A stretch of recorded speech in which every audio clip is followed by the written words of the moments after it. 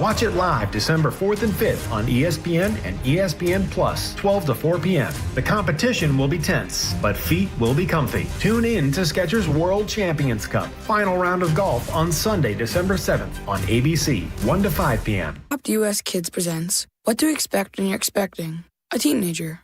Learning the lingo. GOAT, G-O-A-T, acronym, stands for Greatest of All Time. As in, spaghetti sandwiches for dinner? They're my fave. Dad, you're the GOAT. You don't have to speak teen to be a perfect parent. Thousands of teens in foster care will love you just the same. Visit adoptuskids.org. Brought to you by the U.S. Department of Health and Human Services, Adopt U.S. Kids, and the Ad Council. You're listening to 95.7 The Game, KGMZ-FM in HD1 San Francisco, on Odyssey Sports Station. Always live on the free Odyssey app, Twitch, and YouTube. Powered by First NorCal Credit Union. You're listening to 95.7 The Game, KGMZ-FM in HD1 San Francisco, on Odyssey Sports Station and the home of the Golden State Warriors and Valkyries. Always live on the free Odyssey app and now coming to you live from the Laughing Monk Studios.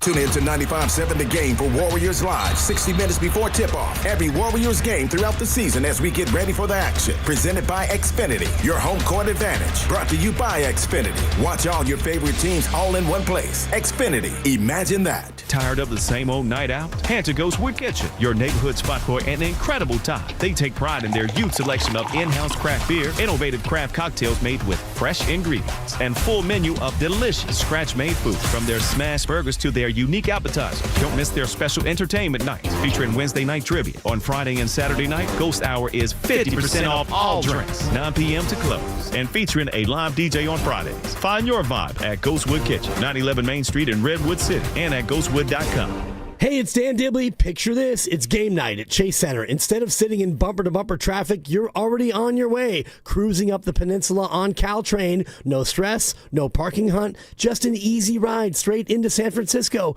You can catch up on scores, chat with friends, or just sit back and enjoy the ride. And when the game is over, Caltrain's ready to take you home safely and comfortably, making getting there part of the fun. Take Caltrain to Chase Center, your ride to what matters. This is Lori Holscher with Hot Yoga Republic. Join us for Hot Yoga Republic's Pet Adoption Day with Marin Humane, Saturday, December 13th at our Mill Valley studio. Marin Humane makes lives happy by helping kittens, cats, puppies, and dogs find loving homes. Not ready to adopt? You can still help. Marin Humane urgently needs foster families to give these wonderful animals a break from the shelters.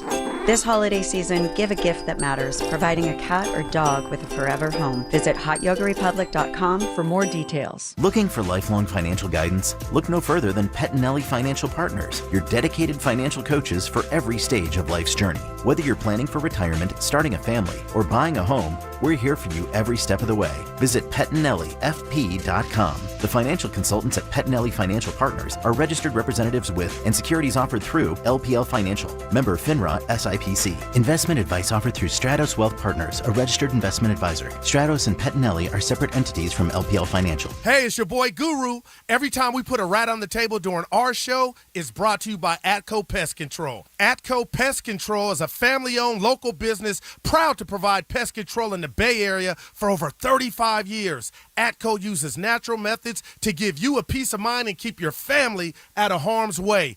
Quality pest control doesn't have to empty your savings either. Don't wait. Go to AtcoPestControl.com for all your pest control needs. They got you covered. Find what you love, love what you find. A total wine and more. There's so much waiting for you. Spirits and beer, thousands of wines. Walk right through the door. It's all here to explore. With guides in the know and prices so low, it just might blow your mind.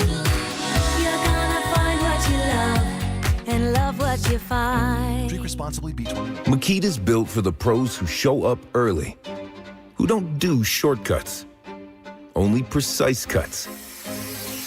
With tools built to last, job after job, year after year.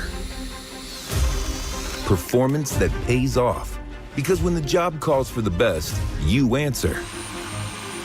And when you need the best, you call on Makita, built to be the best. Available at the Home Depot. Welcome back to Winter Hack Radio, the place for clever hacks to survive the season. Icy driveway? Well, try spreading sand or birdseed to help with traction. Snowy puppy paws? Well, grab a whisk, brush it off, done. Catch COVID-19? Well, just get... Actually, there's no hack for COVID-19. But if you test positive...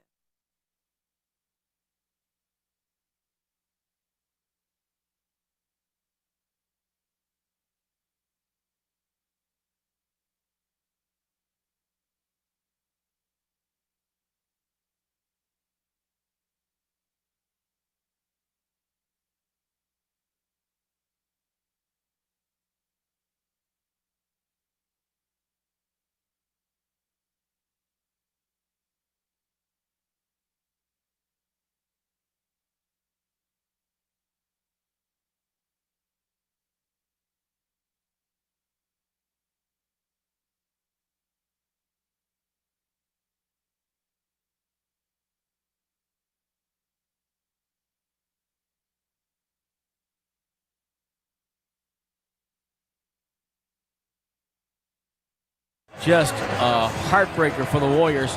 Give Philadelphia credit. They sprinted back on defense, and Maxey got the block, and Philly gets the win. Your final score for Philadelphia, the Sixers 99, the Warriors 98. Tim, we're on the call right here on 95.7 The Game. God, just when you thought you could have a great upset win in Philadelphia, you lost Draymond Green. You didn't have Buddy Hield. You didn't have Steph Curry. You had Pat Spencer, D'Anthony Melton coming back.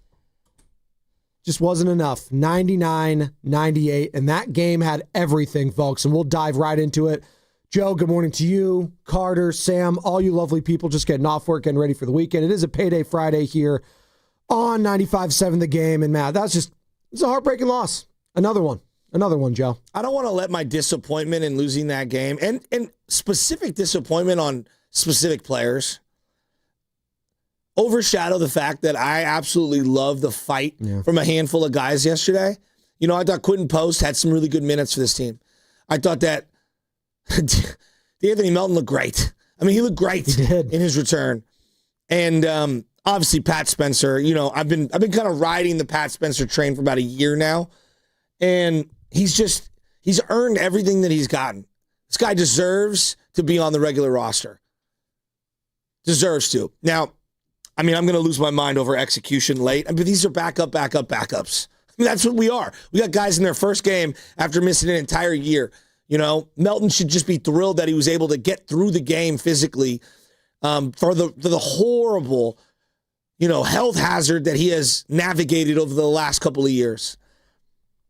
But my God, as I practiced right after that game, what do we work on at practice for 20 minutes? I have like an hour and a half every practice. Inbounds? Inbound plays.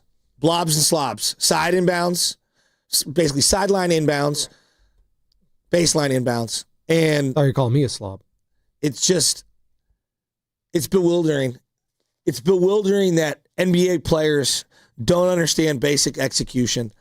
And credit Philadelphia for building a huge lead, fighting back after losing said lead, and executing on a great little rebound putback play. It's a tough play. And then getting back on defense and blocking that shot at the end. I mean, just an unbelievable December game. I would tell the NBA, you see the effort from those guys? That's the effort your league needs more nights. I'm talking about Pat Spencer and Melton. Now I get to my disappointment. Oh, no. JK, I don't even know what you do anymore. I mean, you guys can all say he's done, the coach is done, he's done with him. No, he's done in Golden State. I'm telling you that right now. December 5th, 2025, his career in Golden State's coming to an end very soon. It's over. Yeah, but that sucks. Like, we've had multiple opportunities to either utilize him or maximize him in return, and we've just mismanaged the asset. And then I look at Pods, and it's like, dude, this guy is just an abyss. Pods is a great example right now of someone, the confidence has actually done him in. Like, all the empowerment that maybe you didn't give some of the young players, you kind of maybe overdid it with him. I mean, there was a play early in the game. He came off a high pick and roll. You're like 45 feet away from the hoop. Who do you think you are? Like, who? You're not Clay, dog. You're not Steph. Move the rock. It's early in the game. You're playing point guard. And you're chucking, early shot clock 40-footers? Just bad. Well, and not only that, it's like horrible IQ on defense. Playing way too up on your man, getting burned by, not fighting to get back into the play. I call it fake hustle. Fake hustle. Al Horford hits his first shot. Ugh. After that. 1 of 7 from beyond the arc. Yeah, buddy played better. Okay. Wait, people are saying that? He played better. He was 1 of 8. He hasn't shot the ball well at all in any game this season. Joe, I don't even know what to say. Guy Santos, I didn't even bring him up. Guy Santos deserves to play more. I saw from Guy. These guys have earned minutes, though. Like, that's where we're at. He had a sick reverse layup. Joe, the other thing is let's throw Guy Sanchez in there. Look, when you're accused of being a front runner the way Draymond is, and you go out, and you guys are all going to say, oh, it's a legitimate injury, that's fine. The reality is, when Steph don't play, Dre seems to not finish a lot of games. And when Steph and Jimmy don't play, I mean, the proof is in the pudding. I was watching that game last night. How am I more fired up for Pat Spencer? A guy who I am more fired up to argue about for 4 hours on why Pat Spencer deserves a NBA legitimate, not two-way, a real contract. Oh, I think Steve Kerr's deserves a real contract. Steve Kerr's in agreement. He said that against OKC after that game, and he said it again last night. We'll hear from the head coach after that loss yesterday. And 888-957-9570 is the number. I want to hear from the people how they're feeling about that. Like, are you with Shasky? It's like, man, it's hard to crush these guys when that was a valiant effort when you were missing your top 3 dogs, basically. No, I'm not going to go. Pat Spencer, Melton, QP to a certain degree, Guy Santos. I'm not crushing any of those guys. I know Buddy had some moments yesterday, too. I don't even know, Joe. Buddy hasn't shot the ball well. I appreciated what he was trying to do in the paint, at least. He's like, all right, my outside shot's just not going. He hasn't been there. He is, though. But he made a critical error on the final play. Yeah. So, I'm a big believer in when you do these sideline and baseline inbound plays, right, there's a ticking clock. There's 5 seconds. So when you run certain sets as a coach, you have to understand risk versus reward, right? And there are certain plays that you run where the risk infinitely outweighs the reward. Can you make the easy play, the easy pass? On the final third in a row, sideline inbound, you had Pat Spencer inbounding the ball again 3 times in a row, okay? So he's not very tall, so you're not going to get a great angle. And then you went wide, meaning big space. Well, when you spread them out and you have 2 guys in the backcourt, 2 guys in the front court, those are slow developing plays. And if your guys aren't V-cutting or working hard for extra effort to move away from their defender, you're going to be in trouble. And on that play, Quentin Post set a terrible screen, a down screen on Buddy. Buddy doesn't V-cut. He moves before the screen even comes, then circles all the way around toward the ball into the play of where I believe it was DeAnthony Melton is coming. And then Spencer doesn't even see Buddy Hield coming into the play and makes a bounce pass that hits Buddy in the gut, even though he's not the intended target. The whole thing was just bad. I had a bigger problem with the sideline inbound prior to that, number 2, where they throw the lob to Quentin Post on that play, and Quentin's just got to fight for that ball. Quentin, you got 2 hands. God gave you 2. Use them. You got to fight for it. The first one was horrific. One guy's moving. One guy. Guys, the game is on the line. QP, you're a 4-year player in college, 5 maybe even.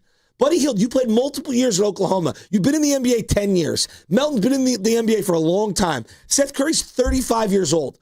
How can we not execute 1, 2, 3 sideline inbound plays? He also just said something there, Joe. Like, all those guys are either old or not very athletic, that being Quentin Post. They're also down on the depth chart. So I feel insane criticizing guys who have probably never played together. But in a situation like that, you need separation. It's almost like a wide receiver that just gets separation. Can I get one of my athletic guys out there? No, because they didn't earn it. No. You know what? I will defend the coach here. In a situation like that, just to get it in. I personally did not think Pajemski or Kuminga deserved to be on the floor.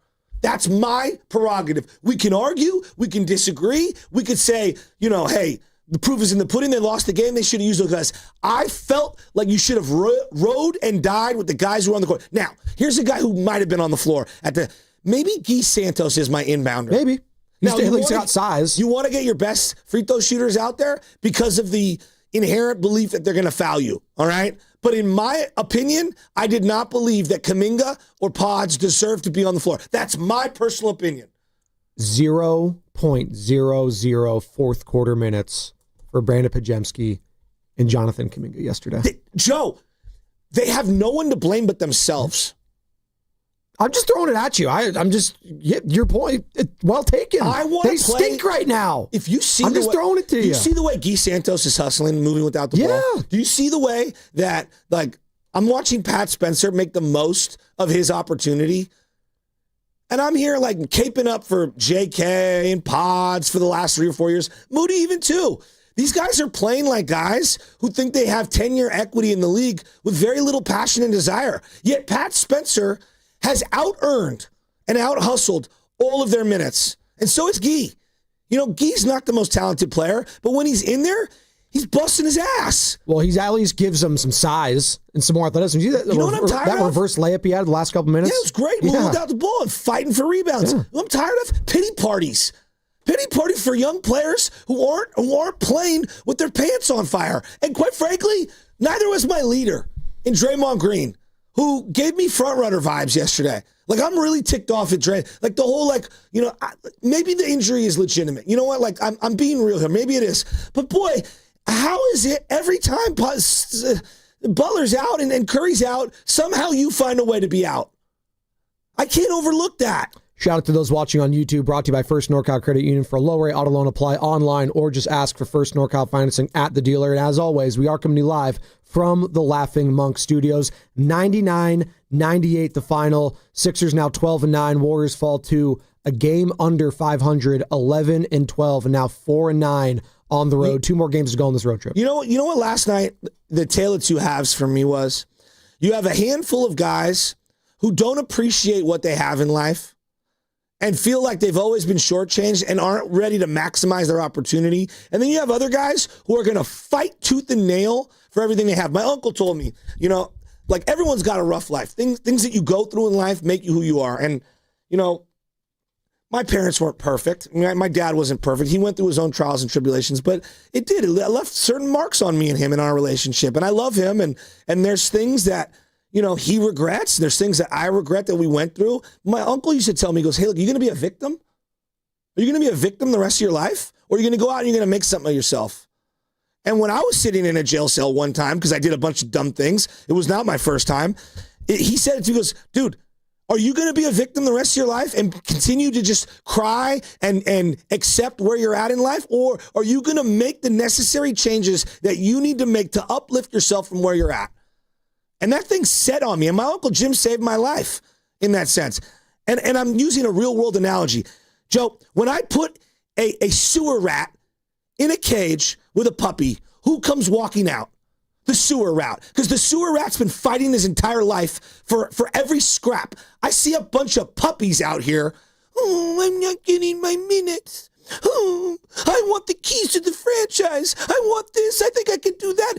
Go out and earn it. Because these sewer rats, and I'm using a loose analogy here, these sewer rats, the Guy Santos, the Pat Spencer. Do you think Pods was whining last night? He was cheering for his guys in the fourth quarter. I thought he was being a great teammate. What? He didn't play 0 fourth quarter minutes. I saw him cheering on and trying to coach up his teammates out there. It's not about cheering on the bench. I don't think he was whining yesterday. I think he has to take it. I think that there are some guys on this team that were high draft picks who are not playing with the same kind of concerted hustle and appreciation. There is a lack of understanding. You have to fight for every minute you get in the NBA. I think some guys think things are just going to be handed to them and they're on scholarship, and if they don't get it, woe is me. Tough cookie, bro. I'm just being real, tough cookie. Why do you think Pat Spencer is one of the most beloved Warriors right now? Because every minute that guy's on the floor, he knows it could be his last. And I appreciate that.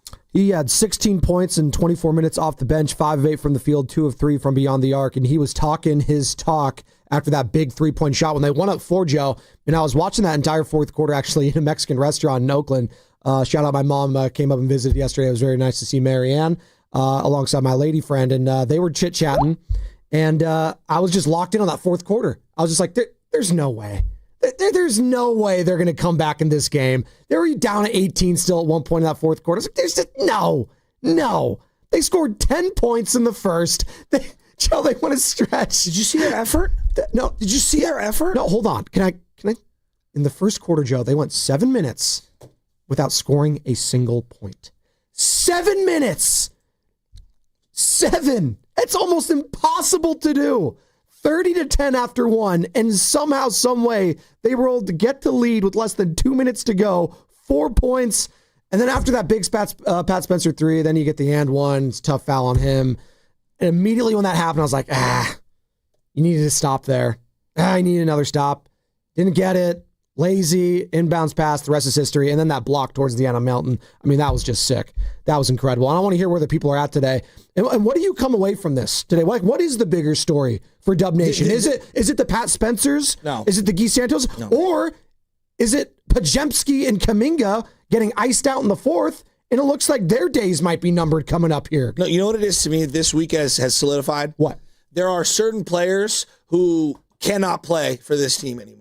And we need to move them. And like, look, there's a reason. So their days are numbered. There's a reason and Anthony Melton in one game looked better than all your young guys that you've drafted in years. There's a reason why Seth Curry in one game, the last game, has looked better than all your young guys that you've drafted in one game. There's a reason why Pat Spencer, the last 2 games, has played with his hair on fire and is making plays. He's one of the few guys that can break down a defense, get in the lane, and actually finish.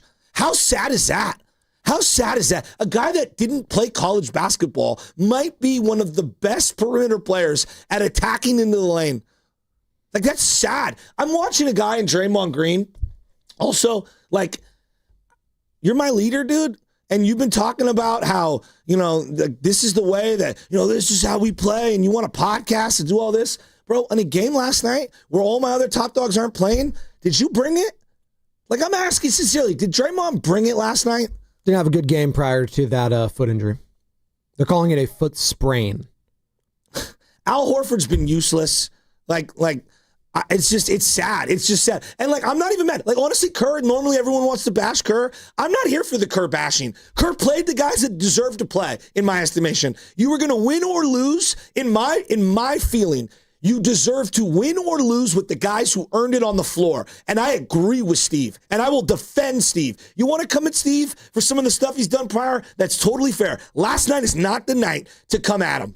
415 on the Boxer and Gerson work injury attorney sex line. I'll try to call, but I am so incredibly proud of the effort, hustle, and heart of Pat Spencer, Guy, Post, Richard Melton, and even Buddy showed. It's too bad about the inbounds turnover, but I come away very encouraged from this game.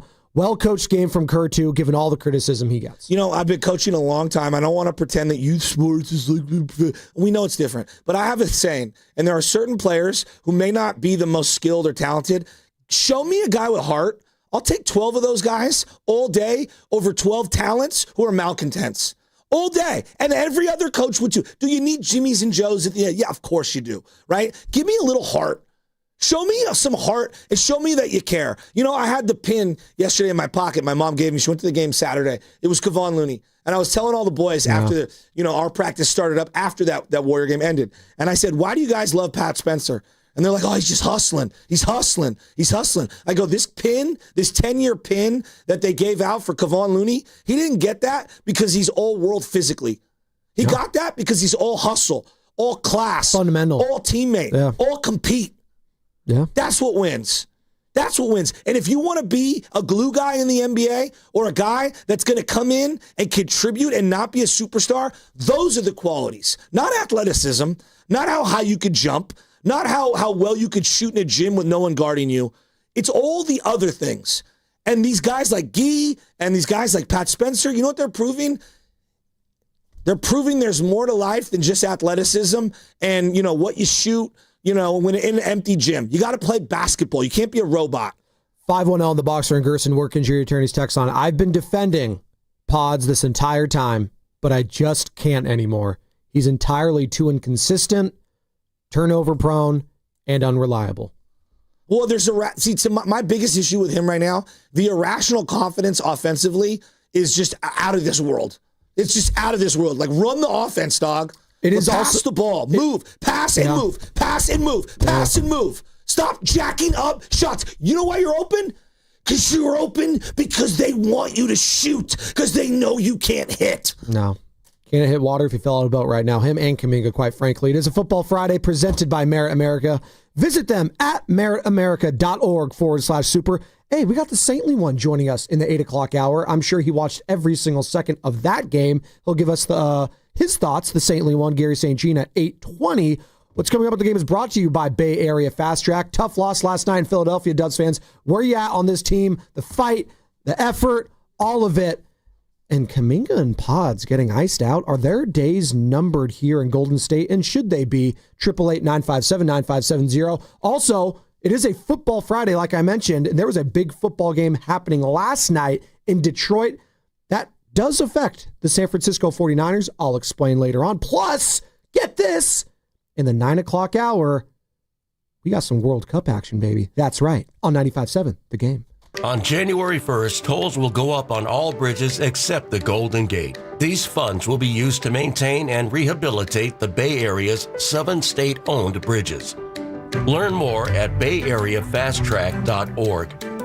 Do you often worry you left the garage door open? With a LiftMaster garage door opener powered by MyQ, you'll never worry again. You can control, secure, and monitor your garage from your smartphone anytime, from anywhere through the MyQ app. As an authorized LiftMaster dealer, Ace's Garage Door Repair and Installation has smart openers designed for your needs, including belt drive motors for ultra-quiet operation, integrated camera for live video, streaming, and battery backup to let you in when the power is out. Trust Ace's Garage Door Repair and Installation for top-notch service and unbeatable reliability. Whether you need a quick fix, a complete replacement, or a brand new installation for your garage door or garage door opener, our skilled technicians are here to get the job done right. With competitive prices, a commitment to quality, and diamond certification, Aces has you covered. Call today at 855-588-2237 or visit acegd.com. That's acegd.com. Aces Garage Door Repair and Installation, where your garage door is our priority.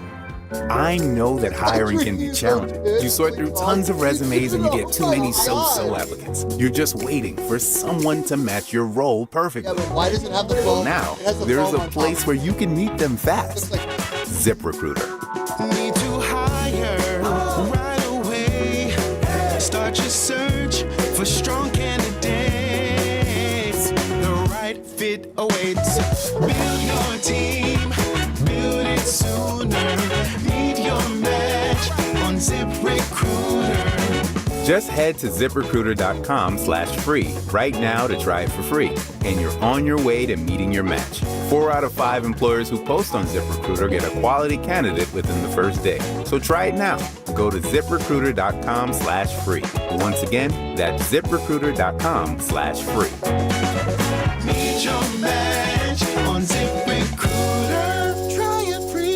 The NBA season's rolling, and DraftKings' newest game, Pick 6, is the easiest way to play for your shot at big wins. NBA stars are lighting it up. Now their numbers aren't just highlights, they're your shot to cash in. Here's how it works. Just pick more or less on 2 or more player stats. The better your picks, the bigger your payout. New DraftKings customers get $50 in Pick 6 credits with just a $5 entry on your first pick set. Don't just watch basketball. Pick, play, cash in. Download the DraftKings Pick 6 app now and use code THEGAME. That's code THEGAME. Play just $5 and get $50 in Pick 6 credits. Make the call. Ride the upside in partnership with DraftKings Pick 6. The crown is yours. Gambling problem? Call 1-800-GAMBLER. Must be 18 and over. Age and eligibility restrictions vary by jurisdiction. Void where prohibited. 1 per new customer. Bonus awarded as non-withdrawable Pick 6 credits that expire in 14 days. Terms at pick6.draftkings.com/promos. Limited time offer. Joe Shasky here for Golden State Lumber and Showroom. Consider their Stockton yard as the go-to resource for building professionals in San Joaquin County, with over 40 acres of premium building materials available to the public. For bigger jobs, you can count on Golden State's large fleet of trucks for timely delivery. It's their goal to keep your project on time and on budget. Building a better Bay Area for over 70 years. Golden State Lumber and Showroom. When you succeed, we succeed. 95.7 The Game and Great Clips have teamed up for the new basketball season. We want our listeners to look fresh with a great haircut from Great Clips. Each week, we'll pick a lucky winner to score a gift card. For a chance to win, courtesy of Great Clips, enter online at 957thegame.com. Every now and then I rinse it out, and I need Johnny Rinse tonight, and I need it more. My king was the bed and the smell never leaves. I don't know what to do, I'm always in the dark. The smoking dead short smells like a dog bar. And Johnny Rinse it tonight. Downy Rinse fights stubborn odors in just one wash. When impossible odors get stuck in, Rinse it out. Nugget bells, nuggets all the way. Hi, I'm Kylie. I'm John. And I'm Garrison. And a little thing we love about the 30-count Chick-fil-A nuggets Is sharing them when we cut down the Christmas tree. we will pack the car with gifts. And of course, we go and pick up our family's favorite nuggets. Every nugget is tasty times quadrillion. And we get all the sides. Yeah, the ooey gooey mac and cheese is a big hit. Share the nuggets, share the joy. Order the 30-count Chick-fil-A nuggets on the Chick-fil-A app. Real guests paid for their testimonials.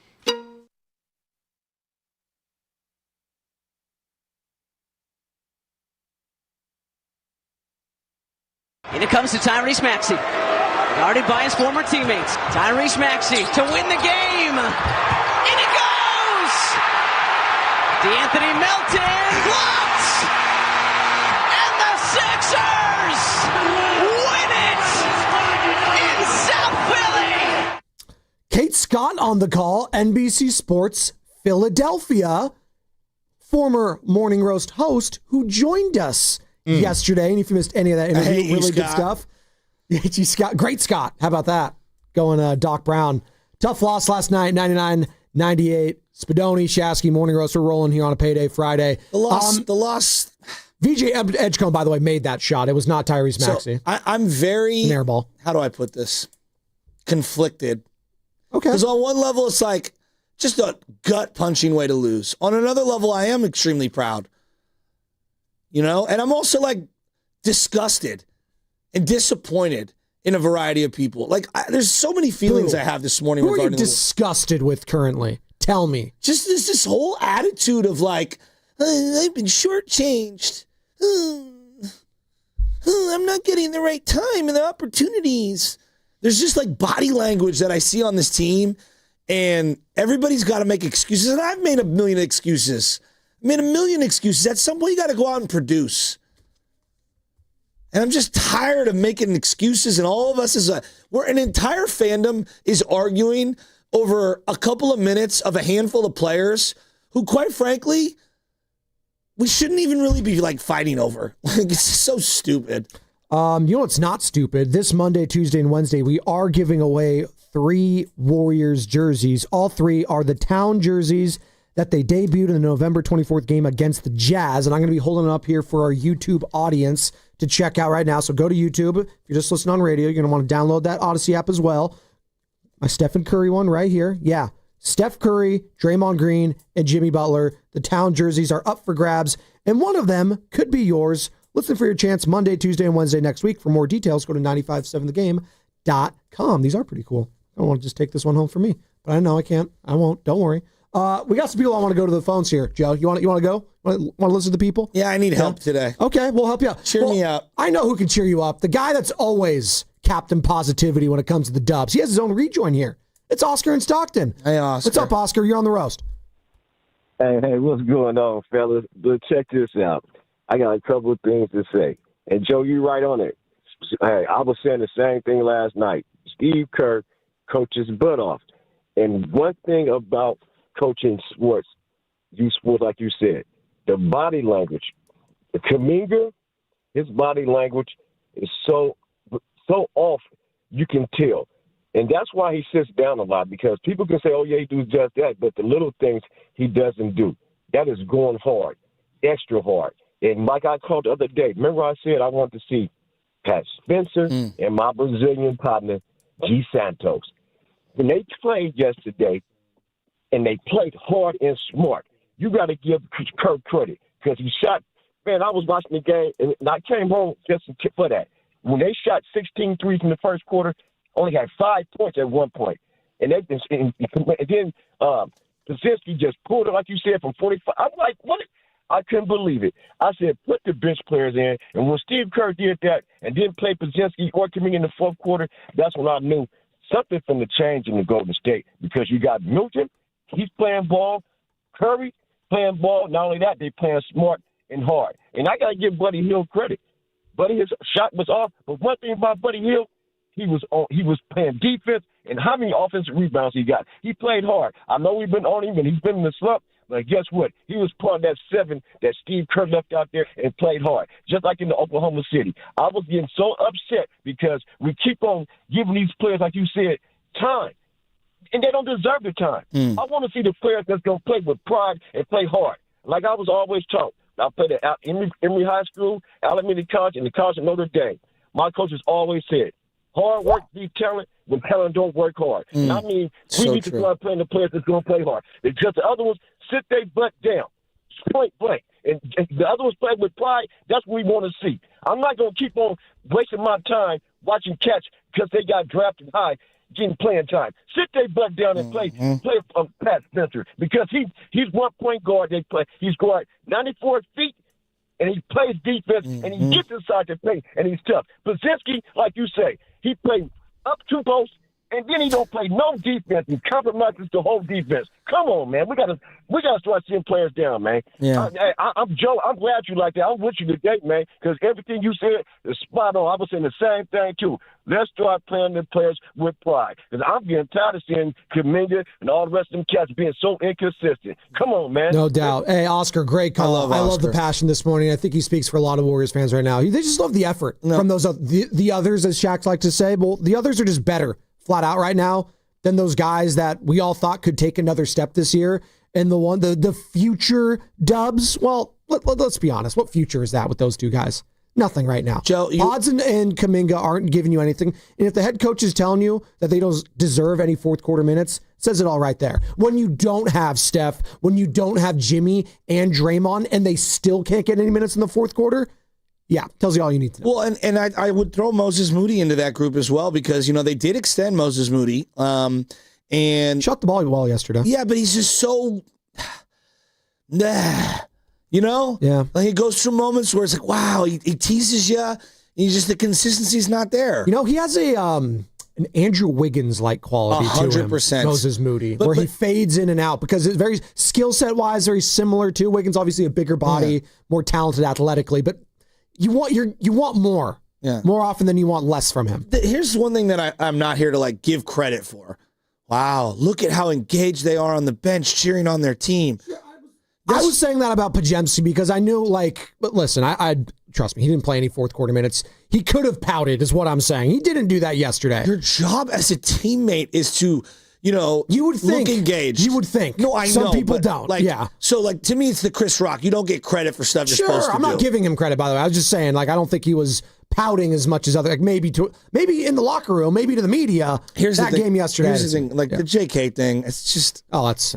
No, it's over. I said it earlier, it's over. He's done in Golden State. Look, maybe on January 15th, they can find a way to retcon my opinion as of right now. But as of today, it's a horrible decision bringing him back, for everyone included. He played 5 good games. He would have 5 good games, and then he got hurt, and it's just been horrible. Horrible. He had a couple threes in the New Orleans game late. It's been horrible. Horrible. Steve Kerr.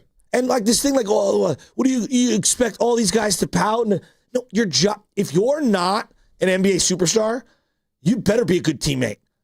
You better. I have zero tolerance for poor teammates. Steve Kerr on what he's seen so far from Pajemski, Moody, and Kuminga. Every game's different. So tonight was about the other group.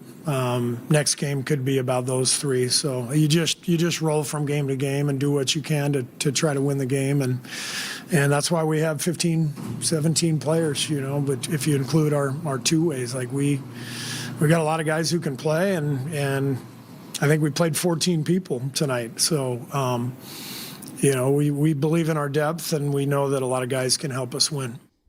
I mean, that's just not a recipe, though. It's just not a sustainable recipe. You have to get consistency in this league. You just have to. You have to build some cohesion at some point. And if it's Pat Spencer and DeAnthony Melton and Buddy Hield and Seth Curry and it translates to wins, so be it. That's all that matters right now. There's no time to your point, Joe, for hurt feelings. I don't give a damn about hurt feelings. I want wins. And I want wins right now. And this is why, and I know it's very unlikely, but as we contemplate all these trades, whether it's Anthony Davis, whether it's, Giannis Antetokounmpo, whatever it might be, give a damn about any of these young draft picks we've had. Are you kidding me? When the G League guys are out playing them and out hustling them, give me a roster of Guy Santos's. It sounds absurd on its surface, right? It does. It sounds absurd. Give me a roster of Guy Santos's. QP was on a two-way deal last year. QP and, Pat Spencer. But the reality is watch the games. You tell me who cares more. You tell me who fits more.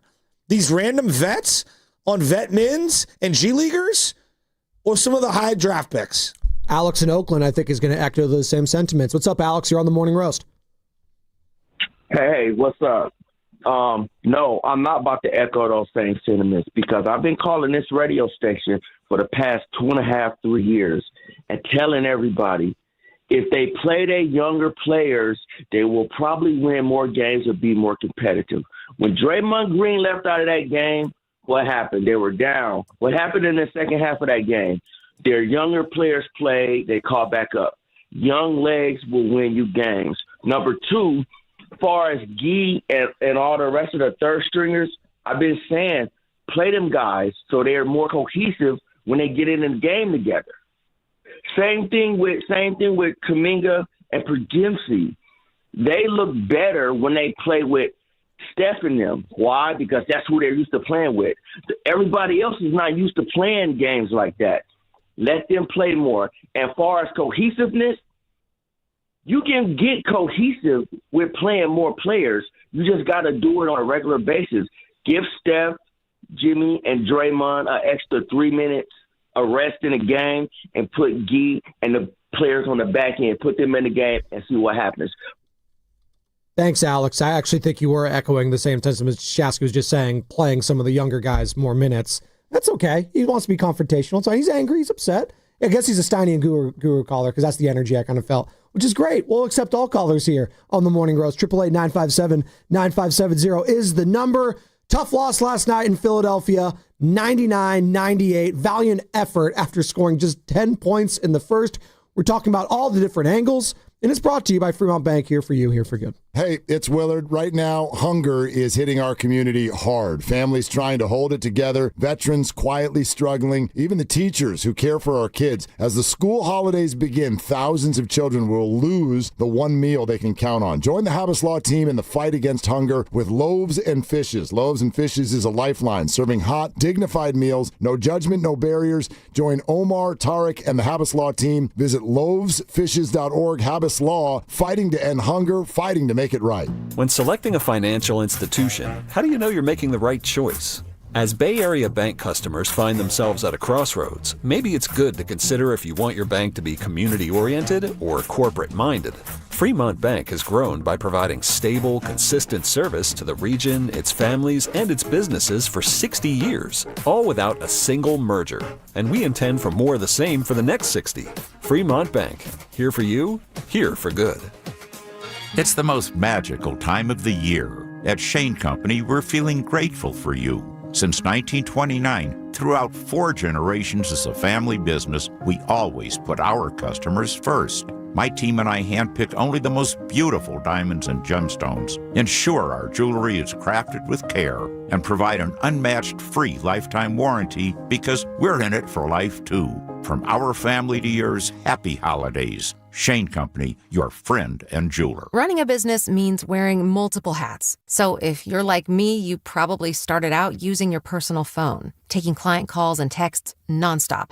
As my business grew, I needed something smarter. That's when I switched to Quo, the #1 business phone system. Quo works right on your phone or computer. No carrying 2 phones, no clunky landline, just one easy app you can try for free. Your team can share one number and handle calls and texts together like a shared inbox. Any teammate can jump into the conversation, so customers get faster responses. And Quo's AI assistant summarizes your calls and responds to customers 24/7, so you never miss a lead or opportunity. All this starts at just $15 a month. That's basically 2 coffees. You can even keep your current business phone number. Find out why 90,000 businesses trust Quo. No missed calls, no missed customers. Try Quo for free at quo.com/sports. That's quo.com/sports to try Quo free. QUO.com/SPORTS. Television sales on Black Friday set new records as millions of Americans snapped up the hot deals. But a lot of people were out of town or too busy to take advantage of the special pricing. So, how about a redo? Right now, you've got a second chance to save big on many of the top-rated Samsung, LG, and Sony TVs. Where? At Video Only, where the smart shoppers go. So, don't miss out. Check out Video Only now, or you'll be sorry. Ready for the ultimate red and gold game day? Laughing Monk Brewing is the place to park, party, and ride. Skip the traffic. Forget the expensive parking. Park for free and dive into an epic tailgate with mouth-watering food, ice-cold Laughing Monk beer, and every game on TV. Catch 95.7 The Game's pregame show with Lorenzo Neal and Evan Giddings. Then hop on the free shuttle minutes away from the stadium. Shuttles are first come, first served. So head to 957thegame.com to sign up and join the party. Tune in to 95.7 The Game for Warriors Live, 60 minutes before tip-off. Every Warriors game throughout the season as we get ready for the action. Presented by Xfinity, your home court advantage. Brought to you by Xfinity. Watch all your favorite teams all in one place. Xfinity, imagine that. Never have I ever called my sister from the finish line of my first marathon. Hello? You won't believe where I am. Are you running? Mile 26. I'm gonna make it. Switch to T-Mobile's 55 Plus plan and get iPhone 16e with its advanced camera system on us. Plus 2 lines for just $30 a line. Guys, I can't believe it. I knew you could do it, babe. That was amazing. Mom, how do you feel? I feel great. I can't feel my feet. Let's take a picture. And then you may carry me to the car. Share every stride, every mile, every memory on America's best network. Switch to T-Mobile's 55 Plus plan and get iPhone 16e on us and 2 lines for just $30 a line. With 24 monthly bill credits and 2 eligible port-ins on Essentials 55 Plus for well-qualified customers with autopay plus taxes, fees, and $35 device connection charge. Credits end and balance due if you pay off early or cancel. Contact us. Finance agreement 128 gigabytes, $599.99 required. Best mobile network in the U.S. based on analysis by Ookla of Speed Test Intelligence data 1H 2025. Visit T-Mobile.com. Guys, thanks for helping me carry my Christmas tree. Zoe, this thing weighs a ton. Drewski, lift with your legs, man. Santa! Did you get my letter? He's talking to you, Bridges. I'm not that. Of course he did. Right, Santa? You know, my elf Drewski here, he handles the nice list. An elf? I'm 6'3". What everyone wants is iPhone 17. And at T-Mobile, you can get it on them. That center stage front camera is amazing for group selfies. Right, Mrs. Claus?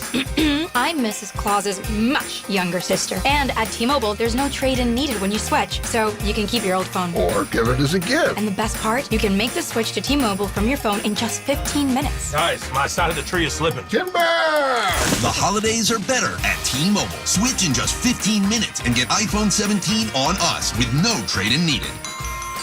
With 24 monthly bill credits for well-qualified customers plus tax and $35 device connection charge. Credits end and balance due if you pay off early or cancel. Finance agreement 256 gigs, $830. Eligible port-in and new line. $100 plus a month plan with autopay plus taxes and fees required. Check out in 15 minutes or less per line. Visit T-Mobile.com.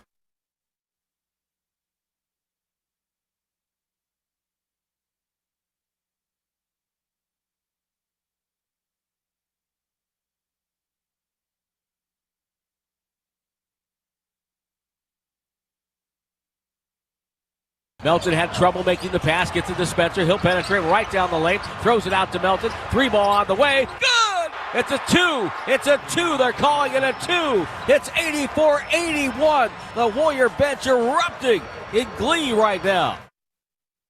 Tim Roy on the call right here on 95.7 The Game. Welcome back, Spadoni and Shasky. It's the Morning Roast. We are rolling after a very tough loss in Philadelphia for the Golden State Warriors. As you heard last night on our airwaves, 99-98, the final. We're talking about the good, the bad, and the ugly because this game had it all. They were down 30-10 in that first quarter. They had a 7+ minute stretch with 0 points scored in the first quarter. And yet through it all, they clawed their way back and had a 4-point lead with under 2 minutes to go. Tyrese Maxey does his thing. He's one of the best young players in the league right now. Some mistakes from the Warriors. Night, see you later. Block on Melton. The game is over. Warriors are 11-12 right now. 888-957-9570. I think we're at an inflection point of the season where this can go one or two ways with all the injuries that are stacked up with this team as Draymond leaves in the second quarter with a reported foot sprain, and I guess according to Anthony Slater, covers the team for ESPN. He's going to try to play through it. He was in a walking boot. I don't know how you really play through something like that, but we'll see. You got Jimmy with his knee soreness. You had Steph with the quad injury. He's not playing at all this trip. He's still got 2 more to go against Cleveland and Chicago. It's going to have to be the Pat Spencers. It's going to have to be D'Anthony Melton, who's back, Buddy Hield, Guy Santos, Quentin Post. I don't know like how much you could rely on those types of performances you saw last night. And it's been valiant from Pat. It really has. Can I count on that game in and game out? I don't know. Well, but I do know this. Can you count on the other young guys? Like, who can you count on this team? And right now, as of late, it is Pat Spencer. And you know what? And you said this. A lot of people have called and say it. Credit to Steve Kerr, who we like to get on, and I get it. He's the head coach, and we can be critical. And you were very outspoken about his decision to pull Pat, put in pods in the Oklahoma City game, and the rest was history. They end up losing by a 10+, and it felt like the wrong move at the time. And I think Steve would agree with that at this point. And he rode the hot hand yesterday in Philadelphia, and they nearly pulled that thing out. Nearly pulled it out. This is what the head coach had to say about it. The effort was phenomenal. Felt like we really deserved to win, and I feel terrible for the guys that we couldn't hang on because the effort, the energy, the commitment. Guy hasn't played in a couple of weeks, and play him the whole fourth quarter. He's like a +17 or something. I mean, showing what he did last year. At the end of the year, and the way Pat, got us into our offense and got downhill on pick and roll and distributed the ball, and the way the guys fought. So good to have Melt back. Watching him compete, out there and QP, it was a beautiful effort, and it's just a shame we couldn't finish it off. I mean, what was the bigger story for Warriors fans last night? Was it the fact that it was the Pat Spencer, the Guy Santoses, D'Anthony Melton making his return to Golden State? Like, was it about those guys and what they did, or about what Podziemski and Kuminga did not do? Like, what is the bigger story for Warriors fans today? I just can't be angry at the effort. That was like one of the more fun games I've ever seen. It was really fun. People were going nuts. It sounds like an insane sense. No, but people were going nuts, and like I was just at this Mexican restaurant in Oakland, and like people were going nuts at the bar there. Just this Warriors team of a bunch of who's going up in Philadelphia and almost pulling off the comeback. It was fun, but it's more fun when you win. And that was, again, in Oklahoma City, great. I know, and I know you said, and people were getting mad at me. It was a valiant effort. It was like, great. You lost. So I listened to you yesterday make the case for why you're out on Giannis, and I listened to Willard, make this case on why we shouldn't mortgage the future and blah, blah, blah, blah, blah, blah, blah, blah, blah. I mean, guys, had anyone ever heard of Edgecombe? VJ? Had you even heard his name? Yeah, heading into the season, he was like one of the top guys to win Rookie of the Year outside of Cooper Flagg. I think the majority of Warrior fans have no idea who he is. Sure, I know because I cover sports and we're obsessed with this. Taken third overall. He's already better than all our young players. He's really good. He's really good. He's played 20 games. I mean, think about that. And we're over here and we're debating about minutes and sets and is Kuminga good? Is Moody good? Joe, is Pods good? Quentin Grimes is better than any of the Warriors' young players right now. So then what are we sitting here hoarding these guys for? Like, it's a bizarre trap we've fallen into. Like, it really is. It really is. And look, you're not going to be Oklahoma City. They're the best team in the league. But there's a misnomer about the Oklahoma City thing. They lost for a long time. But you know what they did, Joe? It's not that they hit on all their picks. In fact, they made a lot of bad decisions. It's about plethora. Once you're in the tank zone, you just got to get a zillion picks. I'll give you an example. And they still have more. They do. How many picks in just the last 5 drafts has Oklahoma City taken? How many picks have they taken? Like actually selected guys and they selected. Okay. Last 5 years. 5 drafts. 10. 17. Jesus. Oh my God. The Warriors in the last 11 years have 17 picks. Okay? So they've had more cracks at it. And of those 17 picks for OKC, 10 of them are first rounders. Now, does anyone talk about them missing on Josh Giddey? Kinda. Did they miss on him? Well, I mean, is he he contributed to them getting back to the playoffs. He's 6th overall. Was. And I think he reached his ceiling with that. Is he good? He's all right. He's solid. Yeah. But you know what I'm saying? Like he's not some crazy difference maker. Yeah, No, this year he's been, yeah, you're right, Carter. He's been really good He's this almost year. averaging a triple-double. But is he on their team? No, they used him to get, obviously, Caruso, which was a good trade. Alperen Şengün, they drafted and moved. He did. Was that a good move? Yes. For Houston? For Houston, it was. Yeah. Okay. So the point I'm getting at, and they also drafted Derek Lively and traded him away to Dallas. The point that I'm getting at is that the future for the Warriors down the line is going to look so crazy and different than whatever you think it is right now. I'll worry about that then. What I've learned from Oklahoma City is not that, oh my God, you have to hit on every pick. It's actually when you're in the tank zone, you can't have enough picks. You just can't have enough picks because you're going to miss. Everyone misses. Everyone misses. There's going to be a zillion misses. You need 20 picks over 5 years. That's what you need. And you got to kind of get lucky a little too. Like the Shai Gilgeous-Alexander, he was there 2019. I didn't hear anybody bring up in 2019, 2020, Shai Gilgeous-Alexander. He got significantly better. Sometimes guys have to develop and get better. He got significantly better year over year over year over year. So they also don't have any expectations over there. All right. None. Well, right now, I'm not sure the Warrior fans should have expectations given the product we've been watching. Shouldn't you always have expectations, though, if you have Stephen Curry on your team? Guess what, Joe? Steph Curry's 38 and he's hurt. Yes. Jimmy Butler's 36 and he's hurt. He is. Draymond Green's 36 and he's hurt. Yeah. Like, that's the sobering truth. So what you should be doing when you have Steph Curry and expectations is not waiting for these eggs to hatch on these draft picks. It should be, we are moving heaven and earth to get someone in here who can help us win one more title right now. And if that gives me a 1% better advantage, I owe it to myself to do it. If Pajemski, this is from the 510 Boxer and Gerson work injury attorney sex line. If Pajemski, JK, and Buddy Hield are still here after the trade deadline, I'm not only going to be extremely disappointed and upset, but it's going to make it really hard to be a Warriors fan and keep watching them for the rest of the year. That's where a lot of these fans are at right now. How many times have I made the argument and other people made the argument, hey, what would Kuminga look like without Curry and this and that? We've all made excuses. Everyone has talked themselves into it. Hey, a night like last night, that's a night where this is where Kuminga needs to show up. When you don't have Jimmy and I'm you not don't even have Steph. asking for 30 points. I just need you to be productive. They couldn't do that. My guy was the invisible man last night. He can't dribble. He just can't dribble. He cannot dribble.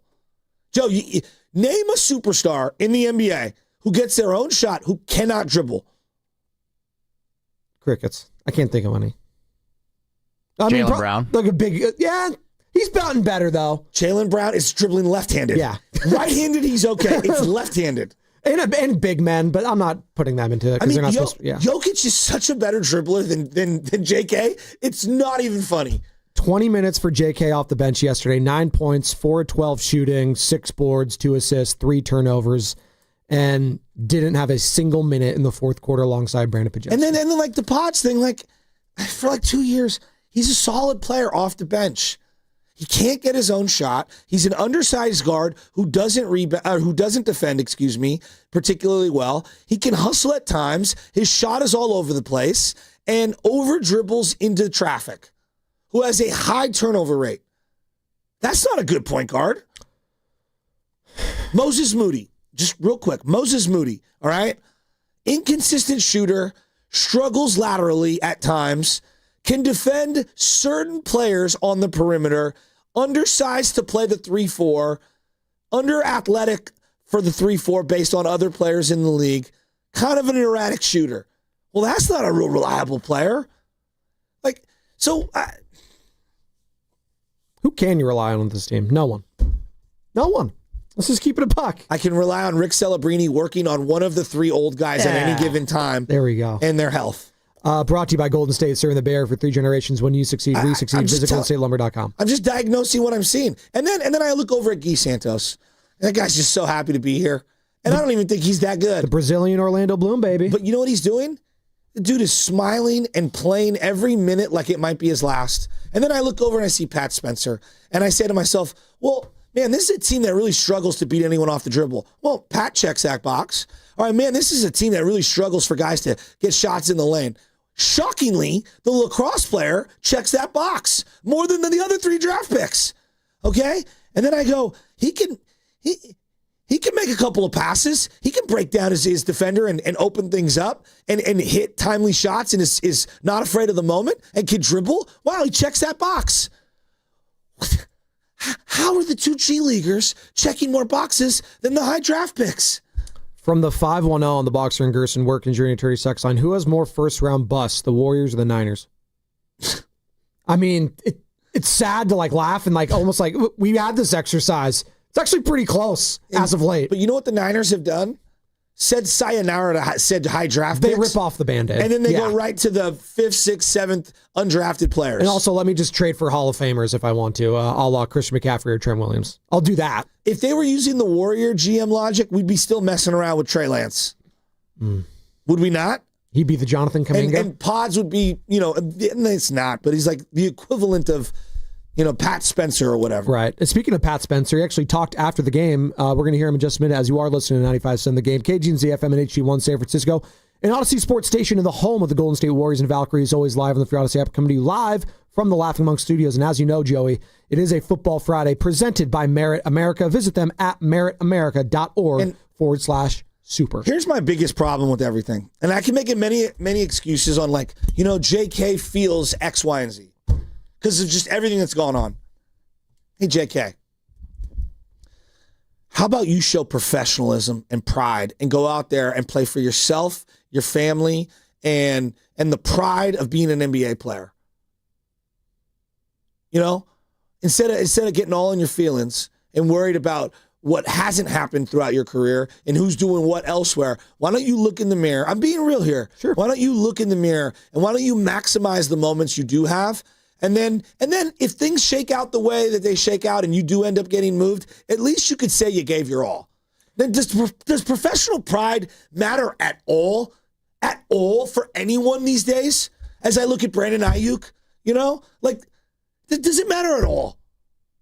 At all? Well, we weren't watching the game last night. Maybe you were. The Cowboys Lions. George Pickens. Oh my God, just quit on the team. Just no outright. Just the route running, and Richard Sherman after the game called him out on it. So it's not even just an NBA exclusive thing, as you're mentioning. It's a problem around multiple sports. My dad was a plumber, and he used to work all these side work, these jobs, and he would perfect everything behind the wall. And I'd say to my dad all the time, Dad, it doesn't have to be perfect. You're going to seal it up with sheetrock or whatever, and no one's ever going to see it. No one's ever going to see it. And my dad would say, but I know. I have professional pride. I have to go to sleep at night knowing if I did a good job or not. I want to make sure what I put in that wall, even though no one sees it, is the best. But we do that every single day here. We know when we have our best shows and we don't. Sure. And we want. And do we feel good if we didn't? We feel like, God, I didn't have my best today. I don't feel good about it. Both parties deserve blame in this. The Warriors and JK for the JK thing. There's just so many angles where they should have ejected from the situation. And they're so fearful of what could happen, what might happen, what he might develop into. When you're done, you're done. You can't worry about who your wife's going to go marry after you're ready to divorce. Right. You're done. She's not your wife anymore. You got to just move on. You got to make your situation good. Absolutely. Pat Spencer after the game talking about that second half comeback. Turned him over a few times. Felt like the second half, the ball was just moving a lot better. We were able to get downhill, create some second chance opportunities on the offensive glass. Just the compete level was way higher in that second half. And you saw it not only with Pat Spencer, but the Buddy Hield. Again, his shot hasn't been there. It was very refreshing to see him crashing the glass as much as he did yesterday. And yeah, he's going to smoke some layups occasionally, but he made a lot. And you know what?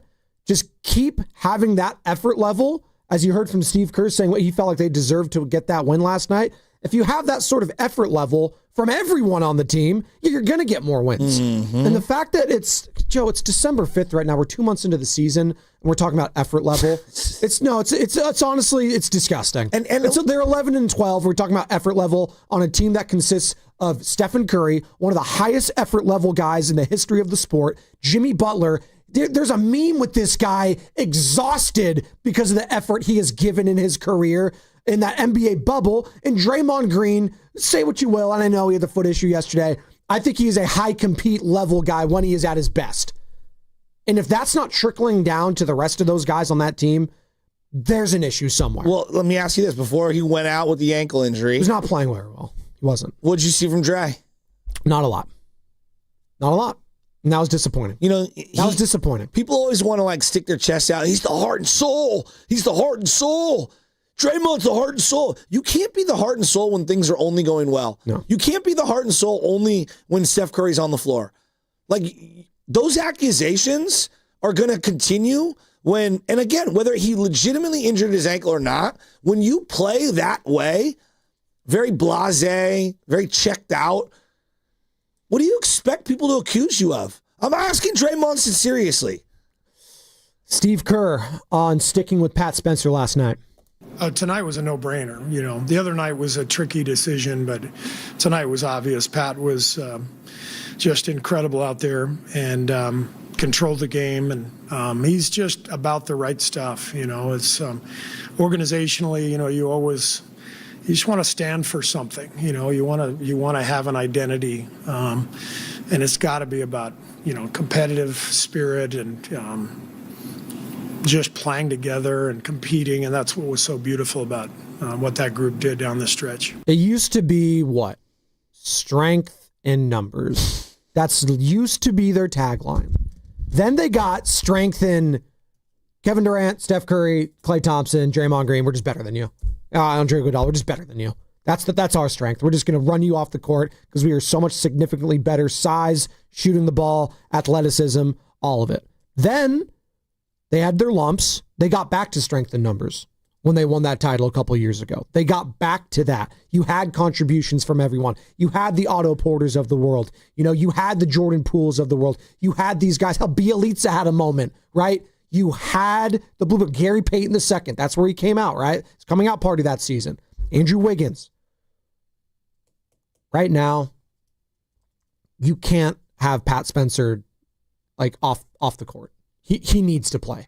You need to know. You need. I know You this. need to convert this contract How sad into. Is that? No, it is sad. It is sad. And then it sounds like the guy. And it sounds like we're taking shots at the guy. But the fact that he's like a 30-year-old journeyman, this is the equivalent. How does he have the most heart on the team? Yeah, this is the equivalent of a 4A type player in baseball. You say 4A because they just don't have a spot. My long snapper having more heart than my middle linebacker. Right? That's the equivalent. It's like the third string catcher in baseball. Exactly. That you just called up from Sacramento. Eli Whiteside wants it more than Buster. Yeah. That's what it would sound like. Is Pat the most reliable player on the team right now? Right now, because I think yes. he is. Right now, he absolutely is. Over Curry, even. Yes. So can I ask you guys D'Anthony Melton might be in my top three. What am I supposed to do with this, you guys? I'm thinking out loud here today. Jimmy came off the floor. They played better. They did. They played better. They played harder. I'm just asking. Draymond came off the floor yesterday. They played better. They played harder. What am I supposed to do with that? What does that mean? For now, those are coincidences. That's not a trend yet for me. Those are coincidences because those players, you would think, make the team overall, their teammates better. But the ball was moving more. It wasn't sticking. There was a better flow when those guys were out. That being said, if you ask those opposing teams, I'm sure they were very happy not to see Draymond or Jimmy, right? If you would have asked Nick Nurse or Daignault from OKC, they're like, oh, good, great. I want those guys out. Well, you know what? I feel like we've reached. This is like the Mike Singletary moment with the Niners. Oh, no. When he kicked Vernon Davis off the field and he's like, I'd rather lose with 10 guys who want to be here. Like, literally, no, I'm not joking. Yeah. No, I remember.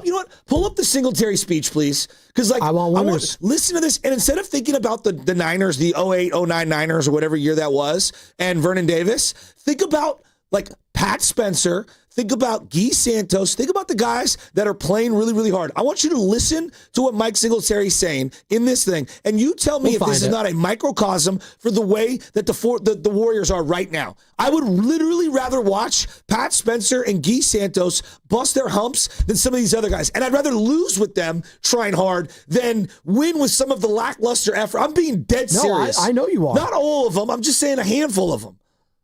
Mike Single. I know. I'm asking you to do stuff in the middle of the segment. It's all right. I apologize, I was seeing if we would have it. No, we just have the drops, right? That's it. But, I mean, he literally says, I'd rather get penalized up and down the field. I want winners. There you go. Yeah, that's it. I want people that want to win. I want people that want to be here. Like, that's where I'm at right now. I feel like Singletary. And here's the thing. Like, I want winners. It's like, I'm so exhausted. I am so prideful of the effort I saw from those guys. I can never hate on them now for the rest of this year. Can't hate on them at all. The way that they were competing. And it's disgusting to see some of the effort level from some of the other guys who have had ample opportunities, and yet all they want to do is throw pity parties. We got Coach Hall in San Diego. We got the coach. We got a lot of coaches talking with coaches here on the Morning Roast. We'll get to them on the other side. We'll get to that Mike Singletary rant on the other side. We got the saintly one, Gary St. Jean, joining us in the 8 o'clock hour. 888-957-9570 is the number, Warriors fans. Tough loss last night. We're talking about it all, the good, bad, and the ugly. It is a football Friday. We will touch on the Niners at some point today. Instead of a throwback Thursday, we do have a flashback Friday in the 9 o'clock hour we will get to, and it's all going to be sponsored by Safeway. Head to Safeway this week for this amazing deal and more for members.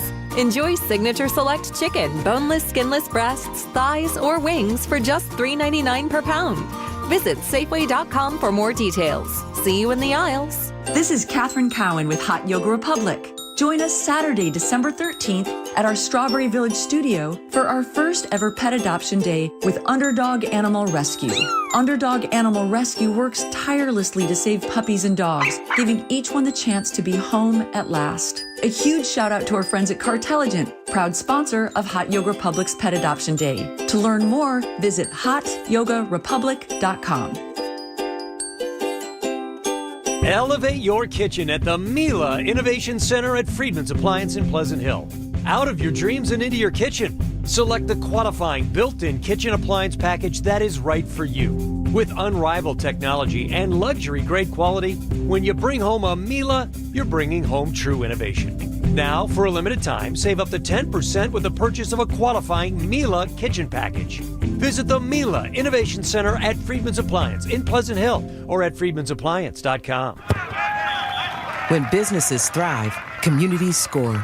That's why Bank of America is the official bank of FIFA World Cup here in the Bay Area. And our more than 110 local business specialists are ready to help your business win. What would you like the power to do? Learn more at bankofamerica.com/local business. Bank of America, official bank of FIFA World Cup 2026. Bank of America Corporation, all rights reserved. 1-877 Cars for Kids. KARS Cars for Kids. 1-877 Cars for Kids. Donate your car today. 1-877 Cars for Kids. Donate your car today. Ready to get rid of that old car? Donate it to Cars for Kids. Call 1-877-CARS-FOR-KIDS to reach a friendly live agent. Donation's super easy, and your car can be picked up as soon as tomorrow. Call us now, 1-877-CARS-FOR-KIDS. That's Cars with a K to donate your car today. 1-877 Cars for Kids. KARS Cars for Kids. KARS Cars for Kids. 1-877 Cars for Kids. Donate your car today. Hurry! It's our last chance to donate for 2025. Take a deep breath and visualize. It's Saturday. You just won up to $100 instant Kohl's Cash just because you are one of the first 100 in-store customers. Yes, visualize you at Kohl's as a winner. Plus, you'll also save up to 50% store-wide. It's all happening this Saturday at Kohl's. No purchase necessary while supplies last on 12/6/25. One card per household. Select styles. Some exclusions apply. Offers end December 6th. See store or Kohls.com for details. Comcast Business is celebrating the holidays by giving your business the $1,000 holiday bonus when you switch to a gig speed internet package. Just imagine the thousands of possibilities of a $1,000 prepaid card. Like possibility number 12, a new laptop for the office holiday hero. Or possibility number 108, smart speakers to deck those hallways.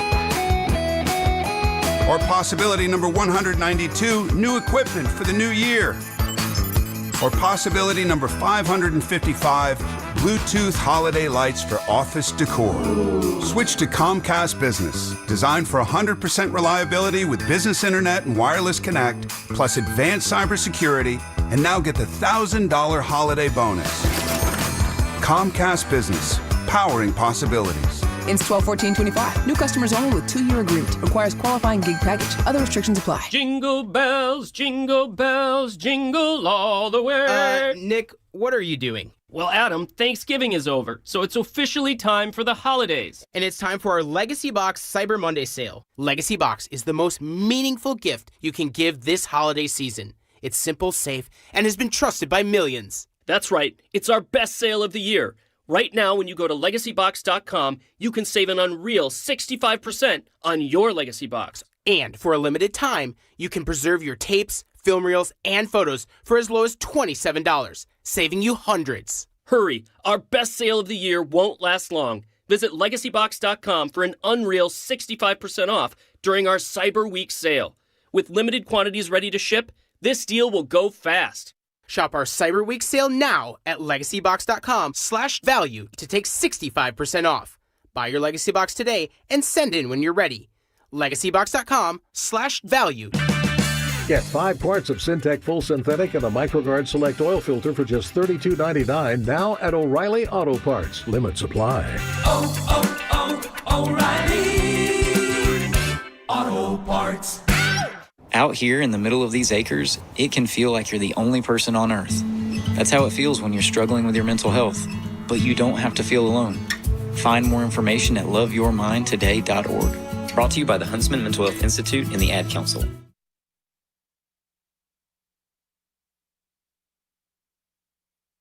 I want winners. Spencer at midcourt, off the screen. Spencer keeps his head up with a dribble. Finds Santos.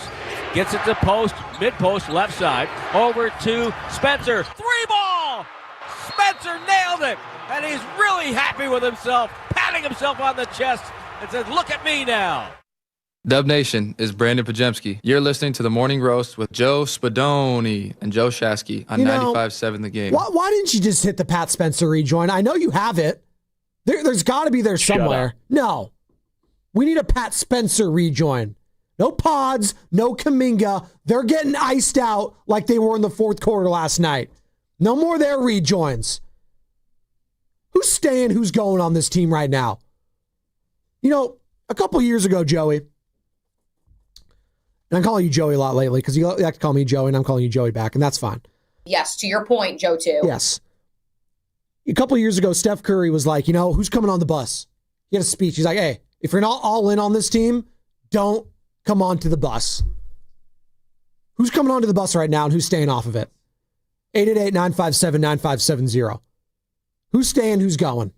Because right now, on December 5th, Kuminga's got to go. Potts has got to go. Those guys, they're just iced out. I'm still hopeful for Moody, but those other two, yeah, I'm out right now. I'm just out. I'm out. No more. No mas. There is there's a misremembering of certain times as you're talking about some of the young guys. When Mike Singletary was hired as the interim coach for the 49ers, they fired Mike Nolan. I loved when he wore that huge rosary. Everyone did. Want one. 15, 20 years later, we laugh at Singletary, but I think anybody who was around watching those Niners will say that he truly saved Vernon Davis's career. And Singletary is not a great coach. I mean, he's just not. There's just no other way around it. But in terms of like leading men and motivating them and calling them out, like he is legit on that stance. And what he did was absurd in that press conference and dropping his pants at halftime. I'll never forget that game when he kicked Vernon Davis off the field. But it did save his entire career. And I do see similar parallels between JK and Vernon Davis in that, hey, dude, do you want to like take control of your own career, or are you just going to always allow each minute of you not on the floor to affect your play when you are on the floor? Like, I don't love the way that the coach and the team has handled his minute allocation over the years. Tough stuff. Go out there and make the most of it. Like, we're beyond pity party time. Do you have it, Carter? Let's play okay, instead of Vernon Davis, I want you to imagine we're talking to all the draft picks for the Warriors right now. Just it's a metaphor for how I feel toward all the draft picks right now. It's Mike Singletary. This is the speech I want to give to them. No. You know what? This is how I believe, okay? I'm from the old school. I believe this. I would rather play with 10 people and just get penalized all the way until we got to do something else, rather than play with 11 when I know that right now that person is not sold out to be a part of this team.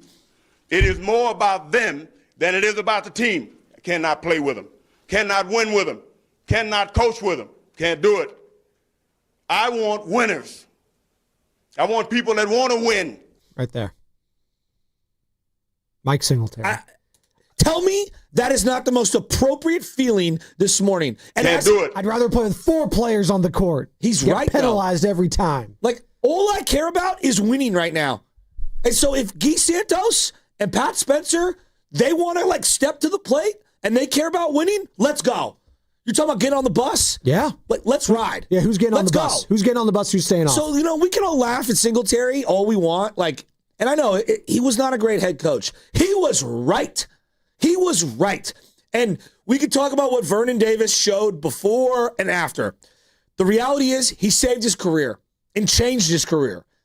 And Vernon looked in the mirror and he was a different player from that point on. And he said it a million times since. So we can laugh at Singletary. He's right. And it's apropos this morning because I feel the same way. Play it one more time, Carter. I'm dead. I am so passionate about this. Watching Pat Spencer hit that 3 and like he's going like this and I'm on the couch at my mom's house. Let's go. Let's go. Fired up. This is how I felt. No. You know what? This is how I believe, okay? I'm from the old school. I believe this. I would rather play with 10 people and just get penalized all the way until we got to do something else, rather than play with 11 when I know that right now that person is not sold out to be a part of this team. It is more about them than it is about the team. I cannot play with them, cannot win with them, cannot coach with them, can't do it. I want winners. I want people that want to win. Literally, Mike Singletary said how everything I feel right now. And look, we could talk about what has happened in the past and who hasn't done this. I don't care anymore. I want to win. You need to ride the hot hand however you can. Exactly. I don't care who it is. I'm tired of pity parties. I'm not tired of Coach Hall in San Diego. He wants to talk about this conversation. 888-957-9570. Same number to call or text. What's up, Coach Hall? Hey, man, I'm dying laughing. Shasky, calm down, man. You're going to have an aneurysm. This team, hey, Coach Hall, I'm with Shasky. This team's going to make us all go nuts. Dude, how inspiring was that last night, though? Come on. Man, listen, I just have accepted the fact this is who we are. We are now relying on Pat Spencer to get buckets for us. We are at an all-time low. And I think we should have been pulled the plug on JK because he clearly doesn't want to be here. I don't know what happened between the playoff series last year and this year. I've seen him go to the lane, pass up shots. I see Pest just get blown by. And I'm just not sure what the heck is going on. But I do know that ownership needs to take some kind of accountability, which they've never done. They've never held Draymond accountable. We got 11 guards on this roster. We probably need, 3, 4, 5, maybe? Keep the Currys, Melton, and Pat Spencer, and everybody else can go. But this is where we are, man. Like, I don't even want Pat to be a starter for the full season because that's not his game. He's a spark off the bench, and I think that's his best role. But if we're relying on him to get buckets, man, we are at an all-time low. I just accepted this is where we are now, man. Calm down, Shasky. This is the new norm. Relax. Thanks, Coach Hall. We're not going to calm down. Love you, buddy. We're not going to calm down. I appreciate his perspective. No, but you know what? I probably sound psycho this morning. When Oscar and Stockton, that was a fun game. When Oscar and Stockton is the most optimistic Warriors fan we've ever heard on these airwaves. When he's pissed off, that's when you know you triggered something. That's when you know when the most optimistic Warriors fans are they're pissed. Like it's nut up or shut up time. As I go Woody Harrelson in Zombieland. Joe, they fought back. And he's right. They were down 1,000 in this game. They fought back. It was 98-97 with under a minute to go. Melton gets called for the travel and the push-off, which he did. Yeah. Melton was excellent in this one. Then there's the rebound box-out foul on Quentin Post, and they missed both free throws. You don't get a rebound. You win the tip after the jump ball. Yep. You call a timeout with 33.9 seconds. It's 98-97. I'm sitting on my couch. My kid is decorating my mom's Christmas tree, and my brother and me are like, oh, my God, are they going to pull this one out? Are you kidding me? And I go, Pat, they got to inbound the ball. Pat, they're going to have to inbound the ball. They're going to foul, and then they have a foul to give, and then they get another foul. You have to inbound the ball twice. This is all about sideline inbounds. I said to him, I turned to him, I go, Pat, that's what's going to happen. Pat's like, fun, they're going to be fun, they're going to be fun. I go, no, inbound the ball is difficult. Yes. You need two good plays here. So they go sideline inbound. Melton in the backcourt. They throw a pass to him. Boom. QP in the high pick and roll. Melton misses the layup. Gee gets the rebound. But that's that ball that goes out of bounds. They review it. That's with 14.2 seconds. They get the ball back after challenging that play. QP is the little blitzer on a screenplay. He pops out. They throw a lob up to him. They foul. That's the foul to give. Side inbound, number 1. Yep. Spencer's inbounding. It's Buddy, Melton, Seth, and QP. I'll say it again. Spencer's inbounding. Buddy for free throws because they're going to foul. Melton for free throws because they're going to foul. And also because he earned it. Seth for free throws. And QP, you're only size. Big for some size, who's also one of your better shooters. Not one of those guys I would really say is super fast or quick or athletic. Okay. Seth sets a screen for Melton. The other two guys don't move. Kerr has to call a timeout to avoid a 5-second call. Then, with 11.2 seconds, a side inbound again. They throw Quentin Post a lob. Spencer's inbounding the ball.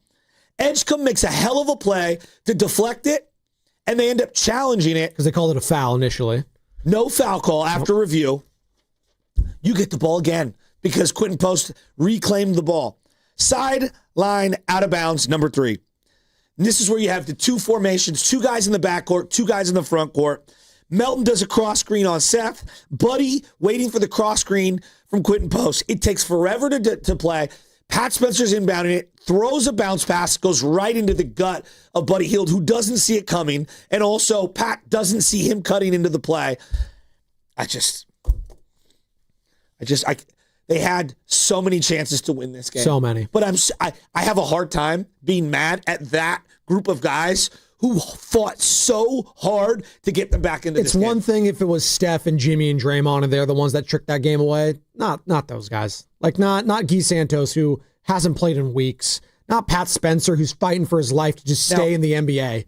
After the second inbound play where he lobbed it up to Quentin Post and they struggled to get it in, I would have taken Pat off the inbounding spot. I would have put Guy in there as my inbounder. Gives me a little more size so I can kind of get a better angle. And even though he's not the greatest free throw shooter, I think he is a very smart, good passer. And I would have tried to have Pat Spencer on the floor. Why? Because he's one of my athletic guys who can V-cut and get open. That's just my person. That's the only gripe I have with the whole thing. Some people are like, oh, you put Bonds in. He didn't earn it. Some people are like, oh, you got to put Horford in. He didn't earn it. Those guys earned to be on the floor. Steve Kerr says Pat Spencer has earned even more minutes. Yeah, I mean, he played 24 tonight, maybe 22 the other night. So without Steph, for sure, he's got to be out there. And it'll be great to find a way to get him on the roster because he's kind of the perfect guy to have, as a backup. He can win you games like he almost did tonight. But, if he's If he doesn't play, he brings the same energy, the same attitude the next game, and so be great if we could find a way, but it's a little tricky. You got to get this guy a standard NBA contract. You just have to. You have to. We also have to go to the YouTube chat because we have a super chat, Carter. We do have a super chat. K-Way for real gave $5 and he said, caller was right. We do have too many guards. Which guards should we keep and which guards should we trade? Wait, let me see. Let's name them all. One sec. Who's listed as a guard on this team? Okay, Melton, Seth Curry, Buddy Hield, Moses Moody, GP2, Steph Curry, Pods, got to have Pods in there, Spencer, Will Richard, just 9 guards. Should probably keep Curry. Maybe. We'll see. Got to keep Pods. Got to. Definitely not. Not at this point. So pick 4 of those guards you guys are keeping on this team right now. Melton. Yes. Seth. Yes. Steph. Yep. Spencer. Damn, that's sad. See, Dunleavy, it's that easy. By the way, I didn't reference GP2. Not Moses? Who could be... We're not keeping Moses? That $19 million needs to be stapled to something. Oh. GP2 is a center. Stop. Stop it. Dude.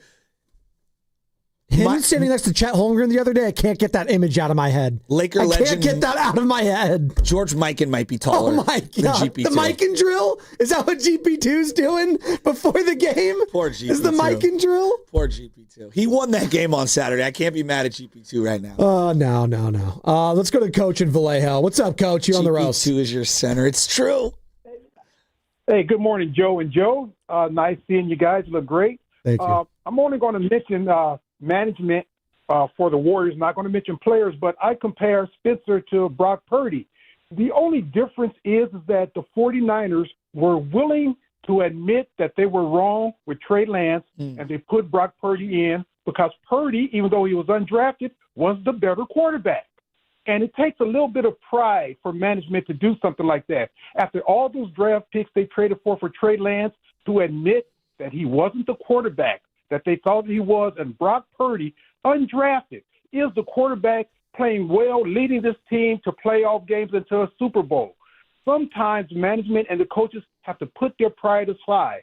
You get these first-round draft picks, they come in as prima donnas, and if they don't produce, it takes a lot of heart to say, Pat Spencer, who is a very skilled basketball player. I'm not talking about the lacrosse crap.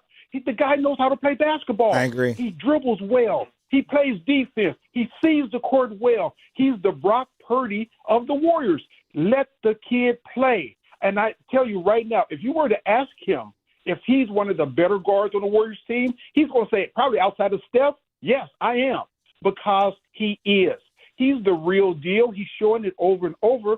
And I just wish that management of the Warriors will admit that this guy is a player and play him, put him in the regular rotation because he's earned it.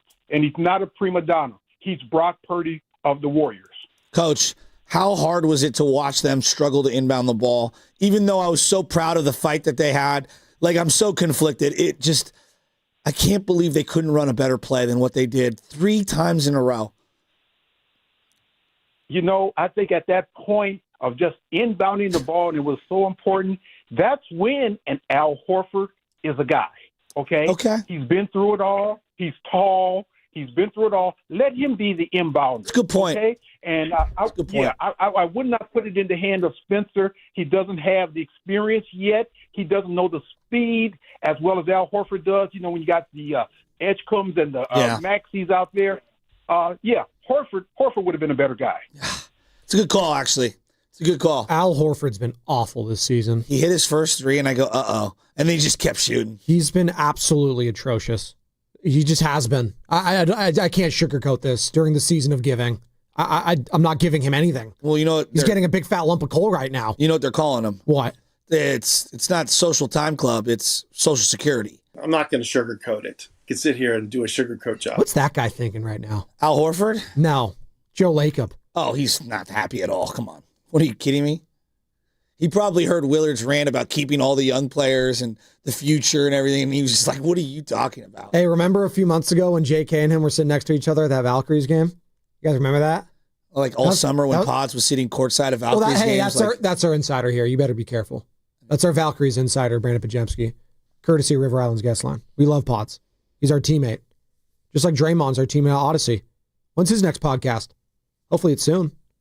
I need one. He called out the Clippers for releasing Chris Paul the other day. I mean, it's disrespectful to do that to a legend. Draymond. You can't do that to a legend like Chris Paul. Why don't we worry about what we got going on at home before we go overseas? You saying keep it in the family? To like fight wars that we got enough stuff going on over here. Down the coast of California. Is this the early 2000s calling? Is that what this reference is? Am I wrong? No, you could tell him that when he's on the butcher shop. Yeah, that's coming up soon. Can't wait. 21 minutes averaging this season, Al Horford. He's averaged 5 points a game. What's he shooting? 32%. From the field or three? From the field. He's shooting 29%, surprisingly, from the 3 points. I don't know how. Feels like it's like 10%. He's averaging 4 boards and 2 assists. And a steal. And a block. Al Horford, ladies and gentlemen, at 39 years old. That was the key acquisition this summer, by the way. Him. And Melton, actually, and that one game yesterday, I feel good about him going forward. Which of the 35-plus-year-olds do you feel best about? Seth Curry, Al Horford, Draymond, Butler, Steph? I mean, God, we're so old. Melton's 27, so that's nice. At least he's relatively young, but he's got the body of probably like a 33-year-old now with all the injuries. Speaking of which, he spoke after the game yesterday, Joe, and what he told the guys at halftime. I mean, expectations always have to stay high. I think I have faith in all these guys in the locker room. Even at halftime, I was just, telling them some of the shots that we took, they jumped out the rim. And I think we took some good ones that ultimately, sometimes will go down more times than not, but they didn't. So us being down 24, I was just telling the guys, like, it's not necessarily 24. We should really be down like 12 or something like that. So just stay with it, stay confident, and just keep firing. And I think we just started to trip away and just, this is a resilient team, and we know how to win, and most teams don't. So I think we definitely did a good job with that. Back-to-back games now where they had an opportunity, they had leads. One of them against the defending champs and the best team in basketball, the Oklahoma City Thunder. This one on the road. The Thunder are so far ahead of us. I don't even. No, I understand, but it's frustrating, is what I'm saying. Oh, sure. Like you had that one. It's like. That one you could kind of understand. They end up winning by 12. Like, it's the Thunder. Like, they're so... It was a 1-point game. They ended up winning by 12. They're that good.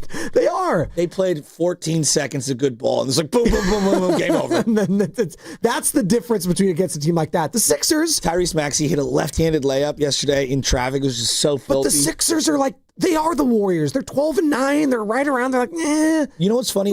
You're talking about the Sixers. As I see Edge come out of nowhere and just look so much better. Hey, real quick, did you know Andre Drummond was still in the league? No. Like, let's be honest. No. Did any of you guys? Come on. No, I didn't know. Come on, Carter. You didn't know he was still in the league. No, I watch League Pass. Yeah, I did. Stop. Oh, okay, Bonte. Okay, I don't think you guys get the hell out of here. Andre Drummond. Gotta watch all that Sixers fucking garbage time minutes. Oh, I'm watching Hornets Pelicans. Careful there. What did I almost? You almost did. Continue though. Sorry. Apology. Maybe hit the dump button. He didn't say it, but he almost did. What would you want to say right there? No, it's just like Edge is better than all your young players. He's so good. Quentin Grimes. But it's not just that. Joe, I remember it was Jordan Poole, it was Tyler Hero, and it was Tyrese Maxey. And they were all coming up for extensions around the same time. And then I look at what Tyrese Maxey has developed into. And then I look at what you turned the Jordan Poole trade into. Tyler Hero, by the way, was an all-star last year and is averaging 23, 4, and 2 and 50% shooting this year. He's been pretty good.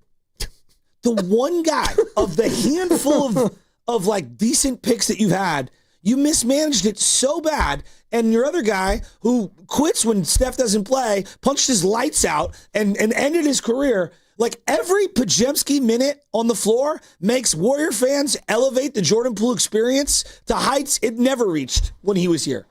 It's I know. Maxey's so good, and it's just sad. Like, I don't know. Maybe he's just better than Jordan Poole. Like, ultimately, he's just better, and it wouldn't have mattered one way or the other. But, like, watching him, I'm like, could that have been a version of what the Warriors could have become had they found a way to thread the needle on JP? Maybe. I'm just asking. No, maybe. I'm just asking.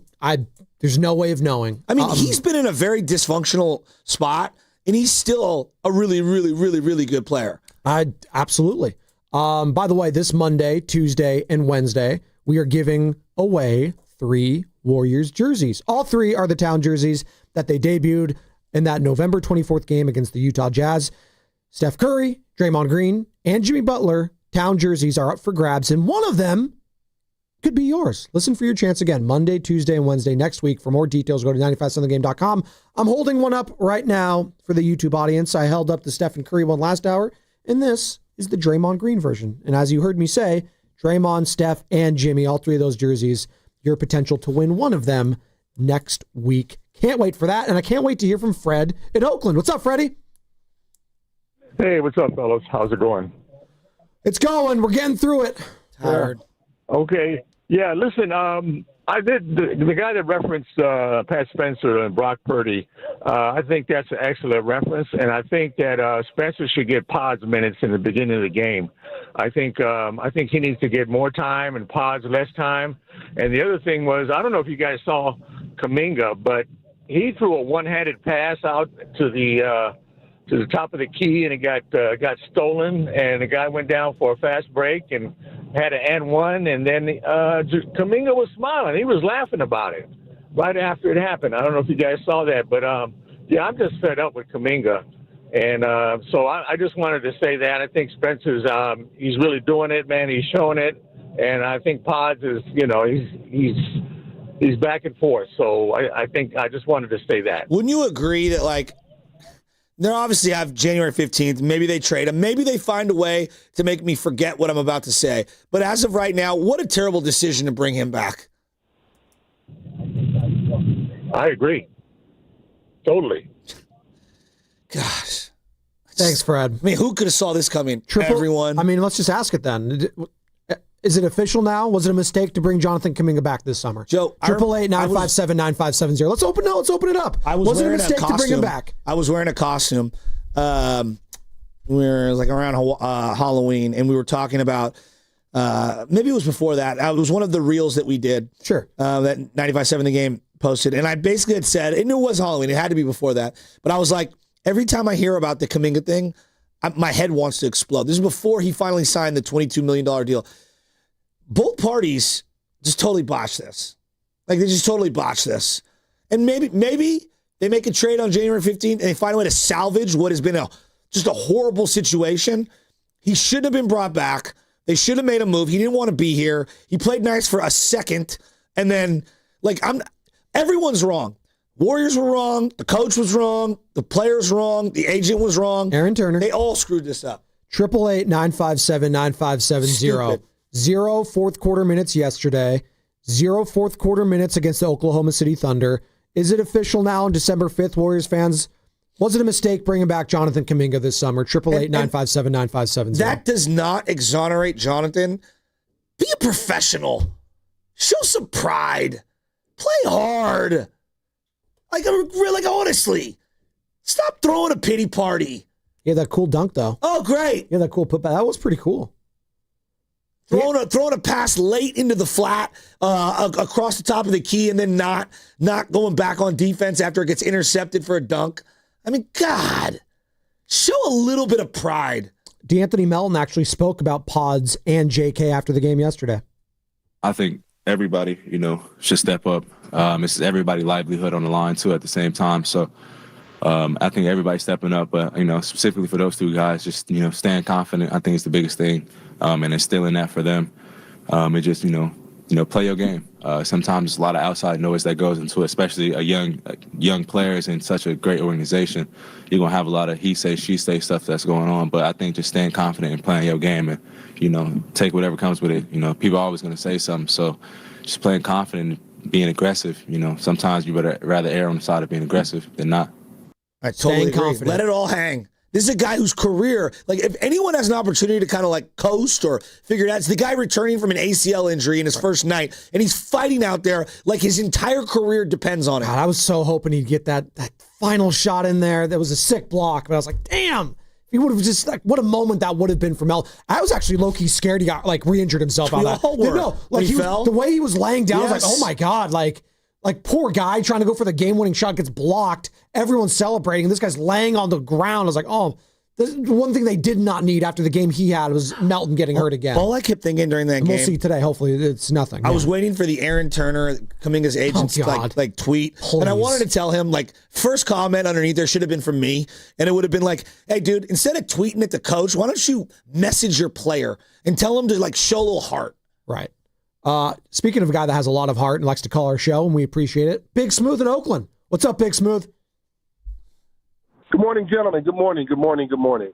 So listen, wasn't expecting a comeback, but once I saw them creep up, I was all in. So here's what I'm saying about this. I put this one on the coaches because one inbounds play and you win the game. I don't know how that wasn't overemphasized during that timeout. But I haven't anyone mentioned this. What about that last play when Melton went up and got blocked? If he would have tried to dunk it, I believe that's a foul. I believe they would have. There was like 0.6 though. I think he had to release it. I'm not sure he would have had time to dunk it to actually like thrust it through. Big Smooth. That's my guess. Yeah, it looked like he had another second there, but hindsight. We're all hindsight people this morning. But I want to ask this. Yeah, you had to bring Kuminga back because he was your trade piece for the trade deadline. What else are you going to do? You don't sign him and do what? There was nobody else really worth signing. You had to bring him back for the trade. And we all know J.K. Day is coming, but if you don't bring him back, what would the alternative have been? Well, I guess here's the problem. Smooth. No, it's a good point actually. Here's I guess where I'm coming at. This whole situation might bury them in the standings to where by the time you do make a trade, it's like a net loss. I don't even know. No, it's a net negative is what it is. Yeah, exactly. It would have been a positive just not to even have him on the team. Seriously.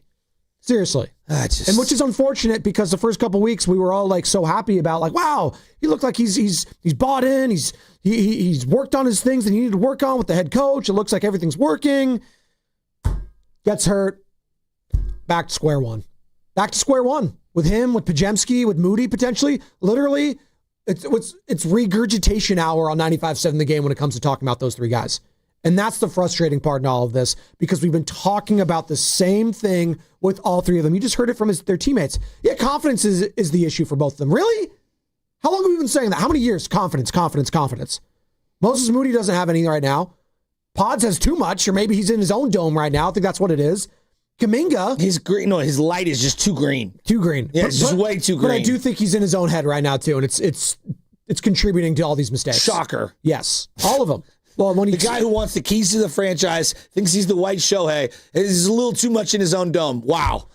Color me surprised. Jay in the Bay. What's up, Jay? You're on the roast. Hey, how y'all doing today? I'm not happy about the loss, but what a way to go out. That's all I can say. I know the rest of the NBA is watching and taking notice because we coming. It was so good to see that old Warrior fight, man. And I want to thank Steve Kerr for coaching with his eyes and not his feelings. Because and Patrick, the Maverick. Y'all know I've been calling him the Maverick. He's a dog. We got to give it to him. That dude is the truth. I agree. Put that dude up front. And Steve Kerr, I watched the after program. He sat up there and said, well, we're going to try to play him more, but it's tricky. Steve, it's not tricky. You the coach, man. Put the boy in the game. This is $1 billion business. We move on winning. We ain't got time to babysit nobody's feelings, and we definitely ain't got no time for no politics. We want wins. Put Patrick in the game. Thank you, Jay. That's what I got for you. Thank you. Thank you, Jay. What a great call. When Steve Kerr says that, it's not that he doesn't want to play. Like, let's be abundantly clear here. It's not that he doesn't want to play Pat Moore. He's got like 20-some-odd games left of his two-way deal. Because he's on a two-way contract, you have to be. It is tricky in that regard. Dunleavy's got to figure that out. See, that's a Dunleavy thing for me. That's not a Steve Kerr thing. Yeah, Steve wants to play him. But he's going to be told from Dunleavy, hey, you got to pick and choose your spots. 100%. Which sucks. 100%. Because they're not in a position to pick and choose their spots right now. You can't do that. You just got to win. You got to try to win, and they tried yesterday, and they came up short. And now you're going up against a Cleveland team, which I don't think they're as good as they were last year. I mean, what were they on the pace last year? They were like one of the best teams in the NBA. They're 13-10 right now, but that's not going to be easy. None of these are. Against the Chicago Bulls, you got like, oh God. And then what's going to be? Are you going to be without Draymond? Is it going to be like, is Jimmy going to come back? Here's the. Steph is out this road trip. Okay, so Steph's out. He's out for the road trip. Dre starts at questionable. I mean, let's just call it what it is. What? Why do people get mad when I address the reality? Well, this is what Anthony Slater said yesterday. Green was wearing a walking boot after Thursday's game against the Sixers, but intends to continue playing through a right foot injury. So Joe. Is that the best course of action if he's that important for this team? December 5th, Curry's out multiple weeks. Butler is, I don't know, week to week. And Draymond's got a walking boot. You tell me if this is going according to plan. No. And I got young players that I don't even know if they want to be here or not. And I'm over here ready to throw a parade for the Gees and the Pat Spencers of the world and the Anthony Meltons and the Seth Currys. I mean, I am down bad. I want to hear Pat Spencer. Hey, Pat, you think you deserve more minutes? Yeah, I mean, we're deep. You know, we got a lot of guys that can play and guys that have proven it time after time. And so I think the tough part, I don't envy Steve's job at all. I think the most important thing for us is finding an identity. When we have number 30, we have a pretty clear-cut identity with how we want to play when we're out there. When we don't, we tend to slow the ball down with certain groups. Other groups, we have a little bit more pace. So right now, we're ultimately, because of injuries, because of absences, we're trying to really find an identity with where we're at. So, yeah, I feel like I can be a big part of that equation, but I do not envy Steve's job at all. You know, TJ McConnell was doing a podcast, and they were like, how did you play in the league 10 years? You know, he's still in the league. Yeah. And he's like, I literally realized my first couple months in the league, man, if I just play really, really, really hard off the bench, I'm going to get second, third, and fourth contracts forever. And he's looking around. This is TJ McConnell. And he was undrafted. He's just looking around the bench. He's like, so many guys just don't want to play hard. All I have to do is play really hard. That's it. I don't have to be good. He goes, I don't even have to be good. I'm going to play really, really hard, and I'm going to control what I can control, my conditioning. And from the second I go into the game, I'm going to just play hard. That's TJ McConnell. How many years in the league now for him? 11? 12? 10. 10. Yeah. 10-year NBA player, TJ McConnell, who is there. How many TJ McConnells are there all across America in rec leagues? He's 6'1", 190. He's like 2 inches taller than us. Same, yeah. He gave you the blueprint. Try hard. Well, you know why? Insane. You know why? Because all the other guys that aren't trying hard rely on their, 6'7", 230 build, cut, chiseled, and they can coast off that. Where guys like Pat Spencer, guys like TJ McConnell can't. They can't afford to do it. They can't afford to do it. It's self-awareness. Keep going. Let's go to Cameron in Baltimore. Wants to join the conversation. What's up, Cameron? Hey, how's it going? Yeah, so I was at the game last night. Couple things. QP, he actually had the highest plus minus in the second half of the game. I thought he had a really good game. Taking him out and putting in Horford was just a huge mistake. If you look closely, Horford completely VJ was on Horford's side. He's the player that failed to box him out on the final play. He got the tip in. Yeah, absolutely. Yeah. And I've been a huge Warriors fan. I moved out here from the Bay. Steve Kerr has been very disappointing this season. Watching them try to do the same inbound play 3 times in a row, and I mean, I feel like this is high school coaching basketball stuff. They couldn't draw up something better than that for the 3rd time in a row. Well, I'll say this, Cameron. It does come down to, and maybe that was just the execution. And quite frankly, how often have all of those guys that are on the court right there shared the court together? How many minutes? Well, Joe. So I'm like, it's one thing to get on the head coach. It might have just been bad execution overall too, right? Can we meet there? Yeah. Yes. Well, there's no doubt about it. Yeah. I mean, the first one, you don't have a timeout, right? There's, it's a side inbound play, and only 2 guys are moving. That's not good enough. No. Everyone needs to be an option, okay? Number 2, the second one after the timeout. You got the lob to QP slightly high and behind him. He's got to catch it, though. He's just got to catch it. He's got to come down strong. In those situations, do you like more, as I'm going to you, Coach Shasky over here, do you like your big guy throwing it in more, though, too, because he has the length? If he is a skilled passer or not. I want my best, smartest player I think Post is a good passer, actually. I do. Well, I like Gee in this situation, okay, given who was out on the floor. I also want to make sure anyone receiving the ball is a good free throw shooter. Yes. Right? So, like, that's important because it's an automatic foul situation. And that's why Buddy, that's why Seth. Here's the thing on Buddy, though. Here's the thing on Buddy. He is a great free throw shooter. He does some clunky, goofy stuff out there. Yeah. We have to acknowledge, like, Butterfingers Buddy is a thing. It is. Right? And so, like, yes, he shoots free throws well. He's got to catch it first. I mean, we saw those in the playoffs last year. How many times did Buddy have those Butterfinger moments? Here's what I would say to you. After the third one, when it's the third one, that's where I probably wouldn't have Pat Spencer inbound the ball because I struggled the first 2 times. After the third one, it's like, all right, I need to get a little bit of height in there, and I need to be able to have Pat Spencer be one of the people to receive the ball. Now, maybe they're going to tell me, hey, we didn't trust Pat Spencer shooting a free throw in that situation. I did. Yeah. The way his confidence was, I absolutely did. I did too. Yeah. And I also think that he can get open in a one-on-one. And I hated the design of the second play because, to me, it's a slow developing play. And after you've already burned a timeout on an inbound play, you don't have that backup timeout in your back pocket. So if that slow developing play isn't there, you're just going to throw it in to avoid the 5 seconds. And I hate that. So there are quick hitter plays and then there are slow developing plays. To me, I wanted more of a quick hitter play. And I also, something that I always say is like, just because you inbound the ball doesn't mean you can't be the one to receive it back after being inbounded. So there's a variety of ways they could have gone about it. I like a more circular play, everybody stacked closer to the ball because it gives me more options closer to the ball. But they wanted to get space. Problem was his buddy came flying over, and here comes DeAnthony Melton, and they crossed into each other. And Spencer didn't see it coming. We got Gary St. Jean joining us in 25 minutes, former Warriors GM and obviously host of the Warriors Roundtable with our guy Kevin Dana every single week right here on 95.7 The Game. 25 minutes, Gary St. Jean. We do have a flashback Friday for you in the 9 o'clock hour, 49ers related. Plus, also in the 9 o'clock hour, we'll find out who Team USA is going to be grouped with in the World Cup coming up here at Levi Stadium in a couple months. That being said, I can't speak for the NBA. I just know how high school works. You've got a handful of what I call go-to. We have to win this game by literally inbounding the ball. Carter, am I wrong? Am I wrong? No. And you work on them from day one throughout the year. And I call them like break in case of emergency type of inbound plays situationally. Now, let me defend Kerr for a second. He might have 7 or 8 of those. Melton hasn't practiced with the team. Correct. At all. Seth Curry hasn't practiced with the team at all. Execution. Pat Spencer is a two-way player.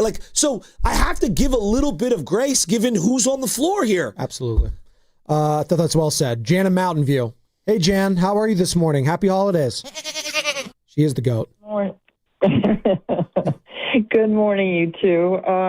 I just want to get to the point, and that is definitely Pat Spencer earns that contract, and you got way too many guards, and somebody has to go. And I'll tell you, that game was flipped starting in the second quarter when Pat Spencer came in, and they have to get off to better starts, and that was pathetic. 10 points in the first quarter. Excuse me. Nobody in this league, a college or high school team would do better than that. 10 points in the first quarter. That's inexcusable. And where were they? Where were they? Pat came in and immediately started passing the ball, going to the hoop, and getting the ball, passed around like Kerr wants it. And I don't know what Pazinski was doing in there, but good Lord, Pat earns a spot on that team. And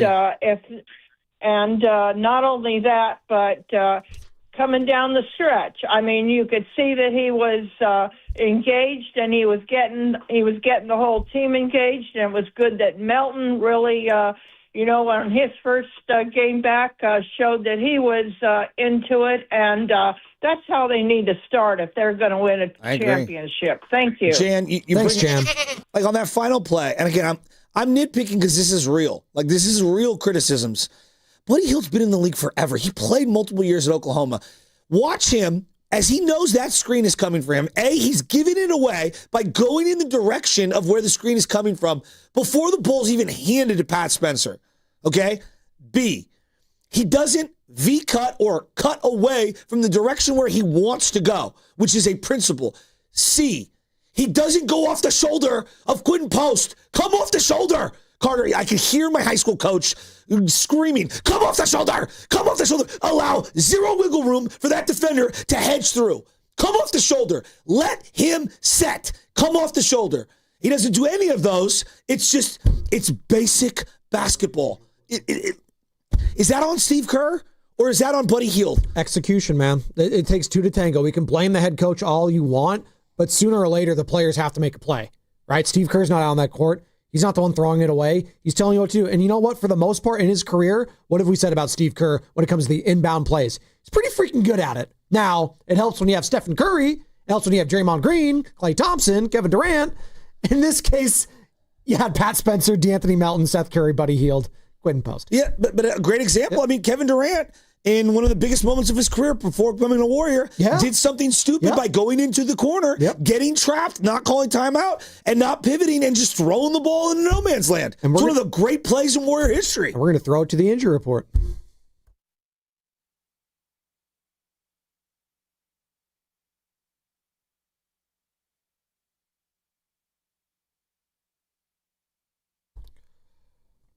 Draymond Green had to leave last night's Warriors game with a foot sprain. He was seen in a walking boot after the game. His status for the next 2 games is up in the air. Draymond says he would like to play, but head coach Steve Kerr said they expect to be careful with the 35-year-old Green. The injury report was brought to you by Boxer & Gerson, Northern California's premier workers' compensation law firm, helping injured workers get their lives back for over 40 years. As you are listening to 95.7 The Game, KGMZ FM and HD1 San Francisco, an Odyssey Sports Station and the home of the Golden State Warriors. And Valkyrie's always live on the Free Odyssey app, coming to you live from the Laughing Monk Studios. And it is a Football Friday presented by Merit America. Visit them at meritamerica.org/super. And yes, this week has already started in the NFL as the Detroit Lions take down the Dallas Cowboys yesterday. You'd think that's probably the end of the Dallas Cowboys playoff hopes. How about them Cowboys? Night, see you later. But the Lions very much in the thick of it still in the NFC at 8-5. We're talking about the Warriors lost though last night, 99-98 in Philadelphia as the Sixers improved to 12-9. Warriors fall to a game below 500, 11-12. No minutes for Pajemski in the fourth quarter. No minutes for Kuminga in the fourth quarter. Pat Spencer show. Yeah, DeAnthony Melton making his season debut yesterday. I liked a lot. I don't think we talked about a lot about DeAnthony Melton today, Joe. Really loved what I saw from him yesterday and what we could see potentially going forward. Scared the hell out of me when he got blocked and he was down on that court for a little bit. I was like, oh, get up, please. Get up, please. This is a guy that's had back problems. He had an ACL tear last year at the Warriors. Please, for the love of God, get up. I think he's okay, thankfully. But as we mentioned in the injury report, Draymond Green now hurt on top of Jimmy, and on top of Steph. You know, it's so fascinating. Like, I get enamored with physical gifts. I do. I get enamored with them. I think we all do. Yeah. How high can someone jump? How fast is someone laterally? This, explosive dunks, things like that. Size matters. The hallmark of their entire dynasty was fundamentals. Klay Thompson, one of the greatest jumping to the ball in a triple threat position, catch and shoot shooters of all time. If I was going to say, children, this is the template or how to receive a pass on the wing, ready to shoot at any given time, it would be looking at Klay Thompson. How to shoot a basketball. Ask Steph Curry. He'll tell you that too. The greatest shooter of all time. No, you should learn how Klay does it. Yeah, it's incredible. Yeah. Klay as a defender, tiny, choppy steps, never leaving his feet to defend a pump fake shot on the perimeter. Don't get the cheapies. How to come off a screen, Steph Curry. His entire career is how to come off a screen. How to set a screen, Andrew Bogut, right? Yeah. Even though he would get called for the moving screen at the top of the key. Like, he said hard screens, though, too. Draymond Green, one of the greatest boxer outers I've ever seen in the history of the game. And I'm being dead serious on this. Like, given his size, and like that's something about Rodman no one ever taught. He's one of the greatest boxer outers of all time. Yep. He was so good at being able to clear that guy out and then had a great knack for how to find the ball. You don't have to be the biggest guy to be able to be a great rebounder. Are you reading the ball off the rim? And yet, like, the little tiny details are what's holding this team back. And that's why Pat Spencer's playing, because he actually comes to a jump stop in the lane. He doesn't leave his feet. You know? He doesn't pivot to no man's land and then throw it into the abyss or leave his feet up in the air and get caught up between passing and shooting. That's why Pat Spencer's playing. Why is Anthony Melton so good? He's got a good floor game. He's patient, comes to a dribble, stops, pivots, finds teammates, moves without the ball. God, tough turnover late yesterday, but I can't be mad at him. It was a tough spot. It was tough. First game back of the season, travels. Like to have that one back. Well, on that play, everyone else is standing on the perimeter. Yeah. Guys, somebody move. Someone. Move without the ball. Once he comes to a jump stop going to his left, one of two things happen. He's rising up and going, or he's coming to a jump stop to pivot back out to kick out. Someone's got to be able to move without the ball. That's why Guy plays. Guy moves without the ball. Why does GP2 play? He moves without the ball. And how do you not do that more on a team where you have the number one guy that moves without the ball in NBA history in Stephen Curry? Like, how does that not trickle down to the other players when they watch what that guy does at his age, constantly running around, doing so much more cardio, and his whole game is predicated on that and trying hard because of his size in this league? How does that not trickle down to the other players? And again, they're relying on Pat Spencer and D'Anthony Melton right now, and Seth Curry and Buddy Hield to be the guys closing. Guy Santos, who hasn't played in weeks. I'm not mad at them. No, I'm not. I can't be. No, I'm not mad at them. I'm mad at the situation. Yeah, the three old guys are all hurt. The other old guy can't play. The other two old guys that are just got here look great, but I'm holding my breath on them. And then the G Leaguers look great. And then the young guys look entitled. And then you got Will Richard there getting the start as the rookie. Will Richard. I got no problem with Will Richard. I got zero problems with Will Richard. He's an interesting guy that I thought about maybe having out on the floor. College basketball, when you play at that level in the tournament, you really understand situations late in the game and inbounding. How many hours of inbounding do you think he worked on? He was a guy I contemplated having on the floor late in that game, even over Buddy's shooting. I'm glad you brought that up. Remember we talked to Gary Payton II a couple weeks ago when he brought up Will Richard. He's like, yeah, there is something to be said about a guy that won a championship in college. He plays in a lot of big games. Totally and is fundamentally sound. Yeah, I totally agree. And look, some guys are so smart. Look, I think one of the things that's a misnomer regarding LeBron, he didn't go to college.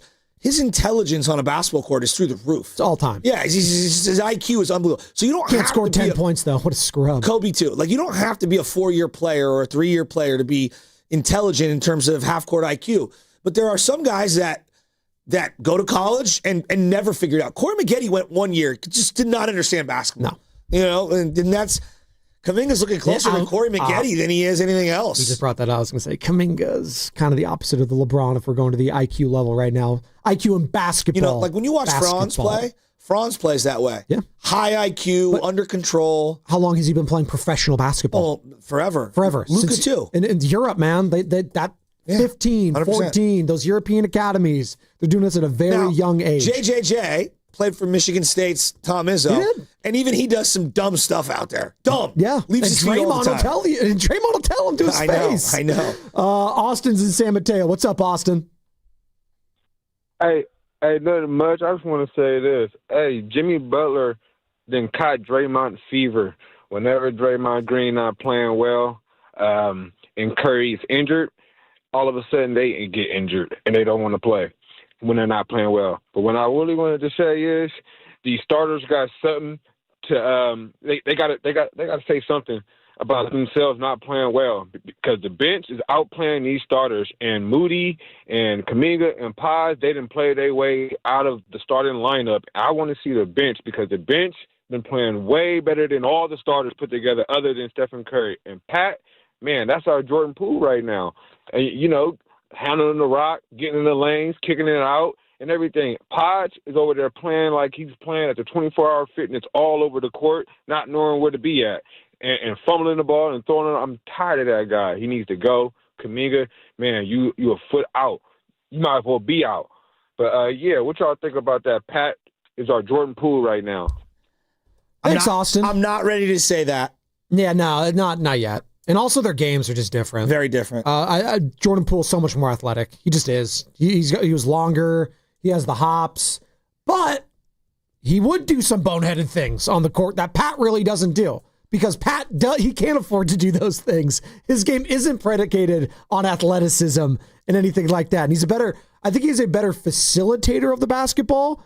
But yeah, I'm not ready to go there. I mean, Jordan Poole is having a moment. He's having a moment. Like, but come on. Like, someone even texted on the Boxer and Gerson working in Jerry text on. He's like, Pat Spencer's having his Jeremy Lin moment. I was like, can we in 2 games, in 2 losses? Like, let's take a step back here with the Lin sanity, Pat sanity. Like, come on. Well, okay, so and I like what I've seen from Pat, but he does deserve to play more. Yes, absolutely. The head coach is saying it right here. There we go. Yeah, I mean, he played 24 tonight, maybe 22 the other night. So without Steph, for sure, he's got to be out there. And it'll be great to find a way to get him on the roster because he's kind of the perfect guy to have, as a backup. He can win you games like he almost did tonight. But, if he doesn't play, he brings the same energy, the same attitude the next game. And so be great if we could find a way, but it's a little tricky. Do you just hear the post-game sound of Steve Kerr?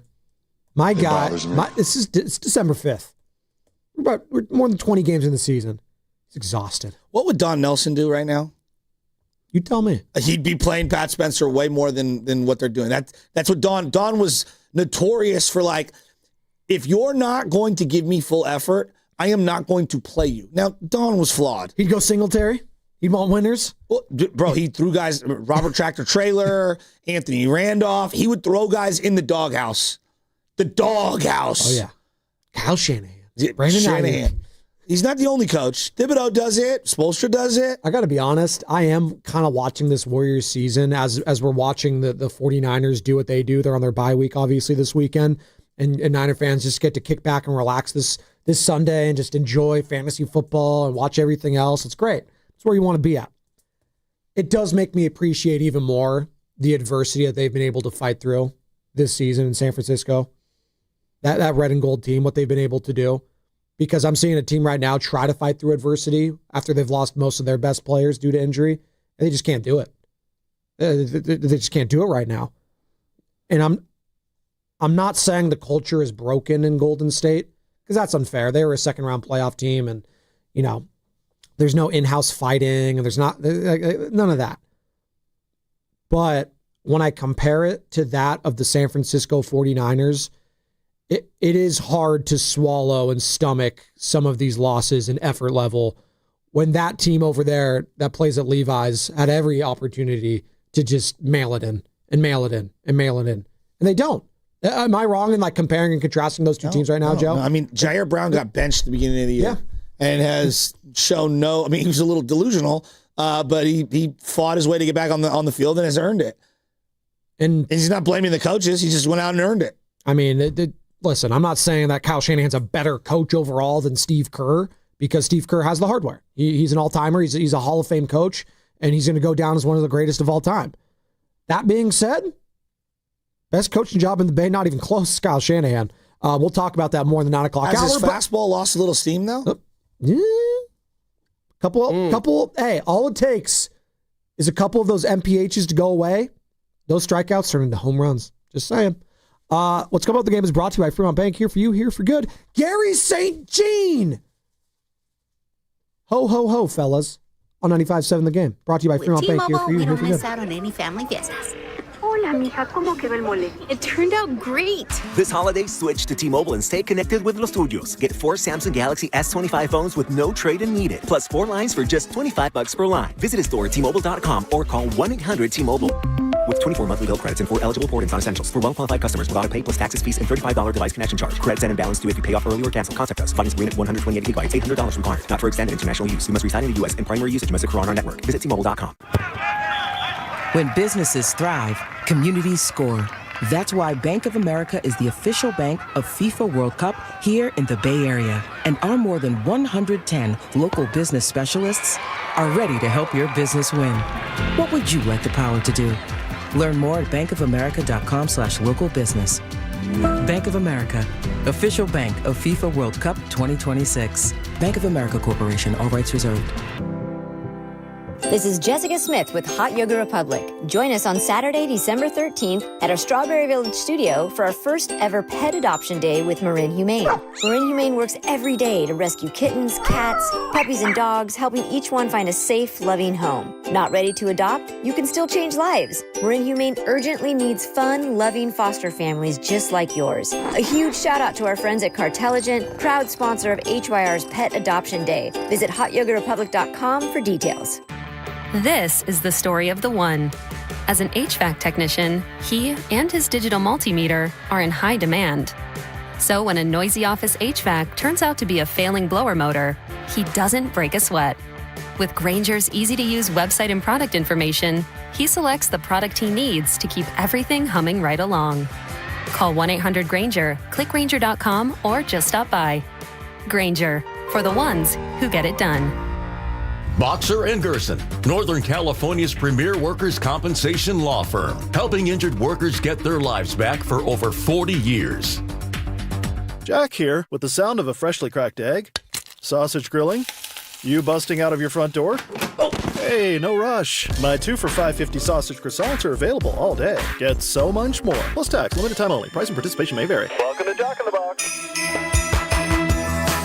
Comcast Business is celebrating the holidays by giving your business the $1,000 holiday bonus when you switch to a gig speed internet package. Just imagine the thousands of possibilities of a $1,000 prepaid card. Like possibility number 12, a new laptop for the office holiday hero. Or possibility number 108, smart speakers to deck those hallways. Or possibility number 192, new equipment for the new year. Or possibility number 555, Bluetooth holiday lights for office decor. Switch to Comcast Business, designed for 100% reliability with business internet and wireless connect, plus advanced cybersecurity, and now get the $1,000 holiday bonus. Comcast Business, powering possibilities. Ends 12/14/25. New customers only with 2-year agreement. Requires qualifying gig package. Other restrictions apply. All guests on 95.7 The Game appear on the River Islands guest line. Dub Nation, this is Jimmy Butler, and you never know when I'll be on the River Islands guest line. Dub Nation, this is Stephen Curry, and you never know when I'll be on the River Islands guest line. So make sure to keep it locked on 95.7 The Game. River Islands in Lathrop is the best-selling master plan community in all of Northern California, with its lakes, parks, trails, and collection of new home neighborhoods. The good life can be your life. Isn't it time for you to discover the islands? We all hear the radio ads about the IRS. They tell you to be afraid, to be scared, and they try to frighten you into calling. I'm not here to do that. Tax Relief Advocates is different. TRA is here to tell you that if you owe money to the IRS, whether it's $5,000, $50,000, or $500,000, we have a solution. It doesn't matter if you're sitting in your car, at work, or with your kids. No matter where you are, call now. 800-575-9834. Don't lose hope. TRA can eliminate or reduce what you owe to the IRS. Generous programs are now available that can give you a fresh start. Our passion is taxes and helping individuals fix their IRS problems. We have over 1,000 5-star reviews on Google and an A+ with the Better Business Bureau. You don't need to be afraid of the IRS any longer. End your tax nightmare today by visiting us online at TRA.com or call 800-575-9834. That's 800-575-9834. Tax Relief Advocates. Real solutions for real people. This is the story of the one. As an HVAC technician, he and his digital multimeter are in high demand. So when a noisy office HVAC turns out to be a failing blower motor, he doesn't break a sweat. With Grainger's easy-to-use website and product information, he selects the product he needs to keep everything humming right along. Call 1-800-GRAINGER, click Grainger.com, or just stop by. Grainger, for the ones who get it done. Some people just know you can save money on car insurance by checking Allstate first. Like you know to check if they're going for it on 4th down, before going to the concession stand. Yeah, give me 3 hot dogs, 2 jumbo touchdown, baby! What? Hey, buddy, you want cheese with those? Yeah, checking first is smart. No. So check Allstate first and see what you could save. You're in good hands with Allstate. Potential savings vary, including based on how you buy, subject to terms, conditions, and availability. Allstate North American Insurance Company and affiliates, Northbrook, Illinois.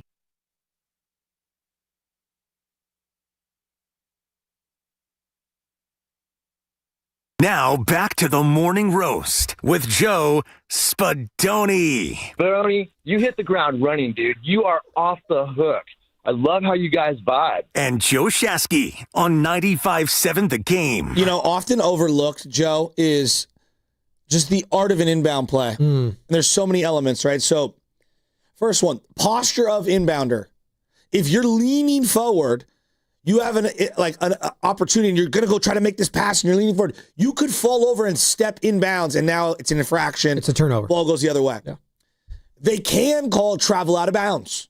You can only run baseline on a made basket, right?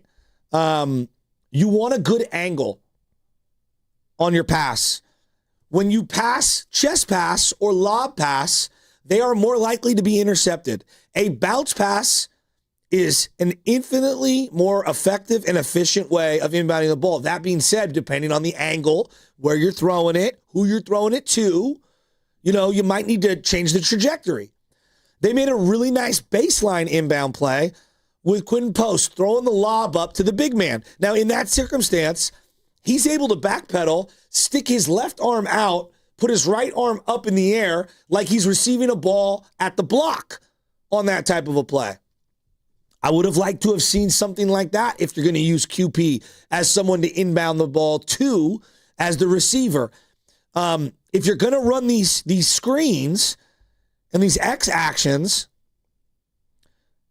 the guy who is getting the screen for him has got to, number one, not give away the direction of where they're going to go before the ball is touched by the inbounder.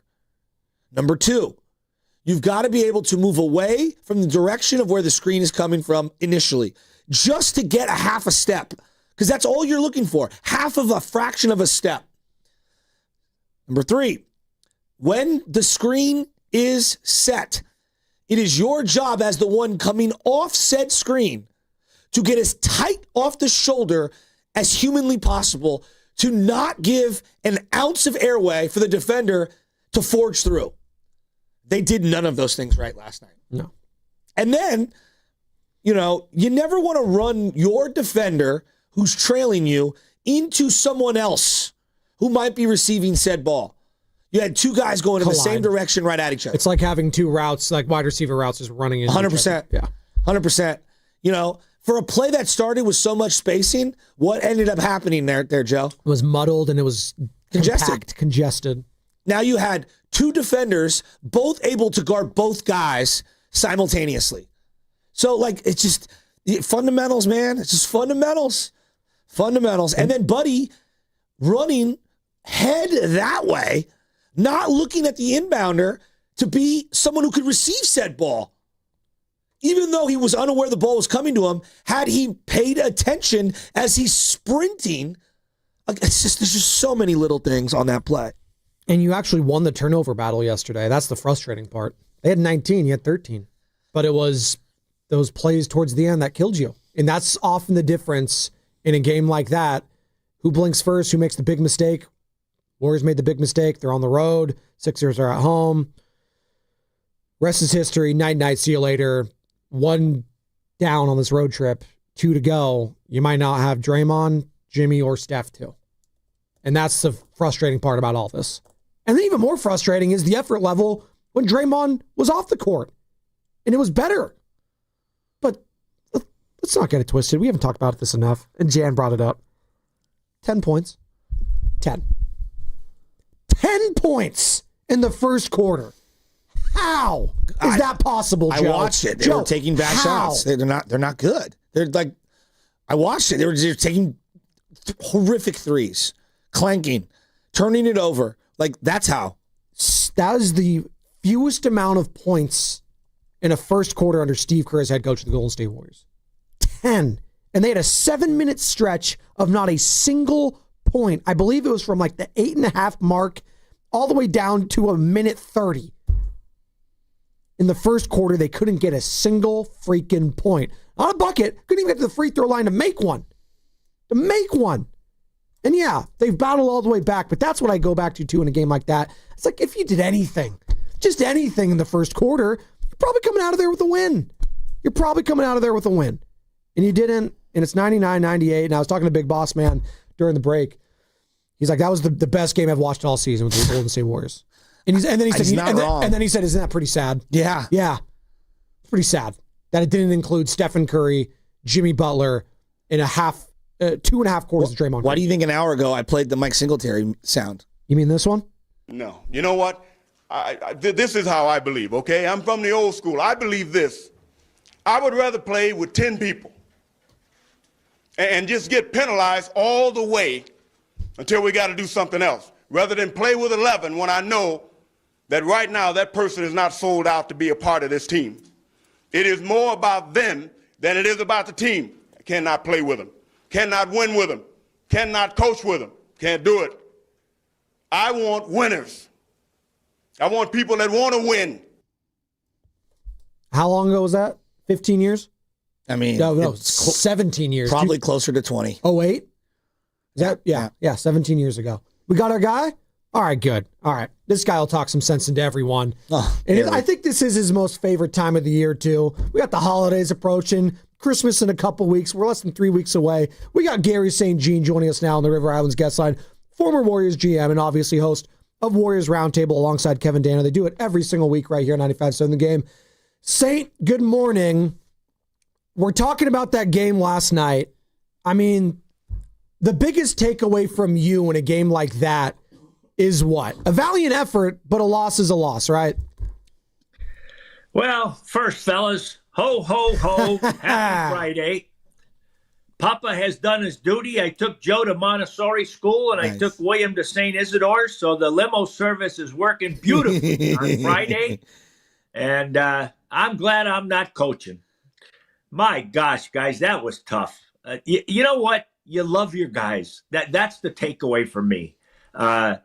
Those guys coming off the bench, giving you that kind of an effort and getting things really rolling. That was beautiful to watch. Now, obviously, you're going to say to yourself, there was enough time. Could have our player stopped and dunked the ball? Could have he, what should have he done there? But I got to tell you, those guys, again, Spencer and all those guys coming off the bench, that was an amazing comeback. And you don't have your big three. And, Horford gave it a go. It was kind of windy for him when he was shooting, and he didn't make much. But I had a heck of a night, guys, because I got to watch the Warrior game, and I'm going back and forth with the Laker game because my son Greg's coaching down there. And Rui knocks in that corner three from LeBron, and he breaks the streak of like 1,200 games above 10 points. So, it caused me to have 2 glasses of red last night. Wow. 2. I think Joe could use some. I could use some this morning. Fibbing. Maybe it was the whole bottle. Maybe it's the whole bottle. There you go. Well, 'tis the season. Come on. You said you're glad you're not coaching. Can we let's get a little dorky here? Because I had 7th grade or 8th grade practice right after the game, and I was telling the boys every practice, and again, this is youth. We work on inbounds. Posture from the inbounder, where he receives the ball, the angle that he uses, the types of passes to create space to throw a guy open. And then as the receiver, how to receive the ball, jumping to it in a triple threat stance, how to set the screen, how to come off the screen, which is even more important, and not allowing space in between the shoulders so the defender can wedge through. So on the final side inbound play, you got Pat Spencer inbounding the ball. You go big set. You got 2 guys in the backcourt, 2 guys in the front court.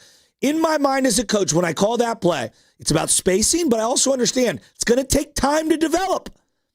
Buddy gives away where the screen's coming and doesn't go away from the screen to begin with and starts coming toward it. QP doesn't set a great screen. They leave way too much space in between. The defender stays with Buddy all the way through. He keeps curling all the way around, runs right into Melton, who's bringing his man into the area. Ball hits Buddy right in the gut. I mean, Coach, you call a play, it might be the right play on the whiteboard, but then you got guys out there who haven't practiced a lot together. So break this down from the NBA IQ of a guy who's been there, GM, head coach, player. Like that final play, I just throw my hands up. I go, there's like 10 mistakes fundamentally. Now, how old are the guys you're coaching? 8th grade. My gosh, you're doing a beautiful job. If you can get all those X's and O's in there, and that's a tremendous job, because Coach of my psycho. many a day at the end of practice, at the end of a shoot around, that's what you work on. Thank you. After you've gone through all your physical stuff, you say, okay, guys, we're going to run baseline out of bounds with 2 seconds left. We've got another play full length of the court, which you're talking about. And you got one of the most important guys is the guy who enters. And then you get into the timing of the play and setting the screen and the angle to catch. And I'm telling you that book, that playbook has that play in it, but you hit it right on the head. You got guys out there, that's supposed to be Steph Curry. You know, that's not supposed to be one of those guys. So, you sit back and you're tough on yourself because maybe I should have subbed in this guy or subbed in that guy. But I got to tell you, I'm a big guy who believes in the heart, and I just loved what those guys did. That comeback, they will not forget that. So on to Cleveland, and as my friend Belichick would say, and that's going to be a tough game. But guys, watching Maxey, we have some great guards. We're blessed to have Steph. But look what's around the league. We saw SGA this past week. We've seen Edwards in the last month. Look what Reeves is doing down there in L.A. What a game he had last night. And you say to yourself, somebody's going to be heartbroken with the All-Star team. I'm getting to Maxey. Guys, SGA and Maxey are two of my favorites. Why? No ego. They just play the game like Steph does. And Maxey, tremendous player. That rookie they got, Edgecombe? I don't know. He was awesome. Yeah. He was awesome. Hey, guys, that guy's going to be a star. He's got it. You can feel it and see it. And, they got McLean from Villanova, so they've got a heck of a backcourt, but they're like the weather. You don't know when the hell George and Embiid are going to play. So that was a tough road loss, but I still love my team if I'm Steve. So when you look at what Pat Spencer's done, I mean, you and I have discussed him over and over and over again, and he brings an element that they sorely lack right now. He can get into the lane. He can get his own. He's not great at it, but he can get his own shot. He plays fearless. He gets to his spots and doesn't panic. He can move the ball around. He's tough as nails. I mean, what do they do here? They got to play him a little more, right? Yeah. Yes. Guys, Nelly used to say this. Gosh, I heard this expression, I think, in 1978. You guys weren't born yet. Nelly said, hey, guys, I want you to play hard, and I want you to play smart. So I'm a young guy, and I'm saying, geez, that's not too hard to do. Holy moly. When you hit it right on the head talking about Spencer. Don't you love him?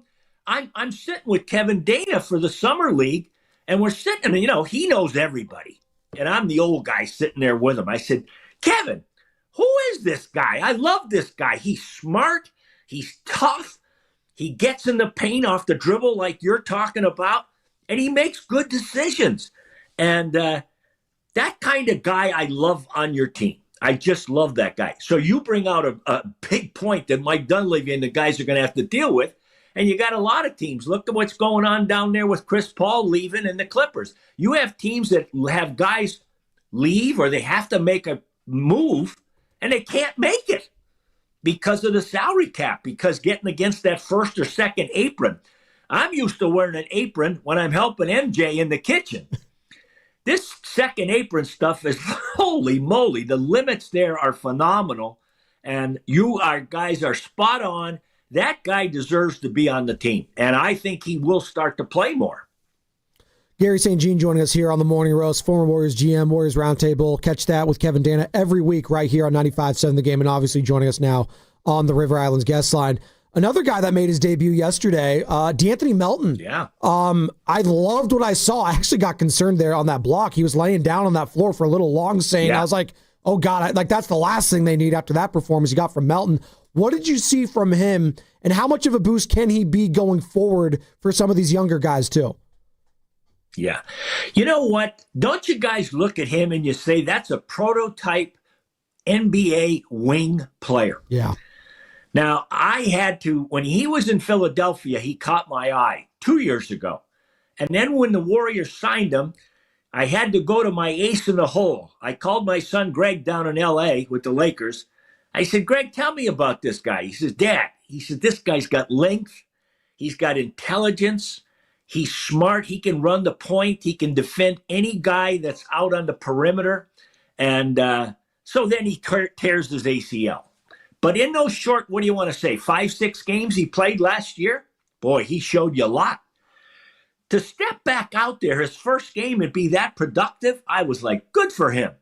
Now, when I look at this guy and you say, what the heck? We've got all these guys. I need you guys to make me a list of all the wing players. He's another guy. This is a good problem for Steve. He will get him in there. I think he really likes his game. And, guys, consistency is a big key with NBA players. And I'm seeing all these young guys, and they give you 15 one night and 4 assists, and the next night I can't find them. Then the game after that, they play pretty darn good. And that's been the story here of the young wings that the Warriors have. And I don't know if we want to talk about Moody, if we want to talk about the rookie Richards, if you want to talk about Kuminga, if you want to talk about Podziemski. I can go on and on. I like all these guys, but I don't love them yet because they're not bringing consistency. Well, what do you do with Kuminga? It's oh my God. I mean, right? It's so frustrating. He played really well for those 5 games. He gets hurt, comes back, and it's kind of bizarre. We didn't really know what was going on there. And he just looks so, disconnected, not locked in. And here's the part that's tough for me is like when I see Guy Santos and Pat Spencer make the most of their minutes. You were talking about play hard, play smart. At some level, you got to stop throwing a pity party and go out there and earn it. Yeah. And look, I can make a million excuses for the guy, but what's going on? Like, what do you do here? Like, I just feel like they're in a tough spot. They need him. Yes. And he could be the missing link. He could make it all work. If you got the 3 old guys out there in a good frame and healthy, and you get him out there, guys, he had that stretch of games where you said, the bell has rung. I was very critical last year. I would look and I'd find 0 assists, 0 rebounds. And I saw these games where he was doing all these quality things. And then, he has the knee problem. Then he's got the ankle problem. Then he's got this agent. Now, it's Friday and I'm happy today. But that guy there for me, if he called me, I wouldn't answer the phone now. That stuff he put on TikTok after the game, that there's no place for that. That needs to be a conversation between Mike D and him, not for everybody to read. I'm so glad you bring that up.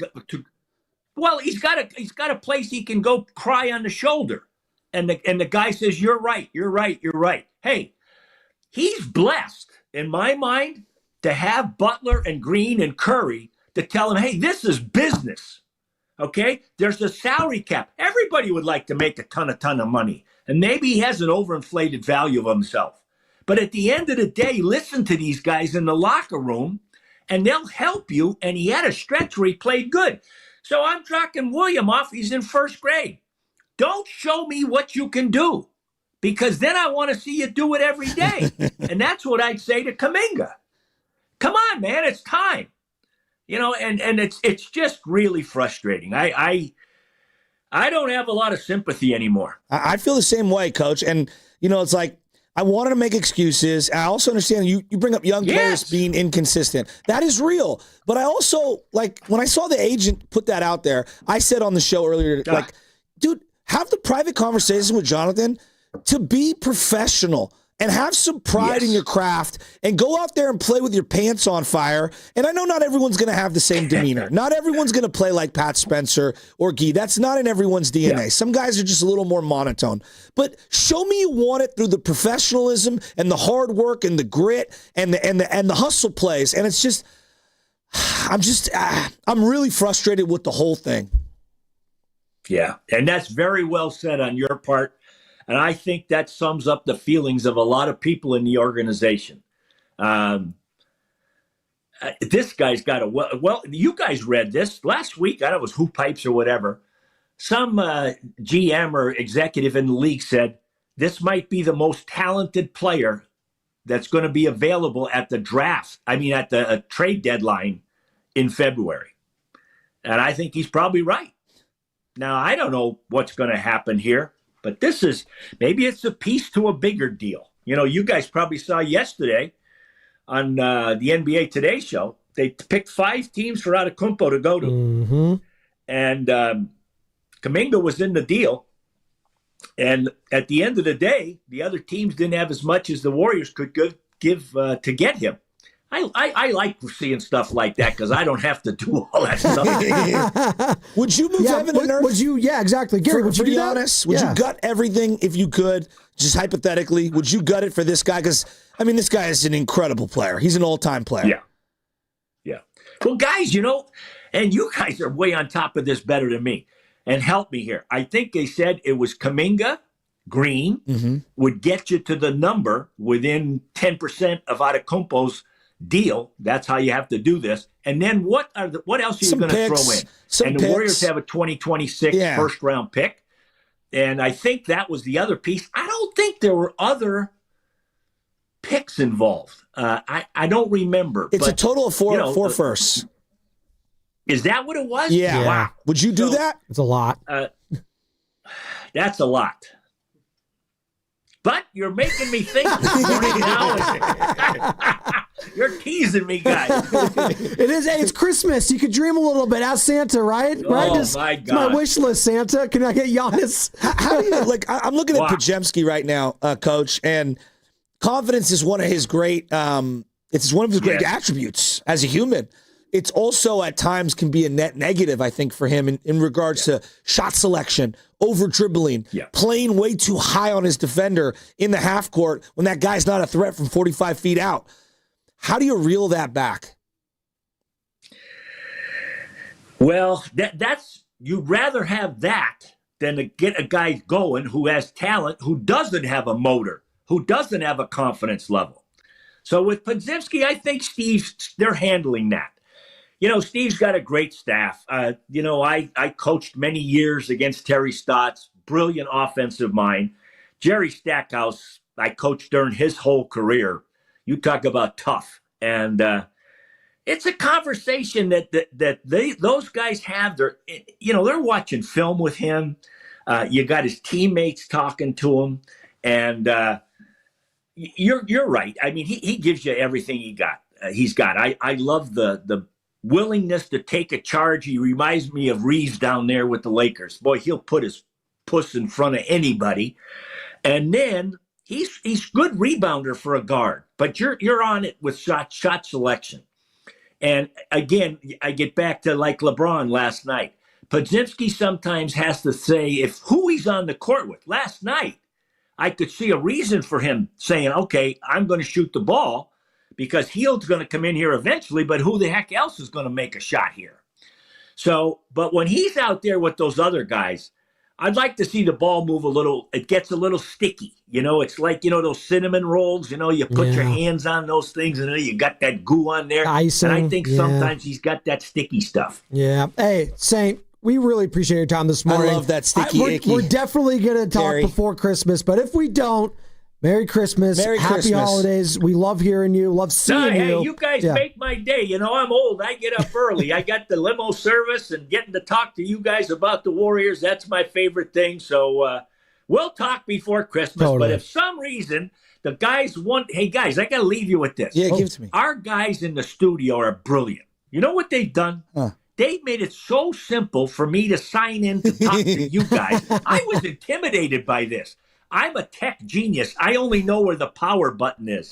And for those guys to create the ability for me to get to see you guys, ho, ho, ho. Merry Christmas. There you go. Merry You're the Christmas, best. Sam You're the Lubman, best. a.k.a. Santa Claus. Thanks, Saint. Thanks, Coach. See you guys. Have a great day. God, he's There the he best. goes. Gary St. Jean I feel joining us great. on the River Islands guest line. I The do Warriors too. suck, but I feel great. No, he puts a smile on my face. He just says, how could you not? I love This segment was sponsored by Crystal Geyser, Alpine Spring Water. What makes Crystal Geyser Alpine Spring Water different? We always bottle our Alpine Spring Water less than 1.5 miles from the spring source, and all our bottles are made with 50% recycled plastic from our own recycling plants. Crystal Geyser, bottled at the spring source. Hey, it's Willard and Dibs. Willard here in spirit, Dibs here in voice, and we want you to enjoy these amazing deals for Safeway members. And as always, save up to 20% weekly on hundreds of exclusive offers with the For You on the Safeway app.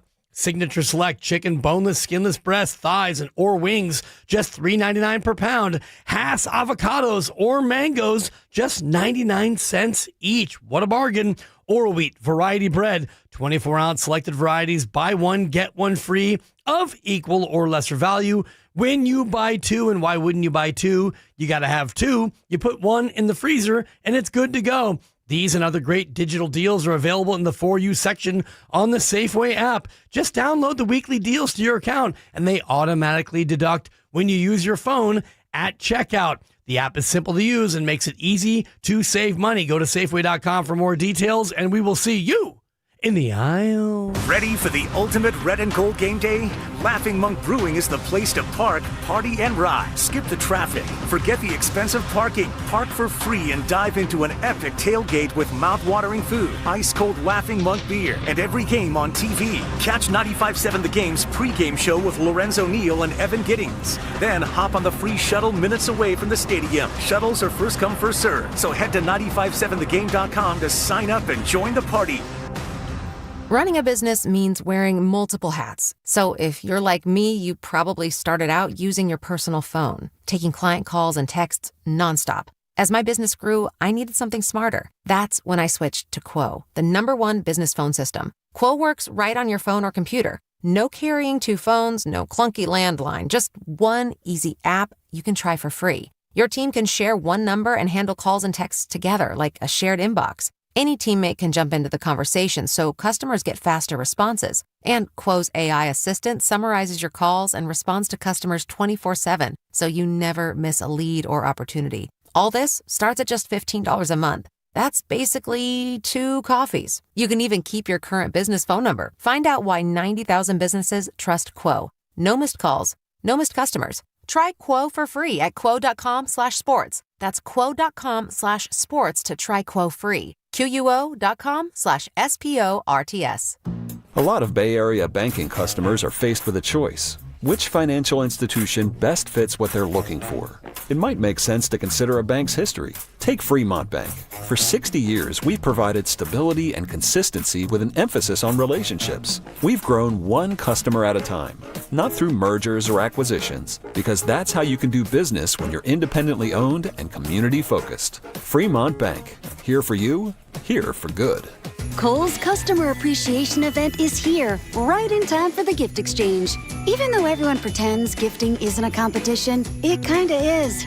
At Kohl's, save on gifts everyone will fight over. From sweaters and flannels to air fryers, toaster ovens, and more.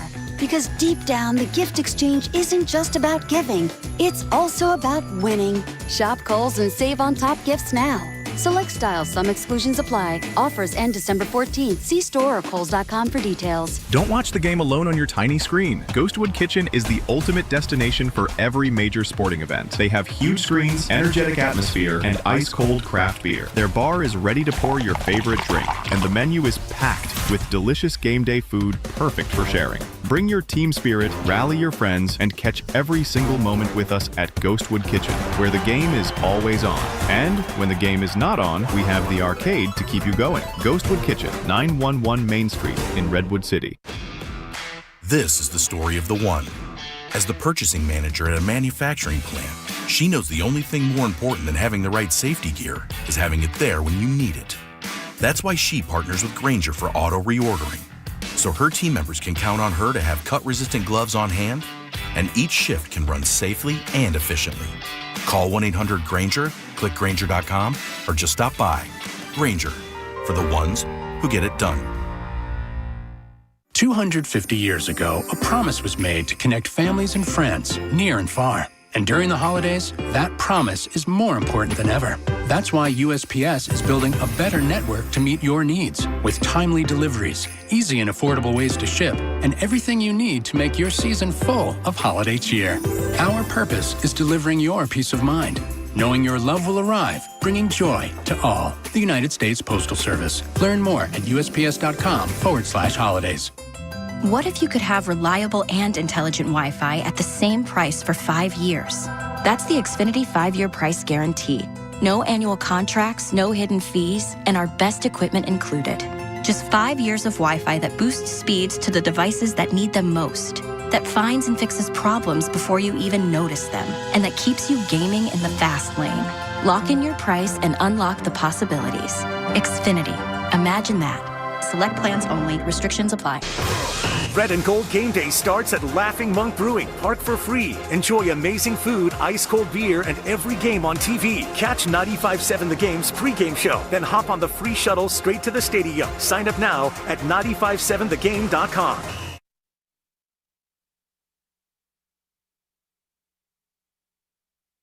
Spencer will throw it in.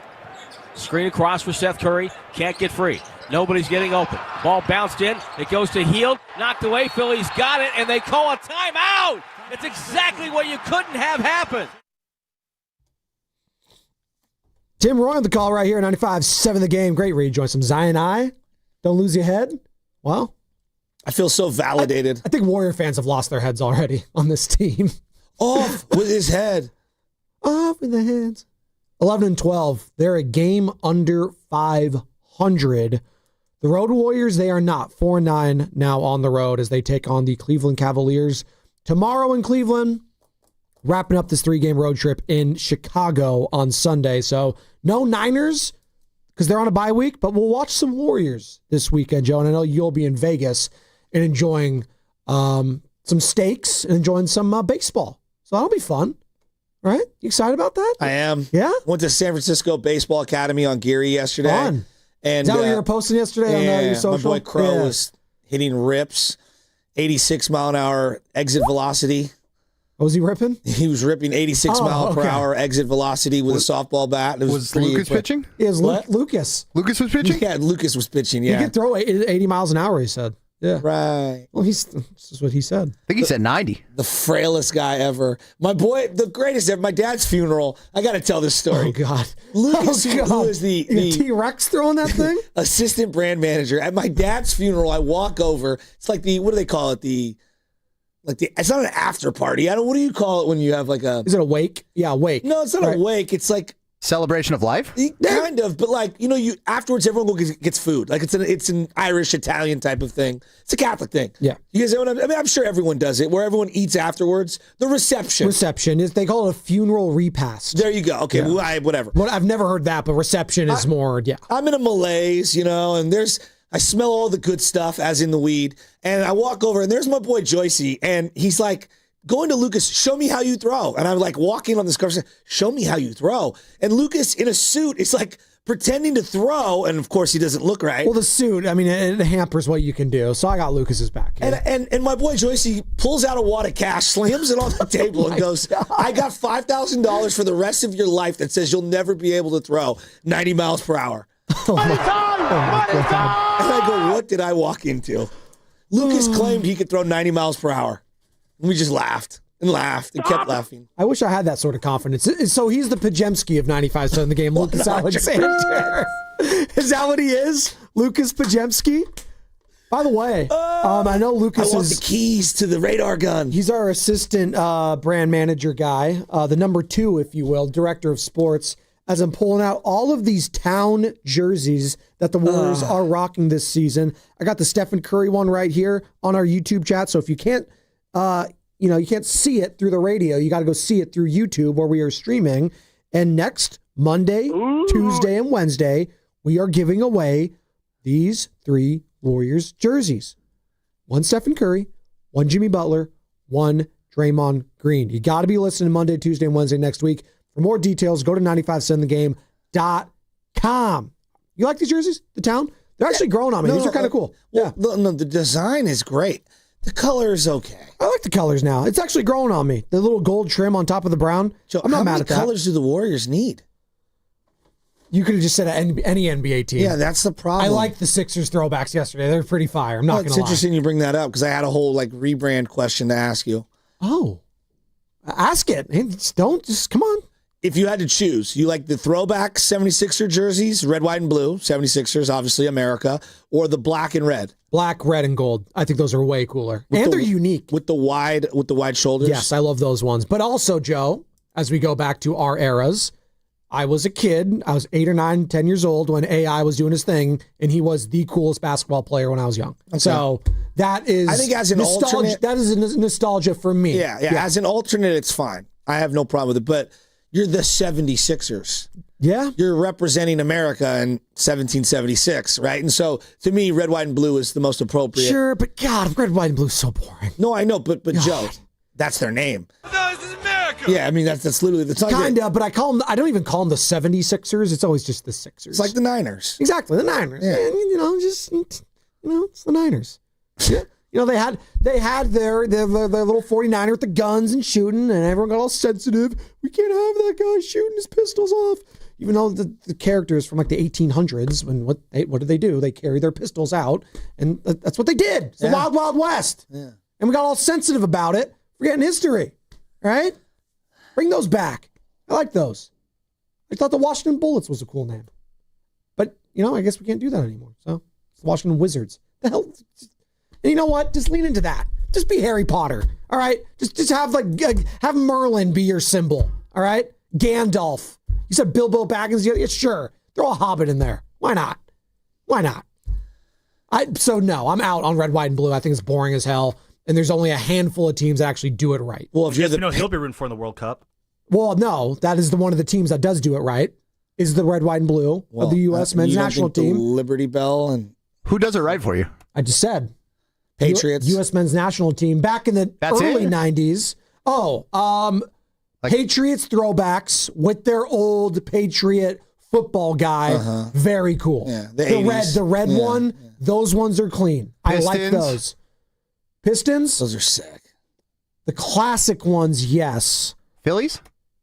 I do love the Phillies. I love the Phillies stuff. Yeah, they are good. See, if you have a certain shade of red, white, and blue that's different, and again, this is going to be a different country, but they also lean into it.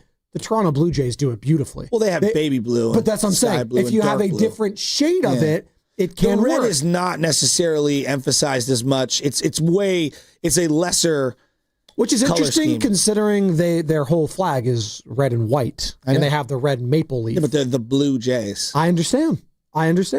What else am I missing? Who's other red, white, and blue teams? I think Ole Miss does it better than the Blue Jays. Ole Miss. New York Giants. Oh, the 80s Giants, yes. Yeah. Current, nah, I'm out. Very boring, very bland. Yeah, I'm out. Anyone else? You got honorable mentions that you'd like to speak now? Forever hold your peace? By the way, you mentioned the Washington Nationals. That makes sense for me. I have no problem with their color scheme. They're boring. The Rangers? Yeah. I think both Rangers, actually. Hockey and baseball. Yeah, the hockey New York ones are better. They're classic. Yeah, they're better. And they haven't tampered with them forever. I don't hate that. By the way, you mentioned it, Team USA. World Cup draws coming up here in the next hour. Why does that matter? Well, Levi Stadium is going to be one of the host venues for the World Cup coming up next summer. It's only the biggest sporting event in the entire world. And we're going to find out if Team USA does indeed win their group. They are playing at Levi Stadium in the knockout stage. That's going to matter. It's going to be a party. It's going to be a massive go to Levi's and watch them lose in person? No, they won't. But, Joe, this is different. 48 teams this year. So it's going to be the knockout stages of 32. So they could beat a lesser team in the round of 32. All right. And then lose. And then when they advance to the round of 16, then they'll lose. That's usually the case. So there's got to be a little magic there because Europe is stacked, dude. They always are. I mean, and then you got the defending champs, Argentina. You got Lionel Messi. Yeah, it's good. You are not one of the top 10 teams in the world. Is Brazil the Yankees? No. Right now. No, just in general. Oh, yes. Of the World Cup wins. Right. Correct. Yes. So what would that make the USA? No. What are you talking about? We've been to the playoffs in this scenario multiple times. We're one and dones. We're the Oakland Athletics of the 2000s. No, they're way more successful. The A's? Yeah. No, I'm saying of the 2000s, that would be the comp of the entirety of the Team USA. They get in and they get bounced. That's what they are. Is there a basketball version of that right now? They just get in and they're happy to be there and then they lose. The Warriors lately. Yeah, there you go. The Warriors. There's definitely a football version, the Steelers. Yes. Yeah. But the Steelers won back in the day. Exactly. America's never won anything. See, that's the thing I think everyone's missing. Yeah. The men's, real quick, let's be fair. The men's side. The women's side is dominated. Yeah. So it's different, right? When it comes to the men's side, we come up short, and we'll find out who the draw is in their group. The 3 other teams that Team USA will be playing here in the next hour. We'll relay that. Plus, next hour, dude, it's Friday. 9:45. You know who we're talking to? Steiny and Goo in studio. My boy Dan is texting me right now. America is the Mariners. Yeah, no. They make the rounds way more than the Mariners. They had the drought of what? 20 plus years they couldn't make the playoffs? Dude, we keep tying teams that my boy Rocco's losing his mind who we're tying. Uruguay and Mexico. We smashed Uruguay. Oh, finally. Didn't we lose to them a couple years ago? Uruguay's it was like always a top contender. They churn out talent way more than us. Okay, all right. No, Uruguay's legit, bro. What's the biggest win in American soccer history? That's a great question. For the men's side, I will tell you when. Are we like Purdue football? I will tell you when. Is that what we are? No, I will tell you when. It was 2008 Confederations Cup. They upset Spain. Wait, what cup? The Confederations Cup. What is that? It's what they don't have it anymore, but it used to be you played European, South America, North America teams. Some of the top dogs are in that. We lost to Brazil in the championship in that game. Probably should have beaten them. What year was that? 2008. And it was an upset of Spain. Now remember, Spain would go on to have an all-time run. They won a couple European championships. They won the World Cup. They were all-time. All-time. So we'll have that in the next hour. We're talking about the Golden State Warriors right now, though. And we got a Flashback Friday approaching here because you know what? We didn't have a Throwback Thursday yesterday. We didn't have that. All right? 49ers are related, and we've had fun in the past. We look back at the Christian McCaffrey trade. We look back on the Jimmy Butler trade. Well, coming up, we're going to be looking back on Brock Purdy making his first ever, is it start or appearance as a starter? This was the anniversary of the day he came in and basically became the starter against the Miami Dolphins. Okay, so when he got thrust into action after Jimmy G got hurt, and we're going to have the reactions after that game. And I'm sure they're going to be all over the place, and I can't wait for that. The first throw he made, he got plastered. He did. Plastered. It was a throw to George Kittle. By the way, you're listening to 95 The Game, KGMZ FM and HD1 San Francisco, an Odyssey Sports Station in the home of the Golden State Warriors and Valkyries. Always live in the free Odyssey app, coming to you live from the Laughing Monk Studios. And it is a Football Friday, as I mentioned, presented by Merit America. Visit them at meritamerica.org/super. Are we feeling better about the Warriors at all or now? Feeling worse after this morning? Feeling me? Everyone. How are we feeling about this team? No, I feel great. The future's so bright. Dude, this future that everyone wants, beyond Steph, just it's amazing. Well, look out, OKC. Here we come. What? Saint put a smile on my face. I'll say that. Saint, I was happy to talk to Gary St. Jean. Can we book Willard? I wonder if after last night's game, his opinion on mortgaging the future has not changed a little. I mean, he's entitled to his opinion. I just disagree with it. Speaking of Giannis, Nick Friedel joined us yesterday, our Odyssey NBA insider, and covers the team for The Athletic. Hey, is it possible? It's always a possibility if the star wants to go to fill in the blank team. And by all accounts, for years, Steph and Giannis have developed their own friendship, and I'm sure it's at some point been floated. I mean, it's certainly been floated by the fan base for years and years, but let's get into it. It's Draymond or Jimmy, for sure gone, because you got to match up the salaries. It's Kuminga, you got to figure is gone. It's Pods, Moody, whoever else you could dream up, plus every asset they got. That's what this is. So I'm not saying don't go after Giannis, don't have the conversations. Hey, sure, okay. But you're going to have to give up everything that's not Steph to make it happen. All right. And would that be good enough, Nick, if you did do that and gave up everything and you had Giannis, Antetokounmpo, and Stephen Curry? So then the follow-up question is, okay, you've given up everything pretty much, and you have Steph and Giannis and Draymond, Jimmy, one or the other, because of the way the salaries have to work.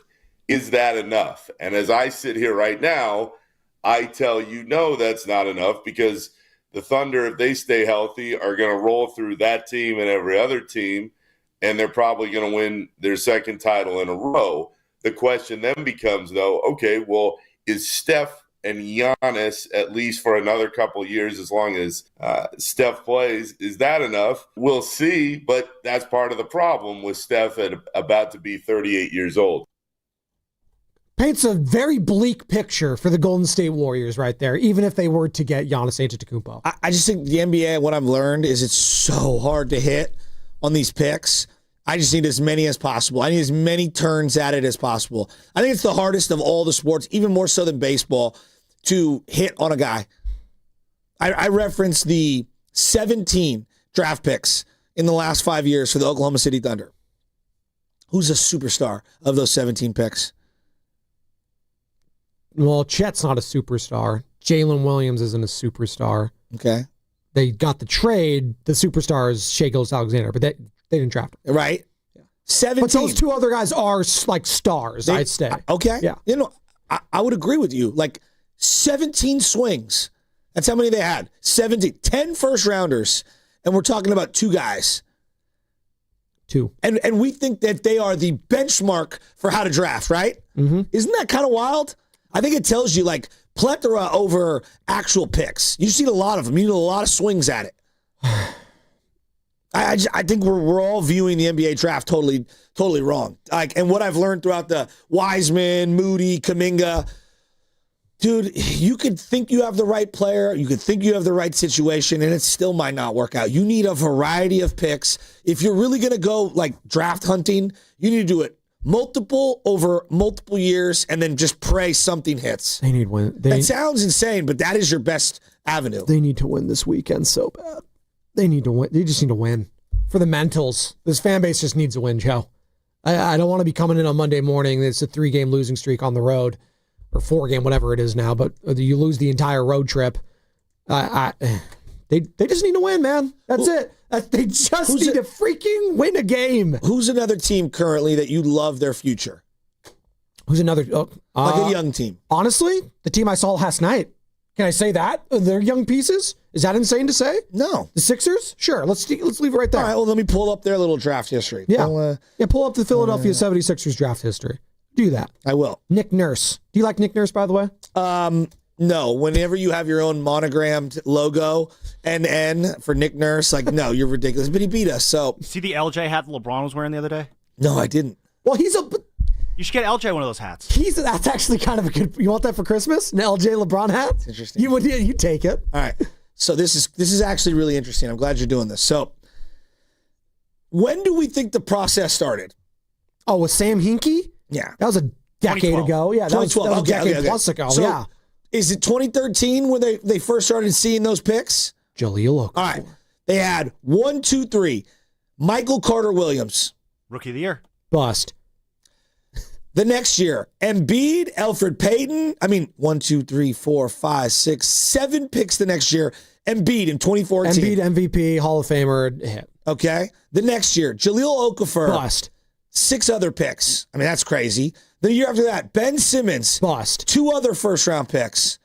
Then Markelle Fultz. 5 other picks. Mikal Bridges traded away. Yeah. Shamet, first-round pick. The rest. Joe, they have picked so many guys.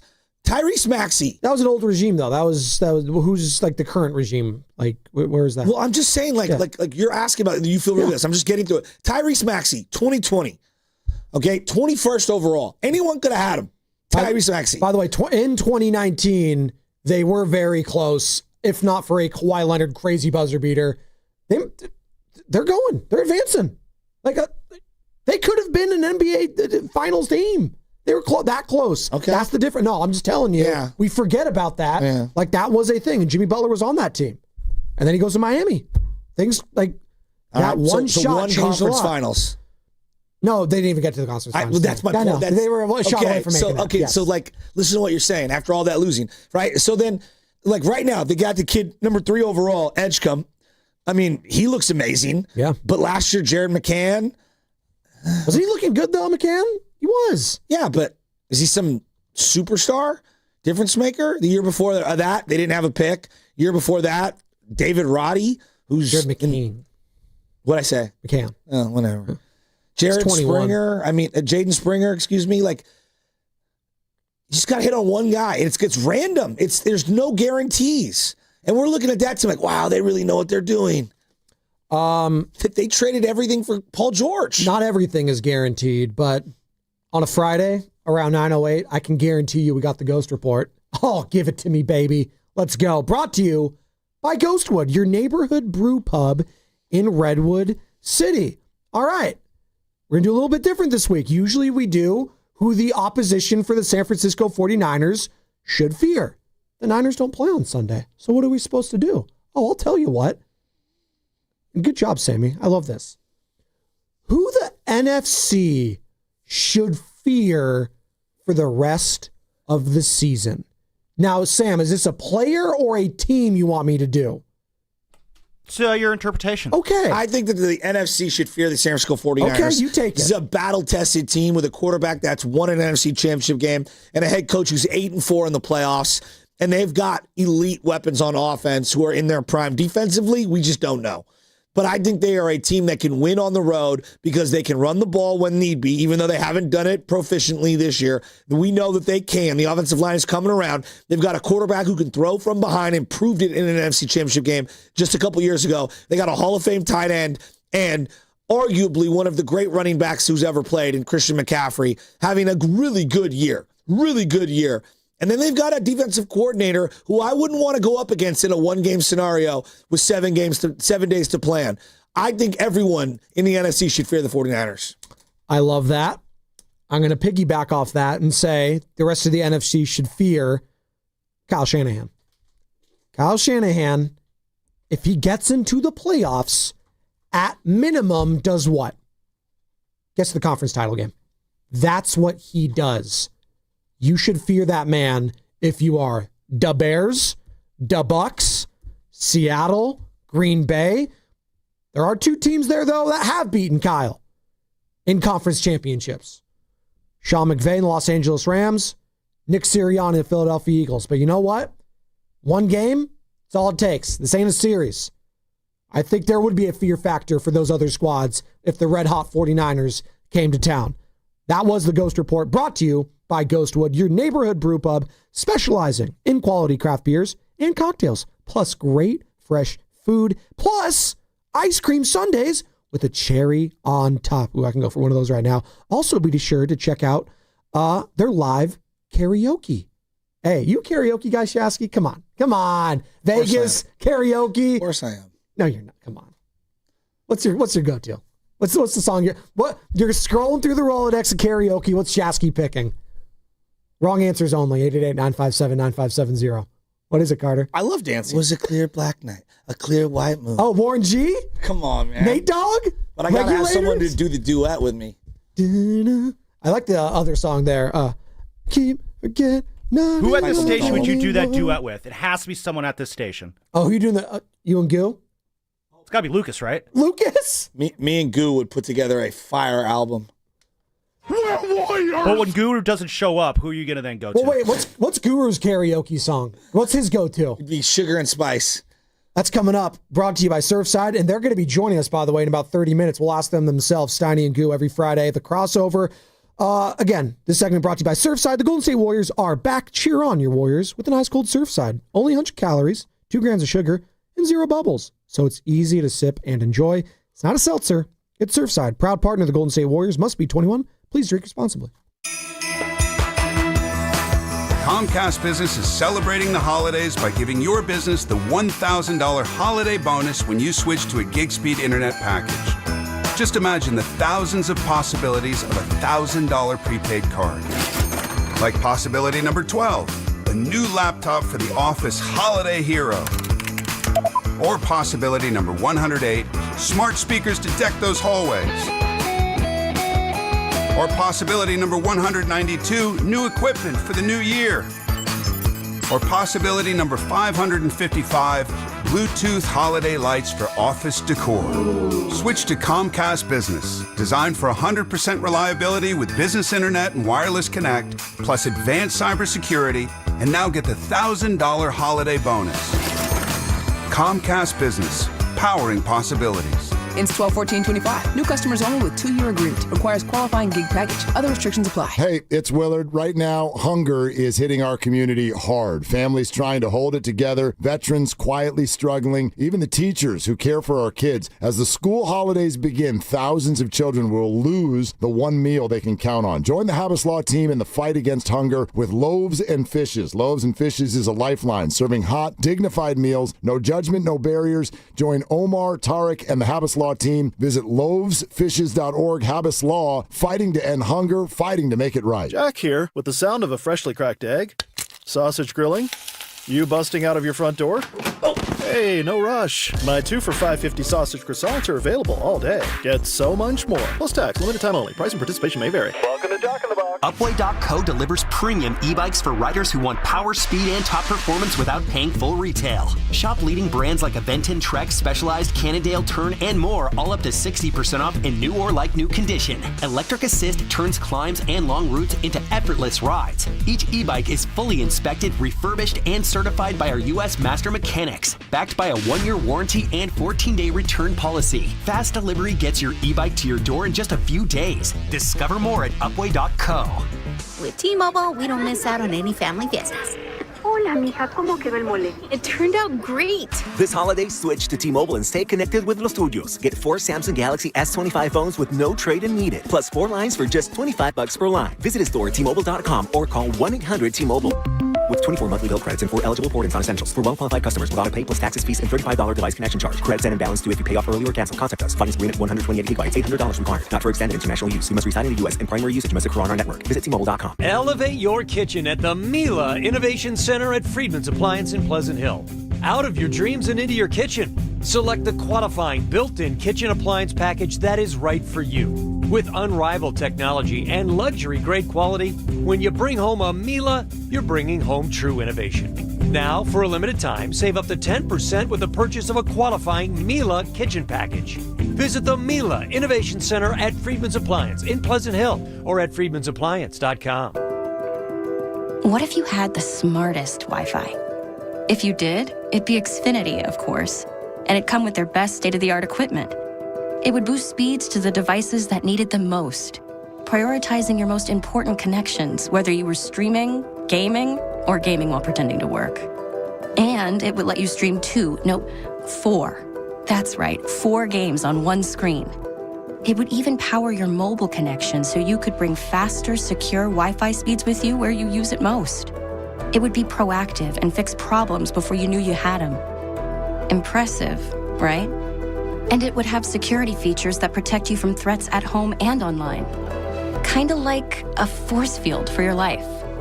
If you had the smartest Wi-Fi, well, everything would work together seamlessly to keep you connected, no matter what. Xfinity. Imagine that. Restrictions apply.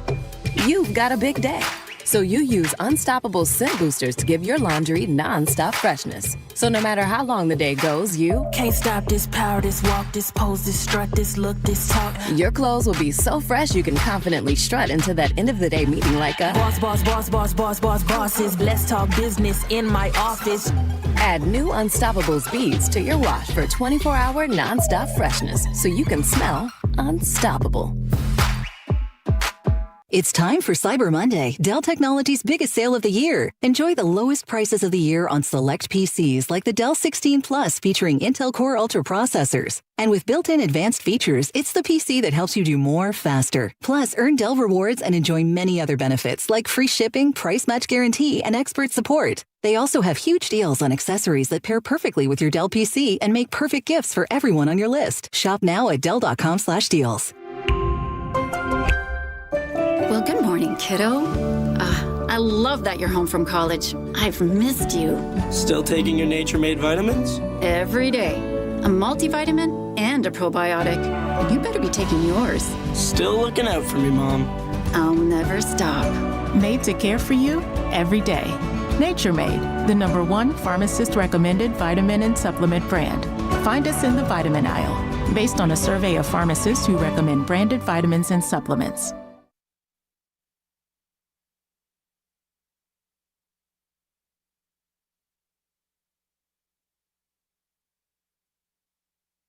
San Jose Jazz fan, and I wake up with the Morning Joes, Spadoni and Shasky on 95.7 The Game. They're doing a great job. What's up, Jazz?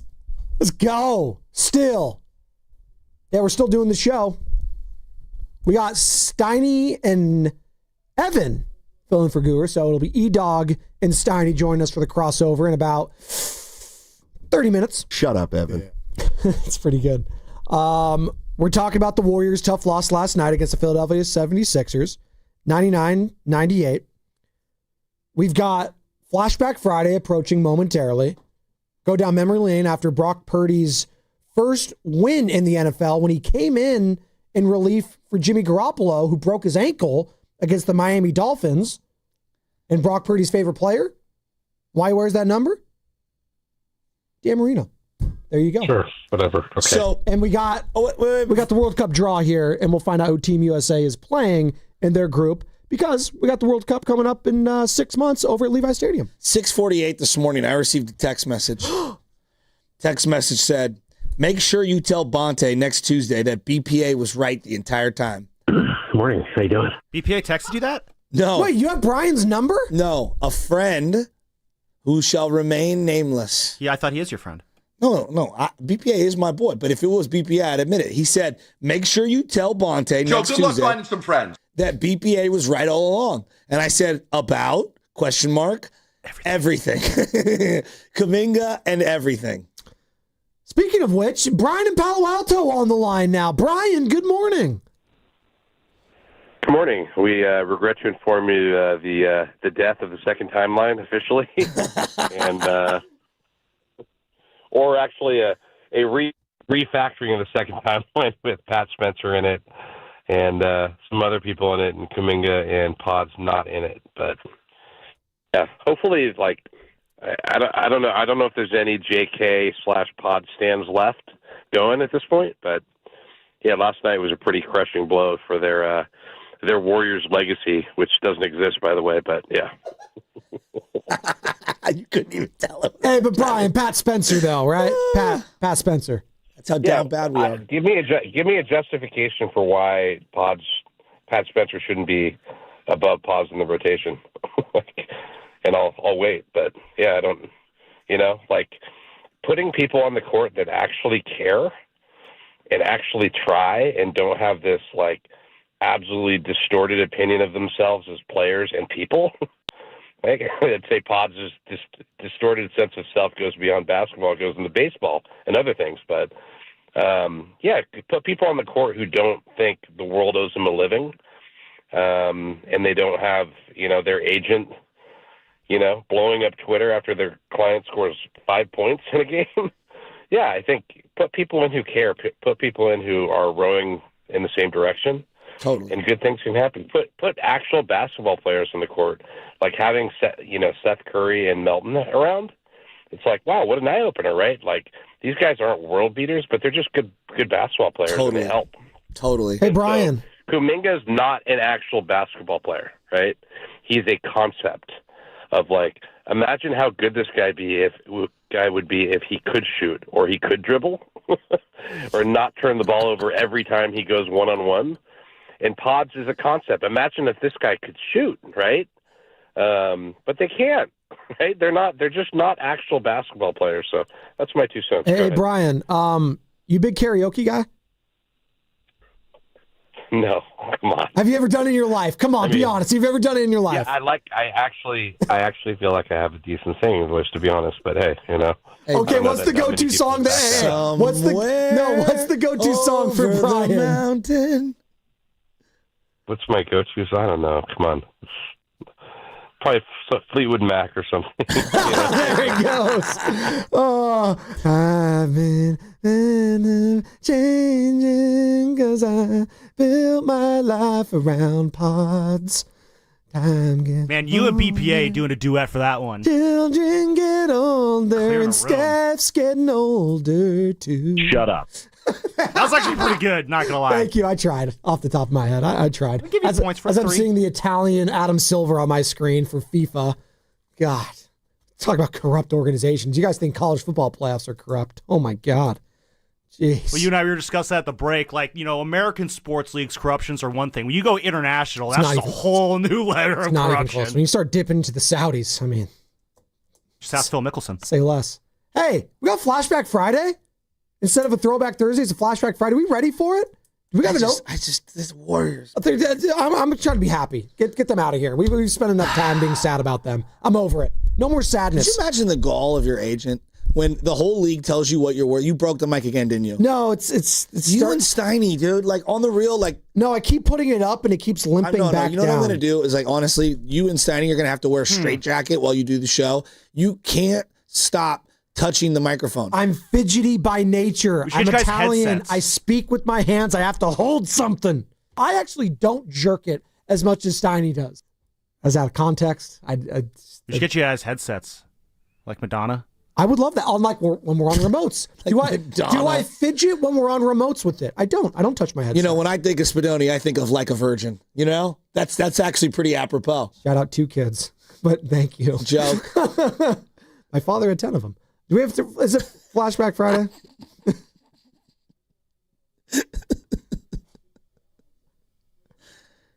Wait, is there like an open? Is there words to this? No, we're just doing it. Oh, You haven't done this segment before? We have. We've done it twice, and I forgot if there was words in it or not. Oh, I do love the Back to the Future, though. It's my favorite. What's my second? The Back to the Future 2 over 1, but both of those over 3. That's my ranking of those. And today, we are doing an anniversary of Brock Purdy when he first got thrust onto the scene and replacing Jimmy Garoppolo in that Miami game. Sam, it was 3 years ago yesterday, correct? Correct, yes. So we were going to do this yesterday. I can't believe it was 3 years ago. Yeah. That's insane. Okay, so we had the game. They get the win against the Miami Dolphins. They get the win. And then we have the reactions afterwards. It was like, oh man, we already lost Trey Lance earlier in that season. Then you lose Jimmy. Now we got this rookie, Mr. Irrelevant, Brock Purdy. I mean, come on. Like, what are we expecting from this kid? Right, Bonte? Now we'll move on to Tampa Bay. We'll move on to Seattle in a short week. You got Washington coming up. We got to take this baby week by week. I'm with you. I'm not talking Super Bowl. I'm not here for the Brock Purdy lead the team to the Super Bowl. Well, and I'm here to just take it week by week. All right, week by week, Bonte. Some things never change. That's what he likes to do. That's what he likes to do. But I appreciate it. He's been consistent throughout this whole time. To be wrong. Shasky, though, my boy to my left, talking about the game as well. The other thing is I'm already seeing the overreaction, and I get it. You see a second half, or basically 3/4 of the game for Brock Purdy. The team hasn't had any tape on him, as in Miami. They're going to have to schedule a game plan. I actually think it helped him in this one. Because there's how many times has he gone into like a full week of prep, and you're like, this is your game plan to hide your quarterback? Right. I have a feeling we're going to see a different playbook next week, but that's okay. It was a great moment from Shanahan in terms of he did everything he needed to do to get the ball out quickly and to identify that third down play to Deebo Samuel in a tight window. I was like, I can't believe that Brock ripped that one. Yeah, I can't believe it either. I mean, they were lucky it wasn't picked, but I don't care. I'll take it. That last part, some things never change. They're lucky it wasn't picked. Okay, so those are the initial reactions. Plus, I just see this one. I got to play it. Could Trey Lance come back and at least be the number 2 by the end of the year? Has he even started football activities? I have no idea. Like Matt, we'll bring in Matt's in next segment. Has he even started rehab? That's a tough ass for a guy who's only had 4 starts. Don't say it's a tough ass for Brock Purdy. We're asking Trey Lance after 4 starts to come back and save the season and lead his team to the Super Bowl. We're delusional. Dire times require dire measures. Desperate. I asked for him to be the 2. I thought that was actually pretty spot on. No, you get Josh Johnson and you'll like it, actually. That's what's going to Can you imagine if Trey Lance was the 2 for that NFC title game against the Eagles when Brock went down? Should have been Jimmy. He was smiling. He was having a good time. He's like, wow, the Raiders are about to pay me a bunch of money. I'm out of here. Just imagine if Trey had come into that game. Instead of saying, Josh Johnson, it's, oh my God, Trey Lance. They would have gotten smoked either way. I'm just going to keep it a buck. That Eagles team was going to destroy whoever was behind there. I am so confident in that. You say that, and yet without Brock Purdy, Josh Johnson led a touchdown drive where it shut the entire place up. They were down 1 score. That was a game. Our defense was in that game. I think if Brock stayed healthy in that game, I think it would have been very, very close. Niners maybe could have even pulled it out. Especially after what they did the next year in Philly. Like, I remember the Niners, they felt really confident about their game plan going into that NFC But that title next year, Philadelphia team didn't have those two coordinators. So, I'm not comparing and contrasting both those squads. They were different. As we saw how important the coordinators were, they changed them the year after. They won the Super Bowl. There were some bomb calls on our defense where they were playing field possession at the end. Again, the whole thing plays out Devontae Smith, you didn't catch that ball. It should have been incomplete. I was screaming for it right then and there. That defensive line was also historic, which the next year it was not. Incredible. Fletcher Cox, Hassan Reddick, who we all just forgot about, by the way. They had 90-something sacks. Yeah. They had almost 90 sacks, I think. Brandon Graham. So they were warming up right in front of us because we were on their side, and it was the largest defensive line I had ever seen in my life. Of your life. Jaden Davis, or is it Jordan Davis? Jordan Davis, thank you. Jalen Carter. But Jordan Davis is humongous. He's not very good, but he's humongous. Yes. Hassan was really good. Again, we've forgotten how good he was because of the debacle with the Jets and all of it. He was elite. Here's more. We're doing Flashback Friday, reacting to when Brock Purdy thrust onto the scene in a win over the Miami Dolphins. That was 3 years ago yesterday. All right. Could Jay Rance come back? Bonte wants to root for Brock Purdy. I went on my Brock Purdy rant in the preseason. I was a little harsh on him. He was poised yesterday. He was tough. I'm rooting for the kid. I am literally rooting for him. We have no other choice. You got to root for him. I am rooting for him. And you know what? And we want him to do well. I'm not going to hate on him. Well, and if you want to compare him to Nick Foles winning the Super Bowl with the Eagles, I'm not here to say that you're wrong. I'm not here to come down your road and say you're wrong. I'm not going to do any of that this morning. I'm going to celebrate the win. It's a victory Monday. Brock Purdy looked good yesterday. I'm taking it week by week. It's so funny he mentions Nick Foles because we were literally talking about that. Could this Niners team go on that Nick Foles Eagles type of run right now with all the injuries? Pretty interesting. All right. Here's another one. Shasky, can Kyle win with Brock? Bill Parcells, who you referenced earlier. Does anyone remember what he did with Jeff Hostetler when Phil Simms went out? They won the Super Bowl. Yep. Now, I don't think that the Niners are going to do that in this situation, but that's what he did. Belichick famously did it with Matt Castle. He did it with Jacoby Brissett and Jimmy Garoppolo at times when Tom Brady missed those games for Deflategate. Mm-hmm. All the great coaches have some signature wins during the regular season with the backup guys. Can Shanahan stabilize this thing and win just 2 or 3 of these games down the stretch? And get into the playoffs? I think it would be his best coaching job. Again, the more things change, the more they stay the same. That's the saying, right? Mac Jones, back up this year, winning some big regular season games a la Brock Purdy a couple of years ago. It's just funny how things work out and how we talk about them more and more and more. All right. You want to get to some of the callers here? What they had to say? I'm a little nervous. Jay in San Rafael after that game. How many Photoshops of Mr. Relevant have you seen already? Too many. Jay in San Rafael, you're on the roast. What's happening? You guys look sharp. Thank you, brother. You looked sharp the other night on TV. Oh, thank you, Jay. Thank you. Hey, you know what? Damon Bruce told me that Brock Purdy's stats made him the 37th best all-time college QB. That was pretty sweet. And also, I concur, Joe Montana, 3rd round, right? Those guys that are not the superstars tend to be really good. How about hanging tough and hitting Kittle? Joe Montana comps. One game. I just want to point out, guys. Half a game. I would need to come in the second quarter. Fun note, that was literally the first call we took that morning, by the way. Joe Montana. Just want to point that out, yeah. That's where we started off with Brock. And Chasky, don't worry. You had a retort for that one. I'm not here to rain on your parade. We're not doing Joe Montana comparisons. No. You know what? The roasters, you want to compare Brock Purdy to Joe Montana? Come on. Go ahead and compare Brock Purdy to Joe Montana. Well, I'm not going to do that. You want to compare him to Tom Brady coming out of Michigan where he played at the big house in front of 100,000 people? You go ahead and do that. I got no rebuttals. You can do what you want to do. Do what you want to do. But let's be reasonable. I'm going to take it week by week Can with he Brock get Purdy. a start first before we start making comps to Joe Montana? Okay. So we got Joe Montana. Turn on your mic. It is a little absurd. I mean, you're making Joe Montana comps after 3/4 of a game. Come on. We got more. Montana. Hey. Not Sean Hill. How about our boy Uncle Gene? What did he see after that? Joe Montana. Let's go to Gene in Oakland. Gene in Oakland, what's happening? You're on the roast. Hey, fellas. Good morning. Good morning. That kid surprised me yesterday. Like you say, he has poise, he has toughness, leadership qualities, and he's got all the confidence in the world. So he's got those intangibles that, I think he's going to have a place in this league. I mean, probably as a backup somewhere at some point, maybe with us. Who knows? Okay. Sees a future in it. Uncle Gene, by the way, out on Brock Purdy. He's called multiple times this season. He liked Mackmore. Maybe we'll jump back on to the Brock Purdy bandwagon at some point. We'll see. Played better last week against the Cleveland Browns. We're talking Flashback Friday right now, reacting to when Brock Purdy had his first ever win in relief of Jimmy Garoppolo against the Miami Dolphins. 40 minutes of a game, and he's Joe Montana. I mean, that is crazy. Hey, Chambry in Arizona.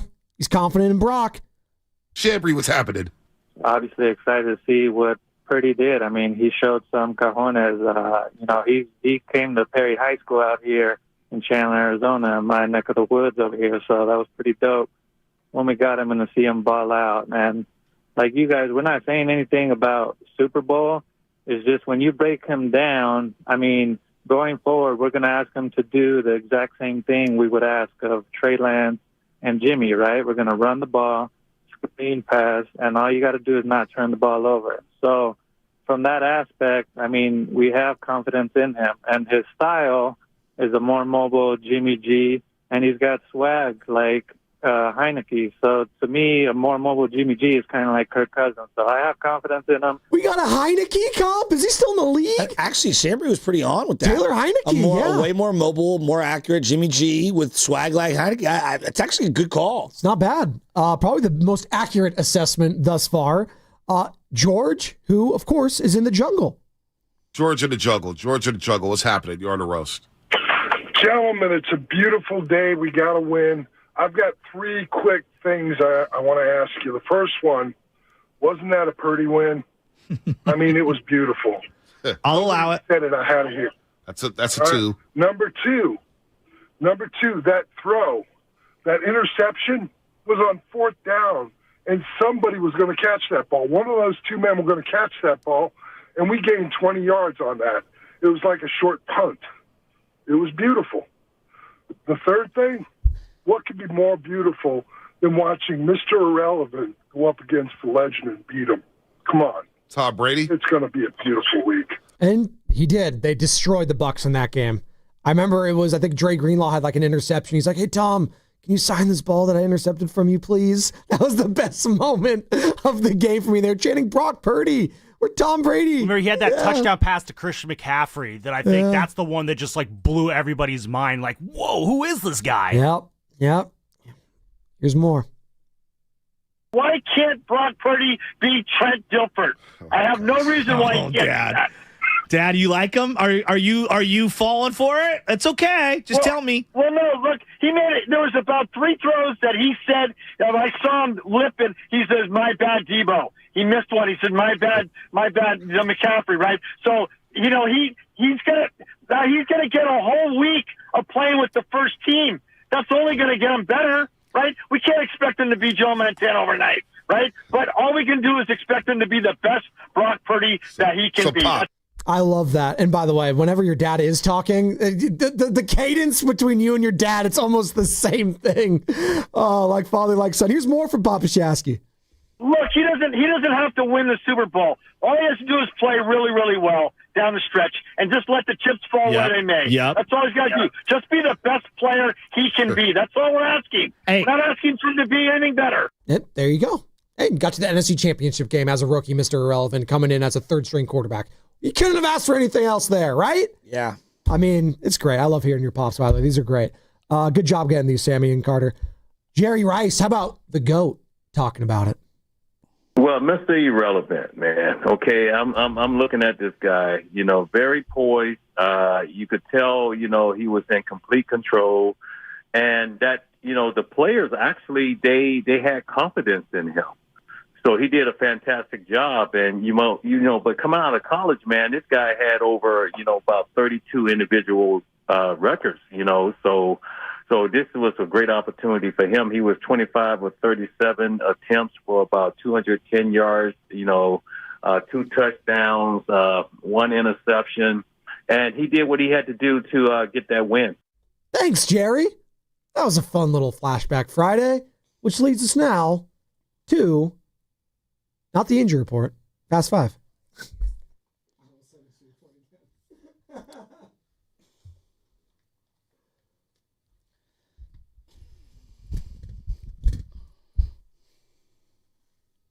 All right, what's your final thought today, Broseph? Joe Montana, 40 minutes of football. I love Niner fans. They're out of their minds. Stop! Immediately going, could you imagine like a wide receiver like catches 2 balls over the middle? It's Jerry Rice. Reminded me of him. Imagine a player hits like a 3 in a game and it's just like, yeah, I'm going to be the next Steph Curry. That guy's already on the team. His name's Potts. Yeah, oh, my God. Jesus. In fact, he said he's going to be better than Steph. Okay, here's mine. Because Saint brought it up. His son is a part of the Lakers coaching staff. But LeBron scored under 10 points for the 10th time in his career. The last time he scored under 10 points was January 5th, 2007. Nick Saban had just left the Dolphins. Bronny was 2 years old. Cooper Flagg was 15 days old. George W. was the president, and the iPhone didn't exist. And I believe that fall I would start my freshman year of high school. Oh, my God. That's the last time he scored under 10 points. Whereas We Believe Run will be a few months later. Oh, my God. I don't even think the trade had happened yet. Oh, my God. January 5th, 2007. Hey, Joe, what were you doing January 5th, 2007? I was living on the Alamany block with my homie Guido and Sean Fahey, S-Dot, and we would throw Ragers, and it's just, living life. All night burning trees and drinking 40s, and dude, we had a sick pad. The house got foreclosed on, the guy that we were renting it from, and they ended up paying us out to move out. It was great times. If only I knew then what I know now. Is that the one where the chimney didn't get cleaned properly? Mm-hmm. So I'll tell you, we moved in like, I don't know, 05. And we had no furniture. We were broke. So we put the TV on the ground. We had a big, tube TV put on the ground. We're playing PlayStation and we're burning. And we're like, hey, man, let's go to Pacific Super. Let's get a log. Let's put a log on the fire and have a chimney. A Duraflame? And we're smoking all these trees and blunts in the living room. And I get up. Again, we were sleeping on the floor, basically playing video games. I get up off the ground. I go, damn, there's hella smoke in this house. Hella. All of a sudden, the door kicks in. It's the fire department. The chimney was glowing, apparently, because none of the smoke was going out because the chimney had never been cleaned. And the fire department looked in there like, are you guys squatting? We're like, squatting? Today's day one of us renting this place. Squatters' rights. They're like, get the hell out of here. They thought we were going to die of the smoke inhalation. The entire neighborhood was out there. We looked like fools. That sounds awesome. What a memory. What do you guys got back there? All right, I got to throw this at you guys because this just drove me crazy yesterday. This is OBJ on Ryan Clark's podcast, a former Dolphin, as you were to say here. The poor OBJ. Yeah, He'll talk about it. About him being broke. Bro, you give somebody a 5-year, $100 million contract, right? What is it really? It's 5 years for 60. You're getting taxed. Do the math. That's 12 a year that you have to spend, use, save, invest, flaunt, just being real. I'm going to buy a car. I'm going to get my mama a house. I'm going to do everything costs money. If you're spending $4 million a year, that's really $40 million over 5 years, 8 a year. And now you start breaking down the numbers, it's like, that's a 5-year span of where you're getting $8 million. Can you make that last forever? Yes. I'm sorry. Just the most out of touch comment I've ever heard in my life. And for him to add flaunt at the end of that, it's like, dude, you're not a rapper. Okay, rappers do that because they have to. Like, they have to invest in themselves. You have to flash money. You're an athlete. You don't have to do that. So you're just blowing $4 million a year. Buy your mom a house. Even if you bought her the best house in San Francisco right now. Not the best, but like a medium-sized house. Couple $1 million. That's in San Francisco, one of the most expensive places in the world. Couple $1 million. He's like, yeah, $5 million a year. And what are you spending? What? This is a guy who bought a $2 million grill for his mouth, mind you. Hold on. I'm supposed to feel bad for you, dude? You guys ever heard the E40? Who is a rapper, by the way? Don't buy an $85,000 car before you buy a house. No. That was a line in an E40 rap song 30 years ago. You guys always see that meme where it's just like, I always see it's like Brock Bowers on the Raiders. There's like a Ferrari in like a crap garage. Like, come on, dude. Like, come on. Please. Hold on. The beginning part of this. Let me play it one more time and you'll pot it down, Carter. Bro, you give somebody a 5-year, $100 million contract, right? What is it really? It's 5 years. Really? It's 5 years, $100 million. What is it really? Joe, even if it was $40 million, right? Let's just say, hypothetically. $1 million. My God. Give me $100,000 even right now. What do you got, Sammy? It's just ridiculous. My final thought is, man, let's go Georgia Bulldogs, go Texas Tech Red Raiders. If Bama and BYU lose, there might be a way for Miami to get in. You know what? They'll still get the shaft, but I'm going to keep the hope until then. You know what we need? We need an Ohio State-like run from last year from Miami to shove it up everyone else. That's what we need. Odell Beckham. I mean, couldn't we have all seen this one coming? When they went on that week off, they all went on the yacht. Oh, yeah, night. It's been downhill ever since. That was Fast Five. Brought to you by Xfinity, introducing the 5-year price guarantee. McAdoo. One consistent internet price for the next 5 years, guaranteed the longest play sheet in the history of the NFL. Crossover next. Steiny and E-Dog, brought to you by Fremont Bank. Here for you, here for good. You've got a big day, so you use Unstoppable Scent Boosters to give your laundry nonstop freshness. So no matter how long the day goes, you can't stop this power, this walk, this pose, this strut, this look, this talk. Your clothes will be so fresh you can confidently strut into that end of the day meeting like a bosses. Let's talk business in my office. Add new Unstoppable beads to your wash for 24-hour nonstop freshness, so you can smell unstoppable. 250 years ago, a promise was made to connect families and friends near and far. And during the holidays, that promise is more important than ever. That's why USPS is building a better network to meet your needs, with timely deliveries, easy and affordable ways to ship, and everything you need to make your season full of holiday cheer. Our purpose is delivering your peace of mind, knowing your love will arrive, bringing joy to all. The United States Postal Service. Learn more at USPS.com/holidays. Hey, Dan Dibley here for Golden State Lumber and Showroom. Consider their Stockton Yard as the go-to resource for building professionals in San Joaquin County. With over 40 acres of premium building materials available to the public. For bigger jobs, you can count on Golden State's large fleet of trucks for timely delivery. It's their goal to keep your project on time and on budget, building a better Bay Area for over 70 years. Golden State Lumber and Showroom. When you succeed, we succeed. Hi, I'm Andy, your friend and jeweler at Shane Company.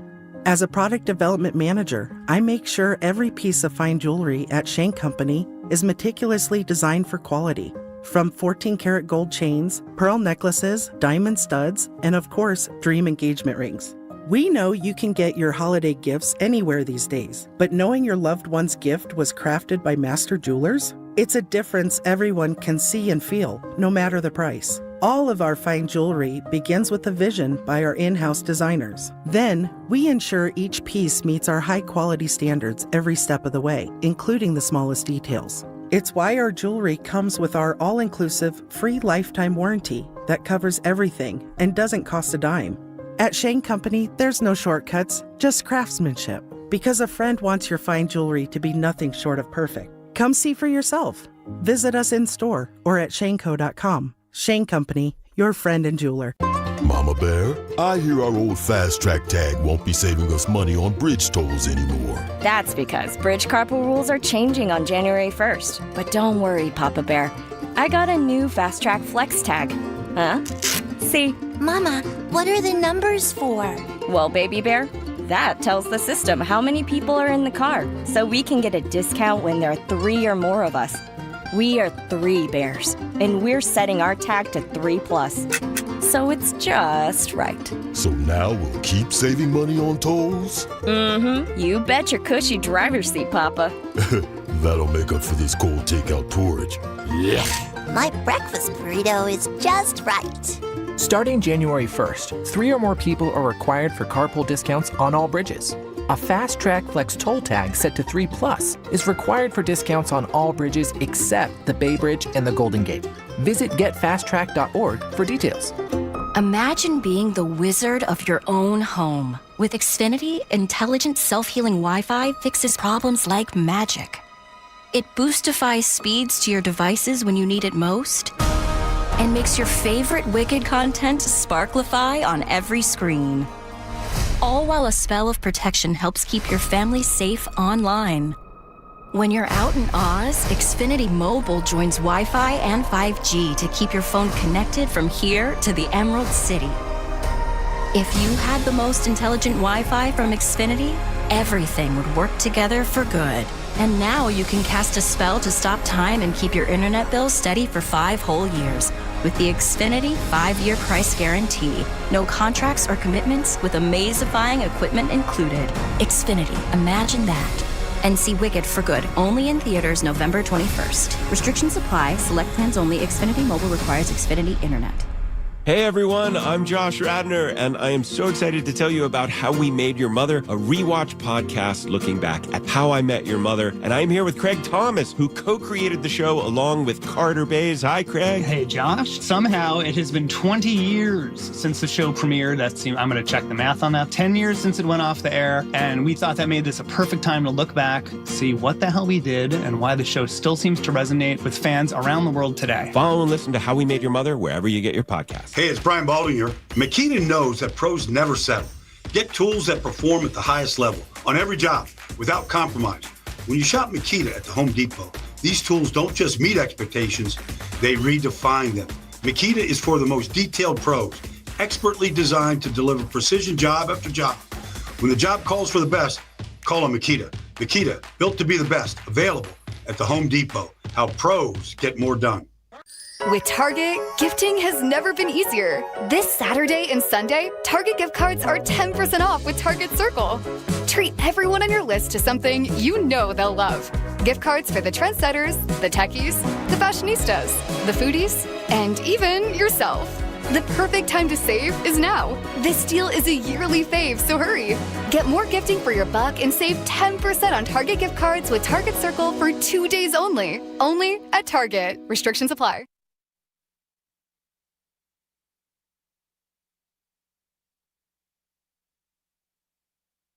This is Matt Steinmetz, and you're listening to The Morning Show with Spadoni and Shasky. This ought to be good. 0 for 2, interception. I love that we have that rejoin, and he's the only one of all like the gurus, the Willards, the Dibs. He's like the morning show. Not the morning roast, the morning show with Joe and Joe. Well, hi, Steiny. There's and been Evan. some iterations, so I just wanted to put the cloak over all the names. I think it's been the morning roast for 3 straight shows now, with Kate Scott, Bonte, and then with Bonte and Shasky, and then I thought it was the Morning Joe, like a cup of Morning Joe with Joe. Sometimes Spadoni, it's Joe the Shasky. morning boast. Actually, that's what we like to do here. Speaking of the morning, Kate Scott. Great calls last night. We have one of them. Yeah, we saw her interview with you guys yesterday. Here's the biggest takeaway. I can't believe she's been gone 5 years. It's incredible. No, it's insane. I know. Everybody's on TV but me. Tempest Fugit.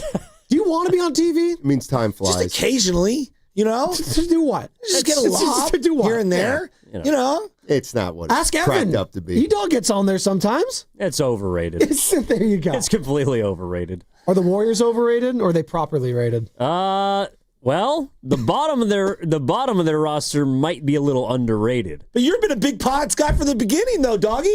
You and me have been arguing off stage on Pods forever. How you feeling about Pods today? Oh, he stunk yesterday. But it was absolutely He's been awful. stinky for all Okay, year. how do you feel about Kuminga then? Like Since we're going to go down crap. that road, Like crap. Yeah, you've been on his train since the beginning. Yeah, How's he and feeling? I'm How's off he it. looking? I've been off it. I've been on it. I've been off it. I've been on it. Turner yesterday. How's he doing? Who? His agent. Oh, his Noticed he agent. was a little quiet last night. Here's what I have a question on. No, I'm being real on this. At what point, this is a league-wide problem for the NBA more than maybe the other sports. At what point does professional pride ever kick in for some of these guys? No, I'm dead serious on this. Professional pride. Showing up, doing a good job. Not worrying about where you've been shortchanged or how little opportunity you've been given. How about maximizing the opportunity you have, just occasionally? And stop complaining and crying and whining about where you aren't in your career and where you want to be. And just, what about focusing on the now, about where you are now? You just said you wanted to be on TV. Yeah, I know, but that's me. But I also show up every single day. I also show up every single day and I grind. I know. You know what I mean? And I don't throw a hissy fit when I'm not playing. Like you can have the duality of both. How about a little pride? Like I'm not talking about you. I'm talking about Jonathan Kuminga in particular. And it rubs me wrong. Because, yeah, of course I've made a million excuses on Kuminga. But he's left himself no favors in the last stretch since returning from injury. He looks horrible. Well, they all the guys that you're expecting to play up to their draft status or their potential or whatever you think their ceiling is, all the guys have not done it. In fact, I would argue that this season, now taking into account 23 games, all of them have regressed. That includes Jonathan, that includes Brandon. I would even throw Moody in there. Moody at times looks completely lost now. I don't even know what it's he like is. the Will Richards, the Pat Spencers, the Guy Santoses. Those are the guys that took the stage last night. And I, for one, I had several moments where I was completely shocked during that game.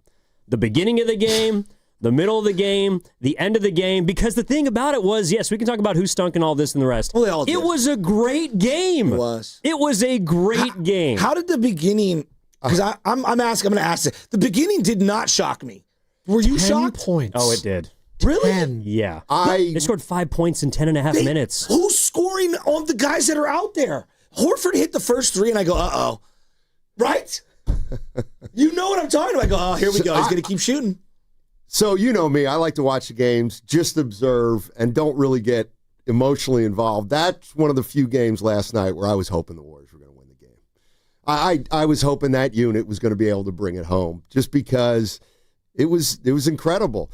As for the beginning was so bad that I'm starting to think they got to make moves like tomorrow. Like, but you can't. I know. I'm looking. I'm like, 15th. Oh my God! It looks like half the team doesn't want to be there. Yeah. Everything's going wrong. But at the same time, I'm looking. It's like, okay, it's 25-5. It's still only 20 points in the NBA. I figured they'd probably make a run, but these are the games that leave you with a lot of questions. And here's the one I was thinking of.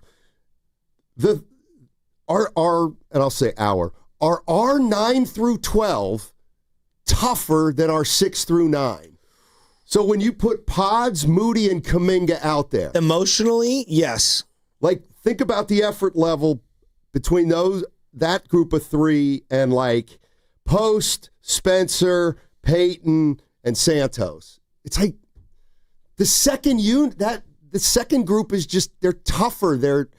They play with less at stake. You know what I mean? They're maximizing very little windows to try to stay on the court, possession to possession. Not worried about the mistake that might come and getting yanked. They're like, I'm going to go out and I'm going to take it. Right. And there's something that's really endearing about that style of play. Yeah. Like Spencer doesn't worry about making a mistake and coming out of a game. If he does, he does. And then he comes out. But like, it feels like Spencer, even Melton, felt like that group plays more free than Moody, Kuminga, and I think it's because they're more confident in who they are, as basketball players, because all the guys we're looking for to take the next step, they're also, they're clearly trying. They're trying to be better, but they're trying to do almost too much. They're trying to shoot it better. They're trying to defend better. They're trying to be better rebounders, better passers.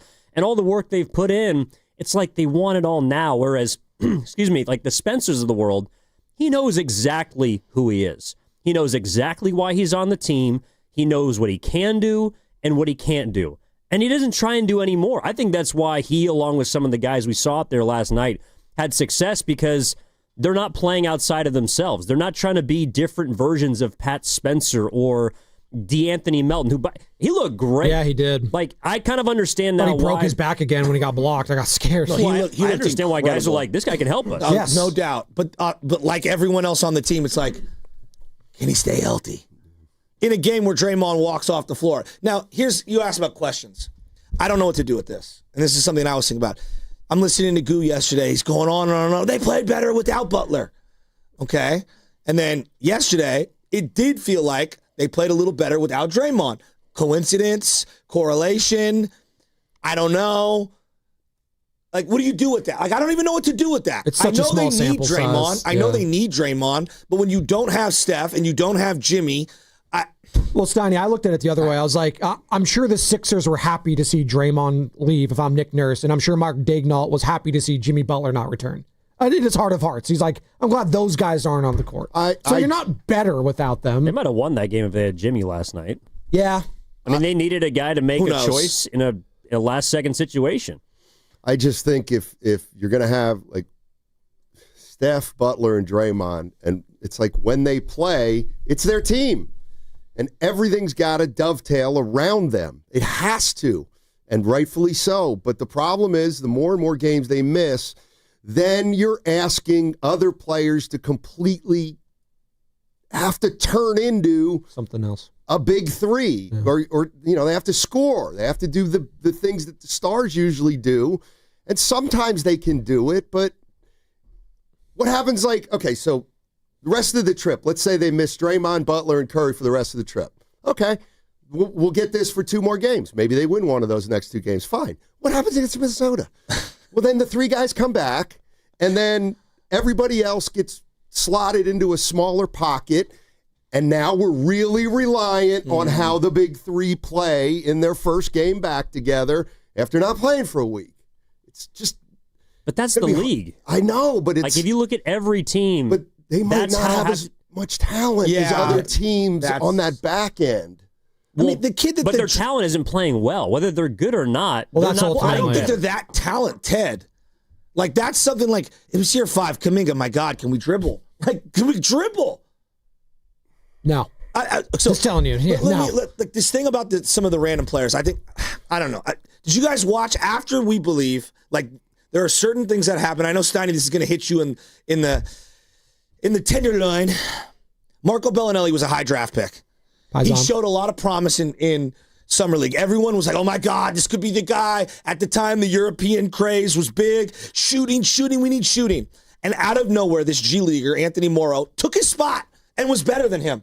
It was in part because Bellinelli wasn't good, and in part because Bellinelli was injured. And I feel like I'm watching a similar thing happen where a hungrier, overlooked guy is coming in and there's a guy who has more, quote unquote skill or whatever, or is scouted higher and we thought was better. And I'm seeing this guy lose confidence and another guy is coming for that spot. And I've seen it time and time. I bring up David Wood. How about Brian Cardinal and Dunleavy? Yeah. The custodian. I love the custodian. CJ Watson, who came out of nowhere. There's many examples of this happening. Earl Boykins. Remember that? Yeah. Earl Boykins. And there is times in the league where I watch these high draft picks who haven't found their footing, these young players and their confidence, and then these G Leaguers who have been through kind of like the trials and tribulations of finding their way into the league. They just steal their job.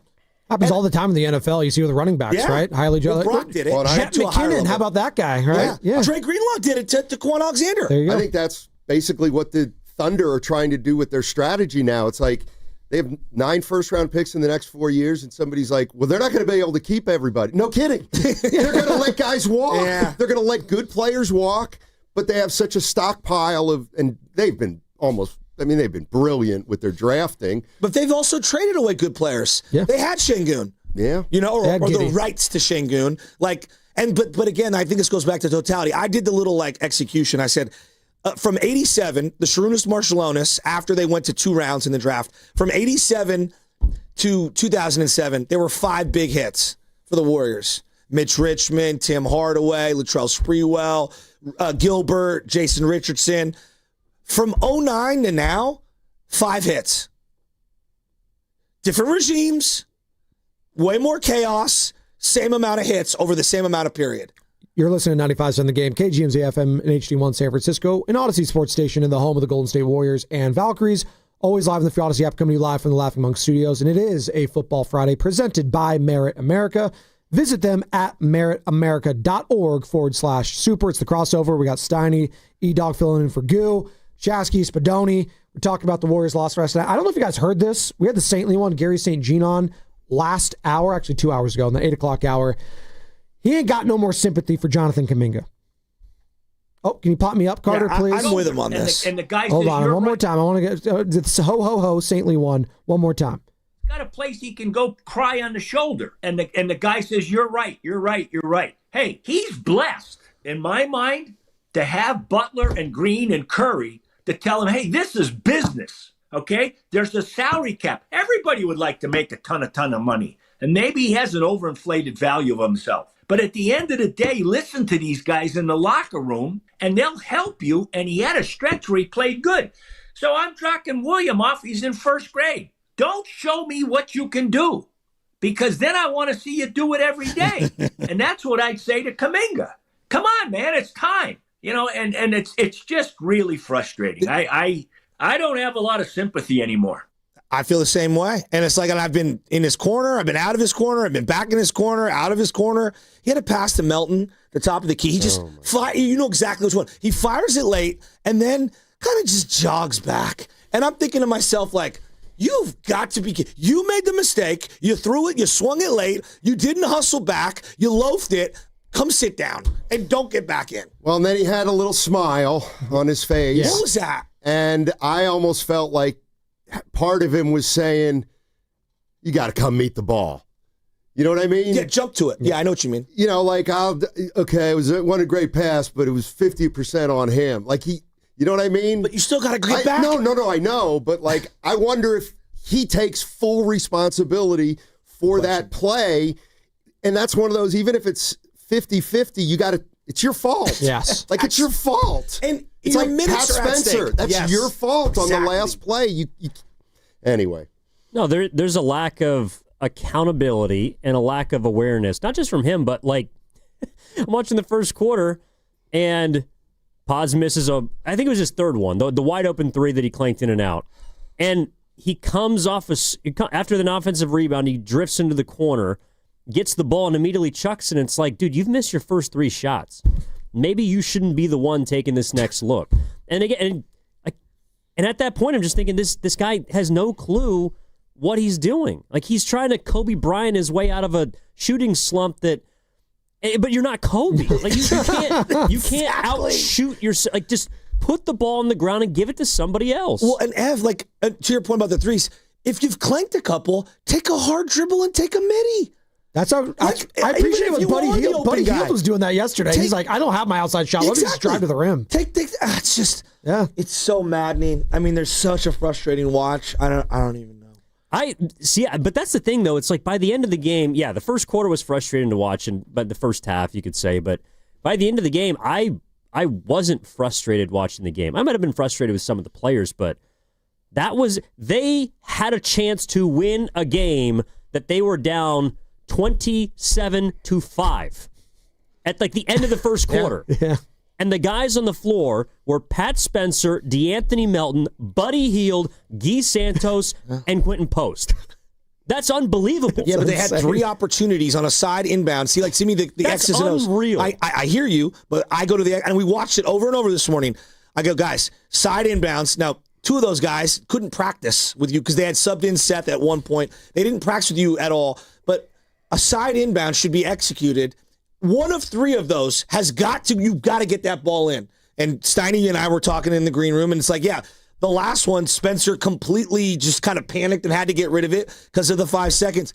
Buddy Hield has been in the league a decade. He came off that screen so poorly. The Grand Canyon had less margin of error than what he came off that screen from Quentin Post from, and then he brings his man into. It's just.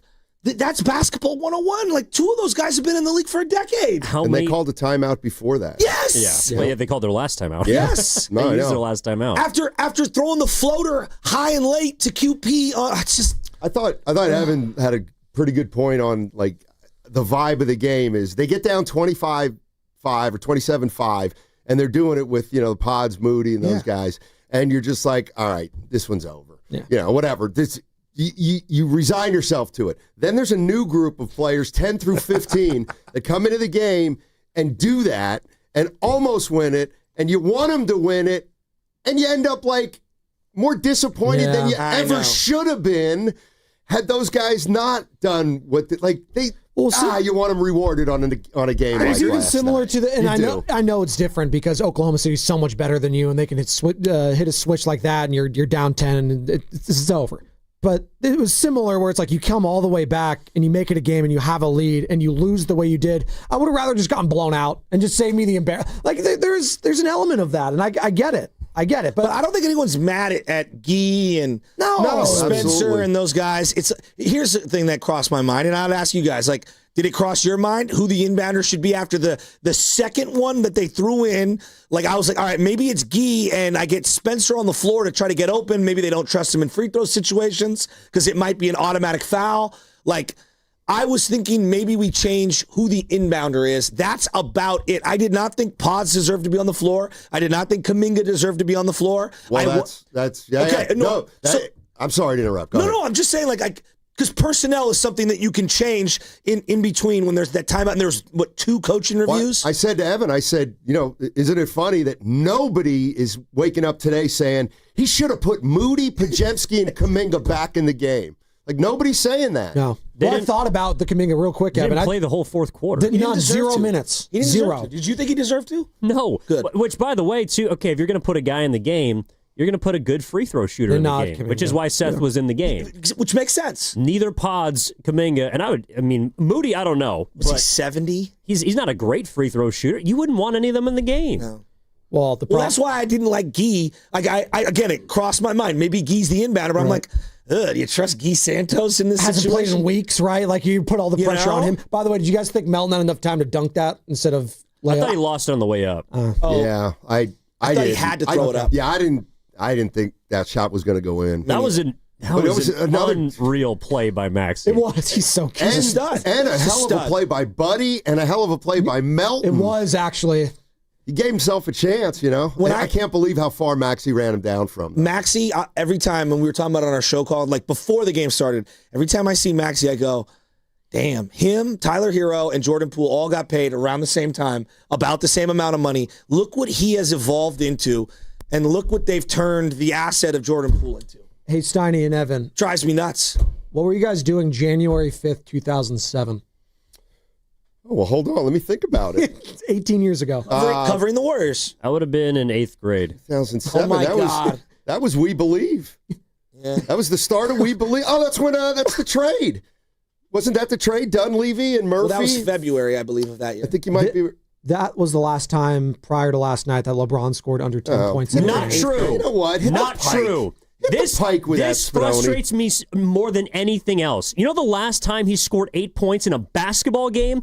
Game 4 of the 2011 NBA Finals against the Dallas Mavericks. Regular season. He's right. No. Get that crap out regular of here. season. Everyone's been doing this all day long. Regular Everyone has season. been saying LeBron hasn't done it since 2007. That's a lie because he did it on the biggest stage against JJ Barea when they blew it the first season of the Heatles. It's like the playing game. No, that's a lie. It's Get it out.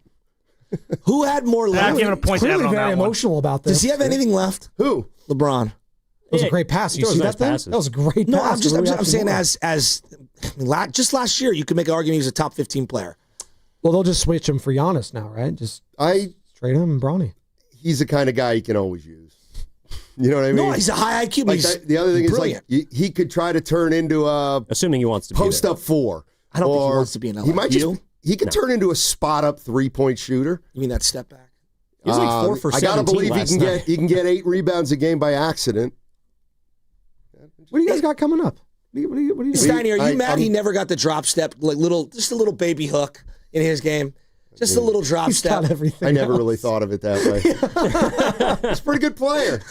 Pretty good player. This one, there's a lot to talk about. And you still got the World Cup draw, which is still like we got the Italian Adam Silver over here. Just speaking of Italians, I think Steven Risotto's there. Is he really? Yeah, he's supposed to be showing up at some point. Okay, cool. Where is that? Well, this one's like in New York with like the president and everything. So I think they're doing it down at Thrive City. Is that where they're showing the cup draw? Oh, cool. Is that what they're doing? I didn't even They're know doing that. like a watch party. Yeah, like on the big screen right outside I didn't even know that. Yeah. I thought you were saying Steven Risotto's on the stage. He's in New York City. Oh, Steiny and E-Dog filling in for you next. A lot of. He brings the passion. For what? I want to know now. I'm mentally invested. Don't tell me to pray and you don't say what for. He brings the perspective. Yeah, I think they both have a great point. Get off me, text line. He's truly one of a kind. That is wow. Oh, my God. And He's doing a great job. I need you to man up and say what you really want to say. Simon, you're doing a great job. And together, they are Steiny and Guru. Yeah. On 95.7 The Game. All righty. Good morning, everybody. Evan Giddings in for Daryl the Guru Johnson. Turns out he's got an ear problem from listening to me for 9 years. I thought I was listening to Al Michaels last night on the Cowboys game. Oh, I didn't put... Oh, that's right. The Cowboys lost. There was a big game last night. I love you, Goo. Get well soon, buddy. Man, you're watching the Warriors-Sixers last night, and you turn it on at 4 o'clock, and you're just, okay, let's watch a game. Let's see what happens. And a game like that unfolds, and what a game. And like I said, here's how I'll start the show. By the end of that game, I was really hoping that those 5 Warrior guys could bring it home. It would have been a really cool win, and it's just too bad. It's too bad. You know, there's a little difference between being competitive and then getting over the hump, but hell of an effort. Hell of an effort, Evan. No, they shocked me about several different times last night because they shocked me with how they came out, right? And even you, I think we were talking in the thread about this. You know, Goo usually is like, how did this happen? And I'm shocked and I'm wowed. I was wowed last night at how awful they looked at the start of that basketball game. And then I was shocked when they started kind of, I think it was like a 10-point game towards the end of the third. You know, they bring Spencer back in. I don't even want to call it the second unit. It feels like this is the third unit for the Warriors. Starts to sort of creep back into the game. Sixers start turning the ball over. Dubs get a couple of easy baskets, and then you look up in the fourth quarter, you're like, wow, this is a game. And then they get the lead 93-92, their first lead of the game on that Santos slip to the basket. The bench is going crazy. And I was into the game. I was telling you guys, I was out with a couple buddies, and everyone was talking about this, talking about that, and I'm just like, you guys got to shut up. I have to watch the end of this game. And I don't know if I've ever said that about a game that involved the kind of players that, again, closed that game for the Warriors. Yeah, and if it's also one of those games, you're right, Evan, it's you know, today you're like, boy, great effort by those guys. Let's call them 9 through 12. But then you think, God, Spencer makes that shot with, 120? You're up 4. You're up 4 at that point, and then they inbounded down at the other end and got a 3-point play, and it set up a furious ending. I'll tell you what, here's something very positive from last night. DeAnthony Melton, I mean, he was pretty darn good last night, and man, you know, I wrote this down. I'm like, that guy's got to stay healthy, and I get it. He was probably, you know, he can play, it looks like. And then it's funny because he's a guy, Evan, who I haven't seen him play consistently for a while, probably since he was in Memphis back in the day when they used to play the Warriors. But I remember thinking, he could play in those games against the Warriors when the Warriors were really good. So I think he's going to help them. And I think the task at hand now for Steve Kerr, it's becoming obvious, is you got to find a rotation that you can settle on as much as you can, knowing that the big three is probably going to miss games here and there. Well, that's the impossible task because it feels like the rotation is changing every single night because your guys that are 6 through 9 might not be better than your guys 10 through 15. And that's a problem. And, in a vacuum is a player better than another player? Perhaps not, but they fit together better. Like that unit last night that closed the game, the majority of the fourth quarter where we didn't see JK, we didn't see Pods for a single second, had everybody, I believe, whether you consider yourself an apologist for Pods like Shaska was calling me earlier, or an apologist for Kuminga like I was calling him earlier, everybody was in unison last night that those two players did not deserve to see the floor. And the Warriors, I think that's why, too, Steiny, like they were up 4 against OKC, with 7 minutes left in that game. I didn't think they were going to win. I thought they were going to win that game last night. And that's what made it hurt when VJ Edgecombe, your guy, storms in for an offensive putback with .9 left, and you're like, oh my God, They didn't deserve to be in this game, but how'd they blow it? Yeah, and I watched a bunch of the last 5 minutes. Check out Melton's defense on Maxey on that shot. It was he forced the miss, and they just didn't dot their I's and cross their T's and get the defensive rebound. But and here's the other thing: as fun as it was and as encouraging as it was, like I think it can either not mean anything, that game last night. It can be a total outlier, but I do think there's a chance that is the kind of game where, like, Steve Kerr doesn't have to say much, because I think what a game like that sets up is for Steve Kerr to be able to say, I'm playing the guys that want it the most. And there it is. Like, we've done this 2 straight games. I'm playing the guys that want it the most. And that may leave out Pods and Moody and Kuminga a little more of the time. Well, but a game like last night also confirms why you should play those kinds of guys. It's not like, oh, they're out there because the top end of the rotation dudes don't want to be. No, they're out there because they're outscoring the opponent, because they were the reason why a 24-point deficit evaporated into thin air. They were the reason why the Warriors had that game. And they're also the reason why they blew it, right? Spencer makes the inbounds play.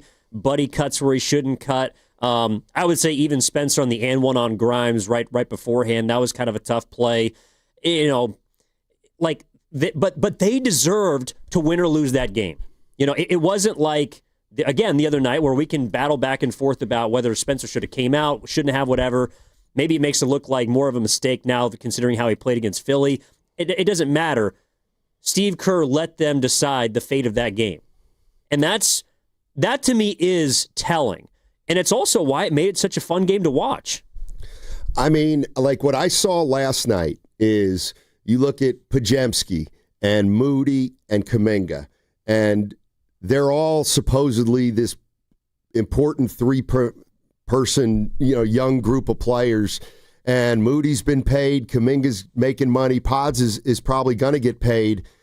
But that was a lesson to them last night that I almost feel like they get a little complacent when they know they're going to have to do more, because they just know that they get to play a different kind of way, but they're not playing with as much urgency or fire as these other guys who are, 9 through 11. And like, that's the big question I have in the wake of this game is, okay, what happens next game against Cleveland? Who's playing off the bench first? Who's got the short leash? Who might have a little bit longer of a leash? Because I do think the pecking order of the subs could change. And it could be in the process of happening.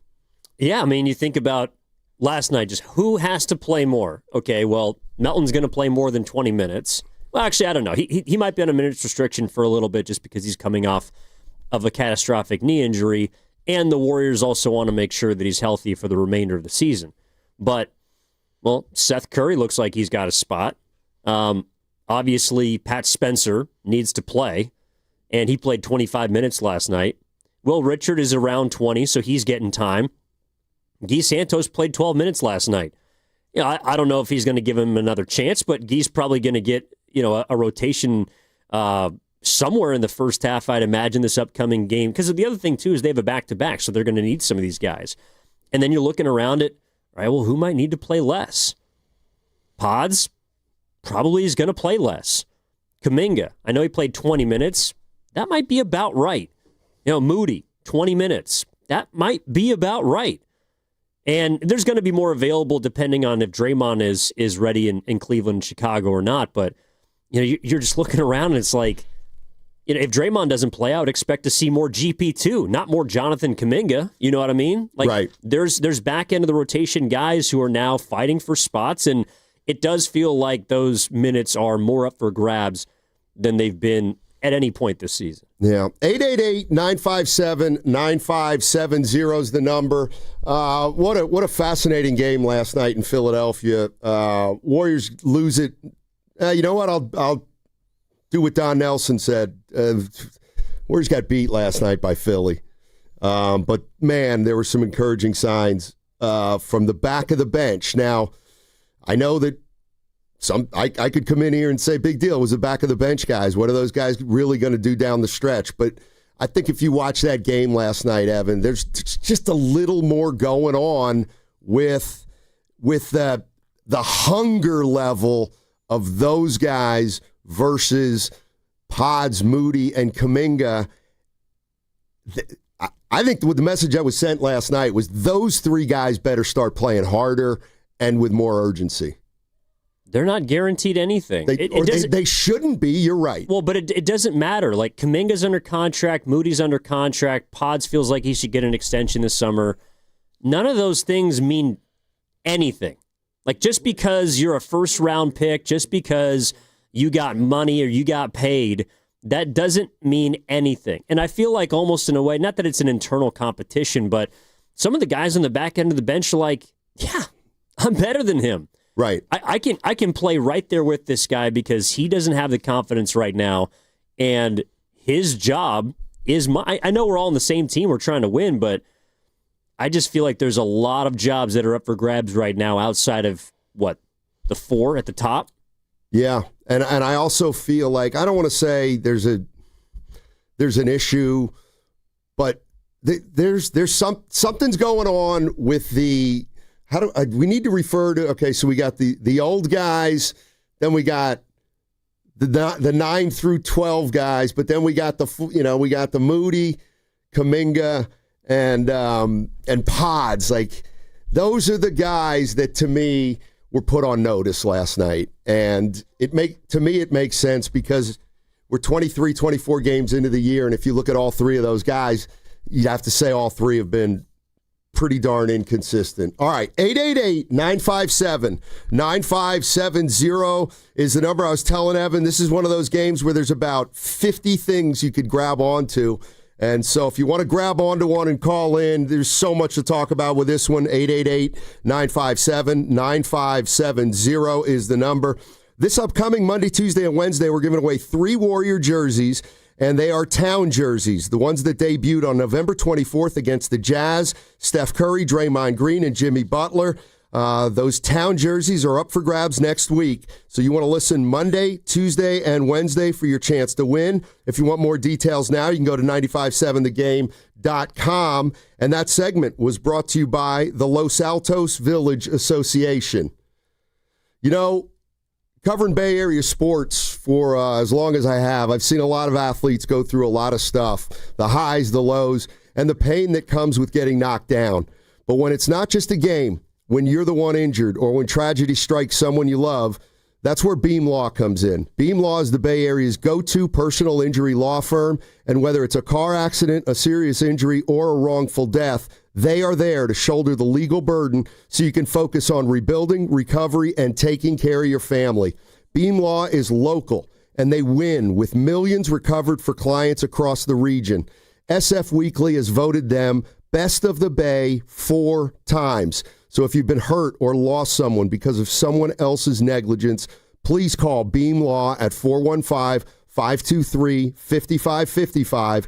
That's 415-523-5555. Or you can go to hurtinthebay.com. That's hurtinthebay.com.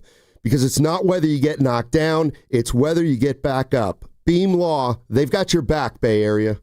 Experience a European-style holiday market in downtown Los Altos. Find unique gifts, holiday decor, and special treats. Thursday, December 4th and 11th, 4 to 8 p.m. Presented by State Street Market and Los Altos Village Association. Find more info at downtownlosaltos.org. To 15-year-old Harper, buying an $80 vintage rock t-shirt is a great investment. To Harper's mom, this logic has a few holes in it. So she helped Harper open a Wells Fargo Clear Access banking account. With no overdraft fees and tools to track spending, Harper's learning, one heavy metal tee at a time.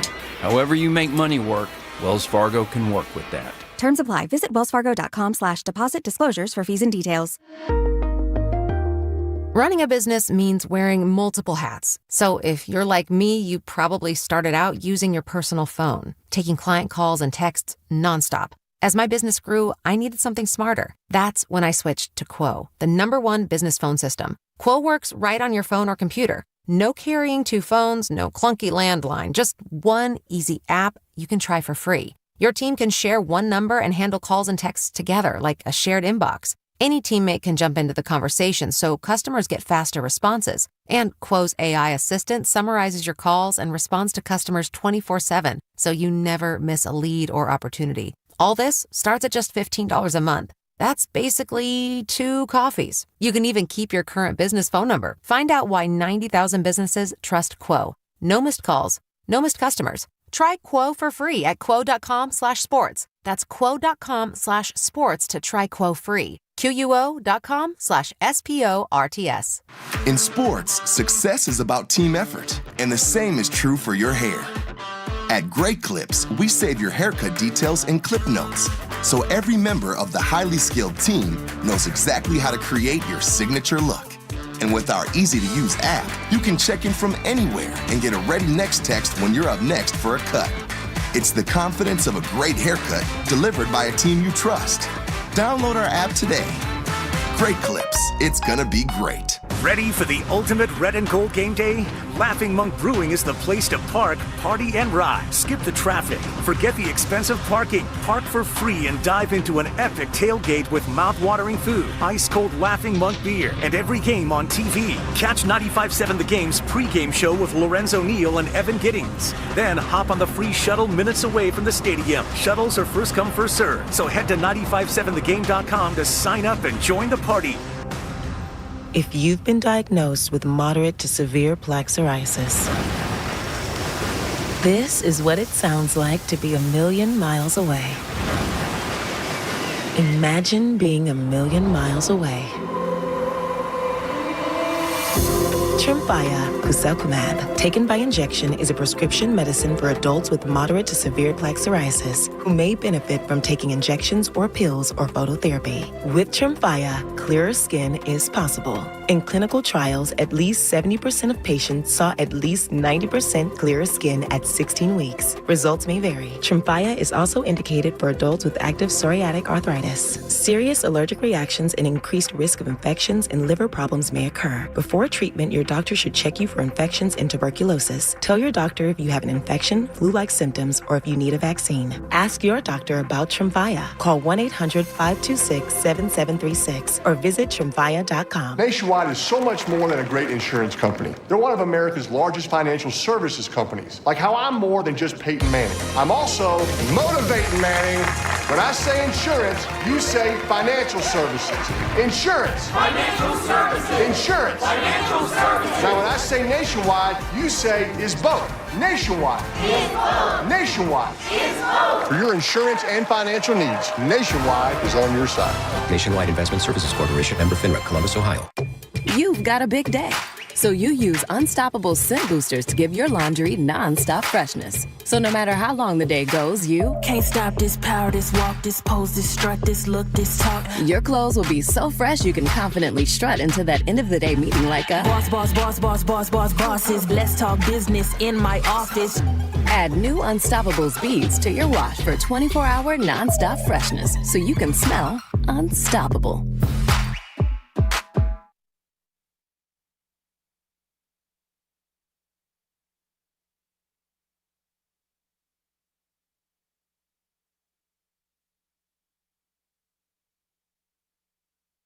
Now, back to Steiny and Guru on 95.7 The Game. All right, Evan Giddings in for Daryl the Guru Johnson. And no, it's not a payday Friday, but it's a Friday nonetheless. It is a payday Friday. Oh, it's a payday Friday. Oh, that's right. That's right. I'm in a great mood today. That just puts me in a better mood. You ever have like a walk-up song? You know, you're rolling in. I don't know if you drive or you barred in, you're listening to something. You just got a song that on a feel-good Friday you're going right to. Yeah. What is it? Johnny Be Good, Jimmy Cliff. That's a great song. That's what you walk like. I often do that. I'll be on number one and I'll drive right down the middle of the fairway. I put the driver in my bag and I start walking and I imagine a song as I walk to that first. 150-yard shot that I'm sure to shank. Yeah, today was one of those days. All right. Yeah, it was really good game last night. Really good game. Warriors get beat, though, 99-98. Some good things. What's the first thing you thought of after a game like that? Well, I would say for about 3/4 of the game, all I could think about was how freaking good Tyrese Maxey is, to be honest. Right. I mean, so I looked at some today. Of all the 25 and under players in the league, a lot of lists or just overall chatter, he never gets brought up. Like it's Wemby, it's Ant. Right. Paolo. Trying to think of some other guys just off the top of my head. Şengün. But, no one talks about Maxey. That dude is, he's leading the league in minutes. And he plays that way for 40 minutes a night, and he's been available pretty much every game for them this year. He's a little like Iverson. He's with really... the three. Well, and it also helped they were wearing the Iversons last night. Right. But he looked really good. I mean, he is good. What am I saying? Yeah. So he stood out to me, and then... the still image of the 5 guys who finished the game that, yes, they lost, that's kind of what's embedded in my brain right now. Yeah. What's embedded in mine is I feel like this team's 23 games into the year now, and it's time to start figuring out what we're going to do. And I don't mean moves and stuff like that. I mean... I think eventually you got to settle into a rotation, but either A, I have no idea what that rotation is now, and B, I don't know if you can settle into a rotation because you're playing so many guys who are, 6 through 12 guys, 6 through 11 or 12 on the roster, that the reason that they're 6 or 11 on the roster is they're not the most consistent players, so... How do you settle into a consistent rotation if you don't believe that your top 8 guys have enough consistent players in it? The only way you get around that is riding the hot hand each and every game, which means it's probably going to change game to game. I don't know what you do. Well, and because of the availability of their older players, you could say that they're inconsistent too. They've been an inconsistent team. That's why they're 11-12. They've been up, they've been down. Even when it feels like they play well, it's not always good enough to win. And so that's kind of why I don't think Kerr has done a fantastic job this year, but you look at some of the... he threw everything at the wall last night. I think it felt like everybody that was available played with just about everyone. You saw small lineups. You saw as big as they could be. But, with getting Curry and now Seth Curry and now Melton, well, he's got 2 more guards. And this team is going to look even smaller because he just needs guys that can play. Yeah. 888-957-9570 is the number. Let's start out with David in Maryland. Hey, David, how you doing, man? What do you think of that game? I'm doing good, guys. I wish I could be feeling a little bit better, but that wasn't really pretty, guys. I think the Warriors lost them, and when I say the Warriors, I mean the players lost them the first quarter, and I can't completely blame Kerr for that because Kerr is not out there shooting the basketball. However, I think there are certain times where he does, his rotations do end up messing up the team. For example, with Buddy Hield being in that closing lineup. Now, Buddy played a decent game, but I don't think that because Buddy played a decent game, he should get the closing. We closed with 4 guards. We had Buddy Hield, we had Richard, we had, who did we have? Pat. Melton. And then, that's ridiculous. When we started the second half, what did we do? We put 2 bigs out there, and we had more screening for the guys.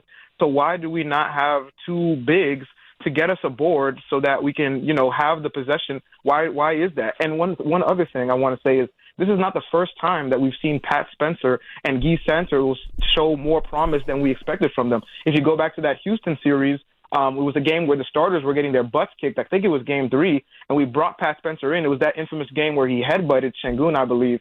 They were coming back. they were looking very, very good. This is not the first time we've seen Pat Spencer impress us and Guy Santos impress us. I just feel like whoever's playing well needs to play for this team. Buddy Hield needs to be out. Podge needs to be out. Jonathan needs to go. It doesn't matter what round they were picked up in. Who is going to come through for our team? That's what's important. I got you. And I guess my question, thanks a lot, David. Okay, so when you say Pod's like out and Buddy out, so just to be clear, does that mean if the opportunity presents itself on a night when maybe the big three aren't playing, that you are going to go with Spencer over Pods? And you're going to go, who's the other guy he wants out? Moody. You're going to go he wants Buddy Santos, out. Buddy out. We can get to Buddy in a sec. But that's the problem. Like, you can start, if you say tomorrow, Spencer supplanted Pods. Okay. Well, then do you just play Spencer late in the game if he hasn't played well the whole game? Or does he have to play well to finish? Can he play well and then you get him out for is it a game-to-game thing, or do you give him a month? Hey, Spencer's our new Pods for the next 7 games. I don't know how you do it. Well, that's the problem, right? Is when you have inconsistent players, it doesn't really matter if you give them runway or not. Like, Spencer's played really well the last couple games. He played well in Miami. So should he play more? Yes. Should he be starting? Again, Spencer's played well as a guy who's giving you 25 solid minutes. I don't know if Pat Spencer can handle 30 to 35 minutes. And I'm not saying that Pod should either, but that's kind of where it gets tricky. It's like, yes, he's proven a lot for the kind of player that he is. But, we were talking about Will Richard in this kind of a similar vein, right? Okay, well, he's playing the best. Kerr said he's here to take people's minutes. He said that with Willard and Dibbs early in the year. Okay, great. He's a starter now.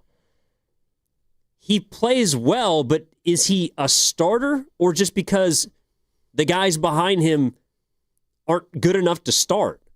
And I just think when you mess with the starting lineup in particular, it gets really tricky. So, I think the last 2 games have proven that Pat Spencer, especially given what you don't have right now, Curry, Butler, Draymond might not play. He has to play more. But when Curry's back, okay, so there's 35 less minutes to go around. Does that mean he's going to play then? I don't know. I just feel like at this point, saying that the best players are the players that are playing best, it sounds good, but in application, in reality, I don't know who's going to play well on this team. That's kind of the problem. Yeah. Yep. All right, 888-957-9570 is the number. I see a lot of calls. I'm not going to take any now because I don't want to give anybody short shrift. So I'm going to take all the calls on the other side so that everybody kind of has their say. This from the Boxer and Gerson Work Injury Attorneys text line. You guys do realize that if the end of the bench guys move up in the pecking order, that the opponents will take them more seriously and their output will probably not be as great. Yeah, I realize that. I agree the more that. you play those guys, the more they could get exposed. There's no doubt about it. But I think first and foremost, you've got to find out who the best guys are on this team. And I don't want to overstate it, but right now I think we got a problem with Kuminga, Pods, and Moody because Kerr didn't even think about playing them last night with the game on the line, and it doesn't feel like any fans out there are saying, why didn't he go back to our quote-unquote younger core? You know what I mean? So it was a no-brainer. Yeah, exactly. That's exactly what he said. All right, it's a Football Friday presented by Merit America. Visit them at meritamerica.org/super. What's coming up on the game is brought to you by Fremont Bank, here for you, here for good. And that segment was also brought to you by Bay Area Fast Track. Starting January 1st, carpools must have 3 or more people and a Fast Track Flex toll tag set to 3+ to get the 50% carpool discount on all bridges except the Bay Bridge and the Golden Gate. Visit getfasttrack.org for details. What if you had the smartest Wi-Fi? If you did, it'd be Xfinity, of course. And it'd come with their best state-of-the-art equipment. It would boost speeds to the devices that needed them most, prioritizing your most important connections, whether you were streaming, gaming, or gaming while pretending to work. And it would let you stream 4. That's right, 4 games on one screen. It would even power your mobile connection so you could bring faster, secure Wi-Fi speeds with you where you use it most. It would be proactive and fix problems before you knew you had them. Impressive, right? And it would have security features that protect you from threats at home and online. Kinda like a force field for your life. If you had the smartest Wi-Fi, well, everything would work together seamlessly to keep you connected, no matter what. Xfinity. Imagine that. Restrictions apply. Introducing the IHOP Value Menu, where all your breakfast faves are just $6 each every day. Where else can you get a big, filling, sit-down breakfast for only $6? Go to your happy plates with the $6 IHOP Value Menu. Available every day at IHOP. $7 in some locations. The NBA season's rolling, and DraftKings' newest game, Pick 6, is the easiest way to play for your shot at big wins. NBA stars are lighting it up. Now their numbers aren't just highlights. They're your shot to cash in. Here's how it works. Just pick more or less on 2 or more player stats. The better your picks, the bigger your payout. New DraftKings customers get $50 in Pick 6 credits with just a $5 entry on your first pick set. Don't just watch basketball. Pick, play, cash in. Download the DraftKings Pick 6 app now and use code THEGAME. That's code THEGAME. Play just $5 and get $50 in Pick 6 credits. Make the call. Ride the upside in partnership with DraftKings Pick 6. The crown is yours. Gambling problem? Call 1-800-GAMBLER. Must be 18 and over. Age and eligibility restrictions vary by jurisdiction. Void where prohibited. 1 per new customer. Bonus awarded as non-withdrawable Pick 6 credits that expire in 14 days. Terms at pick6.draftkings.com/promos. Limited time offer. The Golden State Warriors are back, and there's nothing more refreshing than an ice-cold Surfside to enjoy while you cheer on your Warriors. Surfside is only 100 calories, 2 grams of sugar, and 0 bubbles. That's right, no carbonation, so it's easy to sip and enjoy. It's not a seltzer, it's Surfside, proud partner of the Golden State Warriors. Sold in arena and at bars, restaurants, and stores near you. Must be 21. Please drink responsibly. All guests on 95.7 The Game appear on the River Islands guest line. Dub Nation, this is Jimmy Butler, and you never know when I'll be on the River Islands guest line. Dub Nation, this is Stephen Curry, and you never know when I'll be on the River Islands guest line. So make sure to keep it locked on 95.7 The Game. River Islands in Lathrop is the best-selling master plan community in all of Northern California, with its lakes, parks, trails, and collection of new home neighborhoods. The good life can be your life. Isn't it time for you to discover the islands? Television sales on Black Friday set new records as millions of Americans snapped up the hot deals. But a lot of people were out of town or too busy to take advantage of the special pricing. So, how about a redo? Right now, you've got a second chance to save big on many of the top-rated Samsung, LG, and Sony TVs. Where? At Video Only, where the smart shoppers go. So, don't miss out. Check out Video Only now, or you'll be sorry. What's up? It's Draymond Green. I'm back for my 14th NBA season, and my podcast, The Draymond Green Show, is back too. This season, I'm breaking down games, reacting to the biggest NBA stories, and sitting down with teammates, rivals, and culture shapers. And trust me, I'm not holding back, on the court or on the mic. 2 new episodes every week, new segments, big conversations, real basketball talk for the real hoop heads. Listen to and follow The Draymond Green Show wherever you get your podcasts. We're back, we're better, let's get it. This is the story of the one. As an HVAC technician, he and his digital multimeter are in high demand. So when a noisy office HVAC turns out to be a failing blower motor, he doesn't break a sweat. With Grainger's easy-to-use website and product information, he selects the product he needs to keep everything humming right along. Call 1-800-GRAINGER, click Grainger.com, or just stop by. Grainger, for the ones who get it done. Too many tools, too much stress, and way too many bills. Odoo replaces it all. One connected platform for every part of your business, so you can work faster, smarter, and for less. Odoo, the only software you'll ever need. Try it free today at odoo.com. That's ODOO.com.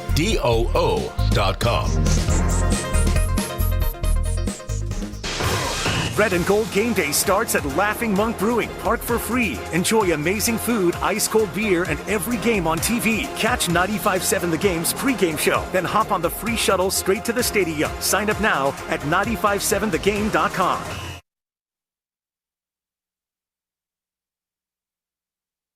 Spencer at midcourt, off the screen. Spencer keeps his head up with a dribble. Finds Santos. Gets it to post, mid-post, left side. Over to Spencer. 3-ball! Spencer nailed it! And he's really happy with himself, patting himself on the chest and says, look at me now. Now, back to Steiny and Guru on 95.7 The Game. Tim Roy on the call right here on 95.7 The Game. That put the Warriors up 4 with about 1:20.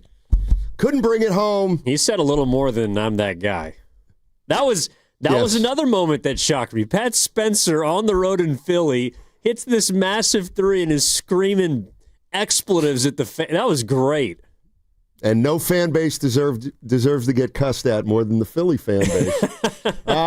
Real quick, Steve Kerr, big thoughts on this one. The effort was phenomenal.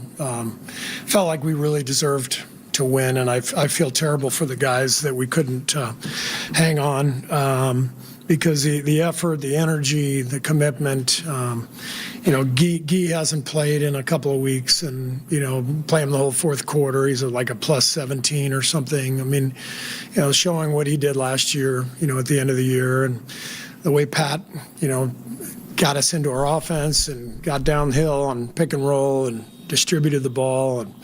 The way the guys fought. So good to have Melt back. Watching him compete, out there and QP. It was a beautiful effort, and it's just a shame we couldn't finish it off. Yeah, I mean, I feel the exact same way. Really good effort by the Warriors, particularly some of their fringe players, and it might the fact that that finishing lineup of Spencer, Heald, Post, Santos, and Melton was obviously a crazy lineup that's never been used before. And it might be an indication that this team's got some bigger issues than maybe we think because of the group that finished. But I don't know where you go from here. I'm going to take calls in a minute, but here's the one thing that I was just thinking about. Okay, so 2 more games on this trip, people, and it's a back-to-back. Cleveland and the Bulls. Let's just say, hypothetically, the big 3 are going to miss the game because it looks like they are missing the games, probably. So if the big 3 doesn't play in the next 2 games, here's what I want to know. Who should finish against Cleveland? Who should finish? Tell me right now who should finish against Cleveland. Because if you can't, then what you're saying is, which is fine, well, we'll decide on that by how guys play the first 36 to 40 minutes. That's how we'll decide who plays in crunch time. Okay, are you going to do that? Then do that. Then what happens the next night? And you brought up a great point. The problem is, in order to figure out who's got to play in crunch time, you got to play everybody when these guys aren't around. I'm talking about the big 3. Well, and that's also kind of what got them into trouble against Philly. It's like everyone did play, but the guys who played poorly, who didn't close. I think, again, I would challenge anyone to say that the starting or the finishing lineup was not who should have been on the floor. But the issue was the starting lineup got you in a 24-point hole. So you had to dig out of that. And that's kind of the rock and hard place that the Warriors are stuck between because, again, if you are going to find out who is playing the best, then everyone's got to get some minutes. It's, okay, Pat's playing great. Yes, he's got to play, no doubt. Maybe he starts on Saturday. He's sure played like it. Okay, so does that mean Pods doesn't play at all? Because one of the I thought he helped them against OKC. He stunk last night, but he was fine for the first 3 quarters against the Thunder. All right, boom. Guy Santos, he played well against Philly. He's got to play more. All right, well, does that mean that we're taking those minutes from Kuminga? Because I think Kuminga can do some things if he's playing well, but he hasn't been playing well. There's just so many different challenges right now for Steve Kerr to make as far as substitutions and rotations that it becomes really hard to just say, all right, we'll play the best 5 guys because on a given night, I don't know who the best 5 are. Yeah, no, I think, and that's where you are 23 games into the year. All right, let's get into it. And who's going to set the tone today? Duck Sauce will set the tone in San Jose. What's up, Duck Sauce? How you doing, man? Hey, Steiny, Ev, my guys. How you doing, man? Hey, by the way, Ev, you're doing a good job. Good. Ev, you're doing a good job on Saturdays, man. I'm enjoying the show. Appreciate it, Duck. Yes, sir. Anyway, man, some harshness here, fellas. Like, one, to answer Steiny's question, do you go with Spencer over Pods? To me, the answer is yes, because Spencer's a point guard. Like, why do we keep saying Pods is a point guard? Like, I'll ask you guys, what in his skill set shows he's a point guard? Steiny, he ain't got the foot speed or the handle to break anyone down and create for others. That's part of the reason Spencer looks so refreshing, because he can actually break people down and get people shots. I'll give him that much. I just don't. I mean, we can quiver like sometimes. Yeah, Pods look good for a couple quarters against OKC. Like, he'll have decent nights, but I don't find him very talented myself. I'm not sure he could average 25 in my Tuesday night men's league, to be honest with you. But anyway, I mean, the same thing with Moody, man. I love Moody's attitude, and to be honest, when he's not playing good, he probably hurts you the least of the three. But what's his upside? He can't dribble either. He can't create for himself. He's a standalone shooter. And then, Kuminga, I mean, he's got all the tools. He don't got the keys to the toolbox, so it don't matter. Like, I'm done pretending we got, like, talent on the horizon. We don't. Like, that's the problem. Like you said, like the guys 6 through 11, they're not that much less talented than these guys. That's the difference. They're so interchangeable. Right. So to me, like, Melton's an obvious upgrade over Moody and Pods, whether you played him at the 1 or the 2. He's just better than both of them. Sure looks that way. That's all I got, guys. Like, it's looking bleak. Yeah. All right. Love you guys. Love you, Duck Sauce. Thanks for the call.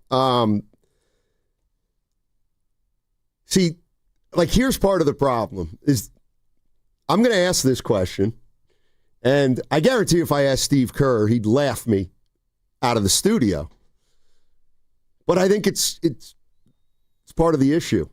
Do we know that Pods is better than Pat Spencer? It's not looking like it. I mean, the one problem Spencer has is he's 29. Like, you tend to think of him as like a 24 or 23-year-old, but he's 29. And I just... Well, I think what someone like Spencer does, and why, to Duck's point, he is refreshing to watch, is because he kind of plays outside the system. He plays... You can give him the ball, you can give him a pick, and he can kind of get to where he wants to. There doesn't really feel like another player on this team not named Curry or Butler can do that. As much as Kuminga should be able to do that, he just looks lost sometimes when he gets the ball.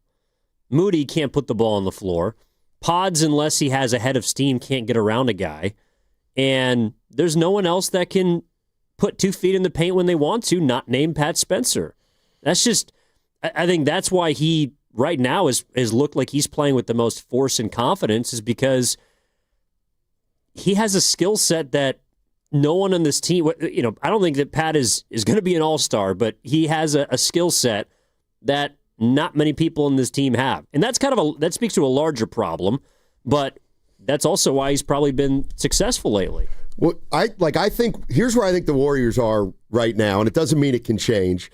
But this is the way I am kind of looking at things. It's like, all right, you got Butler, Draymond, Curry, and I'm just going to put Horford in there because he's old. Those are the guys that's your team. Those are the guys that ostensibly are going to be the guys. Okay, that's great. Those are the starters. They play the most minutes. Pods, Kuminga, and Moody all think they should be playing more or have a bigger role. There's just no doubt to me that all three of those guys think that they should be getting a little more time, despite the fact that there's superstars or past superstars on the team. Meanwhile, you got Spencer, Post, Santos, and even Buddy and Peyton, who are probably looking at Moody, Pods, and Kuminga saying, you guys aren't that good. Like, we're tougher than you guys. Like, we can beat you guys in practice, or we can outcompete you guys in a game. Like, That's kind of one of the things I think that's going on here is that the Pods Kuminga Moody group is just, he's not getting, for whatever reason, they're not playing as hard as 9 through 12. Well, I think what's happening is they're starting to realize they're not as good as they think they are. Maybe. They're not that good. And it's glaring on every single night, it feels like, this season, where they match up against somebody that is kind of in a similar role on their respective teams. I mean, you go back, what was it, a week ago they played Houston? Or 2 weeks ago they played Houston? And it's like, yeah, okay, when Houston's at full strength, Reed Sheppard is the Pods, right? He comes off the bench. He kind of runs with a lot of the guys, but he gets time. And you're just like, oh, my God, Reed Sheppard is infinitely better than Brandon Podziemski. And he's probably feeling that in the moment. Like, I can't stop this guy. I can't do anything again. And that's who I'm supposed to be. I mean, similar to, I would say, with Moody and Kuminga. You know, they're matched up against players on other teams, and they feel like they should be further along in their careers, or maybe their development has been hindered. I don't care. But they're realizing now in year 5, like, either I'm behind or maybe I'm just not that good. Yeah. And that's, like, they look, all three of them this season look like they haven't, maybe outside of the first 5 games, they're playing like they're going to make a mistake. They're not playing confidently at all. There's no doubt about that. Meanwhile, Spencer comes in and he's like, I don't care if you are Tyrese Maxey or who's my other guy, Bonner? Oh, the big guy? Yeah, Adem Bonner. The guy who missed the foul shots? Yeah, tried to give him the game. He's like, I don't care who you are. I'm giving it to Steph in practice. You can have some too. Exactly. 888-957-9570, the number. Let's go to Sonny. Sonny's in San Jose. He's been hanging. Thanks, Sonny. What's up, buddy? Hey, Steiny. Thanks for having me on. Evan, filling in for Goo. Hope you feel better. Hey, I just want to talk a little bit about Pods and JK and kind of the overview of this team. That Jonathan Kuminga thing is, I think, done. I think we've known it's been done, and, you know, we've danced around it and tried to dance around it, but it's that thing that is over. And it was pretty evident with Steve, you know, not starting in with all the, you know, the vets out. And it was pretty evident once he came in and gave a big FU to Steve Kerr by not playing hard. So he needs to be moved. And I'm tired of hearing, hey, Steve hasn't given him runway. Steve hasn't done. No. Steve has given him every single opportunity to prove that he belongs, and he has simply failed, and this has been over.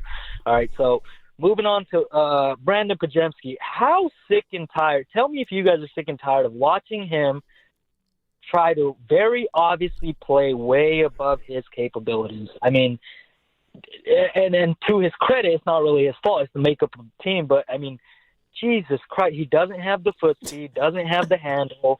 I'm sick of seeing him drive through the paint and try to do the step through and pump fake 8 times and then throw a grenade out to somebody to try to do something. It is so sickening to watch. And I mean, Steiny, you brought up the point earlier. I tweeted yesterday, I think if you lock Pat Spencer, Podziemski, and Jonathan Kuminga in a gym, I would walk out of that gym feeling like Pat Spencer is the best basketball player. I don't care about the athleticism. I don't care about if you can dribble hard for 20 seconds up the court. Pat Spencer looks like the most complete basketball player out of those 3. And that is saying something. And in terms of what you do here going forward, I mean, Draymond getting hurt, hopefully it's not too bad. You know, these 3 guys, I sit them for the next 2 games. And you know what? You see out of the next guys on the bench who belongs on this team. You start Pat, you start Mel, you start Will, you start Gee, you start Post. Because guess what? Those are the guys that play hard.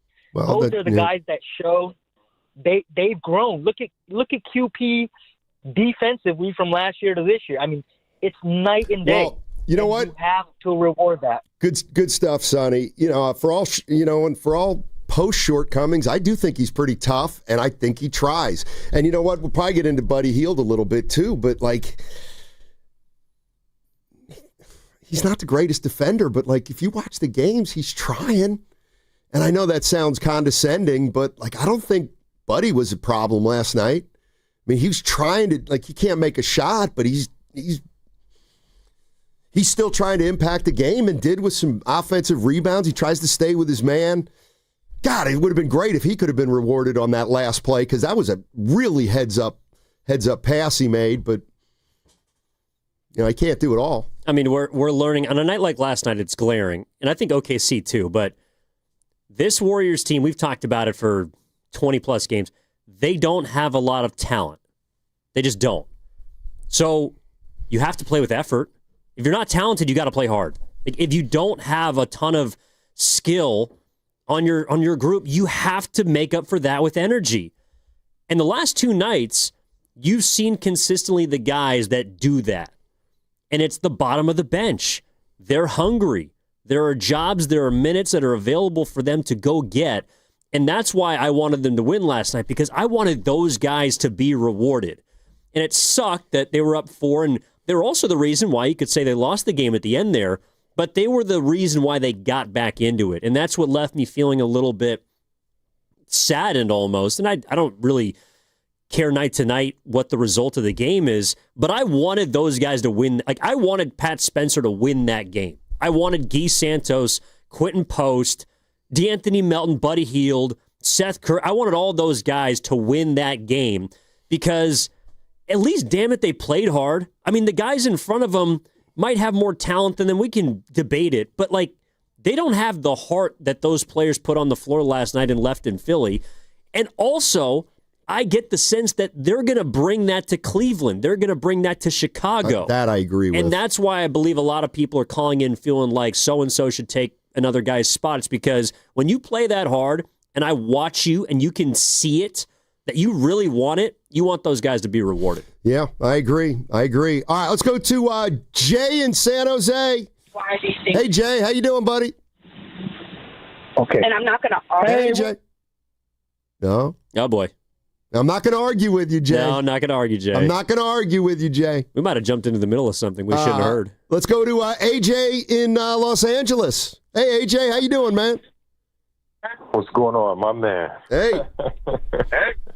Hey, how you guys doing, man? Hey, I'm going to have to shout you out, Steiny, man. I've been talking crap to you for quite some time. You obviously don't know who I am, and it's all good. But I think the last couple nights or days you've mentioned, maybe it's time to fire Steve Kerr. And let me just say the tinkering has a huge part to do with the inconsistency of play. And one thing that I'm not going to do, I hear the hypeness or the joy for the Jeremy Lin moments for the back end of the rotation, these guys just playing mop-up duties. But in sport, I don't give credit to mop-up duties. You know, when you're playing mop-up, when you're getting blown out, of course you're going to have the most energy. If you look across the NBA, if you look across baseball, when teams are getting blown out by 15 and they bring in the lone reliever and they get, 6 consecutive outs, well, yeah, they're playing loose, they're playing free, yeah, they're going to have the most energy. They're not going to get this moment again. And that's what I'm seeing from the Pat Spences in the world. No, he doesn't have enough talent. You know the most unique part about Pat Spence? He is representation of most guys that Steve Kerr likes. Guys that won't have an opportunity on any other team in the NBA. But here, you don't get a shot. You're short. All right. AJ, look, I'll agree with you that, okay, last night they were down 24. The 9 through 12 guys came in. Yeah, it's a one-time thing. If they're your sixth man, you're not going to win. But you're trying to get at something, I think, with Moody, Kuminga, and Podziemski, right? Well, let me just say this. The issue with J.K., obviously, is that he don't have any role on this team. And partially his fault, huge fault of the organization, the coaching, development system, whatever they have. But he doesn't have a role. And when he come in a game, you can tell he doesn't have a role. Moody role, inconsistent. Now, Potts is different. Pods have a role on this team. So when he's not playing well, it's a product of execution because you can tell he has the confidence. He has the confidence. He's not very talented, but he has the confidence because he has the role and the backing of his coach. So when he's not playing well, that's just a reflection of not executing. Moody and J.K., when they're not playing well, they don't have a role. They don't know what to do. They don't even know where to go. Listen, AJ, good call. I got to get to others. I think the verdict is in, right? That whatever happened with Moody and with Kuminga, they had some victimization by being drafted onto this team. They haven't gotten the chance other players who got drafted by bad teams have had. I'll give you that. And okay, so now they're not developed like some of the other guys around the league. But we knew while all this was happening that this was the strategy that they were employing. And I guess I'm saying, okay, well, what do you do now? What do you do right now with this team? Well, you're trying to figure out who's eventually going to play alongside the big three, or Curry and Butler. I mean, that's the other part about this, too, is eventually those guys are going to come back, and this team's going to look better. But are those guys, like last night or the night before against OKC, are the back end of the roster dudes going to supplant some of the 6 through 9s? I mean, that's a legitimate question. Should Pat Spencer be the backup point guard because he's playing like it? Should he be the guy that comes in to replace Curry for those, 15 minutes? Perhaps. He's looking like he can really help you in a short period of time. So I think there's some questions. As far as the role is concerned, I do agree that when your top dudes are out, your role changes. But I actually think Kerr's been pretty clear about what he wants from all three of those guys. Well, you brought something up that was kind of interesting. Steve Kerr essentially coached a young team last night. He did, and Pat Spencer might have been the oldest dude Horford, but so I guess what I'm saying is if Kerr would ever coach a young team, I think we're going to get a good indication of how he would go about it through last night, through Oklahoma City, and probably through the next 2 games. And it feels like he's holding open practice for the roster outside the big boys. David's in Oakland. What's up, David? How you doing, man? Hey, it's Steven in Oakland. Oh, hey, Steven. How you doing? Hey, Steve. Hey, guys. I was going to come on here and come down Fields Road because I've just always felt that I didn't think he was that smart of a player. And I do think he should definitely have held on to the ball way more than he did to end the game. But I'm going to relax off him, and I'm going to focus more on the positive of Spencer. Spencer does what you want him to do. He shows that he can come in the game, control the ball, control the pace, and make timely shots when he needs to.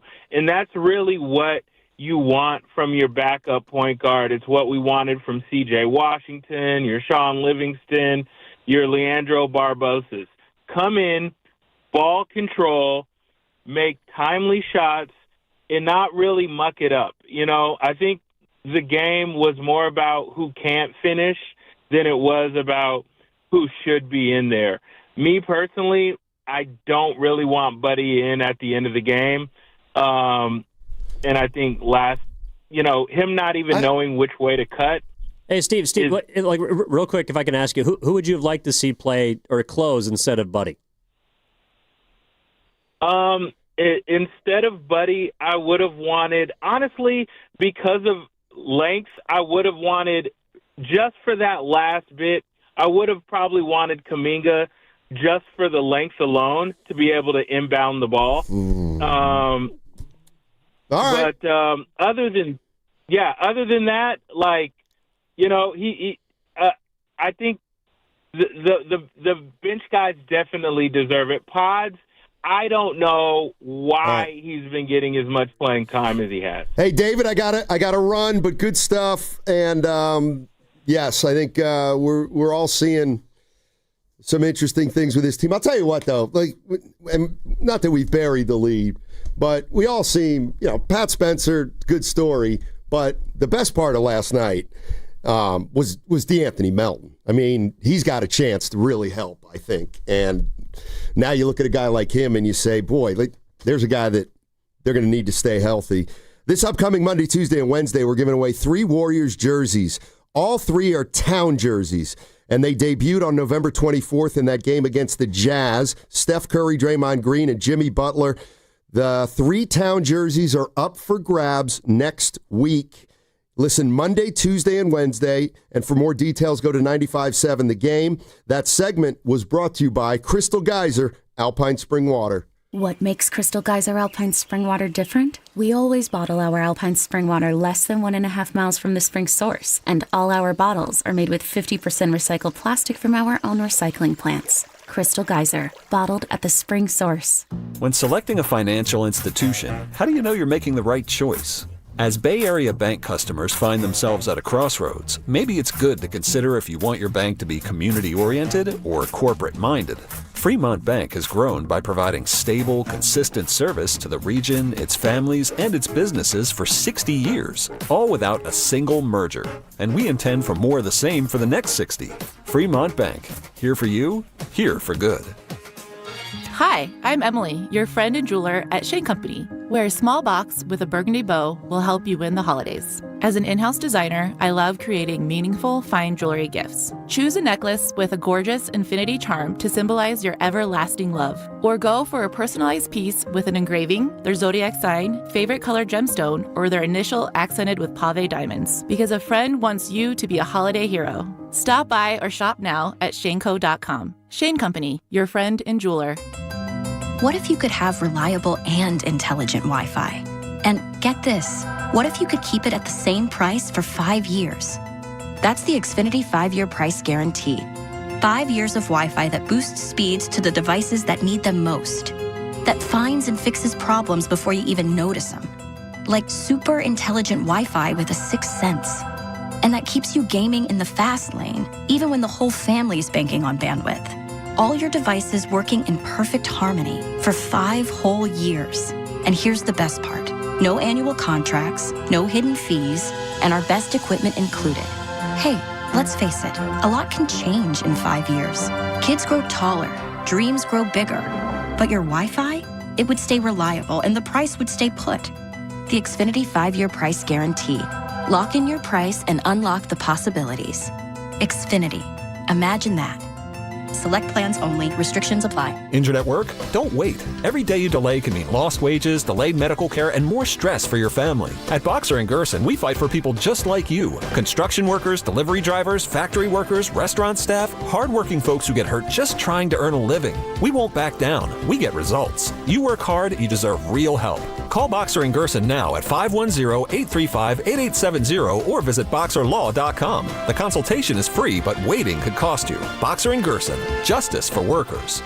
Hey, it's your boy Guru. Every time we put a rat on the table during our show, it's brought to you by Atco Pest Control. Atco Pest Control is a family-owned local business proud to provide pest control in the Bay Area for over 35 years. Atco uses natural methods to give you a peace of mind and keep your family out of harm's way. Quality pest control doesn't have to empty your savings either. Don't wait. Go to AtcoPestControl.com for all your pest control needs. They got you covered. Decisions determine results. So which path do I want to take?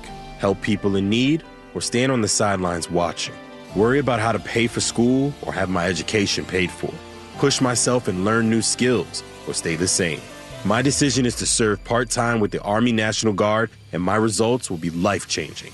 What will you decide? Go to NationalGuard.com to learn more about part-time service.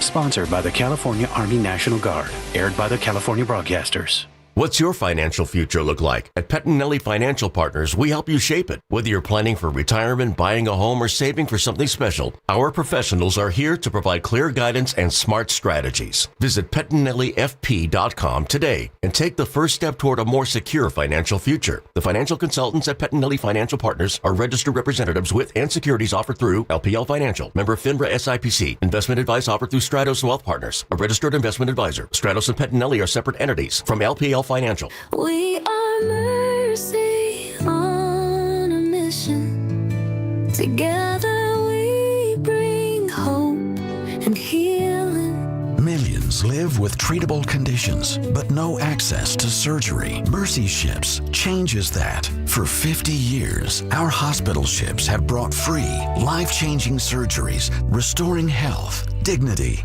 and hope. Learn more at mercyships.org. This is the story of the one.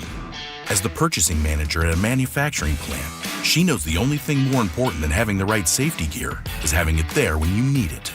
That's why she partners with Grainger for auto reordering, so her team members can count on her to have cut-resistant gloves on hand, and each shift can run safely and efficiently. Call 1-800-GRAINGER, click Grainger.com, or just stop by. Grainger, for the ones who get it done. It's time for Cyber Monday, Dell Technologies' biggest sale of the year. Enjoy the lowest prices of the year on select PCs like the Dell 16 Plus featuring Intel Core Ultra processors. And with built-in advanced features, it's the PC that helps you do more faster. Plus, earn Dell rewards and enjoy many other benefits like free shipping, price match guarantee, and expert support. They also have huge deals on accessories that pair perfectly with your Dell PC and make perfect gifts for everyone on your list. Shop now at Dell.com/deals. Check engine or ABS light on? Take the guesswork out of your warning lights with O'Reilly Veriscan. It's free. Ask for O'Reilly Veriscan. O'Reilly Auto Parts. Snakes, zombies, public speaking. The list of fears is endless. But the real danger is in your hand when you're behind the wheel. Distracted driving is what's really scary and even deadly. Eyes forward. Don't drive distracted. Brought to you by NHTSA and the Ad Council.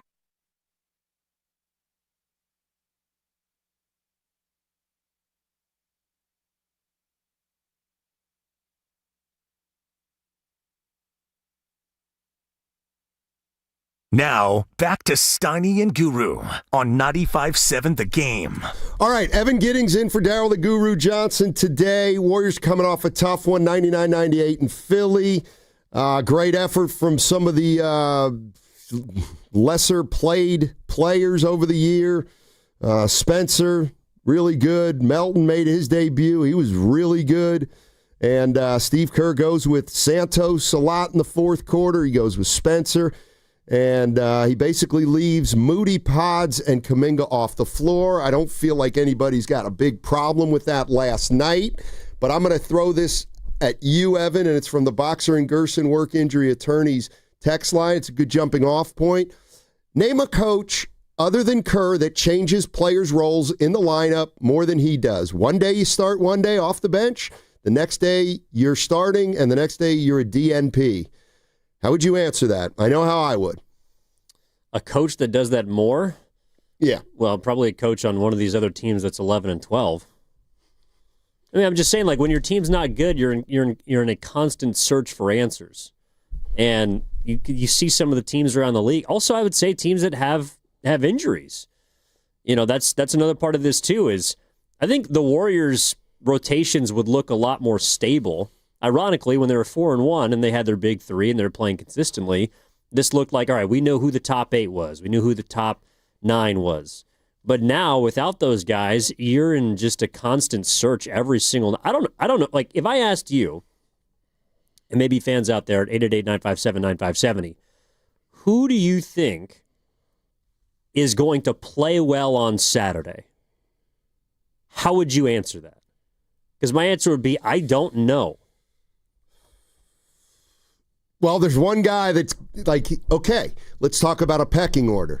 About, like, I'll tell you what, the one guy who gets the first crack at it, just because of the circumstances right now, is Melton. Melton, I'm using him because in one game he looks like he's a better player than a lot of these guys. But he's coming off a knee injury, so he's got a minutes restriction. Yeah, but what did he play last night? Played 20 minutes. Okay, so he's going to play 20 in one of the next 2 games. He gets the opportunity to do that. He's probably going to miss one of them. Right. But I'm like last night, Steiny, you had 5 guys off the bench who played more minutes than anybody in the starting lineup. Should those 5 guys start on Saturday?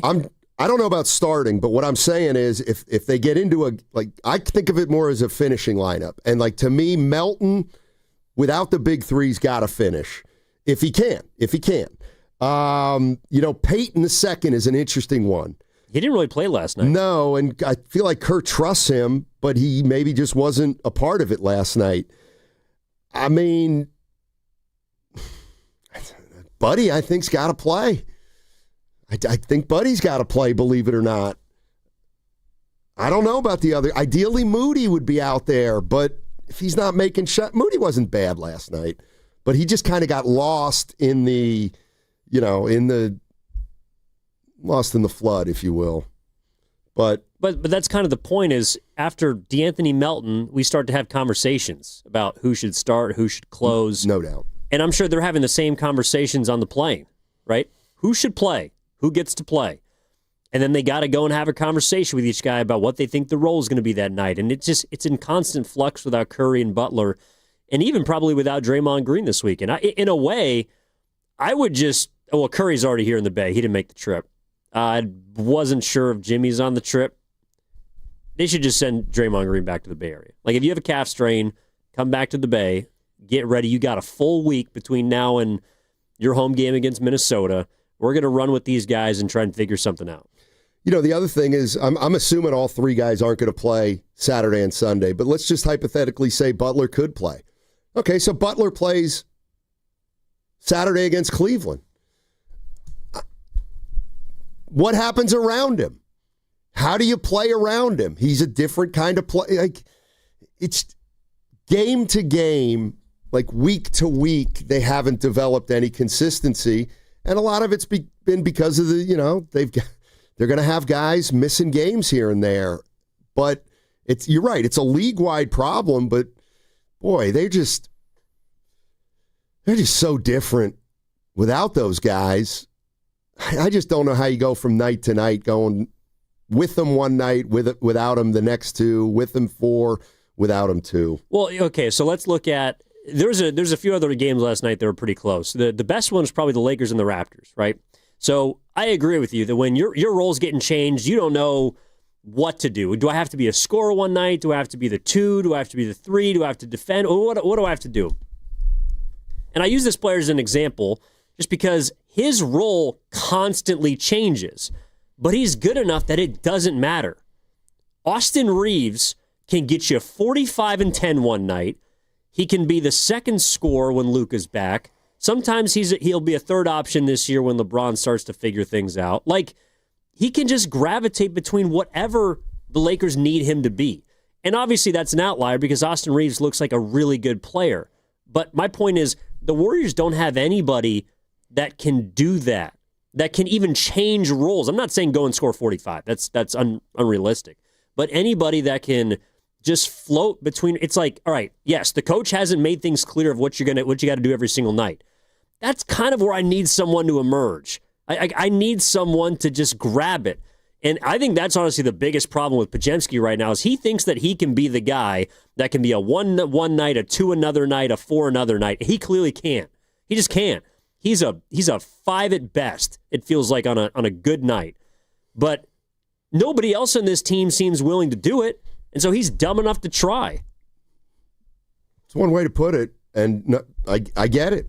Who do we got out here? Let's go to Dennis. Dennis is in San Francisco. Hey, Dennis, how you doing?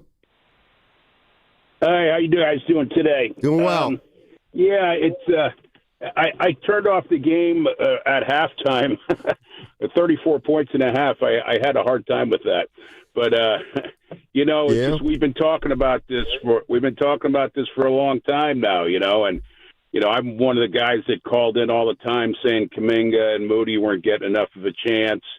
And you mentioned this, Steiny, I don't know, maybe it was Monday or something about, they're expecting these guys to, like Kuminga started in the beginning of the year, they're expecting him to play defense, rebound, and run the what court. We got anyway. Yeah. That he wanted to play defense, rebound, run the floor, whatever. But when the other guys are off the floor, you brought this up. You want him to score 35, right? So it's like, how do you? I don't know how they go about this, but anyway, all of that to the side. We've been talking about Kuminga for 5 years and Moody and whatever, but and like you hear a lot of the people calling in today, I'm tired of it too. Yeah. I wish they would have traded. I'm a big Kuminga fan, but I wish they would have traded him in the offseason. I thought this team, if they were going to stick with those three older guys, that they needed somebody, they needed a big man who could rim protect and rebound, and they needed a point guard. Steph is not a point guard, and Melton is a good point guard, but he is a guy who is often injured. Yeah. And you sign him, and you sign 39-year-old Horford. In what world did we think, like Evan said at the beginning of the program, that they're just not very good? They aren't. They're not very good. Why would you sign a 39-year-old guy to this already old roster? Is beyond me. The Warriors, I just give Lakeup and Dunleavy more credit than putting this roster together they put together. How did they, in their wildest dreams, think that this was going to be successful? Well, I don't know, And I got you, Dennis. Thanks for the call. Appreciate it. I mean, they thought this team could be successful because of the last 31 games they played of the regular season last year. A lot of the positivity that came out of the postseason, the idea that if Steph had stayed healthy, they had a shot against Minnesota, and who's to say they didn't?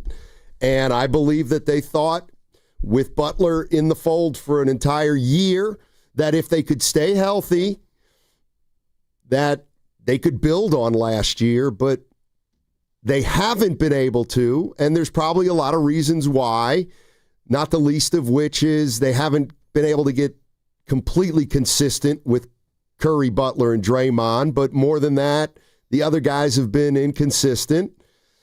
So I think I know what they thought. I thought it was a long shot too, but they thought getting Horford would be a great stretch five with an interior defensive presence.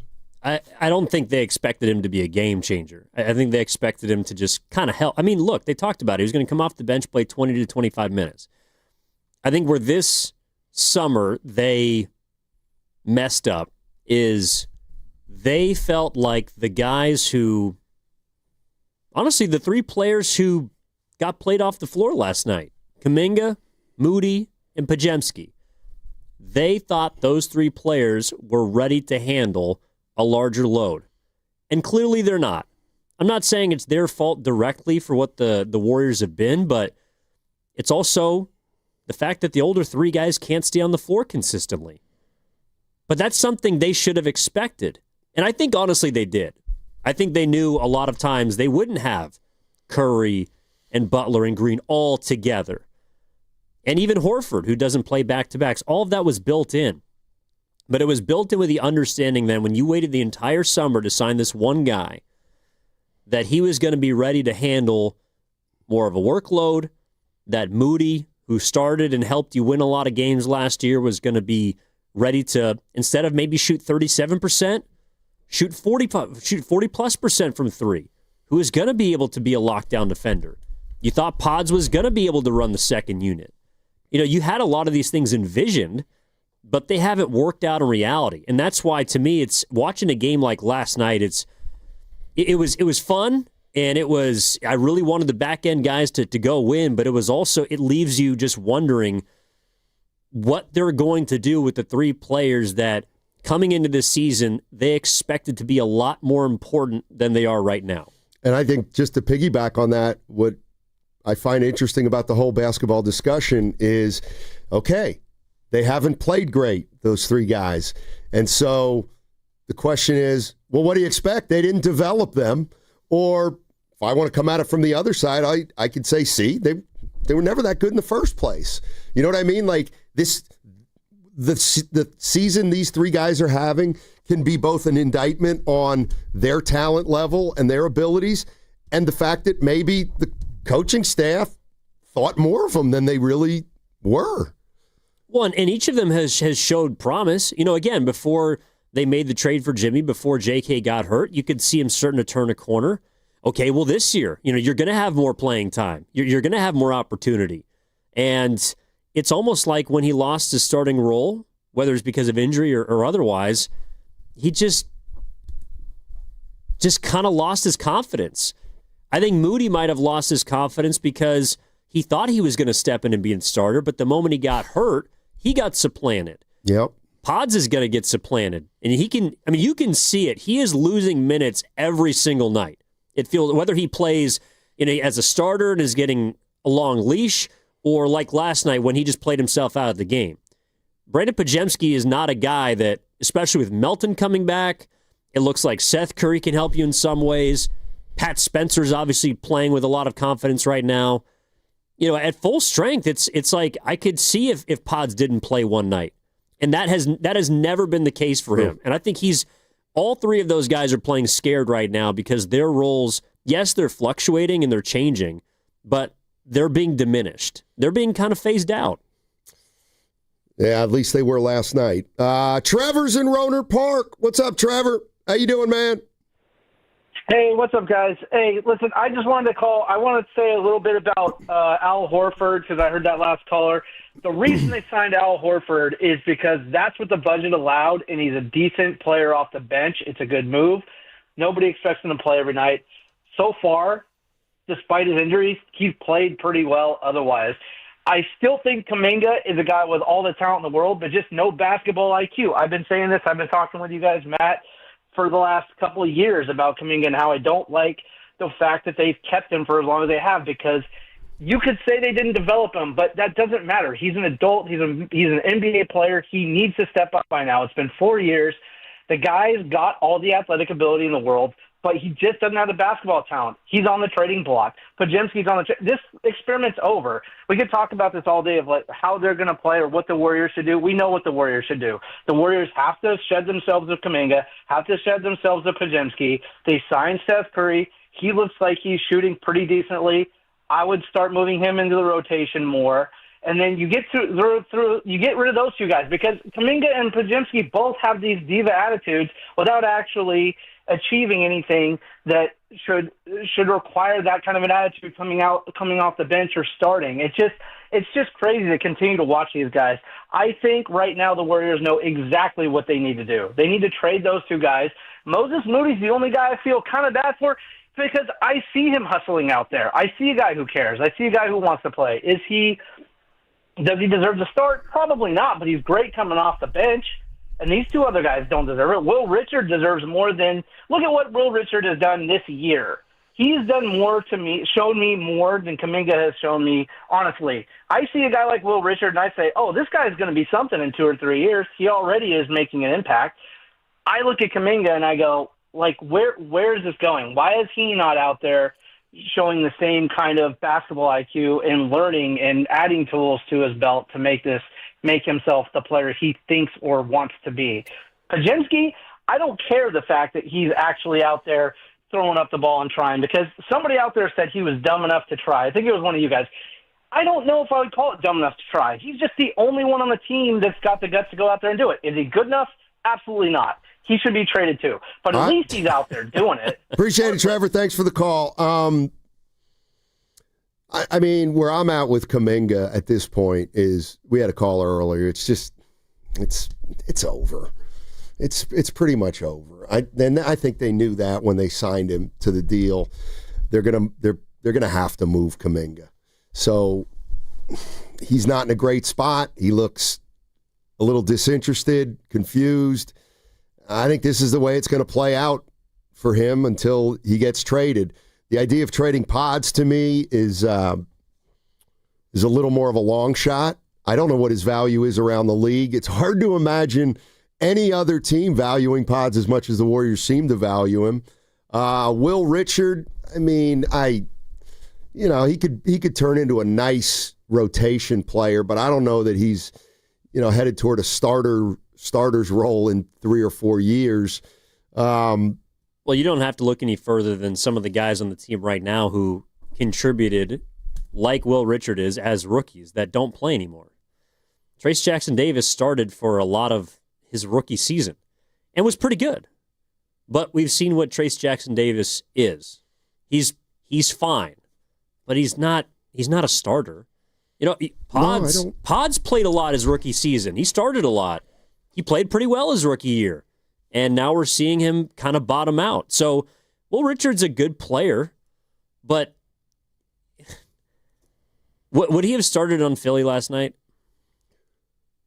Not in that backcourt. They got a lot of, like, Jared McCain comes off the bench. I know he's coming off an ACL, but, like, he could play. What if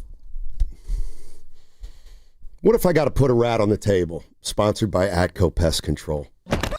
Is this what we're finding out?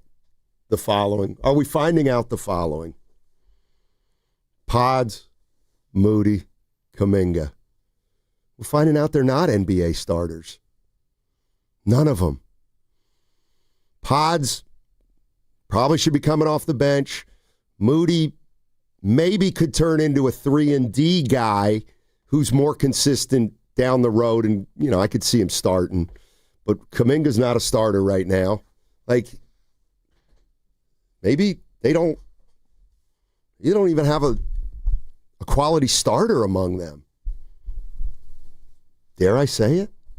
Well, at least at this point. Well, not right now, but one of them's got to is the thing is, you know, even when your guys are back. I don't know, Sonny. It is funny watching them against. All right, so Philly last night, like, and I know it's kind of unfair, but you're watching Maxey just kind of get to where he wants and doing what he wants to do, and you're just thinking, God, like, could the Warriors get somebody like that? I'm not saying somebody's going to score 30 a night, but Maxey is just, and I know they're all not that great, but this is the first year also, too, you know, for people who are discussing the role changes. Like, Maxey's role has changed a lot on the Sixers the last few years. Right. He hasn't been the number one up until this year. He's been the number two a couple years ago when they had Embiid. Then they go get Paul George. And he doesn't play a lot, but some nights Maxey's had to be the one, some nights he's the three, some nights he's been the two. This year he's the bona fide number one. There's no doubt about it. And he looks like it. And it's like, so yeah, he's gone from 20 to 24 to 26, and now he's up to 32 and a half. And it's like, that's a progression that I can see. Yeah, he's probably not been happy with everything that he's gotten in Philly, but he's made the most of it. Did I hear you say they don't have a Maxey? Yeah. Okay, and obviously my mind jumped, but Carter just told me they don't have a Ryan Rollins. Well, like, and this is, I am not getting into who's better, but they do have a Maxey. It's Steph Curry. Well, he was hurt last night. I know, but what I mean is, like, you look at a guy like Maxey, and, like, he can do some things that Steph can do at times. Like last night, he kind of won him that game. Well, there's one thing that he can do that Steph can't. Just chase down DeAnthony Melton at the end of the game. But what I'm getting at is, like, Maxey's a star. You know, not Curry, but he's a star. Like, he's a star player. They don't have anything close to that. Or I don't think not under the age of 30. No, I don't think they have anybody even on the horizon, obviously. I mean, Maxey, you're right, he's really good. And the hope was that Kuminga or Wiseman or Moody, when was Maxey drafted? 2020. I think he was the year after Poole, so 2020. So they were hoping that Poole or Kuminga or Moody or Wiseman was going to turn into a guy like Maxey. They were hoping to hit on one or two of them, clearly. And they don't have a player as good as Maxey right now, outside of, obviously, Steph and some of the older guys. But that's kind of my point is, like, so Maxey was drafted in 2020. Okay, so he goes on to a Philly team. That's a 50-win team. Now, they weren't winning championships like the Warriors. They never even got to the conference finals. But my point is, it wasn't like he stepped in and was just handed minutes. He earned them. That was a good team that he contributed to. The year after, they win 51 games. Like, he carved out a role on a good team because he was a good player. So again, this idea of a player not panning out because they don't have a runway, like, yes, it probably prohibits you from developing as quickly as possible, but it doesn't mean that you still can't be great. It's taken Tyrese Maxey 5 or 6 years, but he's averaging 32.5 points a game. He is a star. And it's like, okay, are we going to give some of these guys 5 or 6 years? Because there's no chance they're going to be that good. Right. All right. I see Mike, Gabriel, Mo, Jay, Robert. I want to give you all a good crack at it. That's coming up on the other side. And don't forget, it's a Football Friday presented by Merit America. Visit them at meritamerica.org/super. And what's coming up on the game is brought to you by Fremont Bank. Here for you, here for good. Also brought to you by the California Office of Traffic Safety and Caltrans. My mom, my dad, works for Caltrans. On the freeway, right next to speeding cars. Please be careful. Flashing lights mean move over. Brought to you by the kids of Caltrans. You know, covering Bay Area sports for as long as I have, I've seen athletes go through it all. The highs, the lows, and the pain that comes with getting knocked down. But when it's not just a game, when you're the one injured or when tragedy strikes someone you love, that's when Beam Law comes in. Beam Law is the Bay Area's go-to personal injury law firm. Whether it's a car accident, a serious injury, or a wrongful death, they are there to shoulder the legal burden so that you can focus on rebuilding, recovery, and the most important thing, taking care of your family. Beam Law is local, and they win with millions recovered for clients across the region. It's why SF Weekly voted them Best of the Bay 4 separate times. So if you've been hurt or you've lost someone because of someone else's negligence, call Beam Law at 415-523-5555. That's 415-523-5555. Or you can go ahead and visit hurtinthebay.com. That's hurtinthebay.com, because it's not whether you get knocked down, it's whether you get back up. Beam Law, hey, Bay Area, they have your back. When businesses thrive, communities score. That's why Bank of America is the official bank of FIFA World Cup here in the Bay Area. And our more than 110 local business specialists are ready to help your business win. What would you like the power to do? Learn more at bankofamerica.com/local business. Bank of America, official bank of FIFA World Cup 2026. Bank of America Corporation, all rights reserved. Running a business means wearing multiple hats. So if you're like me, you probably started out using your personal phone, taking client calls and texts nonstop. As my business grew, I needed something smarter. That's when I switched to Quo, the #1 business phone system. Quo works right on your phone or computer. No carrying 2 phones, no clunky landline, just one easy app you can try for free. Your team can share one number and handle calls and texts together like a shared inbox. Any teammate can jump into the conversation so customers get faster responses. And Quo's AI assistant summarizes your calls and responds to customers 24/7, so you never miss a lead or opportunity. All this starts at just $15 a month. That's basically 2 coffees. You can even keep your current business phone number. Find out why 90,000 businesses trust Quo. No missed calls, no missed customers. Try Quo for free at quo.com/sports. That's quo.com/sports to try Quo free. QUO.com/SPORTS. He's the best interview in the Bay Area. He looked like Steph Curry always has, so he's still got it. I mean, I think the biggest thing when you're 37 is maintaining the level over the course of 82 games. And he joins Willard and Dibbs every week during the NBA season. We have a blueprint that everybody's feeling confident with. Steve Kerr is presented by Great Clips. In sports, success is about team effort, and the same is true for your hair. Great Clips. It's gonna be great. Ready for the ultimate red and gold game day? Laughing Monk Brewing is the place to park, party, and ride. Skip the traffic. Forget the expensive parking. Park for free and dive into an epic tailgate with mouth-watering food, ice-cold Laughing Monk beer, and every game on TV. Catch 95.7 The Game's pregame show with Lorenzo Neal and Evan Giddings. Then hop on the free shuttle minutes away from the stadium. Shuttles are first come, first served. So head to 957thegame.com to sign up and join the party. Head to Safeway this week for this amazing deal and more for members.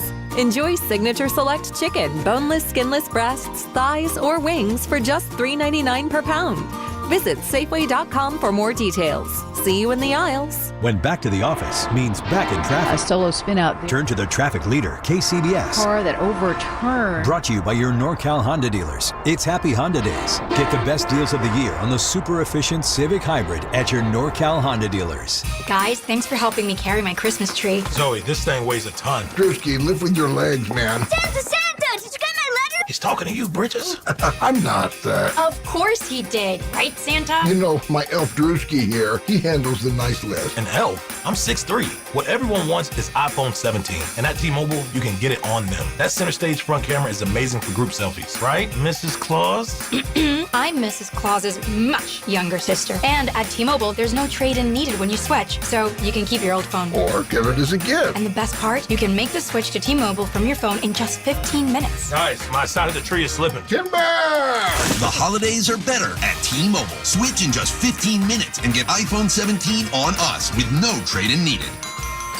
With 24 monthly bill credits for well-qualified customers plus tax and $35 device connection charge. Credits end and balance due if you pay off earlier. Cancel. Finance agreement 256 gigs, $830. Eligible port in a new line. $100 plus a month plan with autopay plus taxes and fees required. Check out in 15 minutes or less per line. Visit T-Mobile.com. In San Jose, mostly sunny with a high of 62 degrees. Weather brought to you by Staples. Have an easy holiday at Staples. Save on top tech and gaming gifts, shipping supplies and services to get your packages there safely, even custom cards and wrapping paper. Staples. That was easy.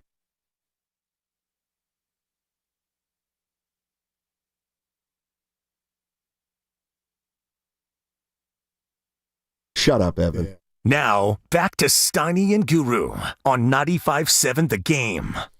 All righty. We're talking a lot of Warriors today, and rightfully so. They played a very intriguing game last night. Almost got one against Philly with guys such as Melton, Heald, Post, Spency, Guy Santos.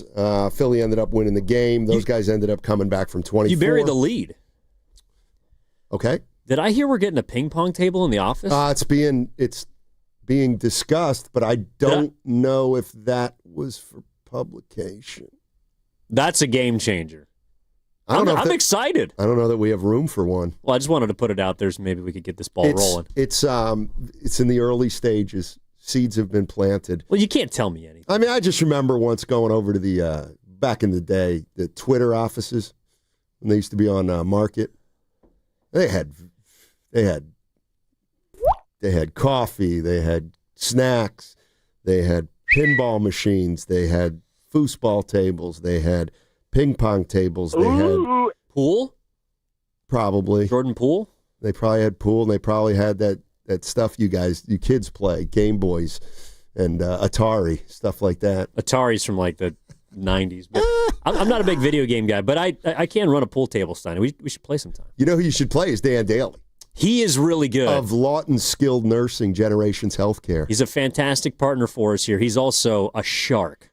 So you played against him? No, but he's told me about his game, and then our other buddy from the cafeteria has actually played against him, and he can vouch for him because I've played with a few of our listeners, and they're really good.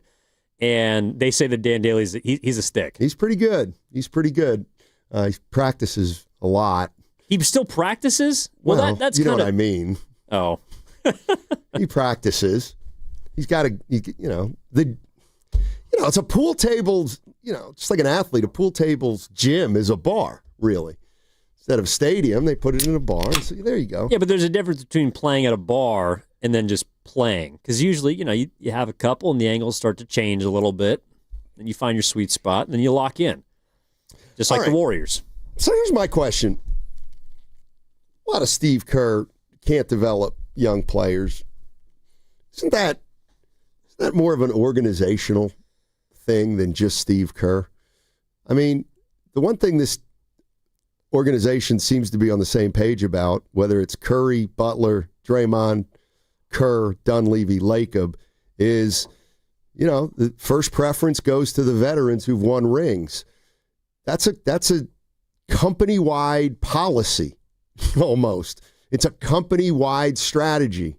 So is it Kerr or is it more than Kerr when we talk about trying to shoehorn young players into a rotation with former stars or stars, Hall of Famers. I mean, there's really been two players that you could say have developed under Steve Kerr. One of them was Kevon Looney.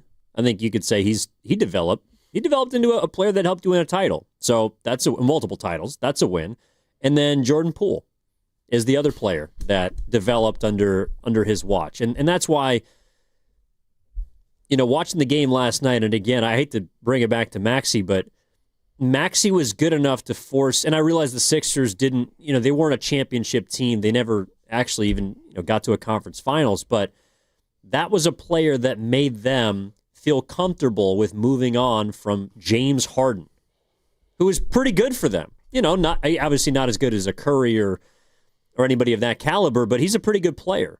If Tyrese Maxey wasn't that good, they might have kept hold of Harden because they couldn't afford to let him go. So I think there's a lot of teams that you look at and say, all right, well, why did Miami feel comfortable with moving on from Jimmy Butler? Well, because they got some good young players. Tyler Hero's solid. Bam Adebayo is a good player. They were able to have players allow them to push the older sort of burning stars or dwindling stars out of the door. And that's where the Warriors have fallen short. Is that on Steve Kerr? Is that on the organization? You can make the case that maybe it's on some of the vets as well. Obviously Draymond Green had a hand in why Jordan Poole isn't here. And I don't know if Jordan Poole was a guy. I don't think he was a guy who could carry your franchise, but he certainly was somebody that could help you right now. Yeah. And they just haven't been able to find anyone, it feels like, under the age of 25 that you can look at, rely on night in and night out and say, we're going to be okay. Yeah. 888-957-9570. Let's go to Mike in Berkeley. Hey, Mike, how you doing? Hey, guys, how are you today? Doing well, thank you. Doing well. Hey, I know everybody's kind of frustrated, and I've been following a particular situation for a couple of years, and that's Moses Moody. And I'm really getting tired of him getting lumped in with Podziemski and Kuminga because he's not those guys. He doesn't have a bad attitude. He comes and he shows up and he plays hard every single game, even if he's mistreated by Kerr, which he has been in the past. Everybody's seen that. And, I just think he deserves better than that. He's a young man. He's 23. He started with the Warriors when he was 18 years old.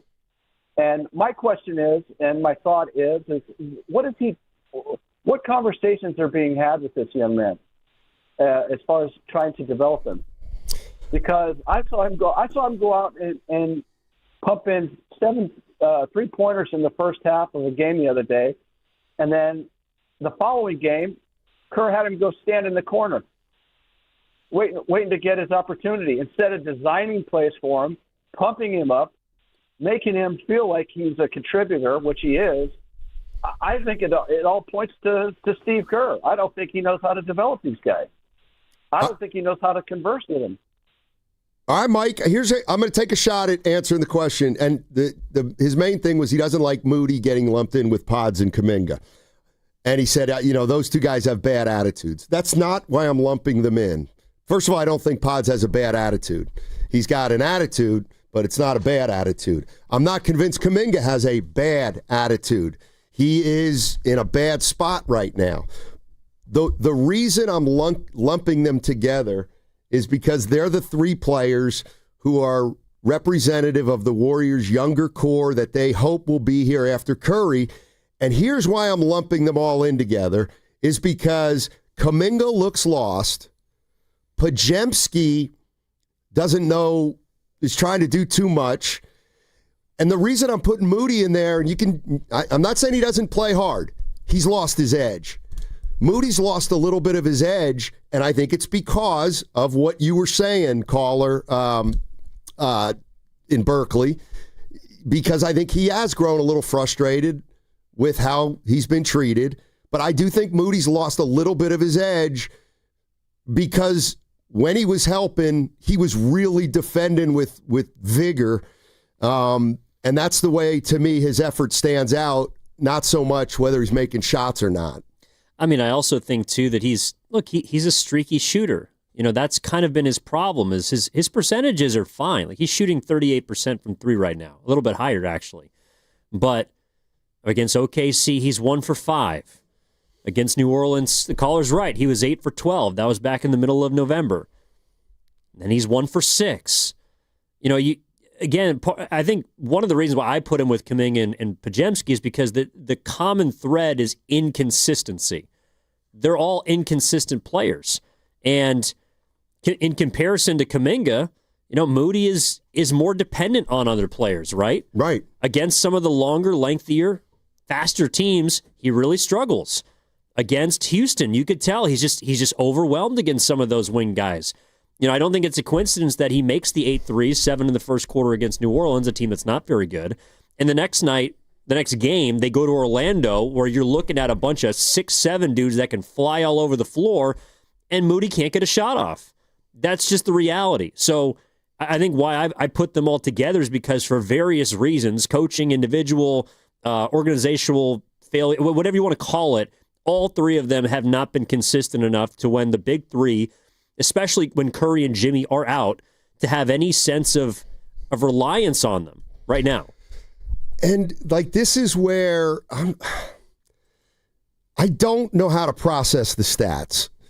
And I'll be honest with you, because I'm looking at Pods. He's shooting 38% from 3, and Moody's shooting 38.5%. But it doesn't feel like they're shooting that well. You know what I mean? Does it to you? No, it doesn't. It just doesn't. They don't. I don't know whether it's they go 3 games and don't shoot well, and then they have the big game to get their percentage up to 38. But it doesn't feel like I never think either one of them is an automatic make from out there. Let's go to Gabriel in Davis. Hey, Gabriel, how you doing? Hey, what's going on, Steiny? Hey. Hey, I got a couple things for you. First one is, I think what's really happening, I think we all know that Kerr may not be the right coach for this team, and I get that. That's fine. But I think the bigger problem is every 10 years or so, 10, 15 years, the NBA turns a page. The last time it turned, it was Steph Curry's turn, and we rode that wave, and it was amazing. I loved it, right? I think OKC is the new Warriors. I just think that we're playing for second place, and it's driving us crazy. Like, when they beat us, they weren't even trying, kind of like the way we used to be. And I think if you look at it, there really is no way for us for success long term. Okay, that's all I was going to say on that. But the other thing I wanted to say really quick is for all my Aggies out, this is for you, Steiny. UC Davis is playing this Saturday, nationally televised game at 7 o'clock. So all my Aggies in the Bay, come support. We're going to take down North Dakota State, hopefully, if we beat them this weekend. I'll tell you what. NDSU is a powerhouse. You better be careful when the Bison come to town. Who are they playing? NDSU. Here's what I'll do for you. I will root for UC Davis, but I need everybody on deck for Tulane, North Texas then tonight. Oh, that's tonight? Yeah. Oh, you're going to miss the game. Well, I got to text Guru because he said he might be able to help me. I think it's an ESPN game, so Yeah, you should be able to find it. I've never gotten Wi-Fi on a plane in my life. I haven't either. You got to pay for it if you're going to stream. How much? Like $9.99, like for the flight, and then $9. I'm only getting an hour of the game. Yeah, well, it's that how I'll watch will be a game time decision. Hopefully, we're on the same flight. Then we can split. You can sit next to me. Oh, that's right. You're going down there. That would be fun. Yeah. You guys are both going to L.A.? I guess so. Dude, you guys are leaving me high and dry on a payday Friday? Yeah, instead of the ship, we're going to be at Harvey Milk. Yeah. Well, by land or by sea. I'll go with you. Oh, thanks, Pasta. So that was cold. You're listening to 95.7 The Game, KGMZ FM at HD1, San Francisco, and Odyssey Sports Station. Always live on the free Odyssey app, and now broadcasting from the Laughing Monk studio. Hey, one thing we're not talking about. Hey, Kerr, Stevie, you stuck with Pat Spencer. How come? Tonight was a no-brainer. You know, the other night was a tricky decision, but tonight was obvious. Pat was just incredible out there and controlled the game, and he's just about the right stuff. You know, it's organizationally. You know, you just want to stand for something. You know, you want to have an identity, and it's got to be about competitive spirit and just playing together and competing, and that's what was so beautiful about what that group did down the stretch. Steve Kerr. Don't forget, Steve Kerr as a player was more like he was less like Podziemski, Moody, and Kuminga than he was like a Spencer or a. Not that he didn't, you know what I mean? He tends to relate to those guys a little bit more, I think, than the higher draft picks who got some playing time early in their careers, and he likes the. He would have loved to have won that game, obviously, too, last night. I think he wanted to win the OKC game. Yes, I do too. Like I think that may have. Well, I don't know about pissed him off more than last night because they had a shot, but Steve Kerr isn't here to. He's not here to lose. He's not here to develop. He's not here to do. I think all of the things that maybe fans want him to do, except for he's here to win games, and that's the part that's tough. It's like they're not winning games and they're not very good. So it feels like all the areas that he is deficient in are being highlighted. But I would say so are the flaws of this team and this roster. And it's like each and every night you see something different and you wonder, well, why do they have so much faith in some of the guys they do when the back end of the roster is putting in that kind of work? I mean, like I thought last night, to your point earlier, the most positive part about last night, if you're going to look at the big picture, is DeAnthony Melton is going to help you. And it's easy to see why this team was really excited about bringing him back, why they were sad about losing him last year, because, I mean, that I realize they lost because of the tip-in, but if VJ Edgecombe doesn't get that putback, we're talking about DeAnthony Melton's block on Maxey. We're talking about him checking one of the best perimeter scorers in the league. You know, one of the fastest guys. Did they give him a block for that? Oh, I think he got a piece of that. He might. It was an air ball. I didn't know if he did or not. I knew he contested the hell out of it. I'll look, but yeah, regardless, it was tremendous defense. But how many times this year, and even going back to last year sometimes, in big moments, whether it was regular season playoffs, can you recall a Warriors player, maybe Moses was this guy last year, but top of the key, best player on the other team, you know, the Maxey, the Doncic, the Jamal Murray, whoever, has the ball, and you just throw a guy on him and get a stop. How many times have they done that this year? And I know they didn't get the rebound, but he forced a miss. And that, to me, is an aspect of this team that they right now don't have. Yeah, Melton's interesting. Really, really, really liked his game last night. He sneaky athletic, and I got to believe he'll look more athletic the more he plays. Hopefully he can stay in there, but he's got energy. He looks like a player is what he looks like. He looks like a player. Let's go to Jay in San Jose. Hey, Jay, what's going on, my man? Steiny. I want to give you credit because yesterday you was trying to help Guru understand that certain players, if you take them out of this system and put them somewhere else, they may develop and they may be the superstars that you see other players are today. So you was trying to get that point across. So I want to give you your flowers, Steiny. You get it. Thank now, transition over to Evan. First of all, he just said that Podziemski is up on extension deservingly or something like that. Based on what metrics? Definitely not. And then he did make a comment about Moody. I never said he was deserving of an extension. But he's eligible. He's eligible. He's eligible for He's what? eligible. Eligible, deservingly, or something like that, as if you was giving a cosign. Okay, even if you didn't, you checked the tape, but I think you did. Now, let's go forward. You say Podziemski, Kuminga, and Moody, and then out of all that, you said at least Podziemski, he's crazy enough to at least try. Right. Of course he's the one trying, because if a coach look you in the face and say, I believe in you, go out there, and if you make mistakes, I'm not going to pull you out, then he's going to act a little bit differently than the other two. So let's point the finger right on the table, alcohol pest control. Steve Kerr is the problem because you're sitting up here trying to act like the common thread is each one of them is a victim in Steve Kerr's system. If you take out Steve Kerr's system, Podziemski maybe don't even play at all. But even inside of Steve Kerr's system, we've seen Kuminga in the playoffs in the second round against Minnesota team, average 20 to 30 points a game. You can't just throw that away like that guy is not a good player. But the coach said we're going to run the offense through you, and we believe in you in this moment because we need you, and look what he did. So if you're getting paid $12, $19 million a year, you need to do more than just try to figure it out. You need to tell players and make them, you draft talent, and with that talent, you develop them to become what you want for your system. Apparently, your system is not working no more. Jay, thank you for the call. Forceful. Hey, do I get to respond or? No, he puts you in your place and then you sit there.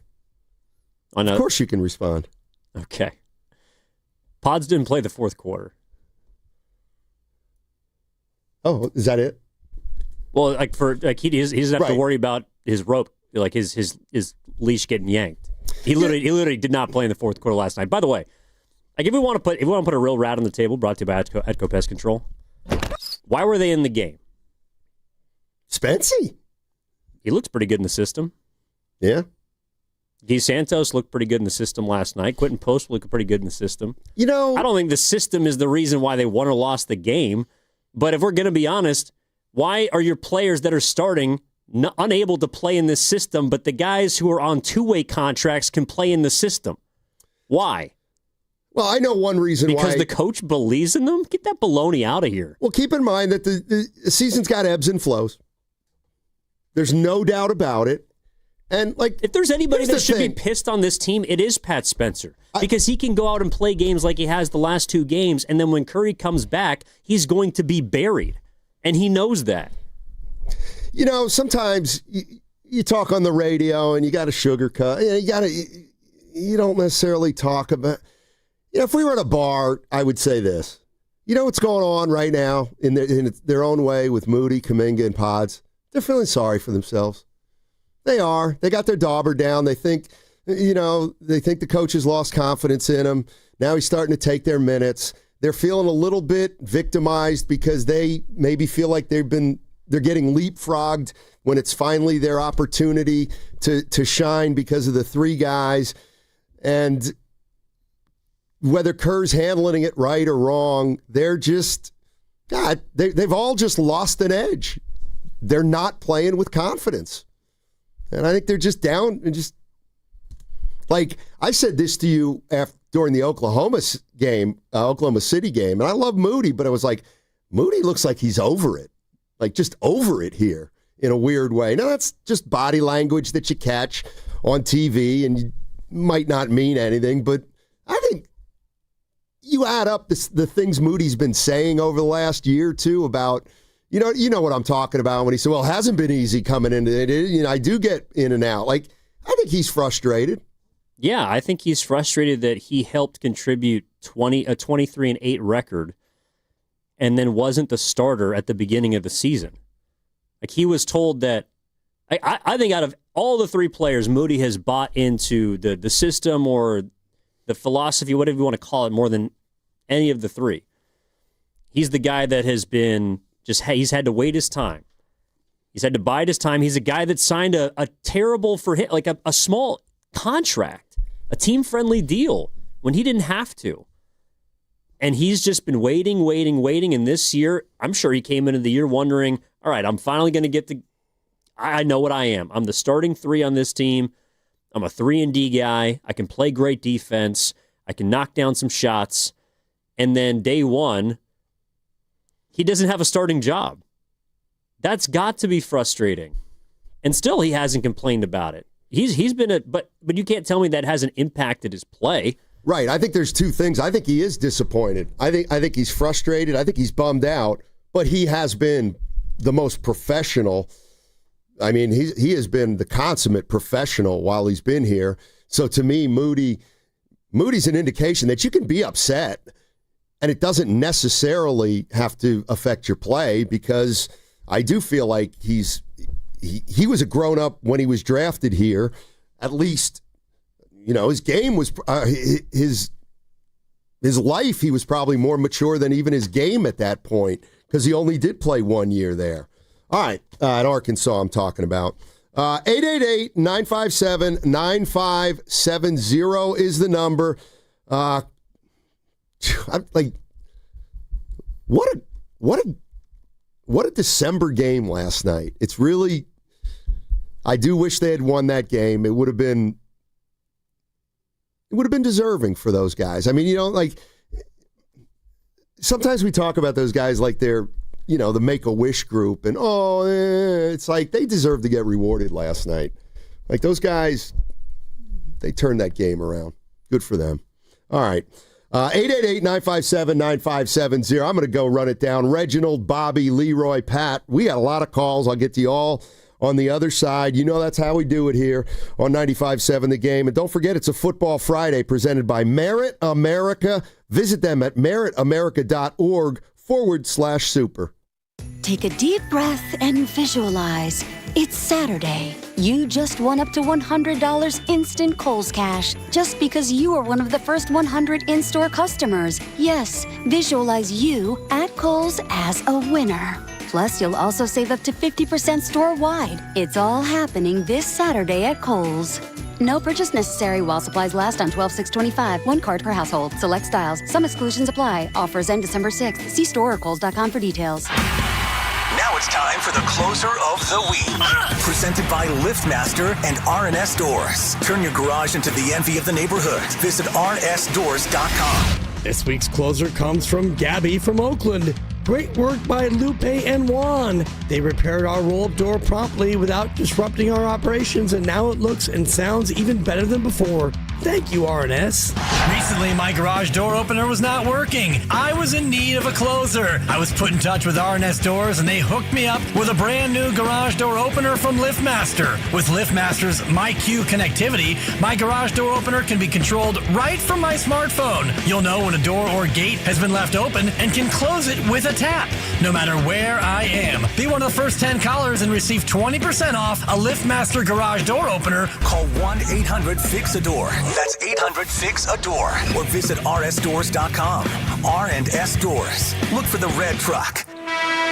The Golden State Warriors are back, and there's nothing more refreshing than an ice-cold Surfside to enjoy while you cheer on your Warriors. Surfside is only 100 calories, 2 grams of sugar, and 0 bubbles. That's right, no carbonation, so it's easy to sip and enjoy.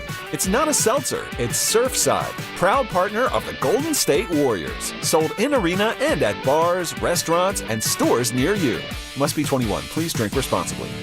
Tune in to 95.7 The Game for Warriors Live, 60 minutes before tip-off. Every Warriors game throughout the season as we get ready for the action. Presented by Xfinity, your home court advantage. Brought to you by Xfinity. Watch all your favorite teams all in one place. Xfinity, imagine that.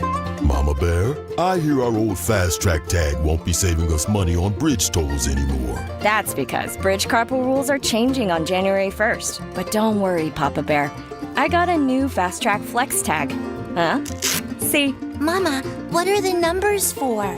Well, Baby Bear, that tells the system how many people are in the car, so we can get a discount when there are 3 or more of us. We are 3 bears, and we're setting our tag to 3+. So it's just right. So now we'll keep saving money on tolls? Mm-hmm. You bet your cushy driver's seat, Papa. That'll make up for this cold takeout porridge. Yeah.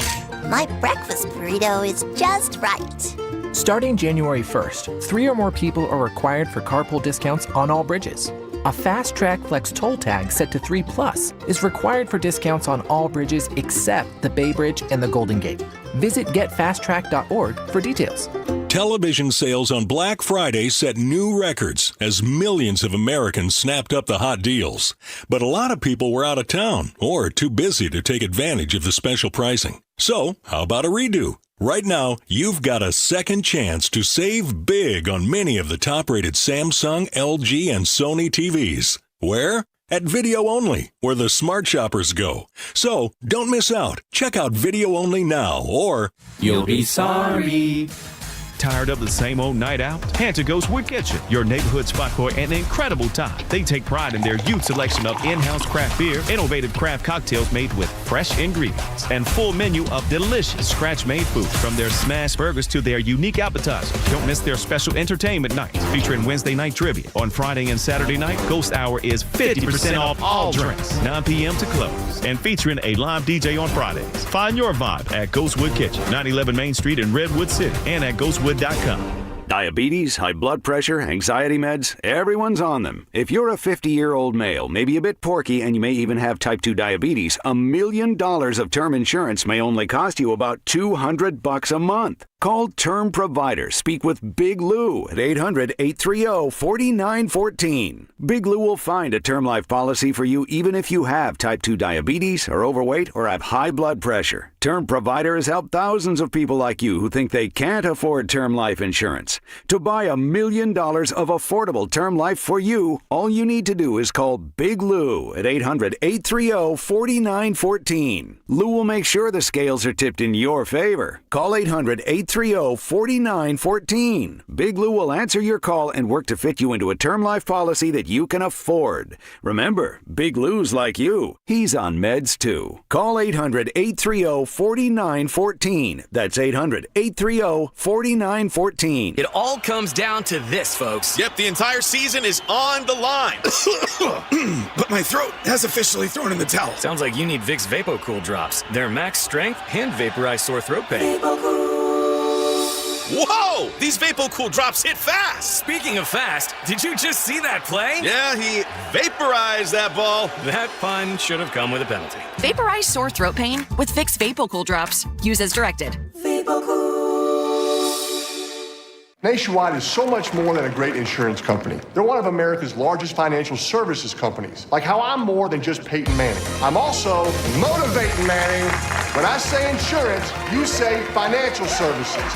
Insurance. Financial services. Insurance. Financial services. Now when I say nationwide, you say is both. Nationwide. Is both. Nationwide. Is both. For your insurance and financial needs, Nationwide is on your side. Nationwide Investment Services Corporation, member FINRA, Columbus, Ohio.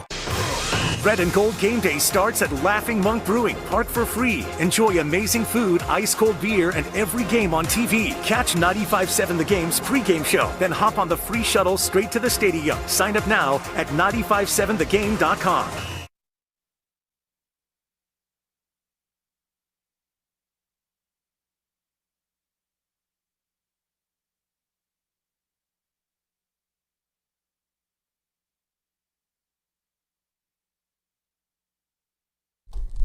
All righty, Steiny and Evan Giddings today. Guru out.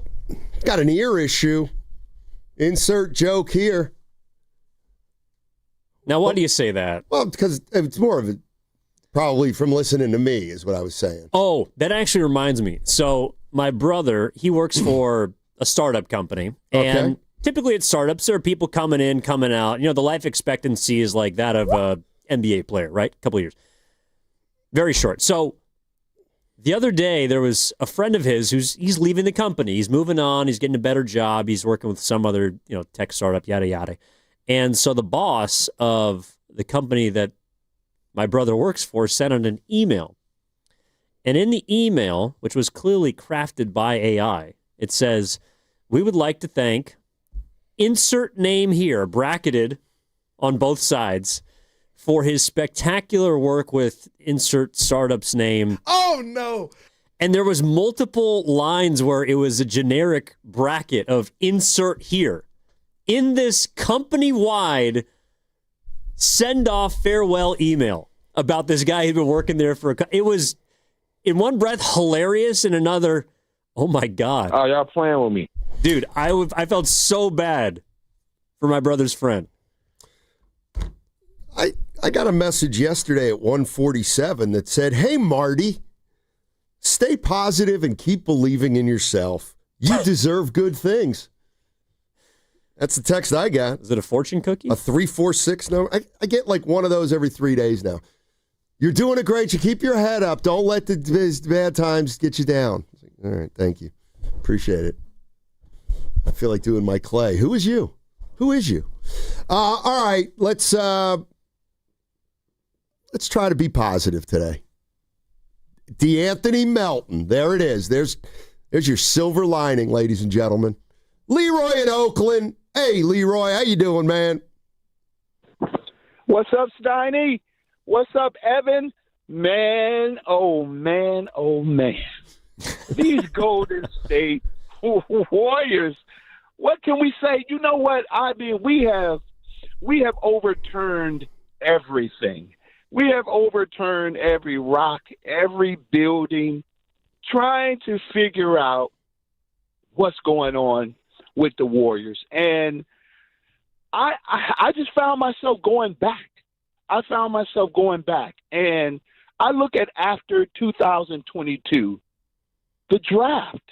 The Warriors have been horrible at drafting after 2022. And I say that because if you look at this team, we want to put things around Stephen Curry. That's all I hear. They got to fit with Stephen Curry. They got to fit with, this is Curry's team. You build around Curry. You got to come in and fit what they're doing with Curry. Okay, fine. You have to draft that way. And they just have not put the people around Stephen Curry in the draft. Steiny, let me run something by you real quick. Check out this lineup. Stephen Curry, Jimmy Butler, LaMelo Ball, Noah Clowney, and Alfred Sengun. Or you can even throw Jalen Johnson in there. Woo! That's a heck of a lineup. Those are the guys that the Warriors could have had, and they passed up on, took Kuminga, took Moody, took James Wiseman. It's like, what could have been? Hey, Evan, I'm coming down your road real quick. I know you had a problem when I said the Warriors have the worst backups in the league. But I meant that, Evan. I look at the Pelicans, I look at the Pacers, who are the two worst teams in the league, and I will take their role players in a second over the Warriors' role players. And that's where I'm at. Hey, I don't think we're going to make the playoffs this year, and let the rebuild start. I think Curry's going to go home and play with LaMelo Ball anyway. And, boy, that would just make me sick. Thanks, Leroy. We can wait on that. Pat Spencer played pretty well. He brought something up. And I've thought, and I've said this, but it's more proof, I think. So Noah Clowney? Think about this for a sec. So the Warriors 2020, 2021, 2022, okay, they weren't really operating under the everything and anything for Steph. Would you agree with that? Well, he said since 2022. I guess what I'm saying is he's right. If you have Steph Curry on your team and you're drafting, you've got to factor in they are coming onto a team with Steph Curry. And if this system is so complex and so read and react, then you have to get smart players, or as smart of a player you can get who's young at the time. So that's what just struck me. You have to be able to play with Steph, but in that draft pick, they picked Wiseman without a basketball foundation, Kuminga without a basketball foundation, and Moody, who played 1 year in college. So clearly what they were thinking is, well, we're probably done winning titles, so they don't have to fit perfectly with Steph. You know what I mean? Like, why didn't they draft more ready to play with Steph players if they thought it was so important and they still thought they had a championship window? I think they thought that they were getting the best players on the board. I mean, it's, again, yeah, there were more pro-ready prospects, but they took the players they thought were going to be the best players. They just did. Like, they took the guys that they thought had the most talent, players they believe had the highest ceiling. they drafted like a team in the lottery, but a team that wasn't in the lottery because they won the championship the following season. And then after that, then the ideology did change. They drafted players they believed could step in and play around Curry and were pro-ready. I mean, yeah, were they misses? Absolutely. I have actually gone back on this, and I think that the Moody and Kuminga draft is probably the one where they missed the most, because if you just look at the players from that draft, a lot of the guys that were taken behind those two players look like they could help you right now. Okay, so Murphy's one of them. Trey Murphy. Trey Murphy's one of them. Okay, so, but let's go to Trey Murphy. Somebody on the YouTube chat and Boxer and Gerson work injury attorneys text line, Trey Murphy was a 50, 40, 90 player in college. You told me that the other day. He was. Right? He also played at two different schools in college. Right, and he played at Virginia. And but he played under multiple systems and was successful, and he played at Rice and then played at Virginia. He played 3 years of college. Right, but what I'm saying is I'll bet you one of the reasons the Warriors didn't take, so they took they took Moody and Kuminga over Trey Murphy. Yeah. Clearly because they thought Murphy was essentially pretty close to his upside. Like, he wasn't going to get a lot better. He played 4 years in college. And so the Warriors, of course, they took Kuminga. They looked at Trey Murphy and they're like, boy, he's almost a finished product. This is who he's going to be. Well, Jonathan Kuminga is just starting to scratch the surface. He could be even better. Well, that is if he progresses. And now all of us, like, I'm with you. Why? You need a guy who's going to play with Curry? Why not a guy out of Virginia? Why are you saying Virginia? Because those guys are supposed to really know how to play. Then why didn't they? Because they thought that Moody could be better. Yeah. I mean, Moody was the best player on a team that got to the Elite Eight his freshman season of college. So it wasn't like he didn't know how to play. You know, there was a foundation for Moses Moody. The Kuminga one is different to me, but Moody was a guy that, in fact, I remember because we were doing draft shows around that time. They thought Moses might have been the 7th overall pick. I mean, people were high on him in Golden State. But obviously that it wasn't just him. Like, Jalen Johnson was taken 20th that year. I think Şengün was taken after that. Like, there were guys who they could have gotten instead of Moses Moody, and they chose not to because that's who they were fixated on. He could shoot it really well. He was a good scorer. He's SEC freshman of the year, all the rest. Like, they thought he was the best player. Yeah. And they were wrong. Do you guys think they even considered Şengün? I don't. No. He's just so prototypically not their style of player. And they probably thought he was a raw big man. And which is interesting because that's kind of what they were drafting. They were drafting raw players. Now, I don't know where Wiseman fit into that because he had been taken the year before, and maybe they didn't want another big. But, yeah, Şengün, I think he might have been on their radar, but they didn't go with him. I think that they looked at Wiseman as he can run the floor, and I don't think they looked at Şengün like he could run the floor. They got mesmerized by Wiseman and by Kuminga's athleticism and raw physiques almost. Okay, let's go to... I actually think Şengün could play with Curry. He could play with anybody. I didn't say he couldn't. I agree. I didn't say he could. Reginald in Houston. Hey, Reginald, how you doing? Hey, Reg. Good to hear from you, man. Hey, good afternoon. It's a pleasure to speak with you guys, and I want to extract emotion from this, and we're just going to break it down just to logic and common sense. And the word that I'd like to use is called sense of entitlement. And when you look at particular players, and I'll start with Pods. Pods has a sense of entitlement that he's arrived and he has not put in the necessary work where he has not progressed to be a better player, and it's showing on the floor, clearly. Moses Moody, very professional, but he lacks the energy and lacks the intensity that you need to play NBA basketball. You have every team, a successful team. You have to have a level of dogs on your team. What Pat Spencer does, he brings that energy, and he has that dog mentality. I'm going to go out there and get it. When you see Pods, when you see Kuminga, when you see Moody, it's a ho-hum mentality. And I'm seeing a low level of IQ as far as basketball.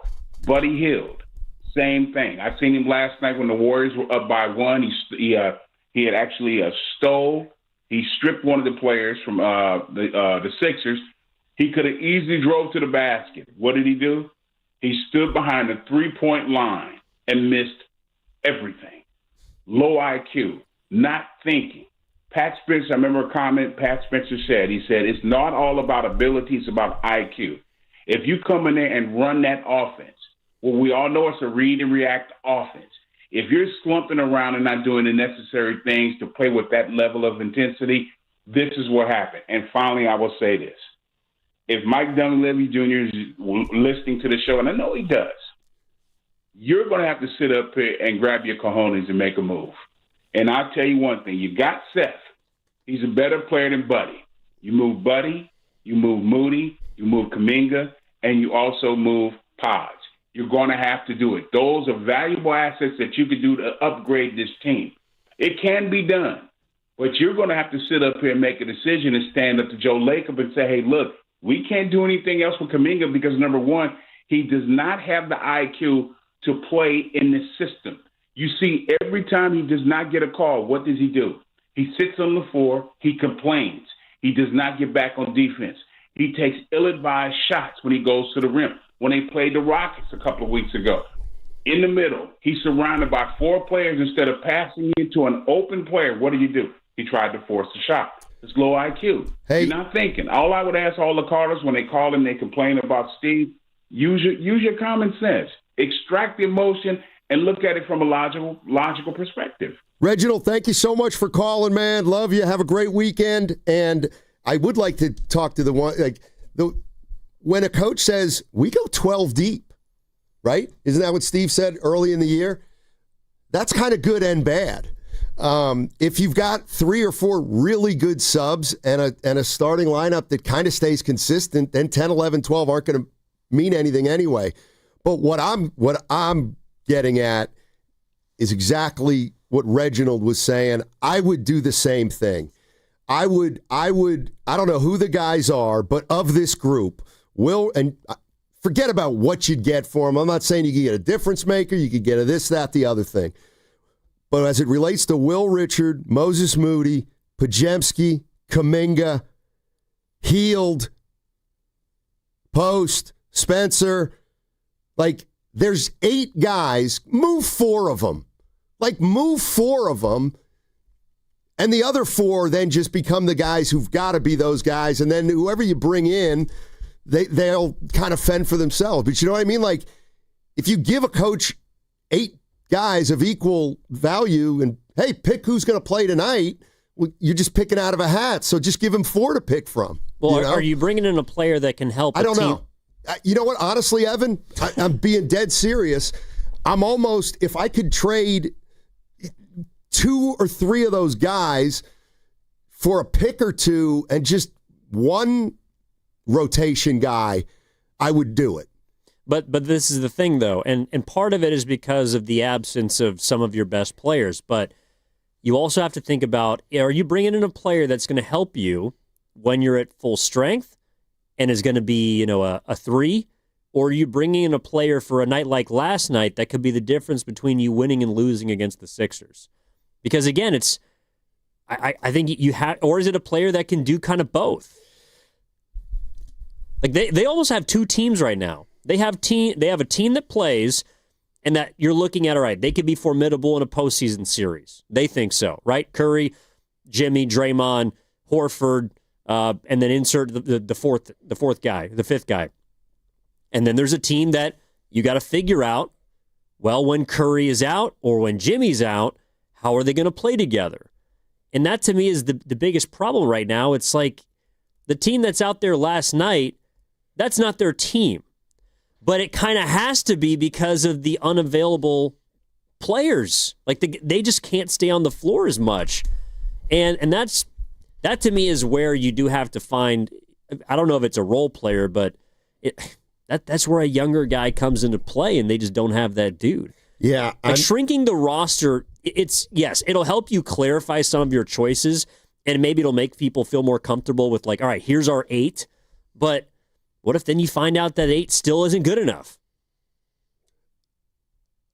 You may find that out. I guess, and I hate doing this because I'm going to throw some names out, And what always happens is we get focused on the names more, and so we'll say, well, they couldn't do that, or they would do. But, like, for example, like, would you trade, and I know, would you trade Kuminga and Pods for Grayson Allen? Yeah. Like, that's the kind of thing I'm talking about. Could you move 2 guys for 1? Or maybe even, does somebody really like Pods out there? Does somebody like Kuminga?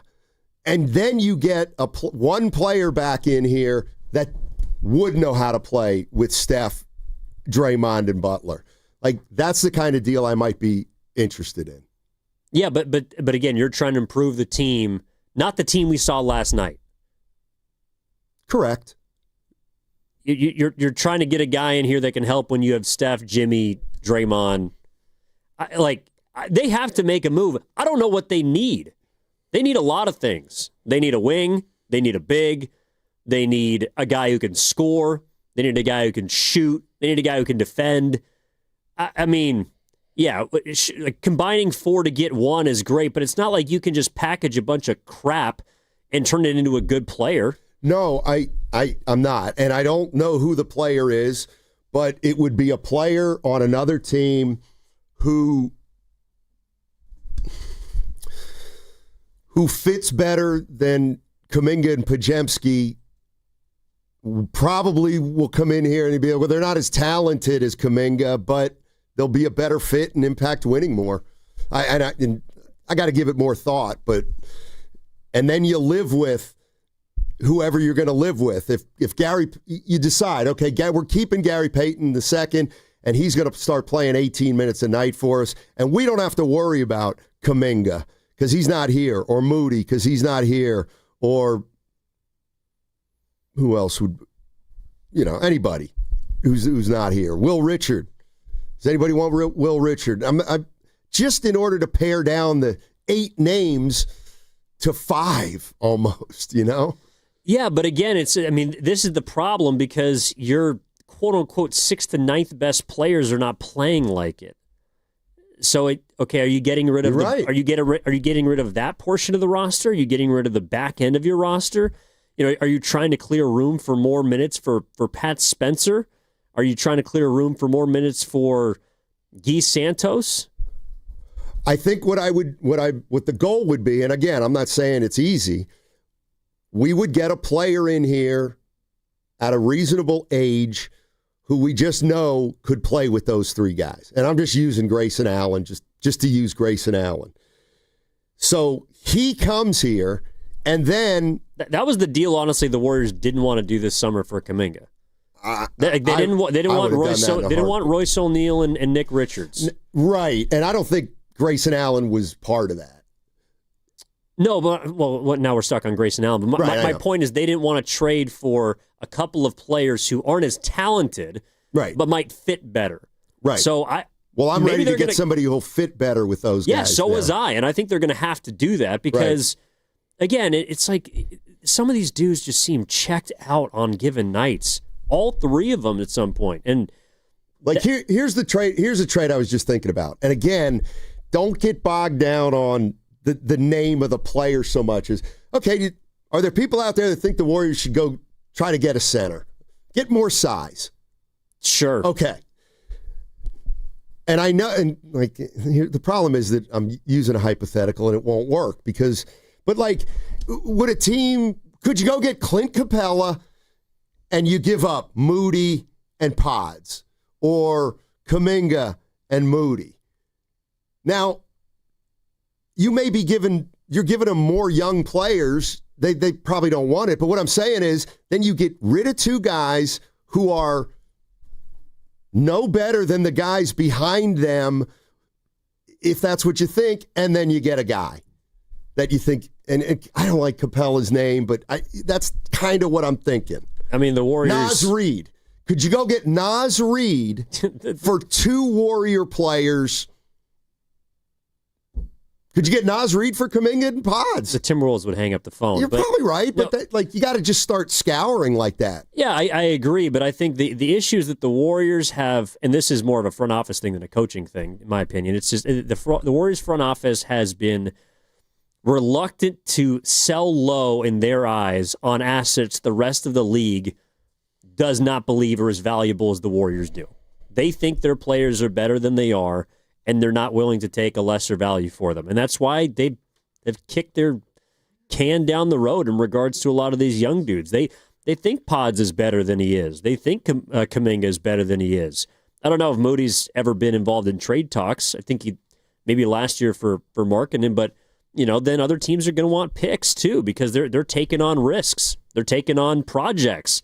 Even at age, even 5 years into the league, Kuminga's still a project. There's potential, but he's still a project. And a lot of teams aren't willing to give you something to take that back. All right, 888-957-9570. I see everybody on the line. Hang in there. I'm telling you, I'm going to get to all of you. Theo, Bobby, Jada, Pat, Nick, Austin. We got what they call action. This upcoming Monday, Tuesday, and Wednesday, we're giving away 3 Warrior jerseys. These are those town jerseys, those beautiful brown-colored town jerseys. They debuted on November 24th against the Jazz. So we got a Curry, a Green, and a Butler, and they're up for grabs Monday, Tuesday, and Wednesday of next week. For more details, go to 957thegame.com. That segment was brought to you by the California Office of Traffic Safety and Caltrans. What makes Crystal Geyser Alpine Spring Water different? We always bottle our Alpine Spring Water less than 1.5 miles from the spring source, and all our bottles are made with 50% recycled plastic from our own recycling plants. Crystal Geyser, bottled at the spring source. Imagine being the wizard of your own home. With Xfinity, intelligent self-healing Wi-Fi fixes problems like magic. It boostifies speeds to your devices when you need it most, and makes your favorite Wicked content sparklify on every screen. All while a spell of protection helps keep your family safe online. When you're out in Oz, Xfinity Mobile joins Wi-Fi and 5G to keep your phone connected from here to the Emerald City. If you had the most intelligent Wi-Fi from Xfinity, everything would work together for good. And now you can cast a spell to stop time and keep your internet bill steady for 5 whole years with the Xfinity 5-year price guarantee. No contracts or commitments with amazifying equipment included. Xfinity, imagine that. And see Wicked for good, only in theaters November 21st. Restrictions apply. Select plans only. Xfinity Mobile requires Xfinity Internet. This is the story of the one. As the purchasing manager at a manufacturing plant, she knows the only thing more important than having the right safety gear is having it there when you need it. That's why she partners with Grainger for auto reordering, so her team members can count on her to have cut-resistant gloves on hand, and each shift can run safely and efficiently. Call 1-800-GRAINGER, click Grainger.com, or just stop by. Grainger, for the ones who get it done. You know, covering Bay Area sports for years, I've seen athletes go through it all. The highs, the lows, and the pain that comes with getting knocked down. But when it's not just a game, when you're the one injured, or when tragedy strikes someone you love, that's where Beam Law comes in. Beam Law is the Bay Area's go-to personal injury law firm. Whether it's a car accident, a serious injury, or a wrongful death, they're there to shoulder the legal burden so you can focus on what truly matters: rebuilding, recovery, and taking care of your family. Beam Law is local, and they win, with millions recovered for clients across the region. That's why SF Weekly voted them Best of the Bay 4 times. If you've been hurt or lost someone because of someone else's negligence, call Beam Law at 415-523-5555. 415-523-5555. That's 415-523-5555, or visit hurtinthebay.com. That's hurtinthebay.com, because it's not whether you get knocked down, it's whether you get back up. Beam Law, they've got your back, Bay Area. At LendSeek, we know running a business takes heart, hustle, and sometimes a little help. That's why we stand with you with our exclusive AI lending platform, connecting you to over 100 funders. If you've been in business for at least 2 years with a minimum annual revenue of $500,000, you can get up to $1 million in funding in as fast as 24 hours. No collateral, no prepayment penalties, no red tape. Apply today with no cost or obligation at lendseek.com. That's LENDSEEK.com. Pros don't just show up. They prove how it's done, with precision and without shortcuts. Makita tools are built the same way, with a dedication to lasting quality. trusted performance, and results that reward your effort year after year. When the job calls for the best, call on Makita. Built to be the best. Available at the Home Depot. Running a business means wearing multiple hats. So if you're like me, you probably started out using your personal phone, taking client calls and texts nonstop. As my business grew, I needed something smarter. That's when I switched to Quo, the #1 business phone system. Quo works right on your phone or computer. No carrying 2 phones, no clunky landline, just one easy app you can try for free. Your team can share one number and handle calls and texts together like a shared inbox. Any teammate can jump into the conversation so customers get faster responses. And Quo's AI assistant summarizes your calls and responds to customers 24/7, so you never miss a lead or opportunity. All this starts at just $15 a month. That's basically 2 coffees. You can even keep your current business phone number. Find out why 90,000 businesses trust Quo. No missed calls, no missed customers. Try Quo for free at quo.com/sports. That's quo.com/sports to try Quo free. QUO.com/SPORTS. We all hear the radio ads about the IRS. They tell you to be afraid, to be scared, and they try to frighten you into calling.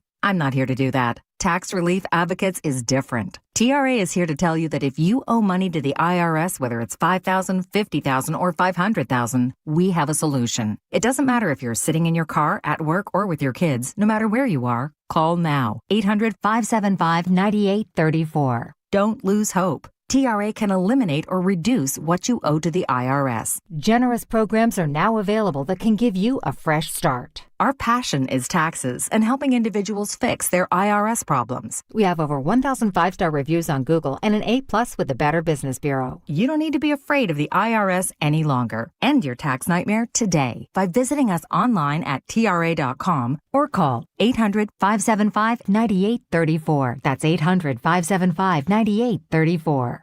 Tax Relief Advocates. Real solutions for real people.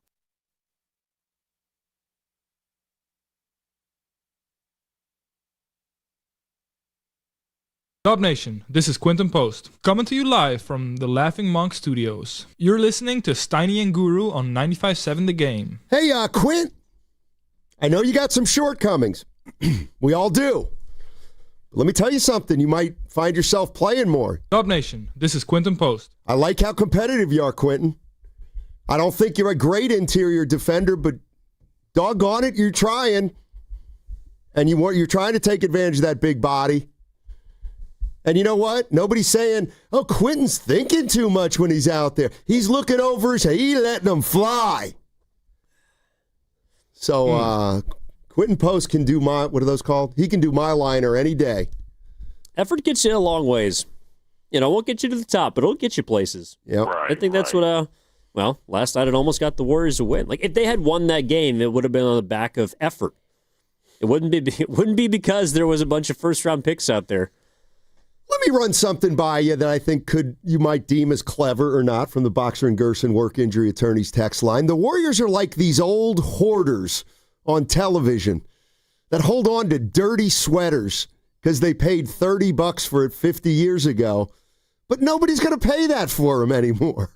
Well, that's what's prevented me from moving on from a couple pieces of clothing. It's like I paid a lot for it. I might have shrunk it in the wash, but I paid a lot of money for it. I can't get rid of it. Evan, you're rocking that shirt. Thanks, man.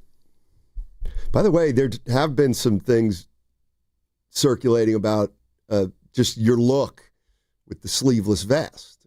What about it? There were some opinions on it. Varying. It's wintertime.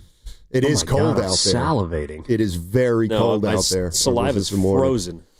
All right, it was a nice morning, though. I'll tell you what, the callers have been great today. They've been hanging in there, and we've had a ton of them. Let's go to Pat in Foster City. Hey, Pat, how you doing? Good. Thanks for taking the call. Yes, sir.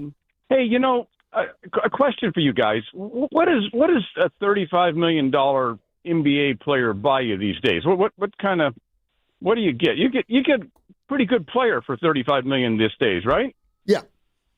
You would hope. So, yeah. I mean, there are a bunch of them around the league, and they're all pretty, not necessarily all-stars, but near all-stars, or they're really solid players. Last night, the Warriors had $165 million sitting on the bench, and the backups almost won that game in the second half last night. You know, $165 million buys you five $35 million starters. And I'd argue that if you had five $35 million players in there, you'd have a heck of a good team, even with guys making the league minimum as backups. And so I don't think the issue was so much I mean, we made good draft picks and bad draft picks, no doubt about that. But I think the argument, is wrong. I don't think it's critical of the players that are not playing much that were out there busting their butts last night and almost won in Philadelphia and playing good ball. It wasn't fluky. It wasn't a weird thing. It was just good, solid basketball. You know, I don't think that's the group that's the problem. I think the problem is they've invested too much money in the top part of this lineup with Curry and Butler and Green and Kuminga. You know, that's where the problem is, because that's where the money's tied up. At least that's my take. So I think the criticism is misplaced. But again, like you were saying, Steiny, yesterday, you know, I think it's pretty clear he's into, you know, box office, and Curry is certainly the box office hit. But, you know, it reminds me when I was a season ticket holder for the Giants, and starting back when they moved into the new stadium in 2000, and I stuck with the Giants for many years until it became, you know, Barry Bonds and the Three Stooges. And then I thought, you know what, I can't just watch that. You know, it's not good enough. So anyway, that's my take. I appreciate what you guys think. Thank you, Pat. Appreciate the call. I thought he was going somewhere else with the $35 million player. I thought he was kind of maybe going down the road I was going on. You know, could you move Kuminga and Moody, or Kuminga and Pods, or Kuminga and Hield, or somebody making 35? So here's some guys making, I'll go from 39 to 30, okay, million. Zion Williamson, James Harden, Scotty Barnes, Franz Wagner, Gilgeous-Alexander, oh my God, Michael Porter Jr., Brandon Ingram, LaMelo Ball, Tyrese Maxey, Adebayo, Desmond Bane, Quickly, Jalen Green, Chris Middleton, Şengün, Brunson, Gobert, Suggs, Holiday, Jeremy Grant. Okay, there's a name. I wish it were 5 years ago. But would you, Jeremy Grant is kind of like that guy. Tyler Hero, Julius Randle. I don't know that they can get those guys, though. They might be able to get Jeremy Grant because he is somebody. I mean, he comes off the bench for Portland when they're all healthy, but I don't know, I think Jeremy Grant could help the Warriors because he can put the ball in the basket. They don't have a lot of guys. Who's their third scorer right now, even when they're healthy? Curry, Butler, everybody out there. Who's their third scorer? I guess it's Kuminga. It is supposed to be, right? But some nights he's not that guy. So a player like Grant would help provide you some clarity. You know, the caller's right. The $35 million players are good, but a lot of them are, you know, on their rookie extension contracts, or they're kind of aging big money players. You know, Michael Porter Jr. is somebody you might be able to get from Brooklyn because they have no intention of winning, but is Michael Porter Jr. going to be a difference maker for you? I think he could be, but are they going to take Kuminga, Pods, and Moody unless you're attaching a bunch of first-round picks? Probably not. You know, the Warriors' best trade asset right now is their draft capital, and that to me is what it's going to come down to in January or February, whenever they make a choice, is what are they willing to give up in regards to future picks? And that's going to determine the level of player they receive in return. Yeah, you're right about that. That seemed to be the case with Butler, and they seemed to get out of that relatively unscathed by getting a player of his caliber without forfeiting future unprotected. Let's go to Jada in East Palo Alto. She knows how to fix it. Jada, you know how to fix the Warriors? What's going on? It's a heat. It's a heat. Jade.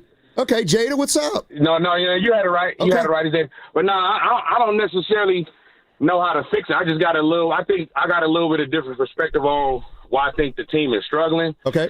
You know what I'm saying? And I think it's something that we looking at it all wrong, right? So, you know, I don't think it's so much, you know, the level of play or the like lackluster play of players like Pajinski or, you know, Kuminga or you know, Moody. How good Pat Spencer is playing, and Moody and Santos and stuff like that.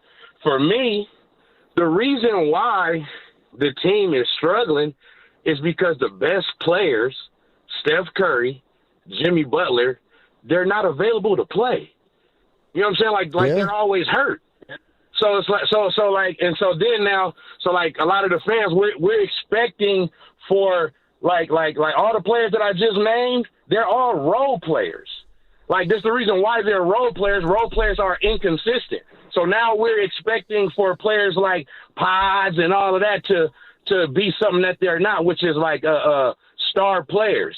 So like this is how it's supposed to look if Steph Curry and Jimmy Butler are not available. You know what I'm saying? Like, of course, we would want, the role players to, like, step up and keep the ship afloat, you know what I'm saying, while our star players aren't available. But they're not going to be able to – they're not going to be able to do that consistently. The last thing I wanted to say is about Steve Kerr, man. Like, somebody got to defend Steve Kerr, man. Like, it's ridiculous, bro. Like a lot of the fans, they call in. It sounds like they feel like they know more than the coach. Like this guy did not just all of a sudden like he don't know how to coach anymore. Right. You know what I'm saying? Like I have a little bit of perspective because I'm 43 years old. I'm a lifelong Warriors fan. I had season tickets during Steph Curry's rookie year, 09, 010.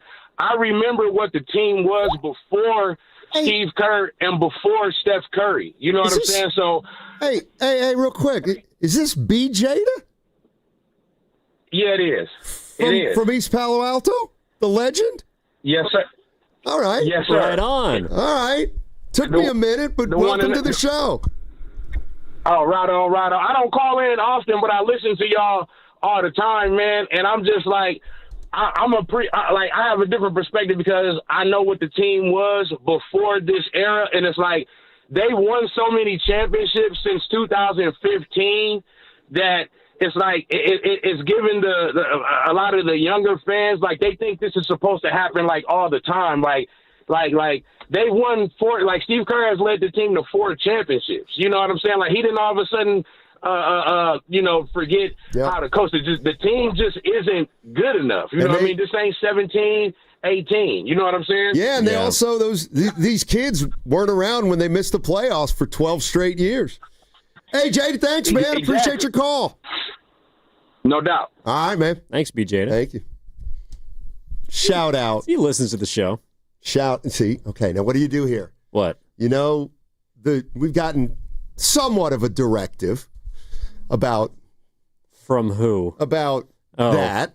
But clearly we had a celebrity on the line, and I didn't realize who it was. Sure. So I must thank the Boxer and Gerson Work Injury Attorneys text line and the YouTube chat because they brought it to my attention that we were talking to a big boy. And so thank you very much. This is between you and the boss. He lays down what he thinks is best, and we got to adhere to it, but I mean, again, that's between you and the big man. Right. But what the text line has just done for me is they may have elevated me in a little way, reputation-wise, because a lot of people are going to just think I knew who that was, and that's how tapped in I am. Anyway, thank you to the text line. All right. We know you're down with EPA. You want to go to, I do. Let's go to Nick in Ohio. What's up, Nick? How you doing? Hi, guys. How's it going? Going well, thank you. Steiny, before I start, I want to ask you about your dog. Are you still concerned about leaving your dog for long hours? No, that was a temporary thing because we didn't have anybody at home. But we're back to normal now. Thank you. Well, even if everybody's leaving the house for a few hours at a time, you can go to YouTube on your TV and search dog calming music. I have heard that. I've seen that. Does that really work? My dog has super separation anxiety.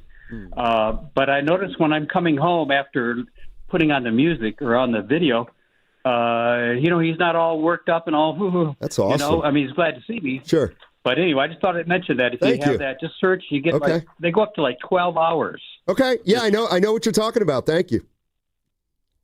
Okay, but the Warriors. How long has Spencer been with the Warriors? Boy, at least a year and a half. I think it's his third season. I thought it was like at least 3 or close to it. And I'm wondering how come the Warriors never recognized his skills and his energy and his IQ. And I just think of how many minutes Pods has gotten over the last couple of years, like 30-some minutes at times, and Spencer's sitting there on the bench. I don't know why they didn't recognize his abilities, or at least try to, get him in more. No, I hear you. Well, one of the reasons, and thanks for the call, Nick, is when you spend the 19th pick on a guy like Podziemski, he's going to get a first crack at it. But also, the last 2 years, Steph Curry's been relatively healthy. So the need for backup minutes on a consistent basis, I mean, I don't know offhand, but he's played over 70 games in each of the last 2 seasons, Steph, I'm pretty sure. Steph, yeah. And, you look, a couple of years ago when Pat Spencer, I think, moved from Santa Cruz to the Warriors. He's always been on 2-way contracts, the other thing, too, which is something they'll have to think about if they want to continue to use him, because he's only got 55 games that he can play as an NBA player. But 2 years ago, who was their backup point guard? It was Chris Paul. Yep. And then last season, they traded for Dennis Schroeder. So, you're right, caller, that they haven't really, given Pat, sounds weird to say a runway, but they've had other NBA caliber players they felt like have been better options at the backup point guard position. You're listening to 95.7 The Game, KGMZ FM and HD1 San Francisco, and Odyssey Sports Station. Always live on the free Odyssey app, now broadcasting from the Laughing Monk Studios. Let's go out to Austin in San Jose. What's up, Austin? Hey, fellas. Happy Friday. Ian, Stein. Listen, this is a great conversation. I think the fan base is finally moving in the direction we probably should all move in.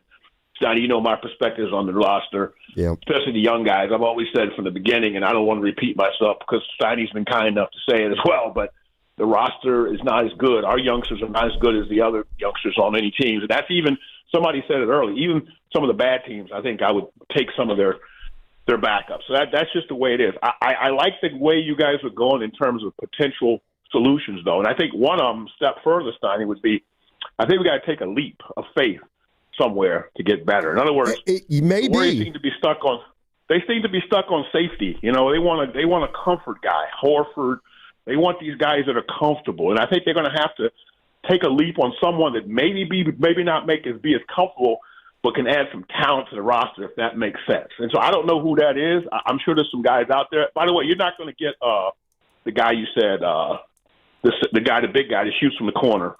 Nas? For OKC. You're not getting Nas, bro. I mean, you do realize Nas was undrafted too, which is even is really incredible. But that's the kind of athlete you got to get. But maybe a little bit of a bad boy is out there you can steal. And then finally, yes, we need to move half of the guys on the bench. I don't care which 4 you pick, honestly.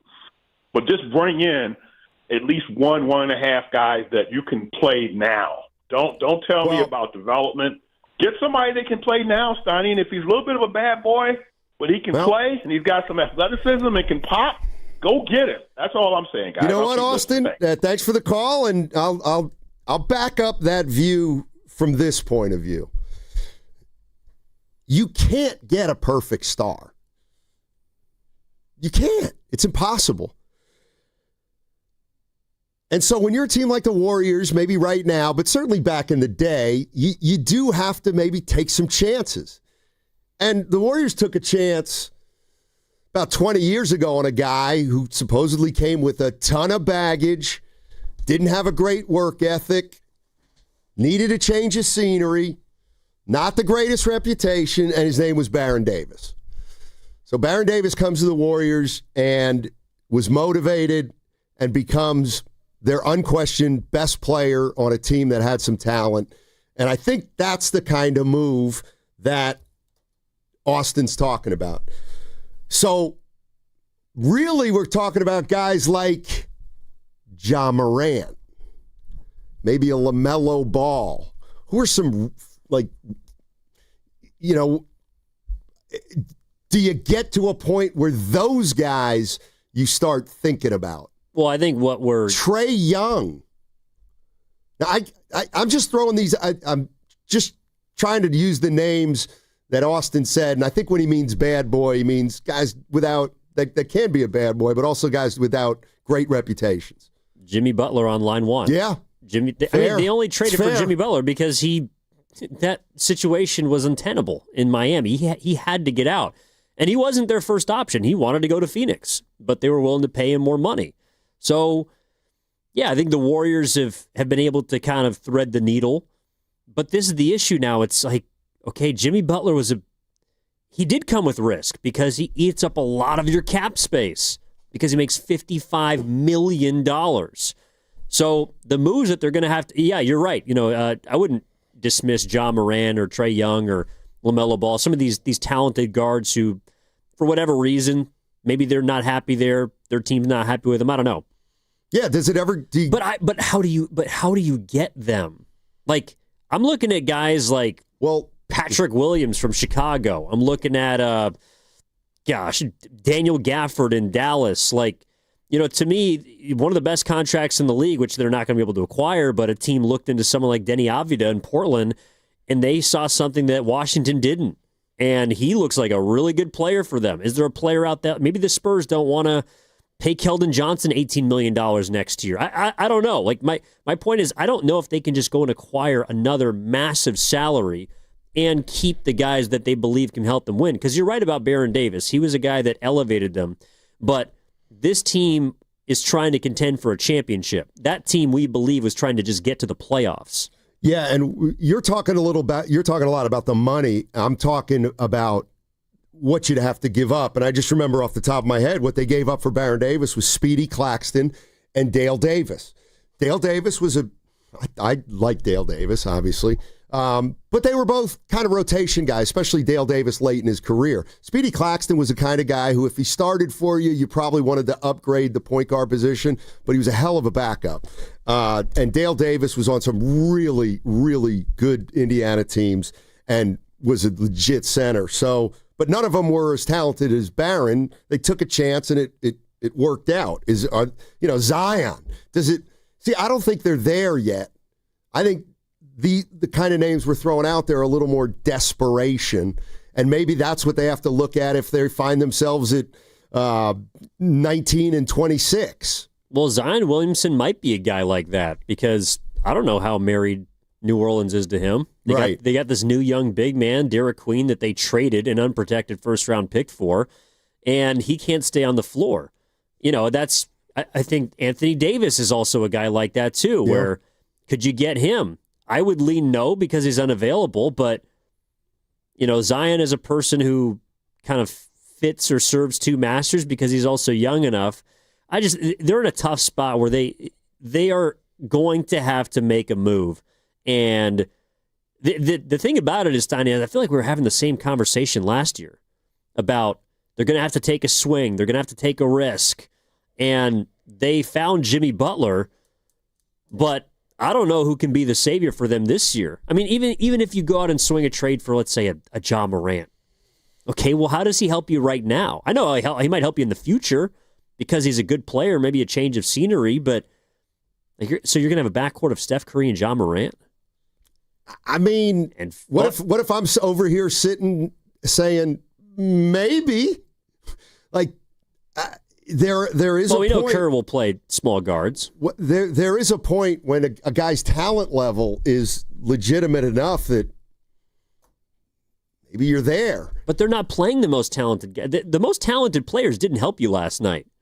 It was the guys who worked the hardest that helped you almost beat Philly. I mean, the guys who were quote-unquote talented were getting benched in the fourth quarter, and everyone understood why. Yep. We can squeeze in Marv from Livermore. Hey, Marv, how you doing? Hey, good, Steiny. I always come in hot when I'm coming at you as a hypocrite, but great show, so I'm not going to criticize or come at you today. All right, I think it's a great conversation, but there's two things. One is, who was the player last year the majority of callers and the hosts were calling for the Warriors to go get? It was Cam Johnson. He went to Denver and you said, he should be great. He's only averaging 11 points a game, 3.4 rebounds. So it's not as easy just to bring somebody in, particularly with the way Steve Kerr plays his players because it's all focused on Steph. So I'm having a hard time seeing you go get Zion, you get Ja, and them fit in better than the current guys because no one else plays like Steve Kerr wants them to play revolving around Steph.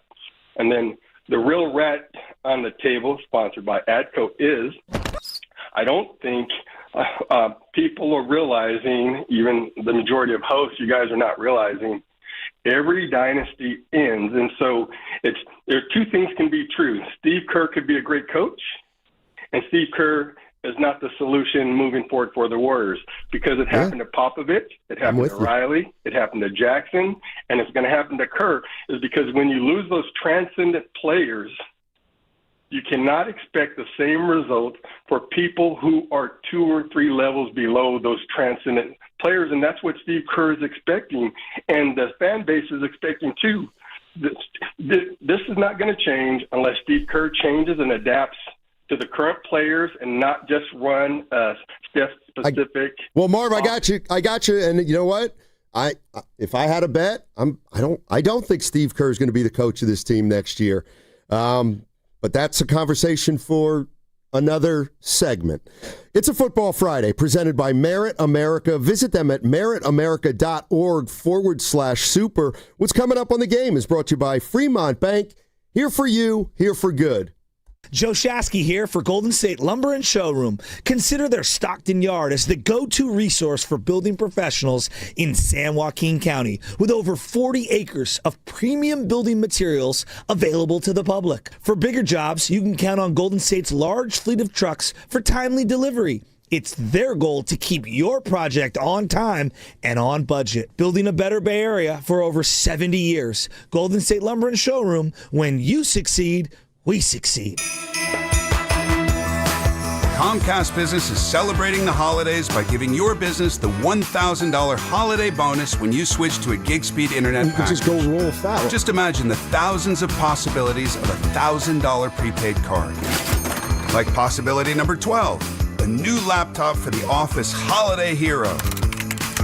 Or possibility number 108, smart speakers to deck those hallways. Or possibility number 192, new equipment for the new year. Or possibility number 555, Bluetooth holiday lights for office decor. Switch to Comcast Business, designed for 100% reliability with business internet and wireless connect, plus advanced cybersecurity, and now get the $1,000 holiday bonus.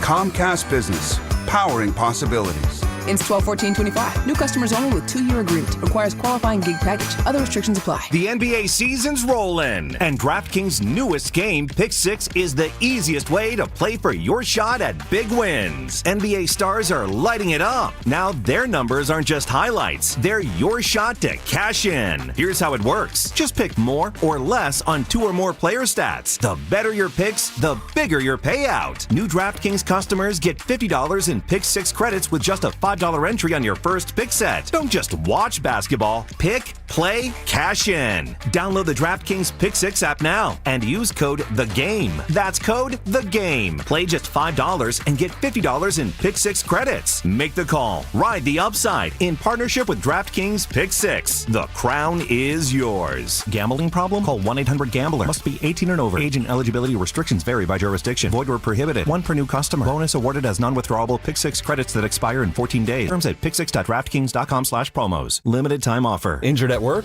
Don't wait. Every moment counts. You may be entitled to medical care and financial compensation, but time matters. The attorneys at Boxer & Gerson are here to protect your rights and fight for the treatment and support you need. Boxer & Gerson have helped thousands of people across Northern California who were hurt on the job. Don't wait, don't guess. Get answers. Call Boxer & Gerson today at 510-835-8870 or visit boxerlaw.com for a free consultation. Boxer & Gerson, your life is worth the fight. Calling all basketball fans. Make your game day experience unforgettable with a stay at Hotel Via, just steps away from the action. Enjoy chic accommodations, stunning rooftop views, and the ultimate convenience for catching all the action. Skip the traffic and relax in style before and after the game. Whether you're celebrating a big win or just want a perfect night out in San Francisco, Hotel Via is your MVP choice. Book now at hotelviasf.com and make your game day a slam dunk at Hotel Via. Ready for the ultimate red and gold game day?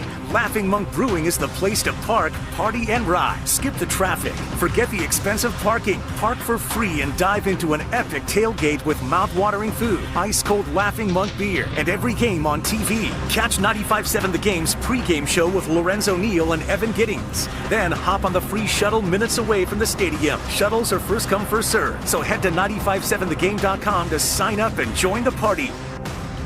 Nationwide is so much more than a great insurance company. They're one of America's largest financial services companies. Like how I'm more than just Peyton Manning. I'm also motivating Manning, and you too can be so much more. Nationwide Investment Services Corporation, member FINRA, Columbus, Ohio. Hurry, it's your last chance to donate your car to Cars for Kids for 2025. Any car, running or not, can be picked up as soon as tomorrow. Act now for your maximum 2025 tax deduction and vacation voucher. Call 877-CARS-FOR-KIDS to donate. That's Cars with a K. Tune in to 95.7 The Game for Warriors Live, 60 minutes before tip-off. Every Warriors game throughout the season as we get ready for the action. Presented by Xfinity, your home court advantage. Brought to you by Xfinity. Watch all your favorite teams all in one place. Xfinity, imagine that. We are Mercy on a mission. Together we bring hope and healing. Millions live with treatable conditions, but no access to surgery. Mercy Ships changes that. For 50 years, our hospital ships have brought free, life-changing surgeries, restoring health, dignity, and hope. Learn more at mercyships.org. 250 years ago, a promise was made to connect families and friends near and far. And during the holidays, that promise is more important than ever. That's why USPS is building a better network to meet your needs, with timely deliveries, easy and affordable ways to ship, and everything you need to make your season full of holiday cheer. Our purpose is delivering your peace of mind, knowing your love will arrive, bringing joy to all. The United States Postal Service. Learn more at USPS.com/holidays. This is the story of the one. As an HVAC technician, he and his digital multimeter are in high demand. So when a noisy office HVAC turns out to be a failing blower motor, he doesn't break a sweat. With Grainger's easy-to-use website and product information, he selects the product he needs to keep everything humming right along. Call 1-800-GRAINGER, click Grainger.com, or just stop by. Grainger, for the ones who get it done.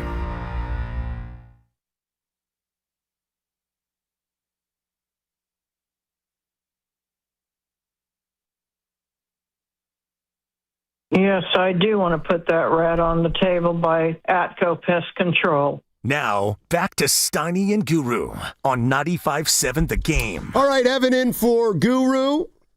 Risotto at the controls. Grandy also in the house. And you know what, that game to me, I found that game last night compelling. I found it compelling. And I started the show by saying, I usually don't care one way or the other if the Warriors win or lose. Just show me the game and I'll assess it. But I did find myself last night wanting those guys to come through. I was a little disappointed in Philly in one regard. I think if Embiid plays the second half, the Warriors win. I don't disagree with that. Embiid was awful. I mean, I know he's a big body, but damn how the mighty have fallen. And how do you progress with him on the roster? You don't play him? I don't know. I mean, he's once again. They also got Paul George who didn't play. Unbelievable. When Steph goes out and does play, you don't have to. He's not really that good anymore, but we have to go through him because he's Joel Embiid, no. Well, I'm sure he's still going to have some games where he puts up 30 and 15 and stuff, but he's over the hill. Here's the one I should have been playing before, and I don't know even what the answer is, but Kerr was asked last night about what's going on with Pods, Moody, and Kuminga. Every game's different. So tonight was about the other group. Next game could be about those three. So you just roll from game to game and do what you can to try to win the game. And that's why we have 15, 17 players, but if you include our two ways, like we got a lot of guys who can play, and I think we played 14 people tonight. So, we believe in our depth, and we know that a lot of guys can help us win. All right, what I'm hearing there is we're going to roll the dice, and we're going to make our decision on who plays in crunch time game to game. And if the big boys are playing, they will be the three, Butler and Green and Steph, they will be out there no matter if they stink or they've been great. So who's going to be the other two guys? They'll make that decision on the spur of the moment. And that's where it's like they're damned if they do, they damned if they don't, because like in a perfect world, those are games last night where you're kind of young players. You would love for them to take a step forward and prove they deserve to close, but they didn't. And they got blown off the floor in the first quarter. That was and that's why I guess the game was it left me with questions, but I found myself pretty entertained by it, is because in the first half, I'm like, oh, my God, like, you're telling me I got to watch another 2 quarters of this? And we're going to come in tomorrow, we're going to bury them and talk about this and that. And I found myself left at the end of the game feeling like, man, I'm disappointed, but not in the players and their effort. It's because they lost, because Philly just made one more play than they did. They almost stole a game. And I guess that's one thing that this season they haven't done. They haven't stolen a game yet that they shouldn't win, and I was hoping that was going to be the one, because they've had a few games stolen from them, but they're 11-12 because they've blown a few, and they haven't really been able to. I guess you could say San Antonio, but Curry obviously was the best player on the floor in those games. Like that's what I was thinking. The first thing I thought of was Denver here, but then it's like it's different because Curry will do that. 8 times a year. Yeah, I can't say you stole a game where you had the best player on the floor. Exactly. Even though he was the only reason they won that game. Yeah. I mean, he was spectacular that night. All right. God, I had something to say about something, but we'll go to Cody. Cody's in Portland. Hey, Cody, how you doing? Hey, guys, doing well. Thanks for taking my call. Absolutely. I just, I listen to the show every day up here in Oregon. Thanks for keeping me tuned into Dub Nation. I appreciate that. Where in Oregon, Cody? About every Portland. fifth Portland? game. Yeah. You're in Portland, right? Yeah, Portland. Portland? All right, I'm nice. in Portland up here. Yes, sir. Stay safe up there. We hear it's... shut up. What is it? Are you all right? Are you barricaded in? Yeah, I fear for my safety every day, but I manage. No, it's gorgeous up here. Wonderful people too. Don't no listen to all doubt. that noise. I love Portland. Anyways, about every fifth game, I've had to fight the urge to call in and talk about my boy Pat Spencer. But I love the love he's getting from Dub Nation. These last couple of games, I think, showcase what he's capable of as a basketball player. And you take a look at his per 36 minutes, and you tell me he's not a bona fide backup point guard, averaging 16 points, 7 assists.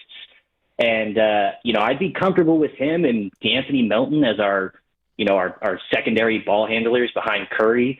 This offseason, I wouldn't have been so comfortable trading all of our youngsters for someone like Michael Porter Jr., but I think it's time to really consider a move like that. He may or may not be the guy, but I think he'd fit, and I'd pull the trigger on that one with one caveat being the Nets got to include Danny Wolf, if you're familiar with his game at all.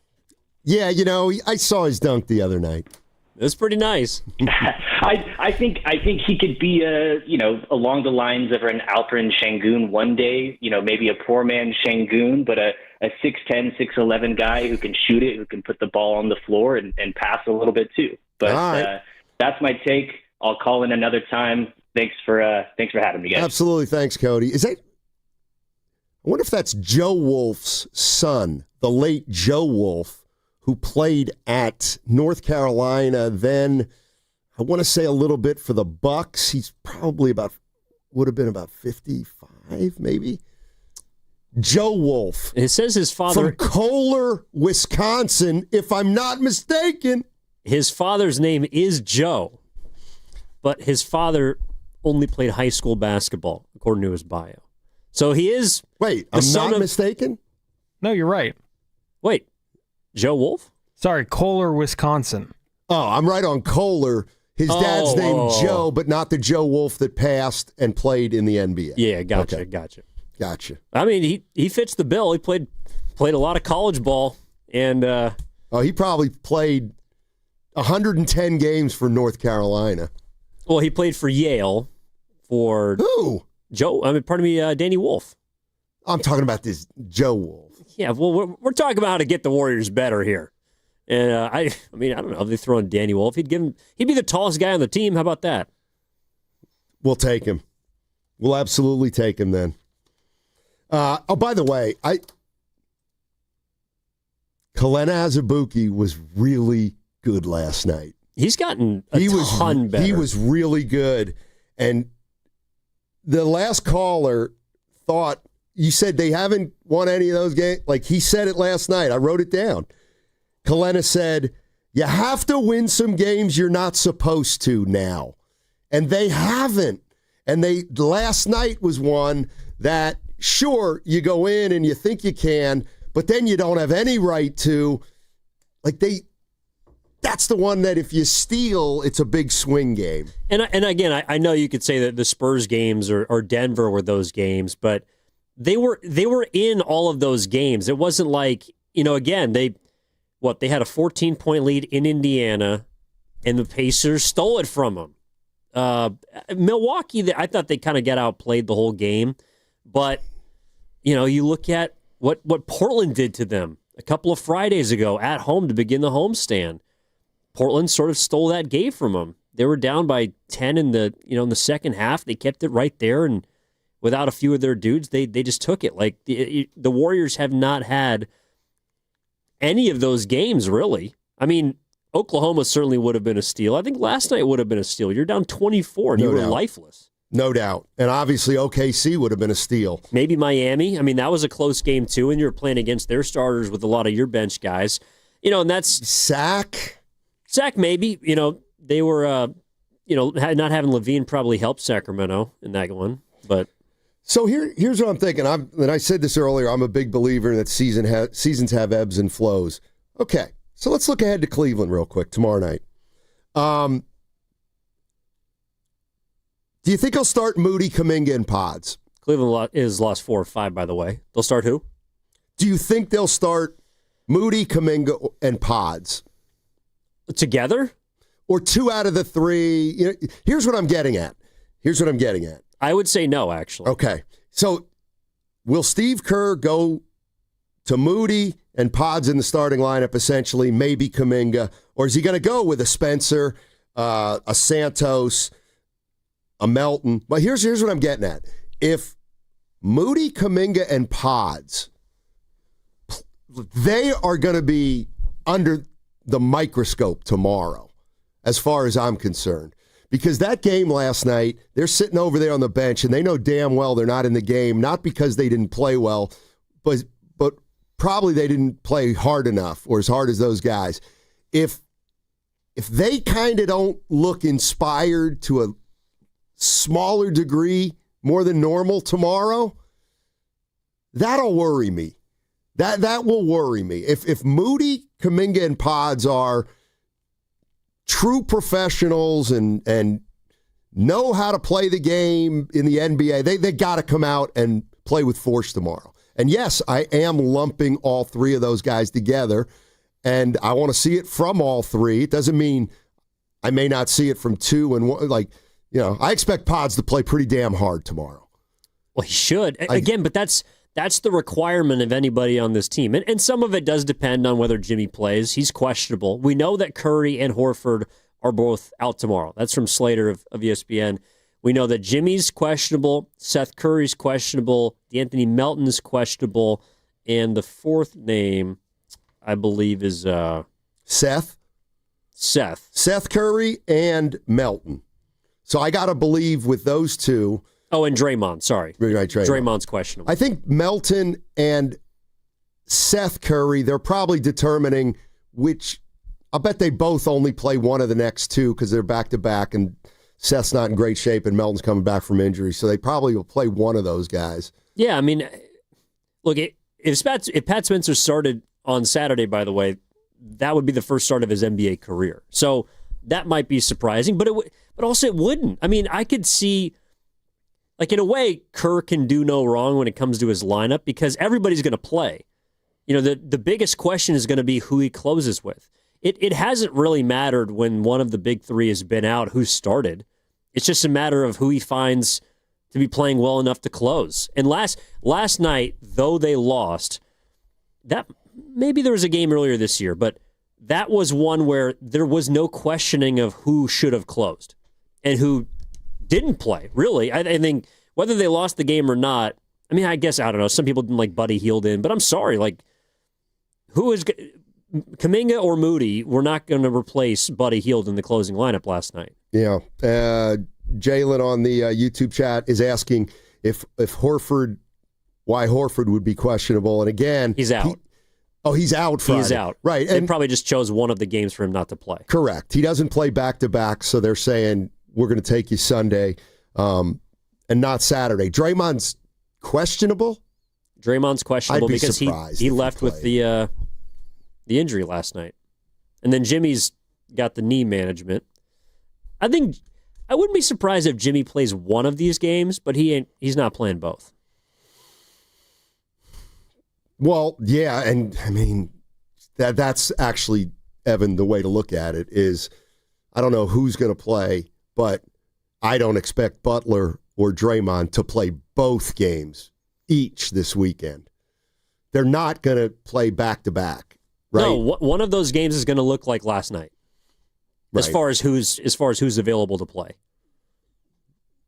D'Anthony Melton, he made his debut last night. Somebody asked him what he told the team at halftime. I mean, expectations always have to stay high. I think I have faith in all these guys in the locker room.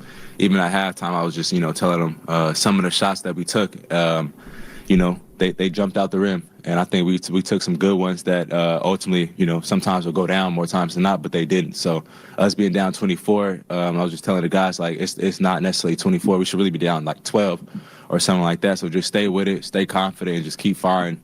And I think we just started to trip away and just, this is a resilient team, and we know how to win, and most teams don't. So I think we definitely did a good job with that. Yeah, I don't know if that team knows how to win, but it's his first game back.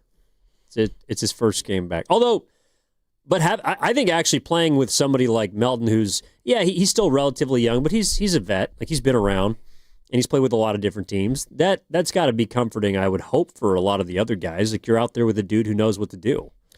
Yeah, although if I were, I put myself in Pods' place, I got to be thinking, damn, we got another player who can play in the backcourt. At least he could last night. You're going to have to be better than him. Somebody asked D'Anthony Melton, what about these other guys stepping up like Pods and Kuminga? I think everybody, should step up. It's everybody's livelihood on the line, too, at the same time. So I think everybody's stepping up. But, specifically for those two guys, just, staying confident, I think is the biggest thing, and instilling that for them. And just, play your game. Sometimes there's a lot of outside noise that goes into it, especially young players in such a great organization. You're going to have a lot of he say, she say stuff that's going on. But I think just staying confident and playing your game and, take whatever comes with it. People are always going to say something. So just playing confident and being aggressive. Sometimes you would rather err on the side of being aggressive than not. Rift? Well, this dissension?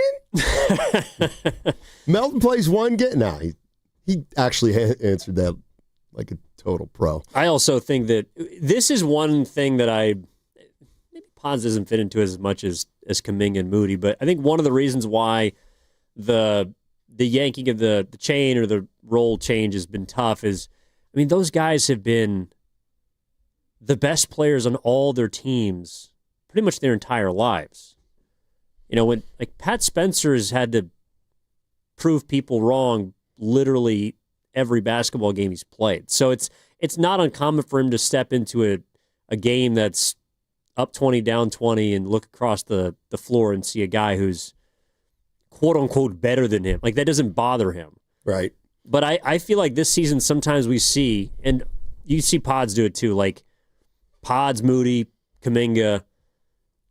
Sometimes it's like they feel like they're what's gotten them to the league is not good enough anymore.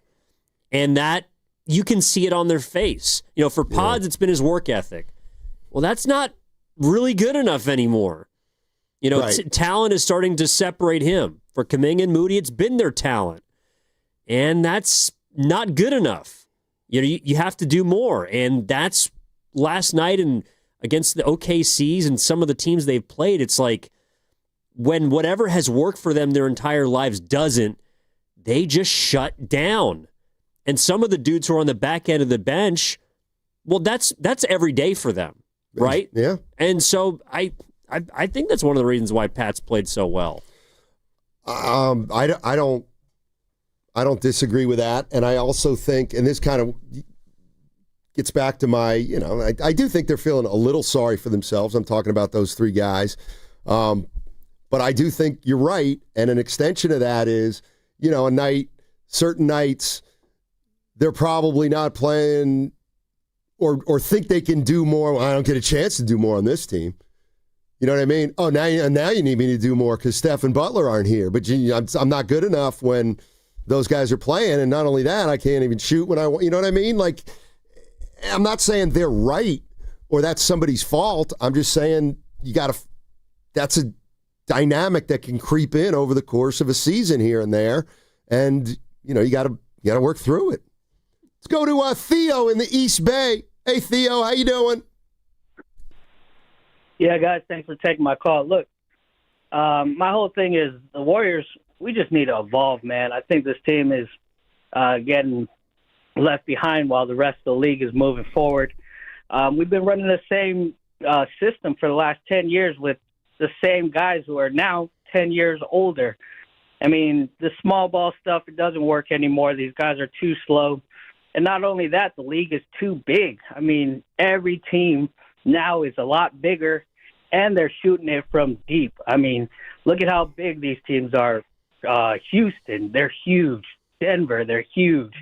The Timberwolves, they're all big. I mean, the Warriors, we need to get size, and we need to find guys who can knock down these shots. I mean, love Pods, actually he actually had a really, really bad game last night. But these guys, they're not knocking these shots down. And, you know, with the small ball, we can't stop anybody on defense.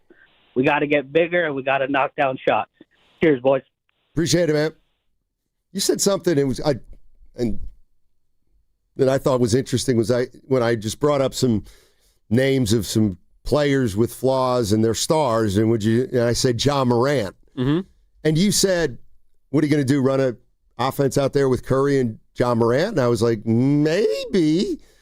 And what I'm getting at is, let's say you realize that, you know, Ja Morant's not going to be great playing with Curry. So you don't get him? Like, you wouldn't acquire him kind of because of that?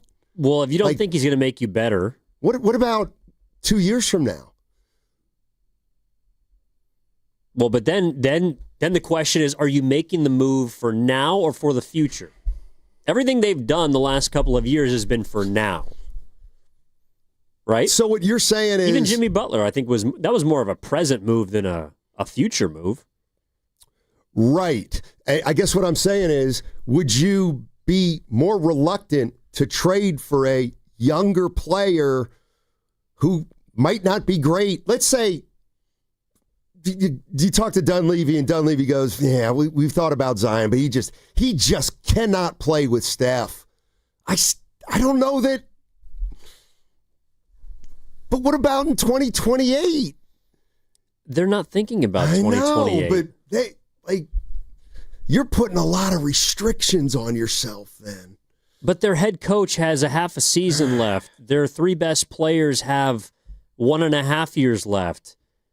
I mean, seriously, if you are acquiring a Zion Williamson, you are saying, yeah, we're looking ahead. Because there's been nothing about his entire career that would lead me to believe that you can count on him this year. I mean, maybe in the future, too.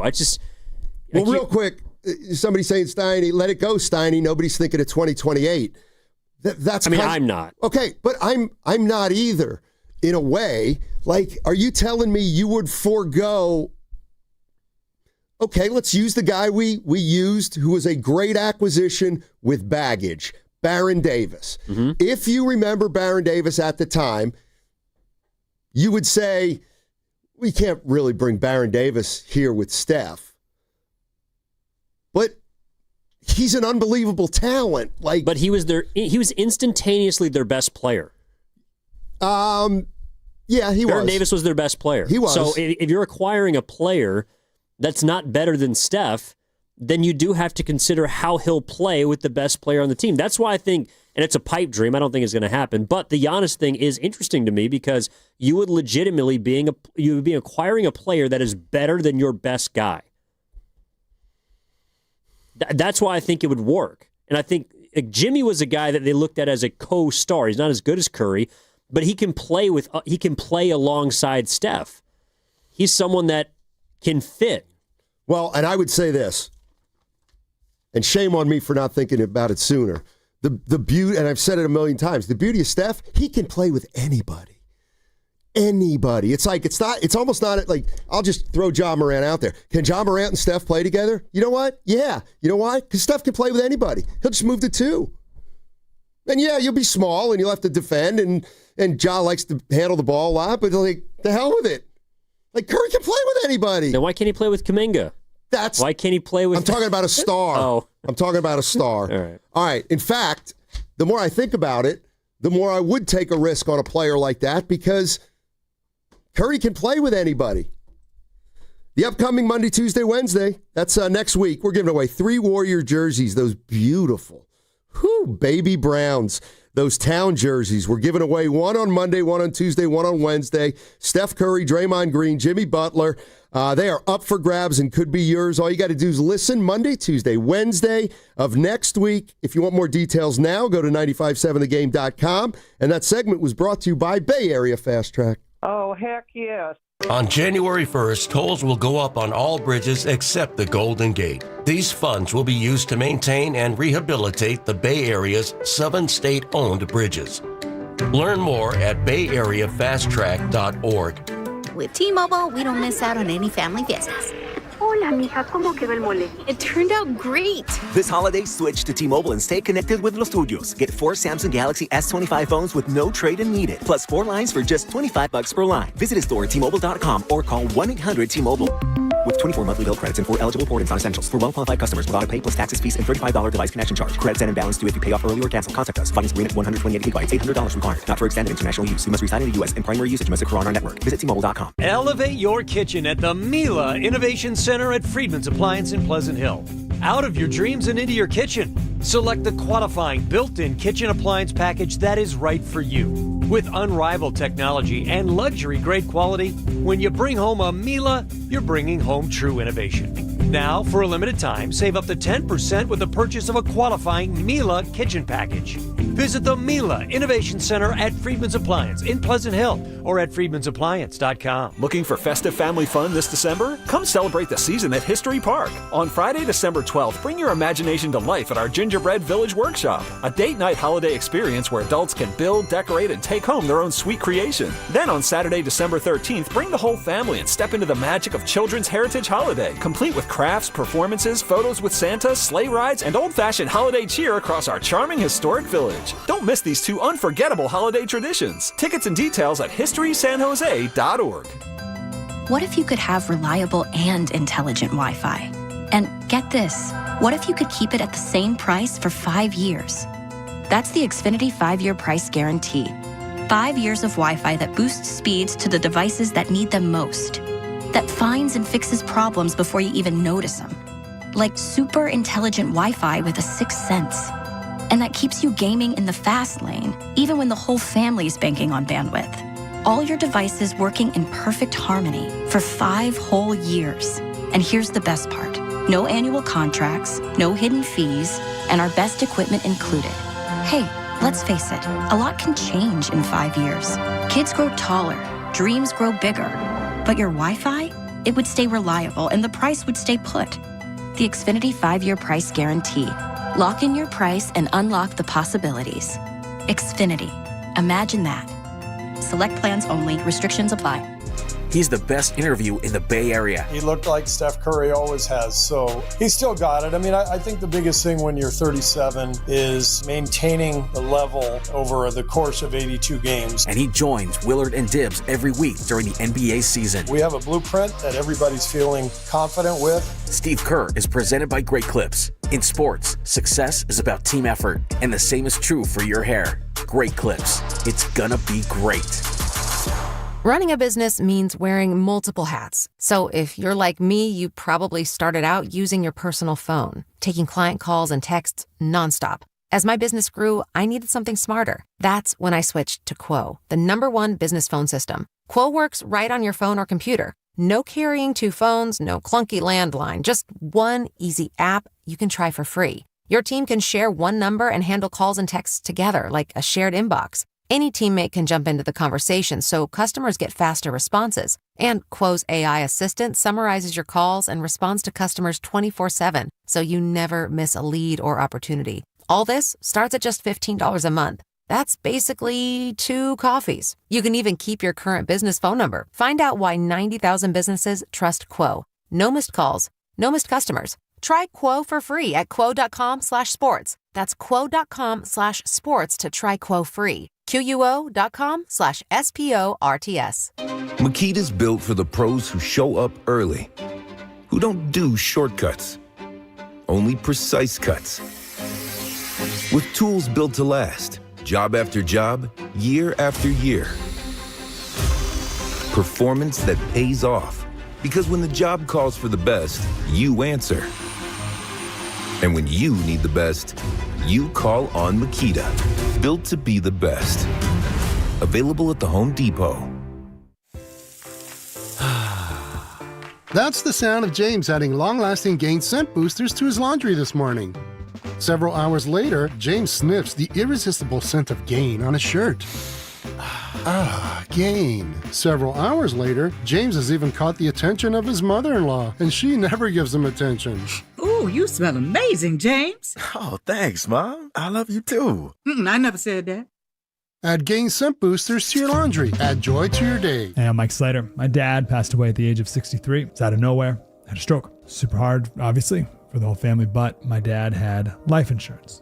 This is why I have life insurance for my family, for my wife and 4 kids. And the best place to get life insurance is ethos.com, because you can do it in 10 minutes. And there's no medical exam and no blood test, just a few health questions. Get life insurance in 10 minutes so your family is protected. Ethos, ETHOS, ethos.com/life.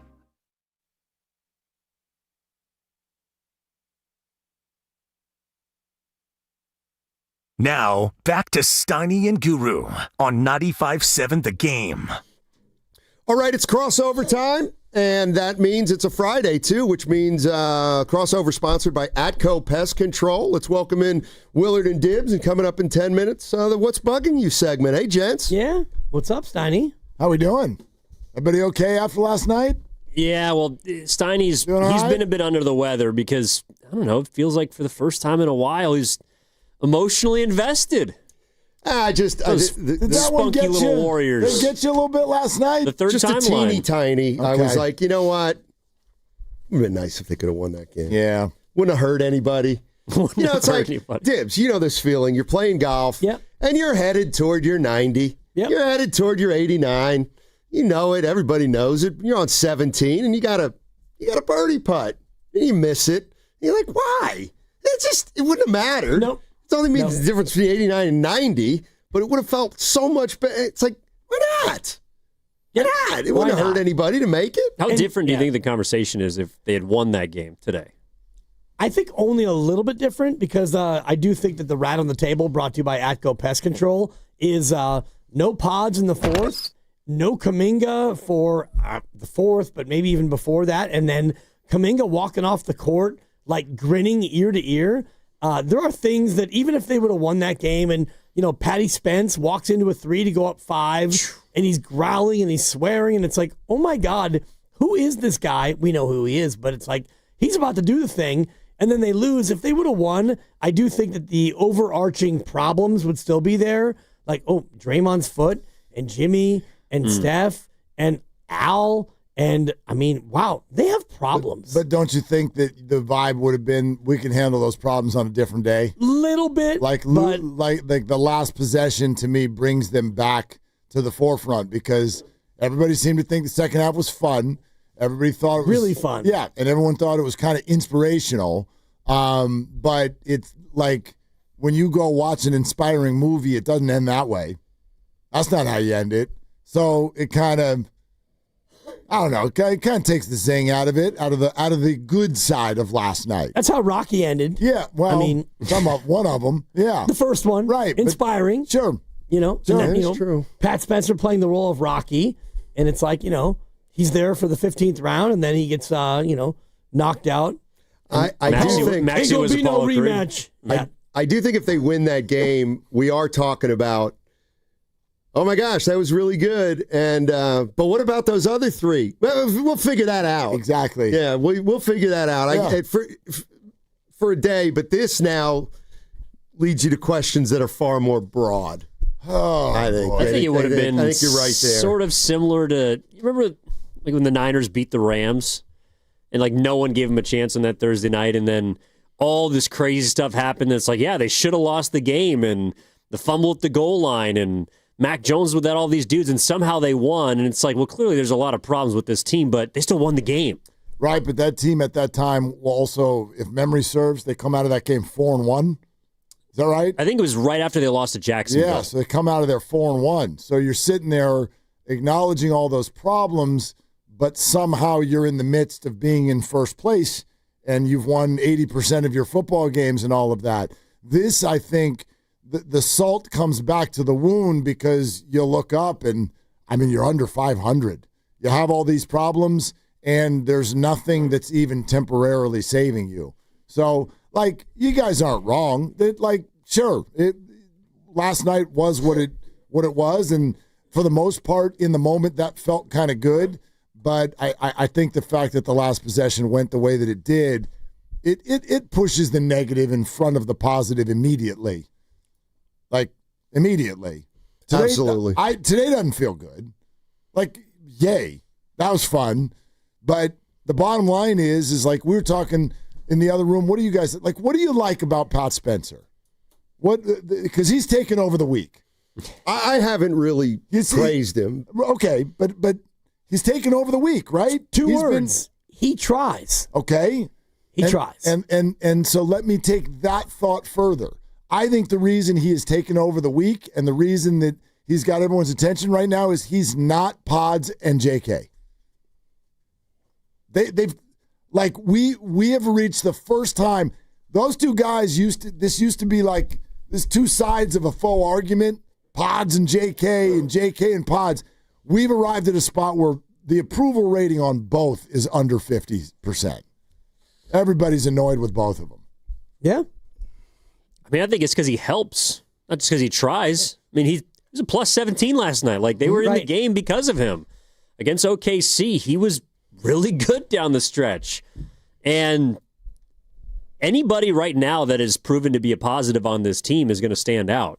Some of the things that he does, they just don't have. He can put 2 feet in the paint. He can knock down a mid-range.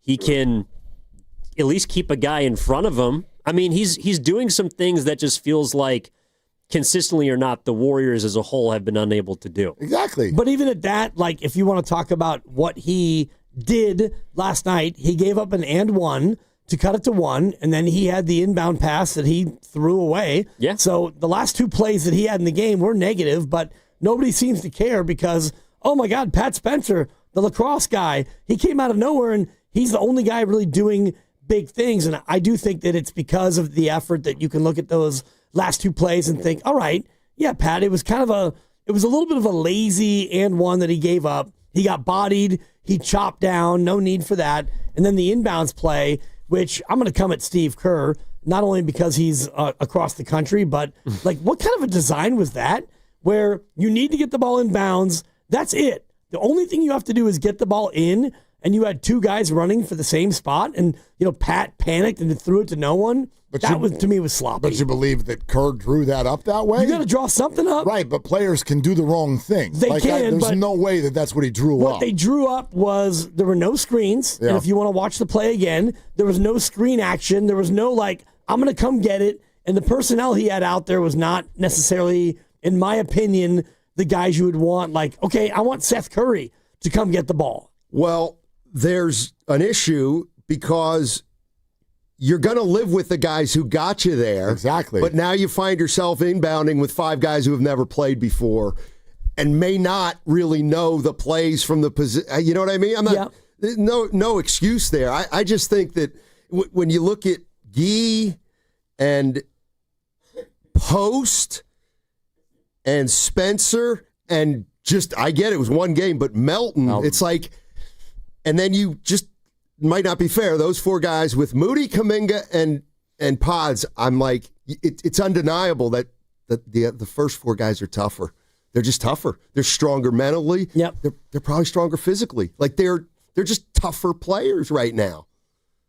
Yeah, but get the ball in bounds. I mean, no. Yeah. I'm just talking about that's one of the reasons why you start gravitating to those types of guys is because Spencer's legitimately tough. He's not a wannabe tough guy. He's tough. You can tell Melton's really competitive. Yep. And maybe that's part of the problem is the 3 guys think they've arrived a little more than they have. Well, I'm going to borrow from Guru because one of his go-to phrases is, I'm fighting for my life. And those guys are fighting for their life. No doubt. Like Guy Santos, second-round pick, nothing's promised. Pat Spencer, number 1 overall pick in lacrosse. Quentin Post is almost 30, and he's fighting for his career. I think he's 25 or 26. That's the other thing. Who's thinking, Spencer's 29? He's 29. He's 29? He's in his prime. I mean, Stephen, have y'all ever been in that position where, and I would imagine, I don't know, everybody had differing sort of high school or collegiate athletic careers, but when you are a bench person and you want a spot, what's the first thing? Well, there's 2 things that those people do really, really well usually. A, they hustle their ass off. Yep. And B, they do what the coach says to do because they're trying to get the coach's attention. So what I think we suddenly all gravitated to this week, you know what Pat does on the floor? He's got his head screwed on straight. That's it. That's it. He doesn't have all the talent in the world, obviously, but his head is screwed on straight. He's going out there and he's playing heady basketball. He's thinking on the floor. He knows where the other 4 players are supposed to be. He knows how to sort of create space on a basketball floor. He is not relying on anything other than this is what we're supposed to do. This is how you break down a defense in basketball. And I think we're craving that right now to the point where Pat Spencer has run the week. What? I think it's because he also just knows who he is. He knows exactly what kind of player he is. Sure. He knows his limitations. Meanwhile, the guys that struggled last night, it feels like they don't really know what kind of players they are, or they're losing confidence in the player that got them to the position they are. I mean, Guy Santos knows exactly who he is, what he can do. Post knows exactly what he's supposed to do. Spencer, Melton, Seth Curry, even Buddy Hield to an extent. I feel like he does some silly things, sure. But he knows what his role is. Like Kuminga, Pods, and Moody, it's like they don't know who they are sometimes when they have the ball. Yeah, I think that's a great point. Or they knew who they are, and they don't they don't accept it. Exactly. Kuminga, I believe, knows who he is, and the Warriors want him to be something that he doesn't want to be. And that's what I saw last night where, again, Kuminga gets the ball, and I'm going to go ahead and get into the painted area and a step back 10, a little 15-foot early in the clock, an 8-foot, forced shot. I think that he knows who he is and who he wants to be, and it's not who the Warriors want him to be. And Pods is the other one where I think that he is, you guys mentioned it earlier about like his minutes are going from, you play a lot to you're going to play some to now you don't play in the fourth quarter because he's either lost or confused or both. I'm interested in that. The whole like, okay, JK knows who he is, but the Warriors want him to be someone else. I don't know. Like this is maybe the thread between Pods and JK is the exact same. And they have both, sometimes using different mouthpieces, but they've both stated publicly who they see themselves as being someday is elevated from what most of us think they can ever be, let alone who they are now. And they're out there sometimes trying to prove that. Yeah, I feel like that's the agenda that Draymond was talking about 2 weeks ago. Yes. I'm not this is not necessarily born out of selfishness. But right now, Kuminga, Moody, and Pods, when they go out on the floor, they're thinking about their game. They are. They're trying to get on track because they know. When Santos comes into the game or when Spencer comes into the game, they're just going to do those things that they are on the team for to help you win. Like they're not worried about you think Pat Spencer cares like what he looks like or what the stats are or, you know what I mean? There's a job to do and they go out and do it and they're thinking about the team. I mean, Pat Spencer feels like the only guy on this team that'll take a mid-range jump shot. And make it. Well, and make it, but it's like, but he also doesn't, I mean, Kuminga will take a couple dribbles in. Even Pod sometimes, it's like he's thinking about what shot he should and shouldn't take. And then the shots that he's letting fly are just idiotic. I mean, in the first quarter, he misses his first 3 threes. The third one is, there's not a guy 10 feet from him. In and out, misses. All right, you're up 0 for... And then he goes straight to the corner, gets the ball back, and chucks it. And it's like, what are we doing? What are we doing? And of course, he bricks it, almost worse than Drummond from the corner. And that was the worst air ball I saw the night. But it was like... Al had a couple. Yeah, but you're just thinking, why is that the shot that you're taking right now? And so some of the decisions that they're making, in addition to obviously the results, just have you feeling like these guys have all kind of regressed a little bit. Well, I also wonder about the timing of it all, like because the timing for them and their case couldn't be worse, which is to say your top 3 players are all hurt, but your team also just acquired, like this is what we've been talking about. Seth Curry and DeAnthony Melton both just got acquired. And we've been saying all along, I wonder whose minutes will go away. Well, they need to go out there and prove that they need to keep their minutes, and so far they've had a horrible week proving it. Yep. All right, you're listening to 95.7 The Game, KGMZ FM and HD1 San Francisco, an Odyssey sports station in the home of the Warriors and Valkyries, always live on the free Odyssey app, coming to you live from the Laughing Monk Studios. Hey, cold weather doesn't stop ants. They just bring the whole colony indoors. Once they find warmth and food, forget about it. They'll keep coming back until you have a huge problem. Atco Pest Control eliminates the source and keeps them out through winter. Visit AtcoPestControl.com. Visit AtcoPest.com. Did they change that? Hang in there. AtcoPest.com. Take it up with Ethan. Mention you heard about Atco on What's Bugging You, and you'll get 10% off any ant treatment this month. Good job. Know all about Atco Pest Control. I ad-libbed that. Way to power through, Steiny. I can go first then. Go, Evan. I apologize. It's not Wednesday. It's Friday, but I'm a recycle. I did a little bit this morning. Last night was not the first time since 2007 that LeBron James has scored 8 points in a game. I've been seeing it everywhere. They were talking about the last time LeBron James scored. You know, Alan Arkin, God rest his soul, was putting on a great performance in Little Miss Sunshine. Jack Nicholson was starring in The Departed. Movie. They're talking, I was in the 8th grade. All of these things have happened since 2007. He scored 8 points in an NBA Finals game. They lost the game. They lost the series. They were beaten by the Mavericks, and I believe no one wants to bring it up because it's the worst moment of his professional career. And no one can talk about LeBron in a degrading manner. And I get that he is one of the greats who have ever lived. Some people may not like him. I love watching him play and have throughout his entire career. But it's not the last time that he scored 8. 2011 was that time, and it brings up a bad moment for a lot of people. And all I'm here to say is it's bugging me that we can't just state the truth. Sorry. But no, that's good. Yeah, that was awesome. And all you have to do is put on in the regular season as the the writer to that stat. And that's the little small italicized asterisks at the bottom of all these graphics. And it's sorry. No, I mean, you don't need to apologize. No. That's actually what this is all about. You're supposed to say some things that are bugging you. It's bugging and me. Unapologetically. You want me to go? I'll go quick because I love yours. Well, mine's stupid. But, mine is Bay Bridge tolls, and I know that they go up. And I remember Steiny back in the day when it was $1 to cross the bridge, and then the Golden Gate went up to whatever $3 and whatnot, and that's fine. And tolls go up, and I'm looking here. The Bay Bridge goes from $8 to $8.50, and then on a tiered basis by 2030, it's going to be $10.50, and then after that, it's going to be $11.50 if you don't have an actual fast track. That's fine, but what they're doing now is the Bay Bridge and the Golden Gate Bridge, you no longer get a carpool discount starting at the first of the year. So even though it goes up for everybody, the whole thing was like, all right, you got 3 people in your car, you get a half-price toll. It incentivized people to not drive, but that is actually going away as well. So we're just going to add more cars, more pollution, and all the rest of it. And so, yeah, I drive 2 or 3 days a week. I take BART, which is about the same amount of money.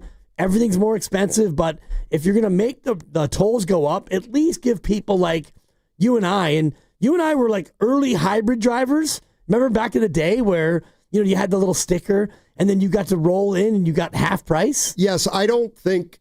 if I'm in the carpool lane by myself because I have an electric vehicle, I don't think I should get a discount. Agreed. But if you are a casual carpooler and you purposely put 3 in the car, then you should get a discount. And then it's a win-win-win because a lot of times when you casual carpool, somebody will just throw you $1 or $2. But there is a way to get around it, which is just simply you take your fast track and you slide it from 1 to 3. Right, Guru. I get it. You don't have to have 3 people in the car. So there's a way to circumvent. But the point is, coming Jan 1, it doesn't matter. You cheaters can do what you want to do. You still pay $8.50. But I'm saying that's kind of the problem. I think that's kind of why they did it. Yeah. By the way, do people still use a transponder? That's the thing. I don't even know what mine is. You use it when you, if you actually have 3 people and you want to use the HOV lane. Right, but does the thing even read that anymore? I got into this with, I don't think so. Again, Mark, if you'd let me finish, if you're in the HOV lane. You just started. And I couldn't even get through 2 sentences. Welcome to Willard and Dibs. It's officially 2 o'clock. I only said 2 sentences myself. If you're in the HOV lane, forget the tolls. Like the tolls, you're right. You don't need a transponder. Yeah, that's but my if you're question. in like the HOV lane where it's like $1.50 to Hesperian, that you actually need to have the transponder to be in those lanes. Okay, Willard Dibs, can you lay out for a second?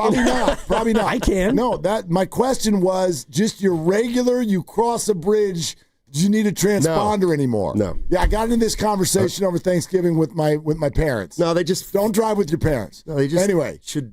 Yeah, up in 2030, you actually do. My mom Otherwise, doesn't it'll cost you understand. $1. My mom. Remember, I got a flight to catch. She doesn't understand how the fast track people will know if you don't have a transponder. Yep. So I'm explaining to her cameras and license plates and accounts, and it didn't go well. Anyway, I'll do mine. I know you've been waiting for this, Dibs. Yeah. Evan, you haven't heard this yet. I haven't. No, because I came in and told the Dibs, Steiny, and Guru on Tuesday, and immediately all 3 of them looked at me and went, "You need to do that on Friday." So how would y'all feel about this? Okay? In fantasy football, you want to be welcoming. It's kind of how Lucas ended up with 16 teams in the 95-7 the game league. Yeah. It's too many teams, but whatever. We want to be welcoming. Yeah. Same thing happened in a league with one of my sons. His friend group, all the dads are like, let's do a little league. The day of the draft, somebody backed out. So you had a 14-team league and somebody backed out. Mm-hmm. And I immediately was like, what do we do? And he's like, well, we're just going to do 13 teams. And I thought to myself, well, that's probably going to be a disaster. But okay, so bye weeks get instituted. I got week 1 as a bye, which is already really, really awful. That's just like you're all jacked up and excited, and you get a bye. But then whatever, I have my bye, and then I have a bad start to the league. But then your boy catches a heater, and I win 5 games in a row to make a playoff push. And I've been looking at the standings for 5 weeks in a row. I'm like, I still got these guys. And with 1 week to go, I'm a game behind the guy in front of me for the last playoff spot. And so, boom, Monday morning, we're rubbing our hands together. Tuesday morning, I should say. All right, who do I need to beat? And I log on, and guess who I play this week? I get a bye again. Oh, no. Oh, no. And I am eliminated because I don't play. How is that? So you tell me, what should I do? You got 2 buys and other people got 1? Correct. I got 2 buys. Everybody else got 1. And he was in a must-win. And I'm out. It's a must-win game, and there's no game waiting for me. Nope. That's Bush. What do I say to this league? What do I say to him? You hate to see it. You do? Yeah. Yeah, I really don't know what you can do. This is probably my last year in the league. Or guarantee me that I get 1. I should get no buys next week. Is there any chicken on the line? Yeah. Yeah, that's. I mean, probably a little chicken. I mean, little friendly chicken. Right. Like That's where you just say, well, I'm gonna be okay. Get a thigh. I guess there's going to be 12 teams next year. Right? Yeah. I'm out. Yeah, exactly. Totally. That's brutal. Isn't that rough? And again, I appreciate y'all because I know nobody cares about other people's teams. I don't want to care. I'm not going to tell you who I have and all that. Was it 6 or 7 teams that get in to the playoffs? 6. Maybe you say, can we make it 7? And then somebody gets a bye. Well, I'm just like, One bye week. We got 5 teams that actually earned an elimination. Oh. Why don't you let me play? Like, let me play the dude in front of me or whatever. Yeah. Anyway. All right. What's bugging me is something that it hasn't happened, but it's still bugging me. And what's bugging me is the younger generation, Evan's generation. What is that? Gen Z, Gen X?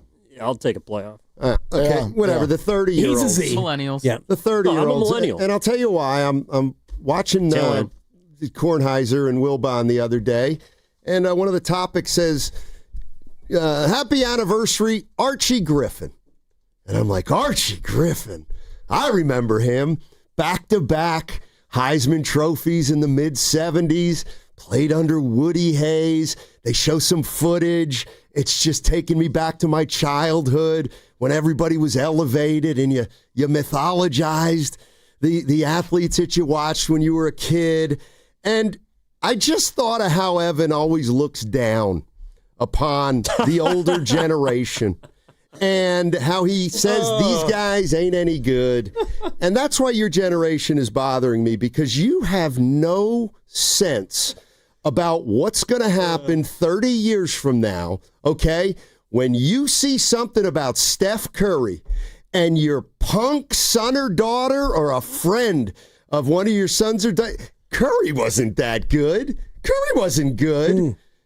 Jim Schwartz, the guy who now plays for the Toronto Raptors, he was much better than Curry ever was. Jim Schwartz? That's a bigger story. Jim Schwartz Jr., may the Schwartz be with you. My point is, you won't know this for 30 years. What are you asking exactly? I'm asking you to appreciate a generation that may have predated you. I like to get under your skin, but you do know that I have reverence for the older generation. You know that I do. It's called irreverence. The irreverence? Irreverence. Oh. Yeah. Oh. Leonardo DiCaprio. It's a good movie. But that's not Revenant. When I'm talking to you. I gotta let you know. Just like you give me crap. What's going on here? I'll tell you what's going on here. I He's got to get a flight. Generation Beta will be the generation of his kids and Grandy's kids and Lucas's kids. Wait till Beta comes for you. I mean, old Alpha's man. already in. Alpha's you here. Old man. Beta's going to be saying, "Oh, hey, Unc. Hey, Unc." Steph Did Curry Steph was a play in the one-trick black and white pony. era? All right, guys. Have a good one. Can we get Jim Schwartz on the show? That sounds like a great story. He hasn't arrived I know. yet. He's an all-time great, and his last name is Schwartz. You watch. Incredible. You watch. Bye, Sandy. Are they the smartest show in the Bay Area? You guys are an intellectual feast for the smart sports fan in the Bay Area. Wow. You're pretty much the smartest guys on the radio. I agree. Good Lord, how big is your ego? Are they the funniest show in the Bay Area? Give it a laugh. Come on. You're a funny guy. Come on. Give me a laugh. You are funny, dude. Hit that S again. Are they the coolest show in the Bay Area? And no white boys. They're cool. That's what people are saying. You guys are phenomenal. This is one of the most perfect ways that I could end my day, getting a chance to talk to Mr. Mark and Dan, you know? We'll let you be the judge. Oh. All I know is it's a couple of Bay Area boys talking sports. I know nothing. Thanks. It's Willard and Dibs on 95.7 The Game. All right, Friday, let's do this. Here we go. Tim Kawakami's going to join us in 2 hours. It's Friday, so we will have the frivolity. Dibs has got your higher or lower. Yep. We got all the picks for the weekend. Let's talk to you, though. What another weird night for the Golden State Warriors. 888-957-9570, the good, the bad, the whatever. Like, I don't know how everyone feels coming out of that. No one wants moral victories in pro sports. That's stupid. But I'm much more into, like, the emotional side of Pat Spencer. I swear to God, I would have bet everything I've ever had in my life that this guy never would have been this kind of a subject on our show. Yep. He has been the number one name of the week. The Niners are on bye. So are all the Warriors stars. And the best athlete in the Bay is Pat Spencer. What on earth are we doing? This is ridiculous. But here's my thought. And I want to know, and I know, Dibs, you want to know too. I would love to hear like what it is about Pat Spencer, maybe outside the obvious, that sort of caught your attention this week. And for me, it's the fact that he's not Brandon Pajemski and he's not Jonathan Kuminga. And I mean that both literally and figuratively. Like that's what this is. Like this is not just I wonder, do you agree with that? I don't think this is just a narrative on how Pat is playing and performing. I think it's also a narrative on what the other guys are not doing.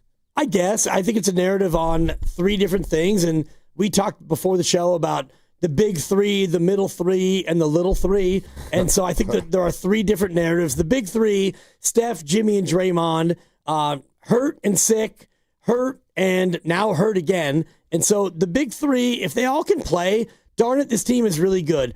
The middle three, we'll put aside for a moment, and the middle three to me is Moody, JK, and Pods. Yep. And then the little three is more than three, but it's Gee, it's Quentin, it's Pat Spencer, it is anybody else who you don't expect to be anything special. So for me, I want to start last night with the little three, because the little three, which was the little five, that closing lineup was 3 second-round picks, an undrafted, and Buddy Hield, who was the number 6 overall pick about a decade ago. That was your closing five, and boy, they closed. They almost closed the whole thing.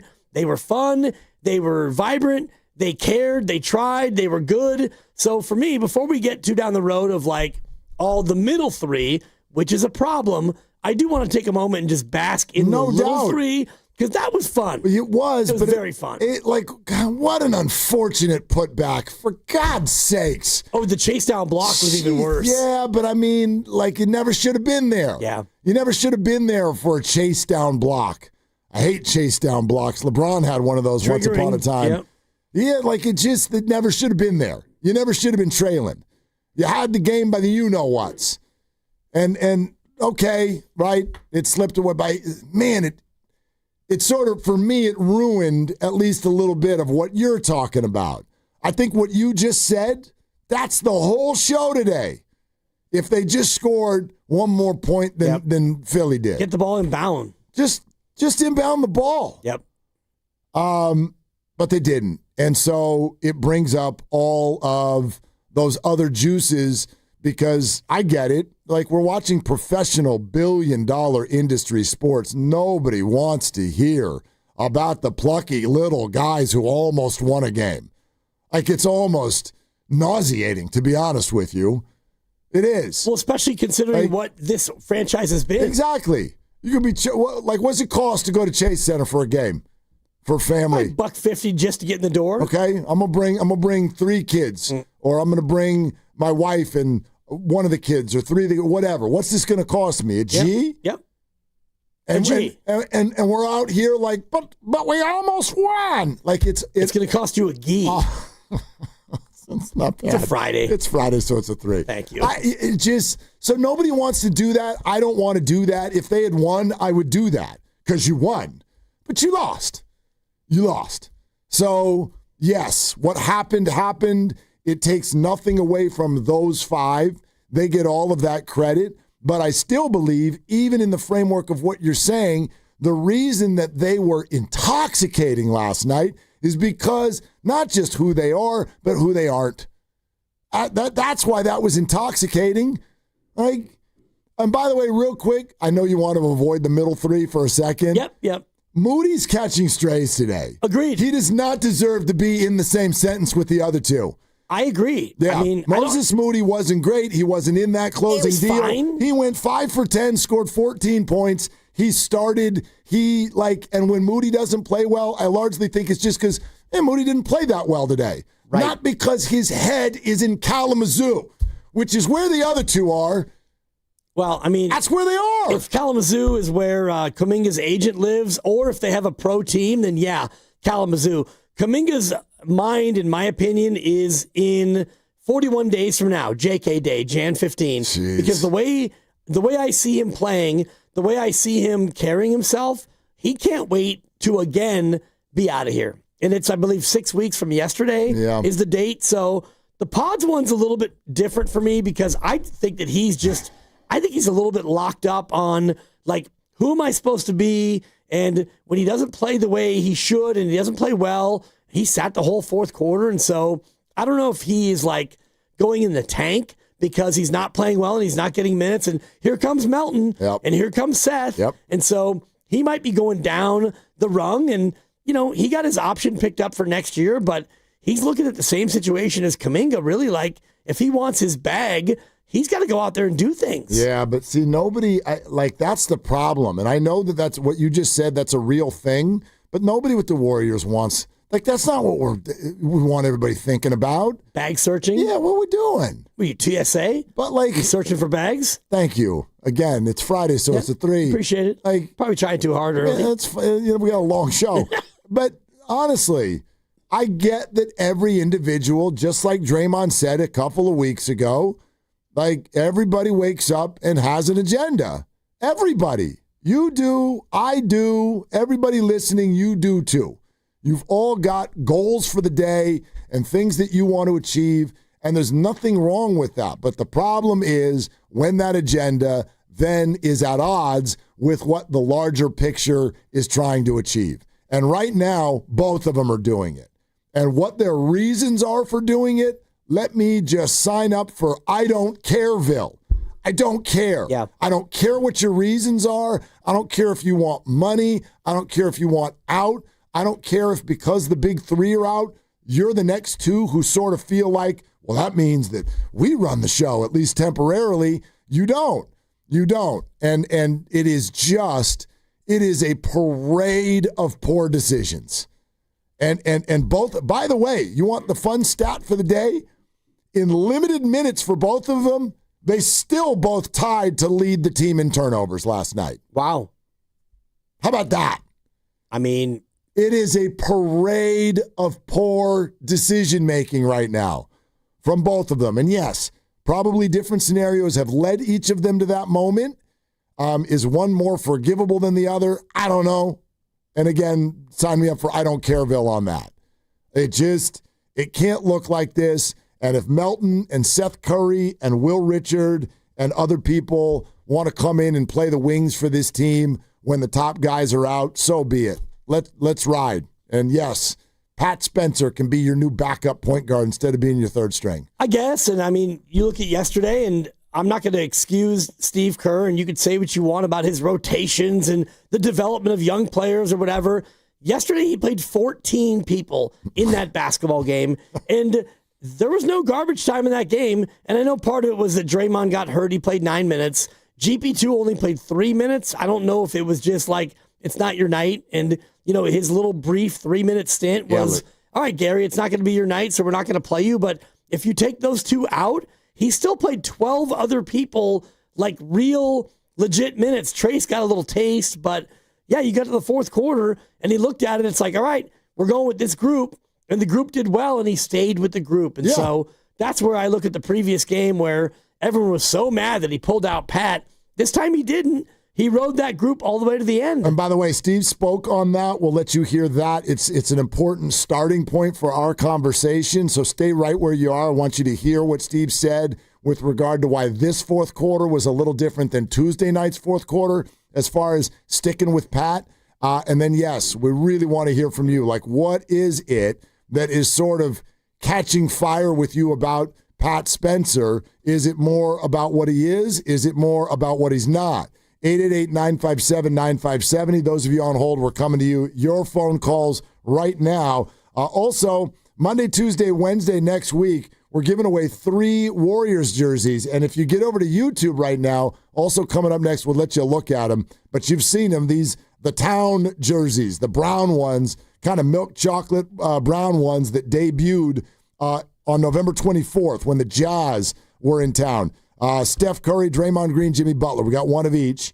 The town jerseys up for grabs. One of them could be yours. Listen for your chance Monday, Tuesday, Wednesday next week. For more details, go to 957thegame.com. It's also Football Friday, even here in the middle of the bye week, presented by Merit America. Visit them at meritamerica.org/super. This is Willard and Dibbs. This is the sound of Claire, cooking dinner at home. And that's the sound of a fraud alert from Wells Fargo, flagging a charge for a pricey restaurant in Paris. Considering Claire isn't in Paris right now, that seemed odd to the bank and to Claire. 2 taps later, Claire says nope to the charge, and Wells Fargo is on the case. However you make money work, Wells Fargo can work with that. Wells Fargo Bank, N.A., member FDIC. Don't watch the game alone on your tiny screen. Ghostwood Kitchen is the ultimate destination for every major sporting event. They have huge screens, energetic atmosphere, and ice-cold craft beer. Their bar is ready to pour your favorite drink, and the menu is packed with delicious game day food perfect for sharing. Bring your team spirit, rally your friends, and catch every single moment with us at Ghostwood Kitchen, where the game is always on. And when the game is not on, we have the arcade to keep you going. Ghostwood Kitchen, 911 Main Street in Redwood City. Comcast Business is celebrating the holidays by giving your business the $1,000 holiday bonus when you switch to a gig speed internet package. Just imagine the thousands of possibilities of a $1,000 prepaid card. Like possibility number 12, a new laptop for the office holiday hero. Or possibility number 108, smart speakers to deck those hallways. Or possibility number 192, new equipment for the new year. Or possibility number 555, Bluetooth holiday lights for office decor. Switch to Comcast Business, designed for 100% reliability with business internet and wireless connect, plus advanced cybersecurity, and now get the $1,000 holiday bonus. Comcast Business, powering possibilities. Ends 12/14/25. New customers only with 2-year agreement. Requires qualifying gig package. Other restrictions apply. Elevate your kitchen at the Mila Innovation Center at Friedman's Appliance in Pleasant Hill. Out of your dreams and into your kitchen. Select the qualifying built-in kitchen appliance package that is right for you. With unrivaled technology and luxury-grade quality, when you bring home a Mila, you're bringing home true innovation. Now, for a limited time, save up to 10% with the purchase of a qualifying Mila kitchen package. Visit the Mila Innovation Center at Friedman's Appliance in Pleasant Hill or at friedmansappliance.com. 1-877 Cars for Kids. KARS Cars for Kids. 1-877 Cars for Kids. Donate your car today. 1-877 Cars for Kids. Donate your car today. Ready to get rid of that old car? Donate it to Cars for Kids. Call 1-877-CARS-FOR-KIDS to reach a friendly live agent. Donation's super easy, and your car can be picked up as soon as tomorrow. Call us now, 1-877-CARS-FOR-KIDS. That's Cars with a K to donate your car today. 1-877 Cars for Kids. KARS Cars for Kids. 1-877 Cars for Kids. Donate your car today. last chance to donate for 2025. Last chance. Donate now for a 2025 tax deduction. Guys, thanks for helping me carry my Christmas tree. Zoe, this thing weighs a ton. Drewski, lift with your legs, man. Santa! Did you get my letter? He's talking to you, Bridges. I'm not that. Of course he did, right, Santa? You know, my elf Drewski here, he handles the nice list. An elf? I'm 6'3". What everyone wants is iPhone 17. And at T-Mobile, you can get it on them. That center stage front camera is amazing for group selfies. Right, Mrs. Claus? I'm Mrs. Claus's much younger sister. And at T-Mobile, there's no trade-in needed when you switch, so you can keep your old phone. Or give it as a gift. And the best part, you can make the switch to T-Mobile from your phone in just 15 minutes. Guys, my side of the tree is slipping. Timber! The holidays are better at T-Mobile. Switch in just 15 minutes and get iPhone 17 on us with no trade-in needed. With 24 monthly bill credits for well-qualified customers plus tax and $35 device connection charge. Credits end and balance due if you pay off earlier or cancel. Finance agreement 256 gigs, $830. Eligible port in a new line. $100 plus a month plan with auto pay plus taxes and fees required. Check out in 15 minutes or less per line. Visit T-Mobile.com. Actual price will depend on product and subscription plan. Featured products are compounded drug products, which the FDA does not approve or verify for safety, effectiveness, or quality. Prescription products require an online consultation with a healthcare provider who will determine if appropriate. See website for details, restrictions, and important safety information. Want a boost in and out of the bedroom? Hims has you covered. Introducing a new 2-in-1 approach to level up your game. Tadalafil for better bedroom performance and zinc for testosterone support. Put it all together and you've got what you need to turn things all the way up. Getting started is simple. Just go to hims.com/joy to start your free online visit. Through Hims, you can access ED treatments including pills, chews, and more. 100% online. No office visits, no pharmacy lines. Just fill out a simple intake form and a licensed medical provider will determine if treatment's right for you. If prescribed, it ships free and discreetly to your door. Find affordable treatment options at up to 95% less than brand names at hims.com/joy. That's hims.com/joy, hims.com/joy. Red and Gold Game Day starts at Laughing Monk Brewing. Park for free. Enjoy amazing food, ice-cold beer, and every game on TV. Catch 95.7 The Game's pregame show. Then hop on the free shuttle straight to the stadium. Sign up now at 957thegame.com.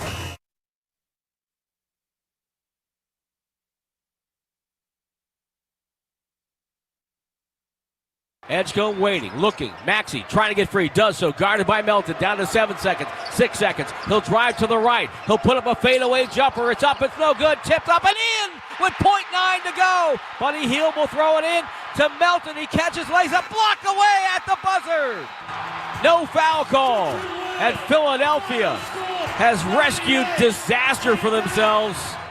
Dub Nation, it's Steve Kerr. You're listening to Willard and Dibbs on 95.7 The Game. Coming to you live from the Laughing Monk Studios. Thanks, Steve. So we'll go to the phones here in just a sec. Yeah. We always like to test our age sometimes. Yeah. It's kind of like... You and I are kind of close to the same age. Yeah, I mean, so, but it's like, okay, so we're, you're getting old, but how old are you? So then Is it time to play How Old Are We? How old are you? So, Grandy, I know Lucas, the answer will be no, but I mean, Lucas, you can weigh in if you want, but either of you know who Ronaldo Nehemiah is? Does that name ring a bell? Evan is in the other room too. You can weigh in. You guys are all looking at me the name with means complete something. Blank stares. This is great. I know a Ronaldo. Yes, I bet you do. Shout out the draw today. Yeah. Which I should have had that be what's bugging me. Like, pull the names. Let's go. We don't need Lauryn Hill with a 4-song set anyway. FIFA is that's omnipresent. FIFA's bugging you. That's just omnipresent. I thought it was tremendous. Yeah, I bet you did. Anyone? Ronaldo Nehemiah? No, I have no clue. Nothing? Okay. So Ronaldo Nehemiah was a wide receiver for the 49ers for a short period of time. I think, circa the 80s. Yep. Yeah, and But first, Ronaldo was a world-class track star, and he transitioned to become a, air quotes, wide receiver because he didn't ever become a really good one. But a kick returner. Yeah, a kick returner. But this was kind of a Bill Walsh experiment, if you will. And it got some attention because it was like the dude was a world-class sprinter. Yep. This, like, Cheetah, Tyreek Hill, you got nothing on this guy. Like, he was that fast, but very skinny, and he couldn't always catch the rock. But the reason we brought it up is Dibbs is in here searching around for historical Bay Area comps to Pat Spencer. Pat Spencer. And there's a number of ways to do that. And one of them, I popped into my head, Ronaldo Nehemiah, because I'm like, somebody who was really good at another sport and then suddenly transitioned to one of the more mainstream sports. Yeah. And Pat Spencer is a world-class lacrosse player. Yeah. And Nehemiah would have been a 1980 Olympian, guys, Grandy, Right. but the boycott, and so he turned to football, and he ended up catching 43 passes for 754, 4 touchdowns. And then he was expendable in 1985 when the 49ers drafted Jerry Rice, Rice. It's pronounced Jerry Rice. Yeah, Rice. So, yeah, but that was the Nehemiah. And you said that during the break, and I was like, wow, that's pretty good. You got a belly laugh out of it. I love what you just said. You're like, he would have been an Olympian in 1980, but, the boycott. The boycott, right? Remember the boycott, Randy? Oh, yeah, of course. Yeah, the boycott. I remember the boycott. I mean, that's, by the way, that's where we're similar age, but when you go to that time of life, fine, that's when you get me. Because you were what? I was 12 and you were 12 5. and I was 5. Yeah, there you go. I don't know about no damn boycott. Right. And I was 5. Nehemiah was there till 85, which was when you were, 12, and that was right at or 10. The peak. Early Willard peak. I was aware. I became aware of 49er football in 1982. Yeah, but at the Super Bowl. Pat Spencer, two-sport athlete, like Bay Area guy. So that's kind of what we were looking for as far as a comp for what actually the heck is going on. And the other thing is, so we're looking at this call board and we're coming to y'all, and we've described this before. So there's a board and it has when you call in, we see your names, the city, and then Lucas will put in just a few word blurb kind of about what you want to talk about. And I can't get over that you and I are doing afternoon drive on 95.7 The Game, and I got a board that's like Pat Spencer, Spencer's leadership, Pat Spencer, I can't. Hey, it's Mark Willard here. It's K-Pat. K-P-A-T. I can't. Bay Area, it's Pat Spencer. I just you can't play that enough. I can't believe this is happening. Pat Spencer is the athlete of the week. I mean, I can't believe it's happening either, but when you watch that game, the big takeaway was this dude is like, he doesn't think that he's anything other than that guy. He hits the 3 to go up 5, and he turns around and he's cussing out the entire city of Philadelphia. One of my favorite moments of the year. Oh, my God. And Grandy will vouch for me on this. He and I have both, over our text chain, there's been a time or two this year where we've been pissed off at Pat Spencer. Because Pat will come into a game and he's like, yeah, I think I can take Jokic to the hole. Like, I'm going to drive right by him and he won't. Pat has this thought in his head where he's like, I can shoot over Wembanyama. Watch me, I'll do it. And he would try these things and it would be ridiculous. But then suddenly this week they're working. Yep. They're working. The guy's shimmy shaking, shooting over Chet Holmgren. What is happening? But largely, it's not even about that. It's actually about simply the way he's running the Warrior offense and running it seemingly in a much more effective and efficient way than all of the other people not named Jimmy Butler and Steph Curry. Crazy. Yeah. All right. Eeyore in San Leandro. Hi, Eeyore. Thank you for calling. What's up? Gentlemen, you know what? It's very important when you listen to what people say, right? It speaks volumes. I don't know if anybody saw this, but there was an interview with Pod on, he was at the Santa Cruz Warrior game, and at halftime they interviewed him. I forget the gentleman's name who interviewed him. Okay. But this is what he asked Pod. He said, what have you been working on this summer? You know, everybody goes to the lab, per se. You know what Pod said? I thought he would say something like, I've been working on my dribbling, my jump shooting. That's what I would have loved for him to say. He said this, and the document, you can go back and look at the interview. He actually said, I've been working on my leadership skills. What? We need you to work on your dribbling and your jump shooting, which maybe you could have done both, but you should have mentioned that. That bears mentioning. And one other thing, Pat Spencer, does anybody remember the interview where he says this? He says, I'm playing the best I've ever played. His words, not mine. Yep. And he meant what he said because it was true. He knew that, hey, I haven't played better than this. This is it. So hopefully it won't be a scenario where we see a Rollins type of evolving where we see him on another team, or the I can't remember the guy a couple years ago. It was Lamb and this other guy. He played for Cleveland last year. Can't think of his name, but hopefully we will remember how he's playing, and we also have to understand this: he's on a two-way, so he can't play every game. So let's remember that you can't play him. He can only play so many games. So Steve has to manage what type of game he's going to put him in. So, by the way, Eeyore, I'd like to, first of all, Ty Jerome is the person you're thinking of. Ty Jerome. Second of all, you've got some really good points we'd like to follow up on. Third of all, I want everyone to know the rule about this two-way contract and the 55 games. Yep. It's not about how many he plays. It's about how many for which he is active. Mm-hmm. So this is not just a Steve Kerr, you got to, keep him on the bench. That doesn't matter. If he's active, that's a game. So if he's over there on the bench and he is active for the game, then no, put him in there. I don't want anybody thinking that, the second they sub him in, it's like a red shirt in college. Oh, crap, they burned his red shirt. No, I think the way that this is trending in the moment is they are going to keep playing him.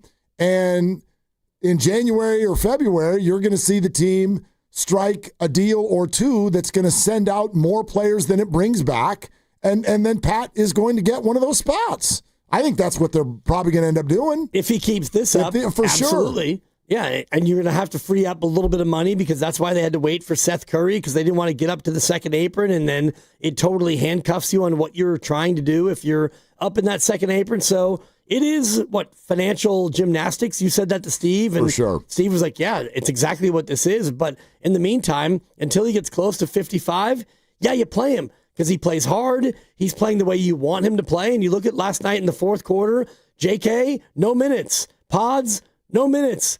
And Pat Spencer and Guy, they played all the minutes. Yeah, so back to what he said about that interview with Pods. I didn't hear that. I wasn't watching the Santa Cruz game. Gucci. Boy, Pods loves to go to a game, doesn't he?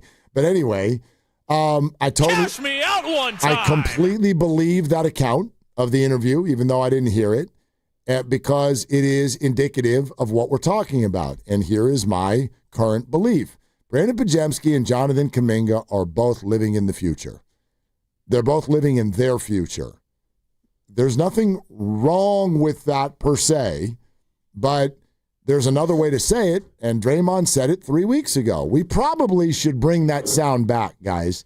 We probably should get Draymond's agenda bite again. And I said that then, that it was as much about Pods as it was JK. And I think you were absolutely right, because we have arrived at, thank God for granting me this moment of clarity. I love it. Okay? We have arrived at the moment of clarity with what Draymond was talking about.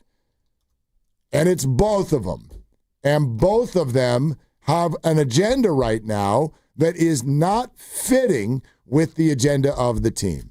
So if Pods is working on his leadership, what does that tell you? He's preparing himself for 2028.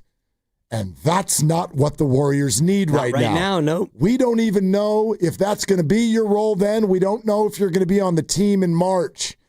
So that would be, if I were Steve Kerr, and I'm sure he's done this, but the message to Pods and JK, let's do now. Let's do now. And you can worry, JK, about being an all-star, and Pods, you can worry about being the face of the Warriors some other day when that reality, though unlikely, becomes something that anybody around here needs. Right now, what this team needs is for both of you to be the role players that you need to be when Steph Curry is on the floor, and then the smart, temporary placeholders when he's not. That's it. That's it. That's now. Let's do now. They're living in a dream world. Right. And I'm more concerned about Pods than I am JK. That's because fine. I look at Kuminga, and ever since he got taken out of the starting lineup, half a game later, he had bilateral knee tendonitis, and I believe it was real. His knees, I'm sure, hurt. He sat for the better part of a week and a half or 2 weeks, and since then, he's come back and played very me-centra. Jonathan Kuminga. There's been a lot of me in his game. Like, in the mid-range, I'm going to cook. Let me get the ball, I'm going to score. It hasn't been the same Kuminga we saw early in the year before the benching. So I'm more worried about Pods. Like, what happened to Pods over the last couple of weeks where it feels like even when he plays poorly, he doesn't shoot it well, he doesn't distribute well, whatever he doesn't do well, he still is out there contributing and doing positive things. But last night, they didn't even play him at all in the fourth quarter. Yeah, again, before that late turnover when he subbed in for Spencer on Tuesday night, it was actually a pretty good game for Pods. He had played pretty well up until that point. He was the leading scorer for the Warriors in the game at that time. And so then he has an untimely turnover, and here we are. And then he has this as a follow-up. I also think, and this is just me kind of reading you from listening to you so much, I think that you're less concerned about JK because you've already kind of mentally moved on. Yeah. Like, you don't even think there's a chance he's on the team in 2 months. I don't anymore, and I'm going to say that I probably took a little bit of a premature victory lap after 6 games where you and I fought all summer about could it work or could it not work, and I told you it can work, and then it came out and it worked, and I was like, yeah, Mark, see, I know ball. Maybe you don't. It worked. It can work. I bowed down, too. Yeah, and then you reverse course, and then after the last, 2 or 3 weeks, it's like, oh, man, it can work, but it's not going to work because if he doesn't want it to work, and like watching last night, it didn't seem like he was playing in a way that they wanted him to play. And I'm not saying that he's the reason they were down, what, was it 25-5? I know it was 20-5 at one point. 27-5. Yeah, and my God. 22-0 run. 30-10 at the It end was of the not first. on Kuminga. It was on all of them. They all were bad. There's but if you look at Kuminga's first quarter shots, there was a ton of 12-foot followaways, early clock, mid-range. And so I just don't know if he is that interested in 6 weeks. I'm going to play my butt off for 6 weeks. I don't see it. Yeah, but here's the other thing, and I was saying this to you in the other room. Like, anybody who thinks that Jonathan is acting basically alone, he's acting as a singular entity because he wants out, like, my question to him would be, how's it going? Do you think that right now you're making other teams want you? Do you think that your trade value is going up? And by the way, you're still here under a 2-year deal on team control. How's it going? It's not, so whatever you're doing, I don't know what the motivations are. I don't know what the reasons are. It's not working. It's not working for the Warriors. It's not working for you. That's why Aaron Turner is on such a, wayward journey. What do you like? Any tweet yesterday after he had no minutes again in the fourth quarter? Like that with Aaron. What is it working? Is it working? Your goal was big money, big role, different team. How's it going? Just checking in. How's it going? I mean, he got, I don't know if it's big money, but he got nice money. He got 24 in the pocket. Turned a lot of guaranteed money down. Right, but he also got his own potential freedom. I don't know if it depends on the team, but like almost 2 years from now. But I don't think that the team is going to want this around, honestly. But the Warriors have proven they're not moving him until they feel like it's the right deal that helps them. Right, but they can move him January 15th, and the deadline's about a month later. So once you get to JK Day, I do think that there'll be a lot more of a, hey, look, JK, if you really want out of here, how about you start playing better so we can get more for you? If not, we'll just hold on to you. We'll keep not playing you. Yeah. And then, we'll see what happens in May. Let's go to, we're talking also about Pat Spencer, which I just have such mixed feelings. It's so cool. What a great story. But also, if that's your story, if this is what gets us going with Warrior basketball right now, yikes. Like, there is a little bit of that. And that's not a slight on Pat. It's just like, it's such a knock on so many other players. That this is what is catching fire with the fan base. And that's why I'm struck today by big three, middle three, little three. Yep. We could talk about the big three. And Priest, if you want to call in with a they're too old, that drop, I think, fits now more than ever before because all three of them are currently hurt. The little three, Quentin Gee and Pat, man, they're fun to watch. The plucky little three, they're out there playing their little hearts out, and they almost won that game. The middle three, it's a head scratcher. So for me, it's the 3 different threes, and then you put Buddy to the side, and you could put, Al to the side, although Al's kind of part of the big 3.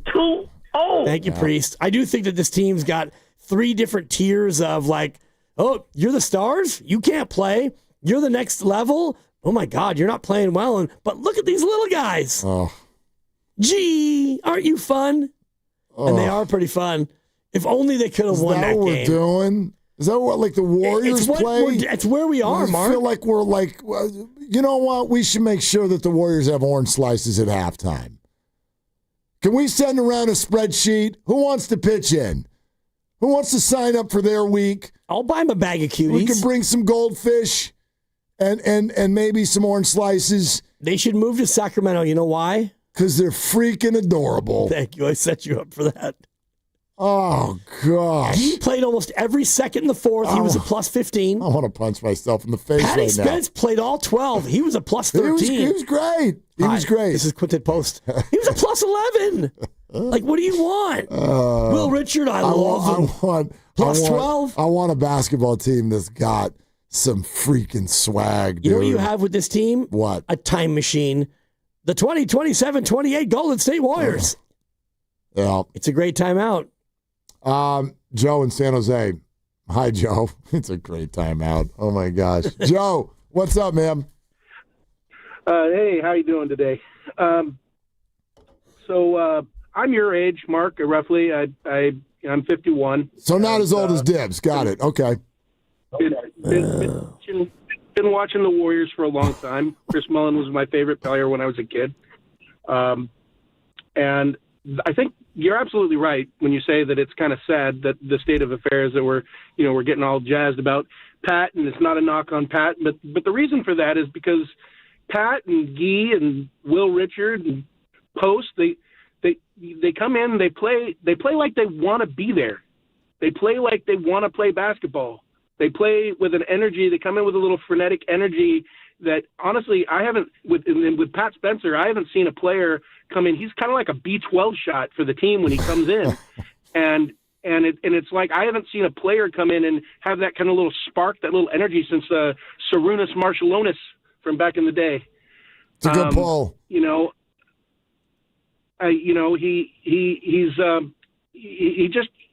He's like a little spitfire, and it's fun to watch, and they play with a passion, like they want to be there, like they actually want to play basketball, like they're happy to be Warriors. And the other guys who I love, and I love Moody, and I love GP2, and I love all those other guys, but lately they just don't seem like they want to.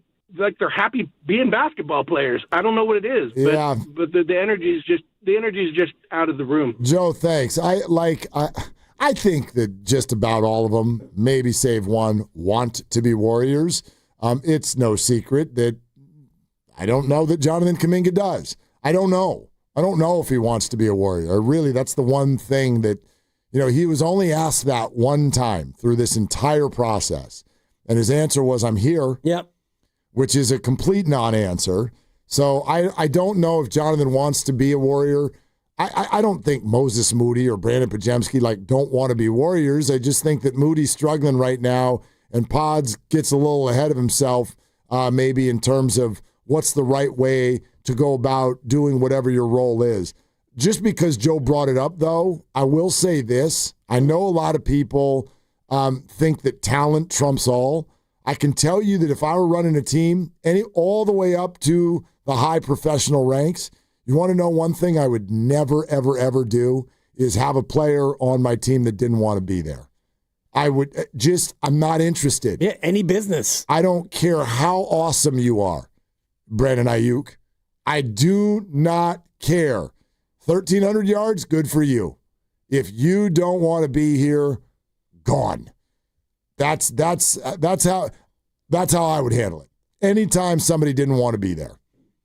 And that should be every business. And I'll just say this, and I've said it before on the air, so I'm not afraid to reiterate it. But when our boss, Matt Nahigian, took over, I would say half our staff either didn't want to be here or were negative people. They were miserable here. And he went about over a course of a matter of time to just be like, whoop, whoop. replace people who are disgruntled with people who are actually gruntled. And now you know this, like you go across our staff from, Chickering to Zach to Ken to Pasta to all the other like rising stars, Grandy and Evan and Spadone, the rest.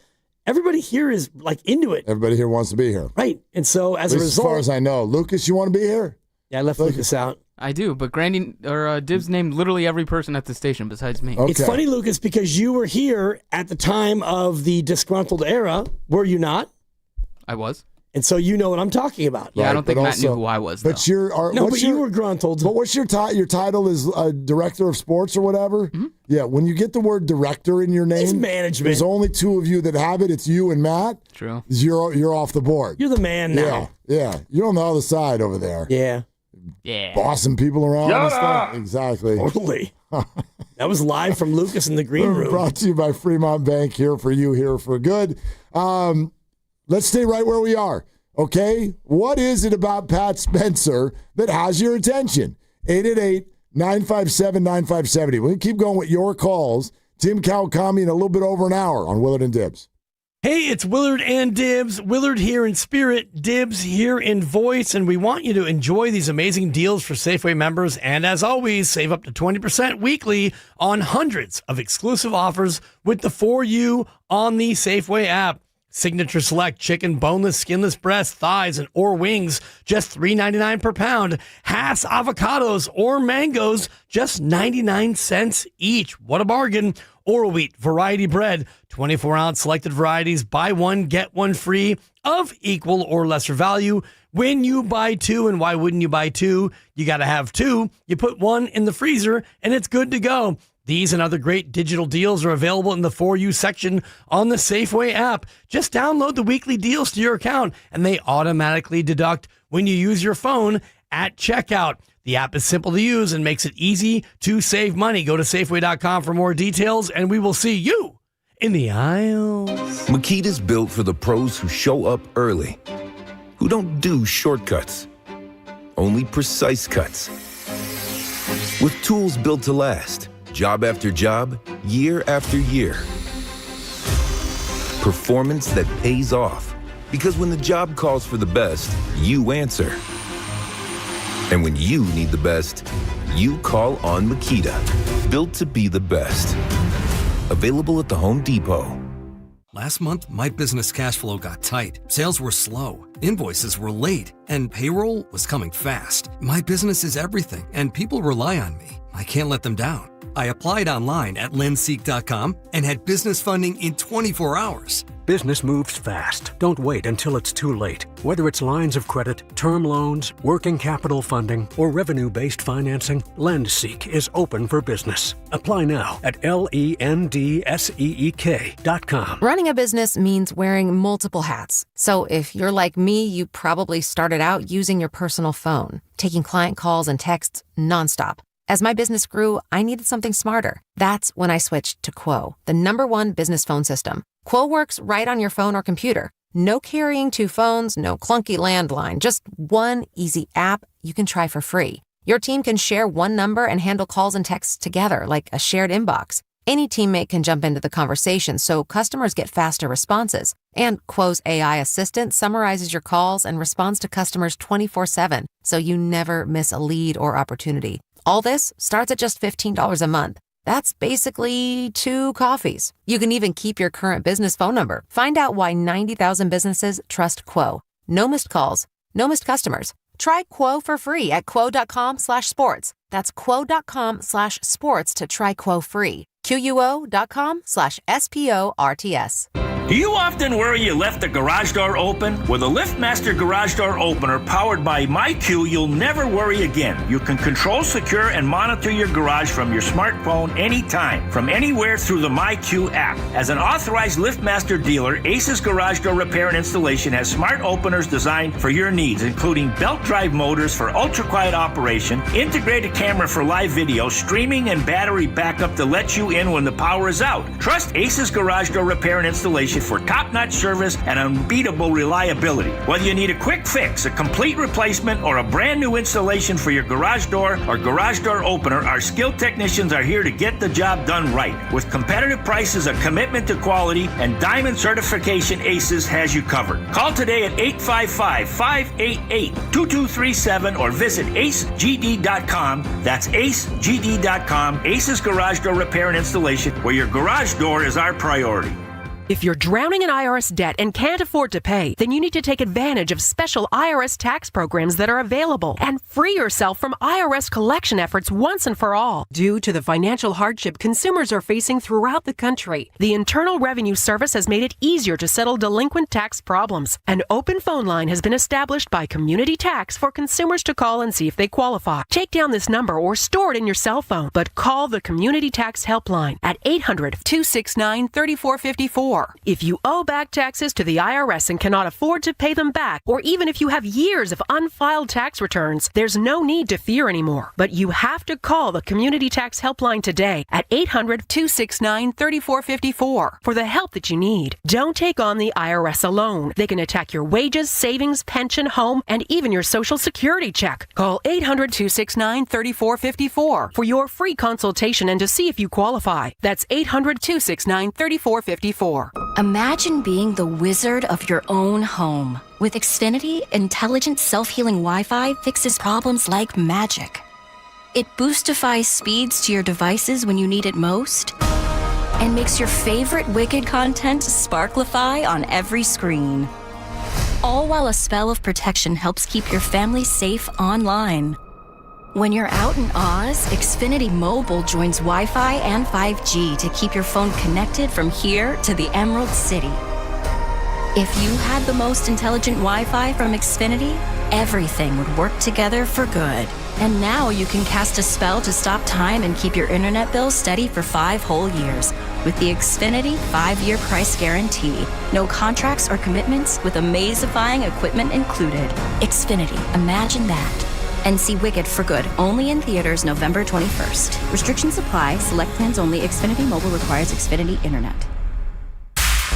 You're listening to 95.7 The Game, KGMZ-FM in HD1 San Francisco on Odyssey Sports Station and the home of the Golden State Warriors and Valkyries. Always live on the free Odyssey app and now coming to you live from the Laughing Monk Studios.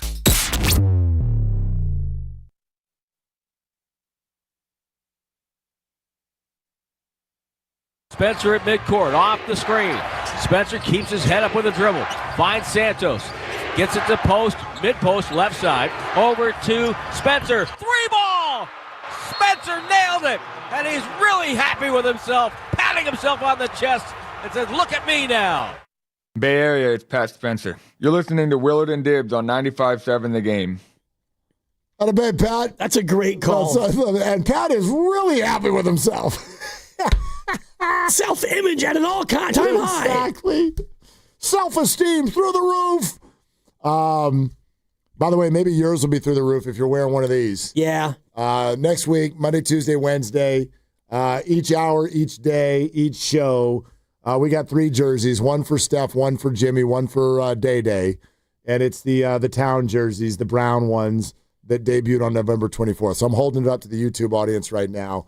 Stay tuned in, locked in. You can get details at 95.7 The Game. But Monday, Tuesday, Wednesday next week, you got a chance to have us send one of these to you.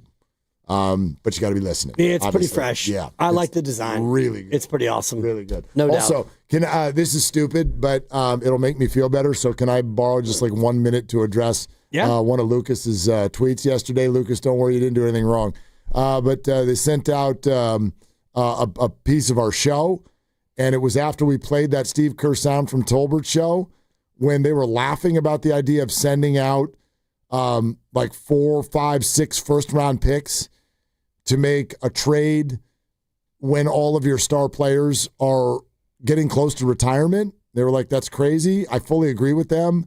So there's this clip of me being like, that's lunacy. You don't send out all of your future assets when your stars are about to retire. For some reason, whatever was posted on social, or maybe I did a crappy job of explaining what I was saying, for some reason, everybody on social seems to think that I meant Pods, Moody, and Kuminga are awesome sauce, and I don't want to trade them because they make a great future. I'm talking about the picks.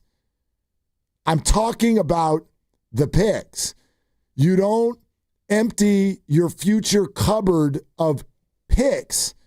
That's why I called them draft assets when all of your really good players are about to retire. You just don't do that. And that's what Steve was saying, and I agree with it. This was coming off of a Giannis conversation, but it could be anybody. I don't want the Warriors. If you do first-round picks, it's got to be every other year. Yep.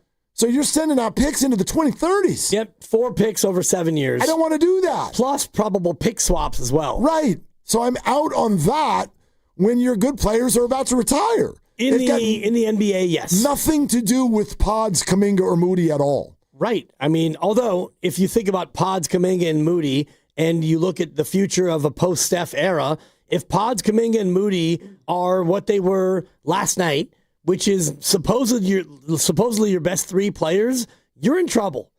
And I don't think they're ever going to be any of your best 3 players. Well, if you go 3 years down the road or 4 years down the road, if all 3 are still here, which they won't be, but hopefully you would have at that point a young 20 or 21-year-old guy who could be like a possible future Cade Cunningham or, I don't know, somebody else who could be really good. Right. And a free agent or 2, whatever. Sure. And you find those people in the draft. So, I'm just, especially if they do bottom out after Steph retires, then those suddenly become really, really good picks in 2029 and all that. No, I'm not. That's all. I'm just out on that idea when Steph and Jimmy, et cetera, are going to retire somewhat soon. So that's all I was saying. Anyway, let's go to Gary in San Diego. Hi, Gary. Thanks for the call. What's up? Hey, Mark. Couple things. One, I do remember Ronaldo Nehemiah and Pat Spencer's not Nehemiah. No, he's not. He's not. Cold. Gary, say hi to Dibs too, Gary. Yeah, Dibs, I still got a bone to pick with you, but that's a whole nother matter. We'll talk about that later. Pick it, Gary. Pick it. Shout out Kenny. No. Last year's playoff with Houston, your comment about being a good play by the dirty player, and I'll just leave it at that. So my question or my point is that this isn't Pat Spencer week. I went to last Monday's game against Utah. It was Pat Spencer that night also. This is becoming a trend. And I think we got you, especially you, Mark, you got to get over the joke about Pat being a nobody and all of a sudden we're talking about Pat. I get it. But he's the best passer on that team. He can get into the lane. Nobody else is able to do that right now. He balls out. He plays hard. It's not about his shooting. He makes assists. He gets into the paint and dishes out. I mean, Fitz talked about it on all the recent broadcasts, how important that is and how it opens up these guys for wide open shots for threes. Last night's game, nobody made a 3 in the first quarter. Nobody. And some of them were open. They just couldn't make them. And the shift, the tide changed when Pat came in, when the other guys came in. There's something about Pat, and I know it sounds ridiculous, and I know talking about it makes me sound stupid, but he's not. This isn't the first time he's done this. This isn't the first Pat week. He's done it multiple times, and it's time we actually recognize he's got game. He's the only one that can get into the lane the way that he gets into the lane, and his passing is much better than almost anybody else. That's the eye test. I don't know about all the other stats. That's the eye test. The eye test says he can play. So, Gary, I'm going to meet you halfway because obviously he is a better player than anybody realized, but you're totally overdoing it. I'm looking at the box score against Utah a couple weeks ago. The game you said was also a Pat Spencer night. He played 13 minutes and scored 3 points. That was a game in which Steph Curry played and scored 31. Jimmy Butler played and scored 18. That was not a Pat Spencer game. So if you've got a man crush on Pat, good for you. I got no issue with that. I will meet you halfway. Pat can play, but I am going to stand absolutely on my point that the idea of Pat moving forward as this big piece off of the bench, it's great for Pat, and it's awesome that the Warriors found him and have him, but there's a larger issue at play here that's not good. It's not good. It's not good that he's moving past a bunch of first-round draft picks, and we're all talking about these first-rounders not knowing if they want to be here, if they know what they're doing, if their mind is 2 years down the road. Like, that's not a good thing. So it's not a rip on Pat, but, like, the idea that Pat is just, like, the most talented dude off the bench for the Warriors, I'm sorry. If Pat's the most talented dude off your bench, you suck in the NBA. And by the way, the Warriors do right now. So that's not about Pat.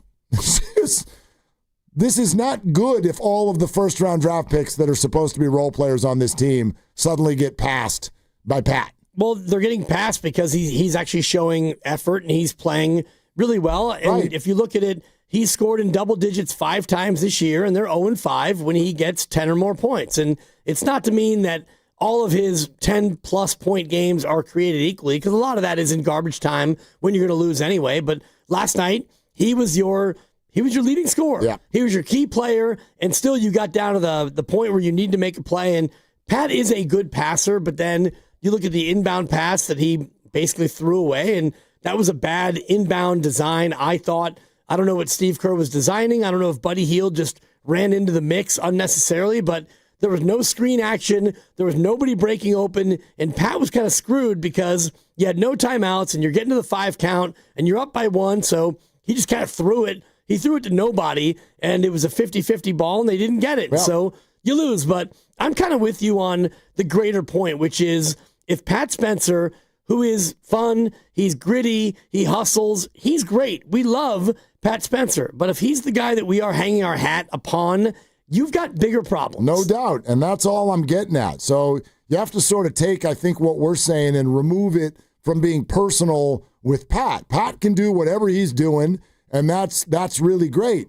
But to me, there's no removing ourselves from the idea that part of the reason that we're so sort of like drawn to Pat Spencer right now is not because of who he is, but it's because of who he isn't. It's because he is totally doing all of the things that the guys that we thought were going to do these things aren't doing. That's why we're gravitating to him. Right. It's what he is and what he represents. He represents the guy off the street who got a chance, and he comes in and just does amazing things. And Steve said that last night. We didn't play it for you yet. You got to hear what Steve said last night, because it's exactly what we're talking about. It's a compliment to Pat, and then it's also a slap in the face to a bunch of other people. So we'll play that for you in just a moment. We're sponsored by Surfside. The Golden State Warriors are back. Cheer on your Dubs with an ice-cold Surfside. Only 100 calories, 2 grams of sugar, 0 bubbles. Very easy to sip and enjoy. It is not a seltzer. It's Surfside. Proud partner of the Golden State Warriors. Got to be 21. Please drink responsibly. It's Willard and Dibs. Hey, it's Willard. Right now, hunger is hitting our community hard. Families trying to hold it together, veterans quietly struggling, even the teachers who care for our kids. As the school holidays begin, thousands of children will lose the one meal they can count on. Join the Habas Law team in the fight against hunger with Loaves and Fishes. Loaves and Fishes is a lifeline, serving hot, dignified meals. No judgment, no barriers. Join Omar, Tariq, and the Habas Law team. Visit loavesfishes.org. Habas Law, fighting to end hunger, fighting to make it right. Been counting the days, wondering, will they bring it back? Wonder no more. The legendary McRib has returned. We're talking tender, boneless pork, smothered in that unmistakably tasty McRib sauce. It's a flavor experience that never sticks around for long. And why stop at just the sandwich? Make it a meal with any size soft drink for just $1.69. But don't wait. McRib season is short, and once it's gone, it's really gone. Ba-da-ba-ba-ba. Prices and participation may vary. Cannot be combined with any other offer or combo meal. The NBA season's rolling, and DraftKings' newest game, Pick 6, is the easiest way to play for your shot at big wins. NBA stars are lighting it up. Now their numbers aren't just highlights. They're your shot to cash in. Here's how it works. Just pick more or less on 2 or more player stats. The better your picks, the bigger your payout. New DraftKings customers get $50 in Pick 6 credits with just a $5 entry on your first pick set. Don't just watch basketball. Pick, play, cash in. Download the DraftKings Pick 6 app now and use code THEGAME. That's code THEGAME. Play just $5 $100 and get $50 in Pick 6 credits. Make the call. Ride the upside in partnership with DraftKings Pick 6. The crown is yours. Gambling problem? Call 1-800-GAMBLER. Must be 18 and over. Age and eligibility restrictions vary by jurisdiction. Void where prohibited. One per new customer. Bonus awarded as non-withdrawable Pick 6 credits that expire in 14 days. Terms at pick6.draftkings.com/promos. Limited time offer. Hi, I'm Andy, your friend and jeweler at Shane Company. As a product development manager, I make sure every piece of fine jewelry at Shane Company is meticulously designed for quality. From 14-karat gold chains, pearl necklaces, diamond studs, and of course, dream engagement rings. We know you can get your holiday gifts anywhere these days, but knowing your loved one's gift was crafted by master jewelers? It's a difference everyone can see and feel, no matter the price. All of our fine jewelry begins with a vision by our in-house designers. Then, we ensure each piece meets our high-quality standards every step of the way, including the smallest details. It's why our jewelry comes with our all-inclusive, free lifetime warranty that covers everything and doesn't cost a dime. At Shane Company, there's no shortcuts, just craftsmanship. Because a friend wants your fine jewelry to be nothing short of perfect. Come see for yourself. Visit us in-store or at shaneco.com. Shane Company, your friend and jeweler. When businesses thrive, communities score. That's why Bank of America is the official bank of FIFA World Cup here in the Bay Area. And our more than 110 local business specialists are ready to help your business win. What would you like the power to do? Learn more at bankofamerica.com/local business. Bank of America, official bank of FIFA World Cup 2026. Bank of America Corporation, all rights reserved.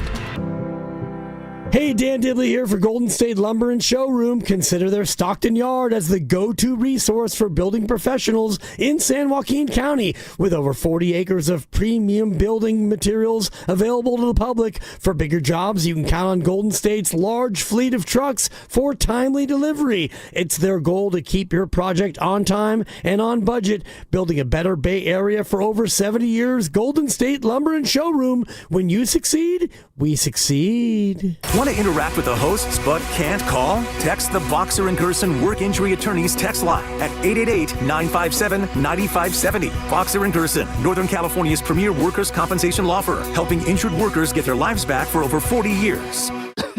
Honey, that flu keeping you up? Did you take NyQuil Intense Flu? Nah, I got this.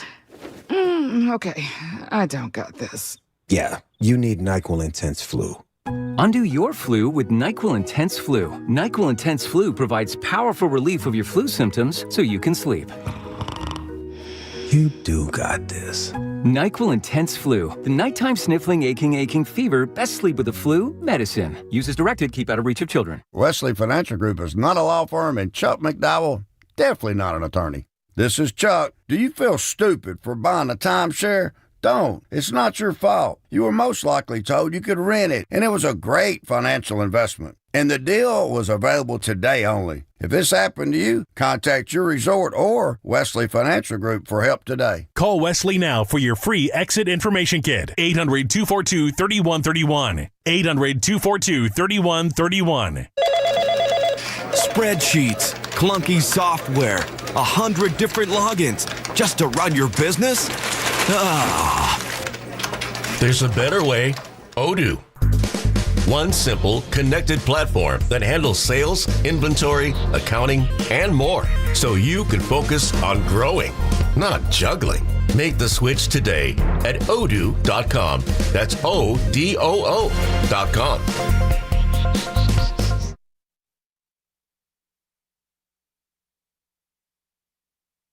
Now to Buddy Hield. Good pressure by Grimes. Hield floats it to Santos on the baseline. He spins with one, goes up with a layup, and he scores with a shot clock buzzer going to 0. Guy Santos with ice water in his veins makes it 95-92 Warriors. Oh my goodness.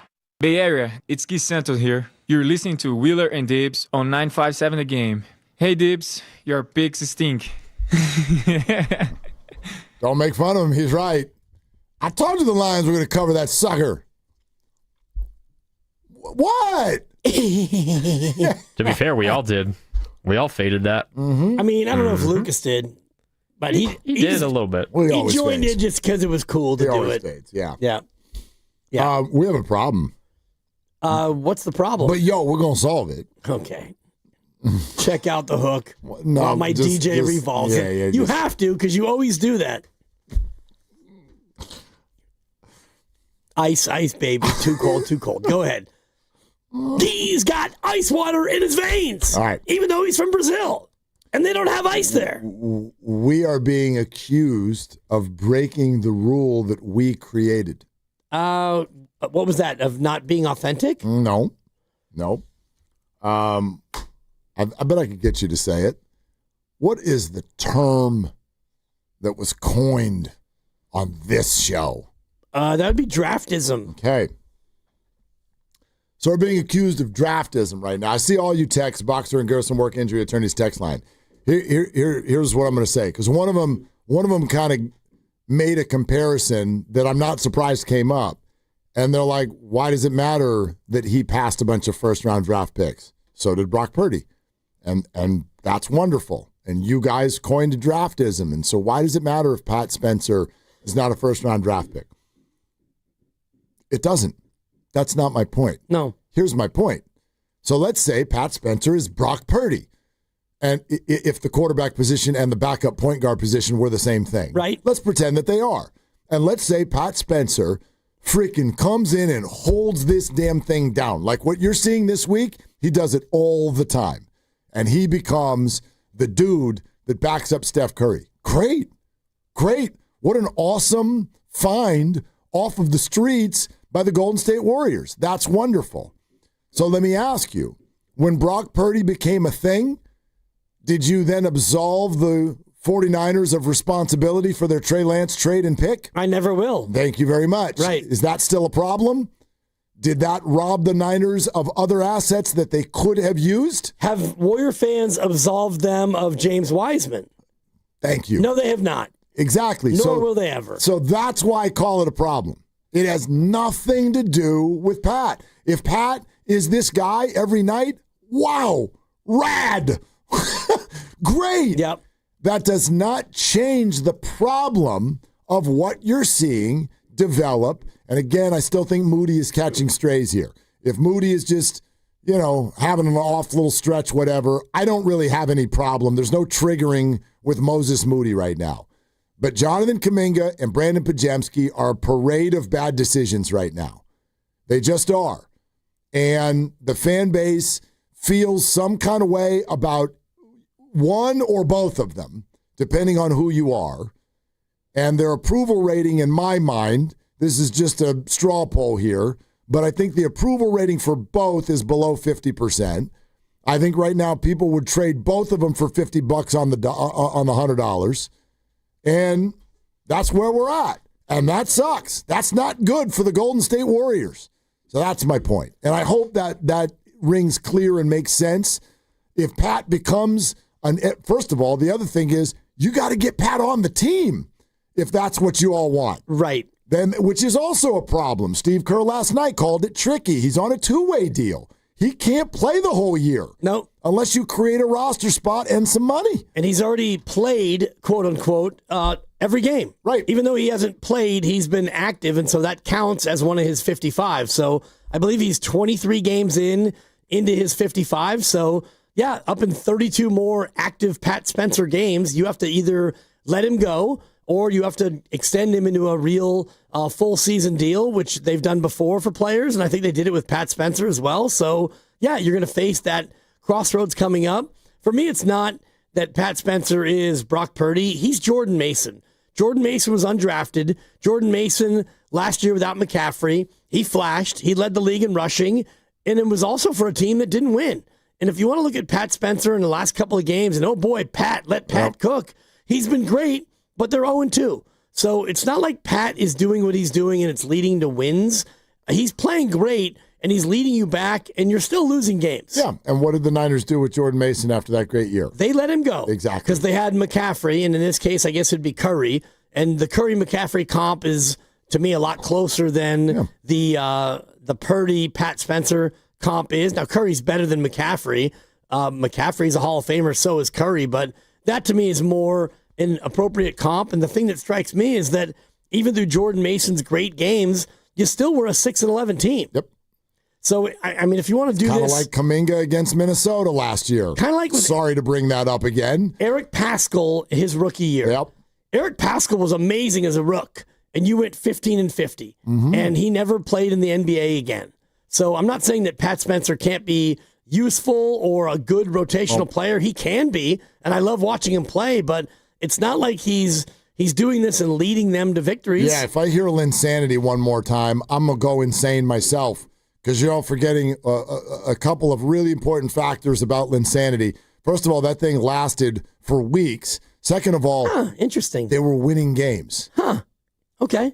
No? Well, it's funny you said that because I actually did a shallow dive. They won some of those games. Not all Jeremy of them. Lin played for the Warriors as a rookie. I know. He averaged 2.6 a game. Solid. Over 29 games. Okay. He played 10 minutes a night. Then the next year, Linsanity, it was about a 7-week stretch where he averaged about 18 a game. And yeah, they won a bunch of games. And for the season, the New York Knicks were so good and they were so smitten with Jeremy Lin that he became a Rockets the next year. Exactly. 2 years with Houston, one with LA, went to Charlotte, 2 in Brooklyn, Atlanta, Toronto. So yes, Linsanity, it's got a catchy name, and it really was a 6 to 8 week phenomenon of like, oh, are you kidding me? And he was better than Pat Spencer's been now, and it was the Big Apple and all the rest of it, but he was so Linsane that they let him go to Houston in the offseason. Yeah. Pat Spencer's not going to be a franchise cornerstone. Nor is Jeremy. For anyone. But it's awesome that he's producing. It's great.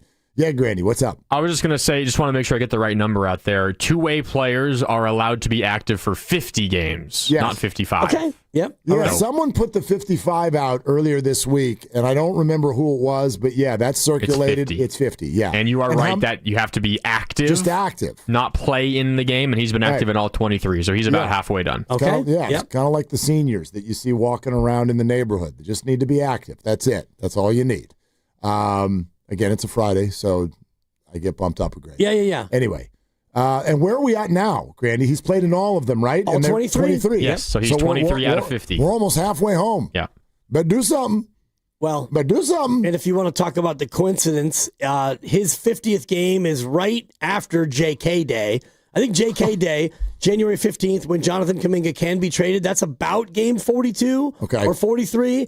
And game 50 is before the deadline. The trade deadline, I think, is game 54. So it's kind of in that in-between. Might need to make up a calf injury or something for old Patrick. Yeah, we don't want to put that out there. No, I said make one up. Well, he's 29, so I mean, and that hit me. I didn't realize he was that old. Steiny hit me with that in the crossover. I was like, oh my God, he's 29? I know. I mean, not that that's old, but. No, but it's just a fascinating life. The dude's leading a fascinating life. Yeah. Completely. It's my age. Wow. Right. Yeah, and what have you done? Right. Which means Pat Spencer that doesn't. Was mean. I'm just kidding. It means Pat Spencer doesn't know who Ronaldo Nehemiah is either. Fair. That's what that means. Accurate. Yeah. Wilfred on 580. Hi, Wilfred. Thank you for calling in. Hey, gentlemen. Thank you guys for having me. Yeah. What's up? Basically, my take on this is probably a little off, but I've noticed that when either Kuminga or Podziemski play together, or Podziemski and Moody, some of their decision making, I feel, is made on them competing for minutes. There was a moment in the Oklahoma City game where Jonathan Kuminga was open on the wing, and instead of Pods passing him the ball, I think there might have been like 15 seconds left in the shot clock. He made a bad pass and made a cross-court pass to Buddy Hill that I think he threw into the first row. It's not the first time I've noticed it, and I think it was Draymond Green, or it could have been Jimmy Butler, brought up the fact that a lot of the young players, and I'm assuming that he was talking about Moody, Podziemski, and Kuminga, were making decisions based on their stats and what their stats look like, and maybe how that might affect their minutes. And I feel like sometimes they will fight themselves to not have to pass each other the ball or make decisions based on,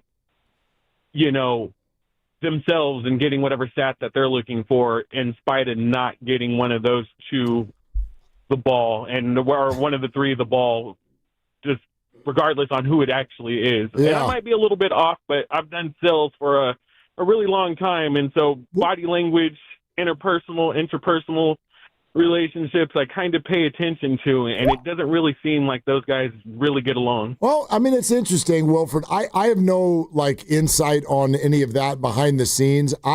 You could be right. I've always looked at it as a little bit more abstract than that. In other words, I don't think that, at least, but I could be wrong, but I don't feel like the two of them are looking at each other being like, well, I'm not passing to that dude. Right. I feel like it's more abstract in terms of just a feeling that's inside them when they're in the game that they really want to leave an imprint. And they have future goals for themselves. And this shows itself in different ways at different times. I don't think it's that nefarious either. You know what I mean? I think sometimes our brains take this to a soap opera place. Pods hates Kuminga, and Kuminga hates Pods. No. They both hate Kerr. Kerr doesn't like young players, and Jimmy Butler's looking at him with the stink eye. Draymond hates everybody. I don't think this is all coming from a bad place. He cannot be that guy. Even if Brandon and Jonathan want to be great, that's not a bad thing. But it's all got to fit. It all has to fit, and sometimes you got to tuck a little bit of that away, and I don't think that they've always done a good job of that. And I don't think that it's set up right now for them to do a good job at that. And this is my overarching takeaway from last night and these games without Steph, games without Jimmy, and last night most of the game without Draymond. So now you lose your big three, and so now you're asking your middle three to step up and be big three. And Kuminga, if there's no Steph, no Jimmy, no Draymond, his default is let me cook. Let me get the ball. Let me get the ha-ha. Let me get the mid-range. Let me do what I do. And I don't think that Pods, his game is not built to be a 1 or a 2 or a 3. If Pods is your 4 or your 5, your 4th or your 5th best player, he can be really good in that role. Be grimy, be gritty, good assists, good rebounds, score a little, hit a 3, sure. You might give me 11, 7, and 4, limited turnovers. You can be that guy. And I think that Moody, in that step-up role, he's just kind of lost because he's at his best when he's just straight up 3 and D. Guard, and then on offense, go over there and we'll get you the ball and do your thing. So for me, my big takeaway is when you're asking the middle three to be the big three, Kuminga's doing too much, and Pods, I think, is over his skis, and I think that Moody is just lost. Yeah. That's my take on the middle three becoming the big three. I sort of remove the numbers once we get past 3. In other words, I don't want a 4 and a 5 and a 6. To me, that's too much definition. Yeah. I know what you're saying. To me, just if you're 1, you're 1. If you're 2, that's pretty clear. 3 can sometimes move around a little bit to different people. But after that, you're just a supporting actor. That's it. That's it. And so your role on every possession is to be that supporting actor. And you're supposed to support the 1 and the 2 and the 3. And it may come your way some nights, and it may not come your way some nights. When that shot is there for you, if it's the right shot, take it. If it's not, hustle your butt off, rebound your butt off, take a charge. That's everybody after 1, 2, and 3.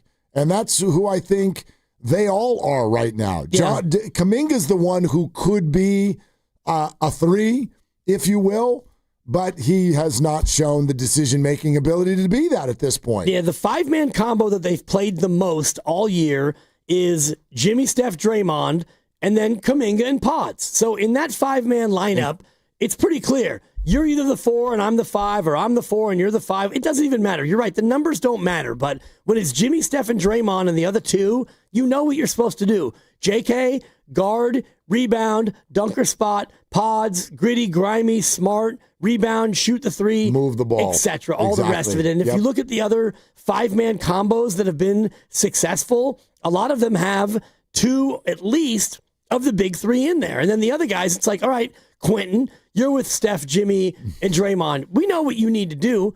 Chill.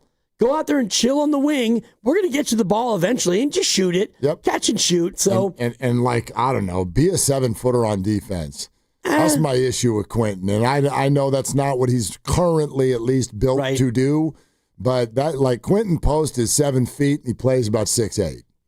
Yeah, if that. Yeah. Draymond's 6'4" and he plays 7 foot. Exactly. And that's just, a lot of that just comes down to how you are built as a person. And, Quentin Post is never going to be a ferocious. No. He's never going to be Zubats. No. Man. He'll never be Şengün. Well, somebody called Steiny Ngu the other day and had a Zubats 3-team trade because the Clippers suck. Yep. Like Rubad. Sending people home in the middle of the night and everything. Let's get Zubats. That's my dude. You and I both. But you look at his contract. I love that his guy. Contract is pretty nice. Which means he ain't getting traded. Please, He ain't getting traded. Nope. Vince in the city. Hi, Vince. What's up? Hey, what's up, guys? Just on the roster, I think we can agree that there's a lot of expendable players on the roster. I don't think Pat Spencer should be one of them.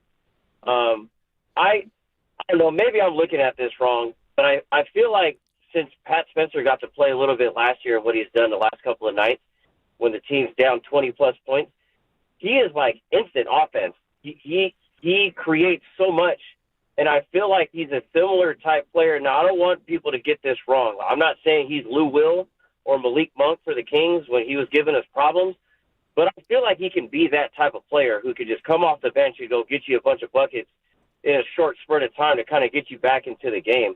I mean, he led the team back along with Melton. I think Melton's going to be huge coming back moving forward, but I just feel like Pat Spencer gives so much more than Pods. And I know Pods, for some reason, has become untouchable, but Pods minutes got to go to Pat Spencer. I'm sorry. I mean, I know he's on a two-way, but if people are saying Pods is tough, well, so is Pat Spencer. He was a lacrosse player. Those dudes hate each other for real. I don't see much of a difference. I think Pat Spencer could play better than Pods. And as far as JK goes, I think signing him was a mistake. They should have just moved off of him. Or they got to figure out a way to get out of that whole situation with him and Pods. And I don't know, maybe add in Al Horford because he ain't doing nothing either. Vince, thanks. Appreciate it. Pods no longer untouchable, if he ever was. Pods is now touchable. I don't know who the hell was untouchable or who is. Sure, Steph. End of list. Probably. Yep. I mean, the Warriors may see Jimmy and Draymond as untouchable as well. I don't think the Warriors are as done with this project as some of their fans are. But, yeah, who the hell's untouchable? I mean, quite frankly, even Pat Spencer. I don't know, what the hell that does for you. His salary is next to nothing. He's not even on a real contract. But as far as the comp of Pat Spencer can come in and get you buckets like Malik Monk, I see him as a different kind of player than that. It's not that he can't score. He obviously can. But the reason I think Pat is succeeding is the same reason I think that Brandon and Jonathan are struggling. Pat comes in and does the right thing. Sometimes that's a pass. Sometimes that's a shot. Sometimes that's a penetration. Sometimes whatever. If you want to comp, and this for me is kind of the style of game, and this is projecting now. Like, I want to talk about if the Pat Spencer thing continued for 2 years and he really became a thing that you relied on every night off of the bench, I wonder what Mark Grandy would think about Oregon product Peyton Pritchard. Like, that, to me, Man. He's a good player. He's averaging 17 and I know. Yeah. Well, but can Pat shoot it consistently? He is right now. So, I don't know if he can shoot it at that level. Again, I project it because of a style of play. I'm not saying he's that. I don't know what he is.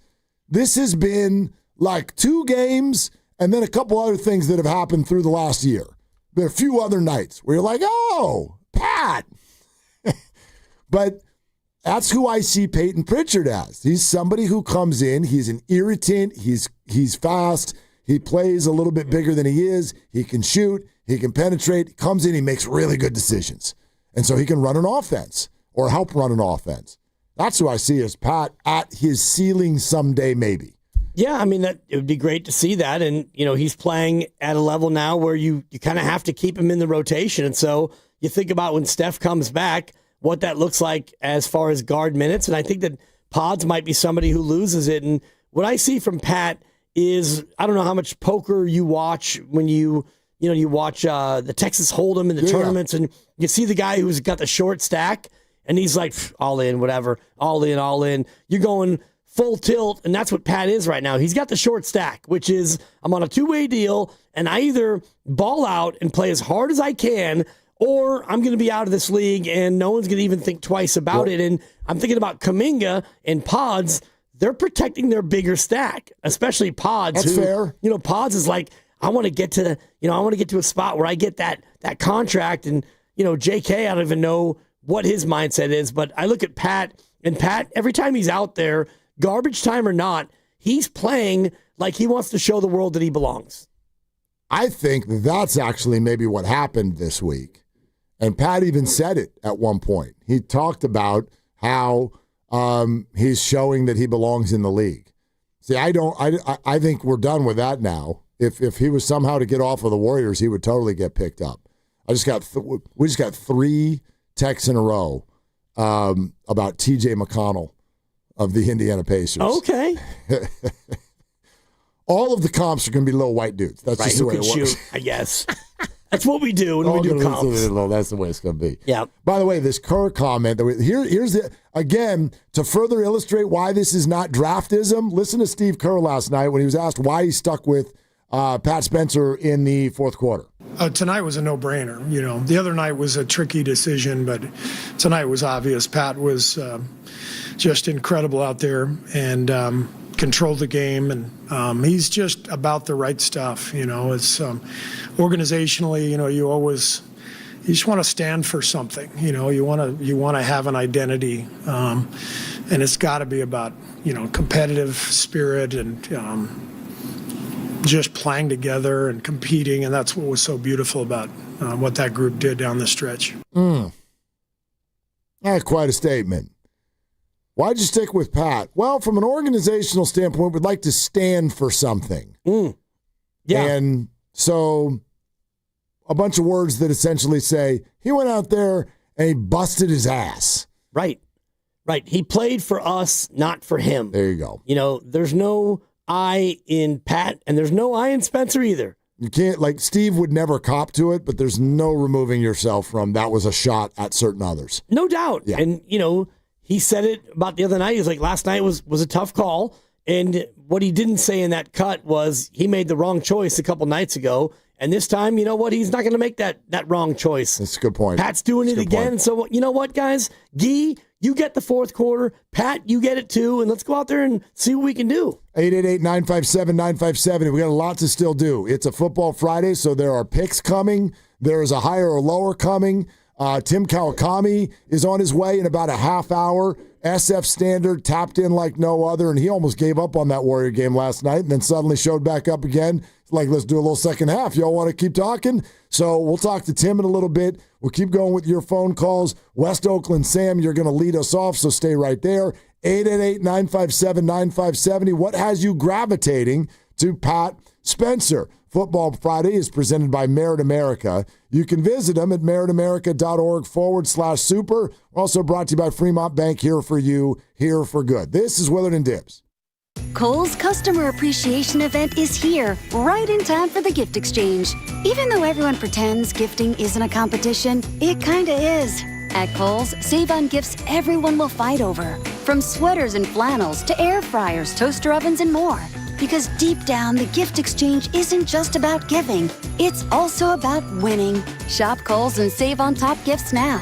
Select styles, some exclusions apply. Offers end December 14th. See store or Kohls.com for details. Running a business means wearing multiple hats. So if you're like me, you probably started out using your personal phone, taking client calls and texts nonstop. As my business grew, I needed something smarter. That's when I switched to Quo, the #1 business phone system. Quo works right on your phone or computer. No carrying 2 phones, no clunky landline, just one easy app you can try for free. Your team can share one number and handle calls and texts together like a shared inbox. Any teammate can jump into the conversation, so customers get faster responses. And Quo's AI assistant summarizes your calls and responds to customers 24/7, so you never miss a lead or opportunity. All this starts at just $15 a month. That's basically 2 coffees. You can even keep your current business phone number. Find out why 90,000 businesses trust Quo. No missed calls, no missed customers. Try Quo for free at quo.com/sports. That's quo.com/sports to try Quo free. QUO.com/SPORTS. Been counting the days, wondering, will they bring it back? Wonder no more. The legendary McRib has returned. We're talking tender, boneless pork, smothered in that unmistakably tasty McRib sauce. It's a flavor experience that never sticks around for long. And why stop at just the sandwich? Make it a meal with any size soft drink for just $1.69. But don't wait. McRib season is short, and once it's gone, it's really gone. Ba-da-ba-ba-ba. Prices and participation may vary. Cannot be combined with any other offer or combo meal. You've got a big day, so you use Unstoppable Scent Boosters to give your laundry non-stop freshness. So no matter how long the day goes, you can't stop this power, this walk, this pose, this strut, this look, this talk. Your clothes will be so fresh you can confidently strut into that end of the day meeting like a boss, boss, boss, boss, boss, boss, bosses. Let's talk business in my office. Add new Unstoppables beads to your wash for 24-hour non-stop freshness so you can smell unstoppable. On the golf tee, it's Skechers World Champions Cup. Watch it live December 4th and 5th on ESPN and ESPN Plus, 12 to 4 p.m. It's PGA Champions Tour golfers from all over the world.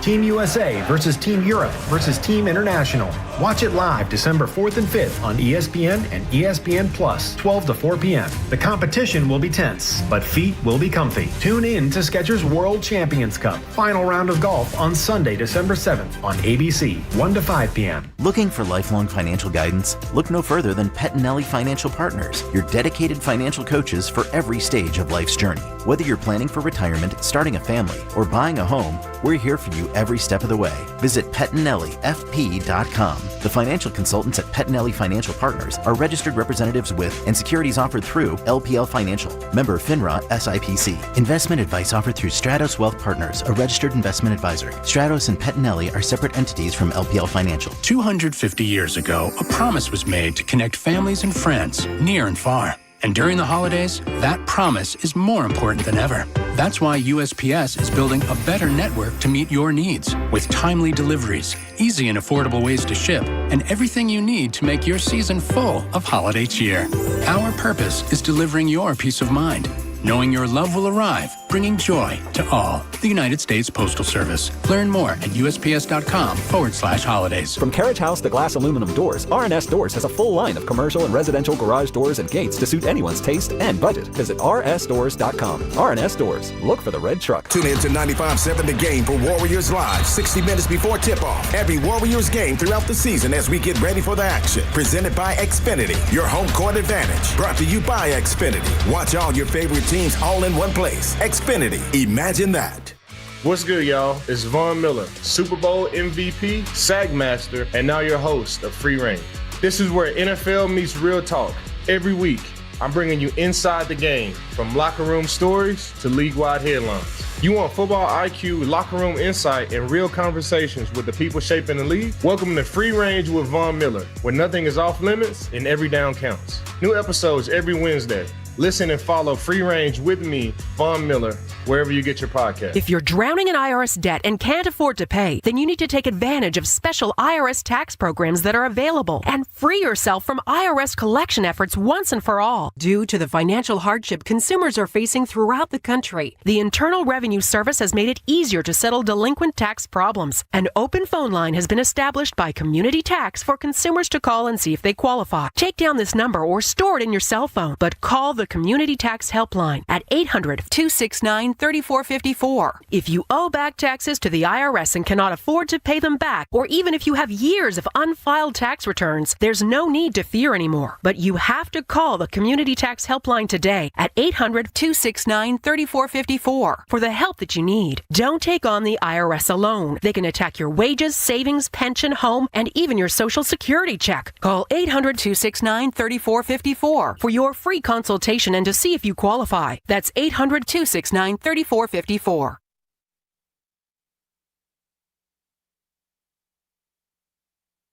Great crossover dribble on Barlow. Stops on a dime. Finds Spencer outside. He'll penetrate in. Throws to Gee. Straight on for a three. No. Rebound Heald. Deflected. And it comes away to McCain. He's falling out of bounds. Tried to save it. Goes to Buddy Hield. Outside the post. Pump fake. Takes a dribble. Takes a three. Good! It's a 1-point game! Bay Area, it's Buddy Hield. You're listening to Willard and Dibs on 95.7 The Game. Hey, Dib, your picks stink. Dude, make a shot, buddy. Before you worry too much about me. He did. His name is Buddy. Yeah, it's not buttered. We know that. I'm Batman. Listen, don't you take You didn't save the day. You cannot. nice. You cannot say anything bad about those final five. You're not allowed. I won't allow it. They were in the final five. Buddy, what are you doing on the last inbounds play? Like, you're cutting to where somebody already is and bringing your defender with you. Too late. You already got mad at Steve Kerr for that. You have to either get mad at Kerr or the player. No, both. Why? There was no play, and when things broke down... Then that's the player's fault. I'm Buddy. I wrecked the play. Like, you don't... Like in football, you never want two receivers in the same area. I know, but the Lions did that last night. J-Mo and Amon-Ra ended up in the same spot. The ball bounced right off of Amon-Ra's chest. When you're playing Dallas, you're allowed to do that. What the hell was that guy doing in the ball game? I don't even know. Running around looking fine. I sat him. Yeah. I was like... I faded them because he wasn't going to play. Yeah, he didn't practice. First play from scrimmage. Look at me. I'm cutting. I'm reading. Fakers. Yeah, all right. You fakers. 4 was unnecessary. I only did it 3 times. I'm waiting. Yeah, Jahmyr Gibbs. Thank you. He Yeah. scored like 700 touchdowns. Yeah. I sat him just because I felt bad for you and your team. No, you didn't. You damn right I didn't. I'm going to whoop up on you, Willard.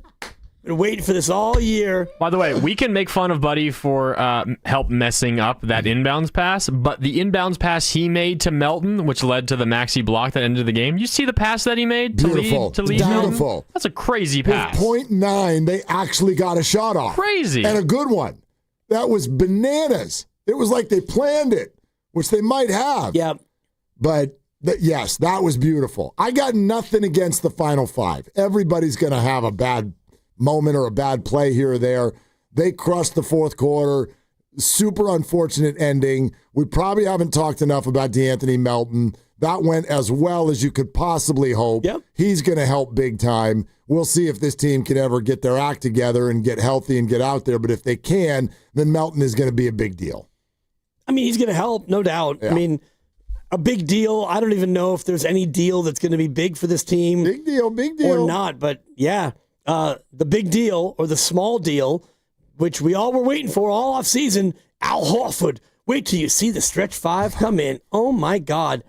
Can we please stop throwing him the ball when he's behind the three-point line? He's out there, so, you got to move the ball.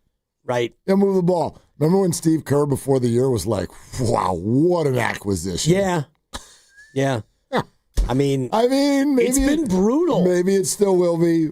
Like, things change. Yeah, it's crazy. Crazy. Long way to go. I'm never not going to feel that way because, every single season, our opinion will change 3, 4, 5 times. I'm not done with this story, but it stinks right now. Yeah. It stinks right now pretty bad. But I've also noticed, you've all noticed through the years of watching sports, guys are going to look different and usually a lot worse when the main guys are out because they usually don't know what to do, or they start doing the wrong thing, which is what we're seeing some of these guys do, or it opens the door for someone like Pat Spencer who suddenly starts doing some things you're like, whoa, I didn't know you could do that. But the whole thing is kind of rotten from the core right now. So it's not that these don't count, and it's not that your emotions can't be high, but I'm also not going to look at right now and be like, this is the Warriors. They're awful. Right. Right.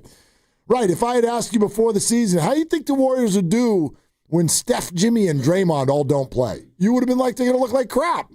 And they did. Well, Draymond played and then got hurt. For a few, and, yes. I mean, it's beyond the results. And I'm normally the results guy, and you're the process guy. And I look at the process of these games, and I'll stay on the Al Horford part of it for now. He looks awful. He looks old and stiff, and he can't shoot. And last year, his three-point percentage dropped, and that's why going in the year, I was like, guys, I mean, if you look at what he did last year, maybe he's just, I don't know, washed, and that's a strong word, but you watch him so far, and even last night, open 3 after open 3, and it's like, yikes, they're not close.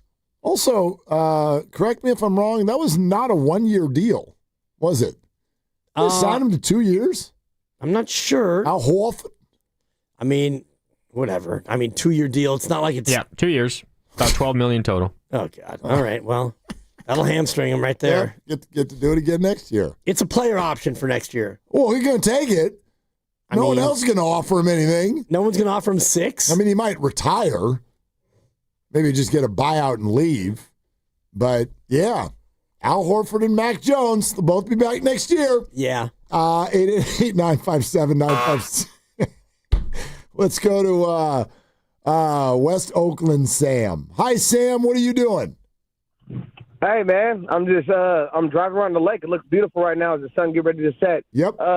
My thing is I think the hardest part for me as a Warriors fan is to watch the system that we created, which now the whole NBA is kind of taken on. It's hard to watch us, the ones that created what Steph created.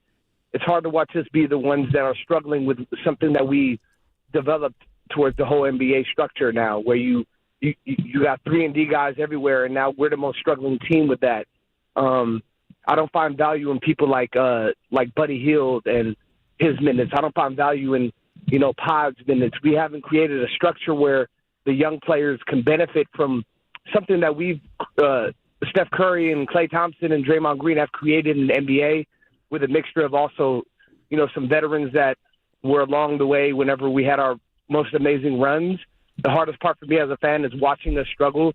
I've always thought that my theory on Steph Curry's the end of his career would be somebody who could take on a role where you still have to account for him, minus the athletic ability might be slowing down. I always thought that Steph would take on a role where it's like you still have to fear his shot, but now we got these other young guys who could facilitate and move the ball around within the system, which we've made our runs were based off of moving the ball, good defense, having great passers, having people that have the intellect to understand our system and the way it operates around the system that Steph curated. And now we're struggling, and we're trying to find pieces, and we're rooting for people like Pat Spencer, where in the past, like Pat Spencer was like a Ian Clark back in the day. You know what I mean?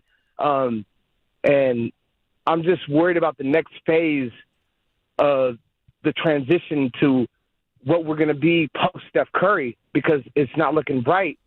Well, depending on how we make our picks. Yeah, no, Sam, I was going to say, I think you have some clear points, but isn't it also kind of part of the natural flow of all of it? Like, if we really want to zoom out for a sec, I do think there is some of that with the fan base right now, which is that we're kind of angry at something that on some level is inevitable. Maybe we didn't want it to be right now, and maybe last year's playoff run sort of like wet our whistle on this. But yeah, that's kind of how it goes. You establish something and then others copy it, and then younger people move by you. I mean, I could liken that to almost anything in life. You know what I mean? But the difference is from a Warrior fan's perspective, Steph Curry revolutionized the game. So we're dealing with something that's completely different, because we have a player that really revolutionized the game, and we're depending on that, and we're depending on a declining player to kind of lead us without no evolution beyond that. You know what I mean? So it's like I do, but I also know that and I don't know if you, and Sam, thanks. I don't know if you like golf at all. I know that I do, but yeah, Bryson DeChambeau hits the ball a lot farther than Tiger Woods. Tiger Woods revolutionized the entire sport. But when he played, he hit the ball farther than anyone else. Right. Right. And same with Steph Curry. And then once you establish that and you become an icon and the people who are growing up idolize you, then they come up of age and they move by you because your body is starting to break. It's not him. It's the problem. It's other teams shoot the three better than the Warriors do now. Yeah. So if you want to be 3-and-D, you can do that, but the Warriors are 3 or D. They have guys who shoot the 3, and they have guys who D. Yeah. And the guys who D aren't usually the ones who shoot the 3. Melton might do both. We'll see. I know he was 0 for 2 last night. It's early on. Yeah. Like Al Horford is neither 3 nor is he D. Right. Pods actually shoots the 3 pretty well this year, but he's not playing great D. He's about 38%. 38? Yep. Yeah, that's not bad. Not bad. And Kuminga is neither 3 nor D right now. He's more in the mid-range. And so you start going down the roster, and the guys who actually can shoot it fairly well, Jimmy shoots it great, but he doesn't shoot it very often. Draymond's shooting now quietly at 33% after his great start. He's down to 1 of every 3. Throw it in the ocean. What's Buttered at? He's at 29.9%. Oh, for God's sakes, he's below 30? Yep. Ugh. Quentin Post is at 33%. Perhaps. He's 3 and no D. And so, yeah, Pat Spencer, Nice. 39%. But he's only shooting a 3.5 a game. Exactly. Well, he's going to start shooting more. He's going to start playing more. Exactly. So Exactly. All right. Tim Kawakami in 15 minutes. We'll keep going with your calls. You're listening to 95.7 The Game. KGMZ FM and HD1 San Francisco and Odyssey Sports Station, the home of the Golden State Warriors and Valkyries. Always live on the free Odyssey app. We're coming to you live from the Laughing Monk Studios. Another reminder that next week, Monday, Tuesday, and Wednesday, we're giving away 3 Warrior jerseys. It's the Brown the Town jerseys, and it's one of each of the Warriors' top players. Never mind that they're not playing right now, but Steph Curry, Jimmy Butler, and Day-Day, Draymond Green. We got one for each, and they're all up for grabs. Listen for your chance Monday, Tuesday, Wednesday next week. We'll do it every show, every hour. More details either at 957thegame.com or just keep listening. And obviously this will all become very clear and evident as we get all of our content started on Monday morning, reacting to the not 49er game that's coming up this weekend. I'm wondering how this Sunday is going to look and feel. Yeah. Will you watch, by the way? Will you still? Oh, for sure. Will you still red zone the whole day? We will yak in. Yeah. Absolutely. I will too, Do for an sure. early farmer's market run with my 3-year-old daughter, and we'll get home right in time to watch her count it down before It's Uncle Scott comes on. Because we always turn it over with about 2 minutes left, and she starts to do the countdown from 10. Does she dance? No, not Does she yet. do the music? She's not that into the tunes yet. Okay. But she will count it down, and she's always a couple seconds behind because she's 3. Like, I'll say 10, and she'll do 10, and by the time she's winding up for 9, we're already at 8. So she usually gets a couple of numbers in. But, we'll yak in on some red zone. She gets down to 1, and the Bengals are like already scoring. Damn it. Bengals are down 10-7 at that point, All right. How about John in Pleasant Hill? Hi, John. What's up? Hey guys, how's it going? Great. Good. Yeah. Oh yeah. Fantastic. Hey, listen, as a former coach of sports that were competitive, like the state level, the thing about Pat is that Pat makes the right play a lot. Yep. It's not so much that he's a shooter. He's not. He's okay. The metrics on Pods are better, honestly. But Pods makes these crazy plays trying too hard. Pat makes the smart play. You can always count on him to do it. And you could do it last year, too. People didn't see that last year. He was playing in lost causes, brought them back a couple of times. He's a good backup. What you saw last night, though, that was great. But Melton is your guy, too. That was the big revelation last night. You saw it last year, too. I agree with you, John. Oh, go ahead. That's my thing on Pat. Yeah.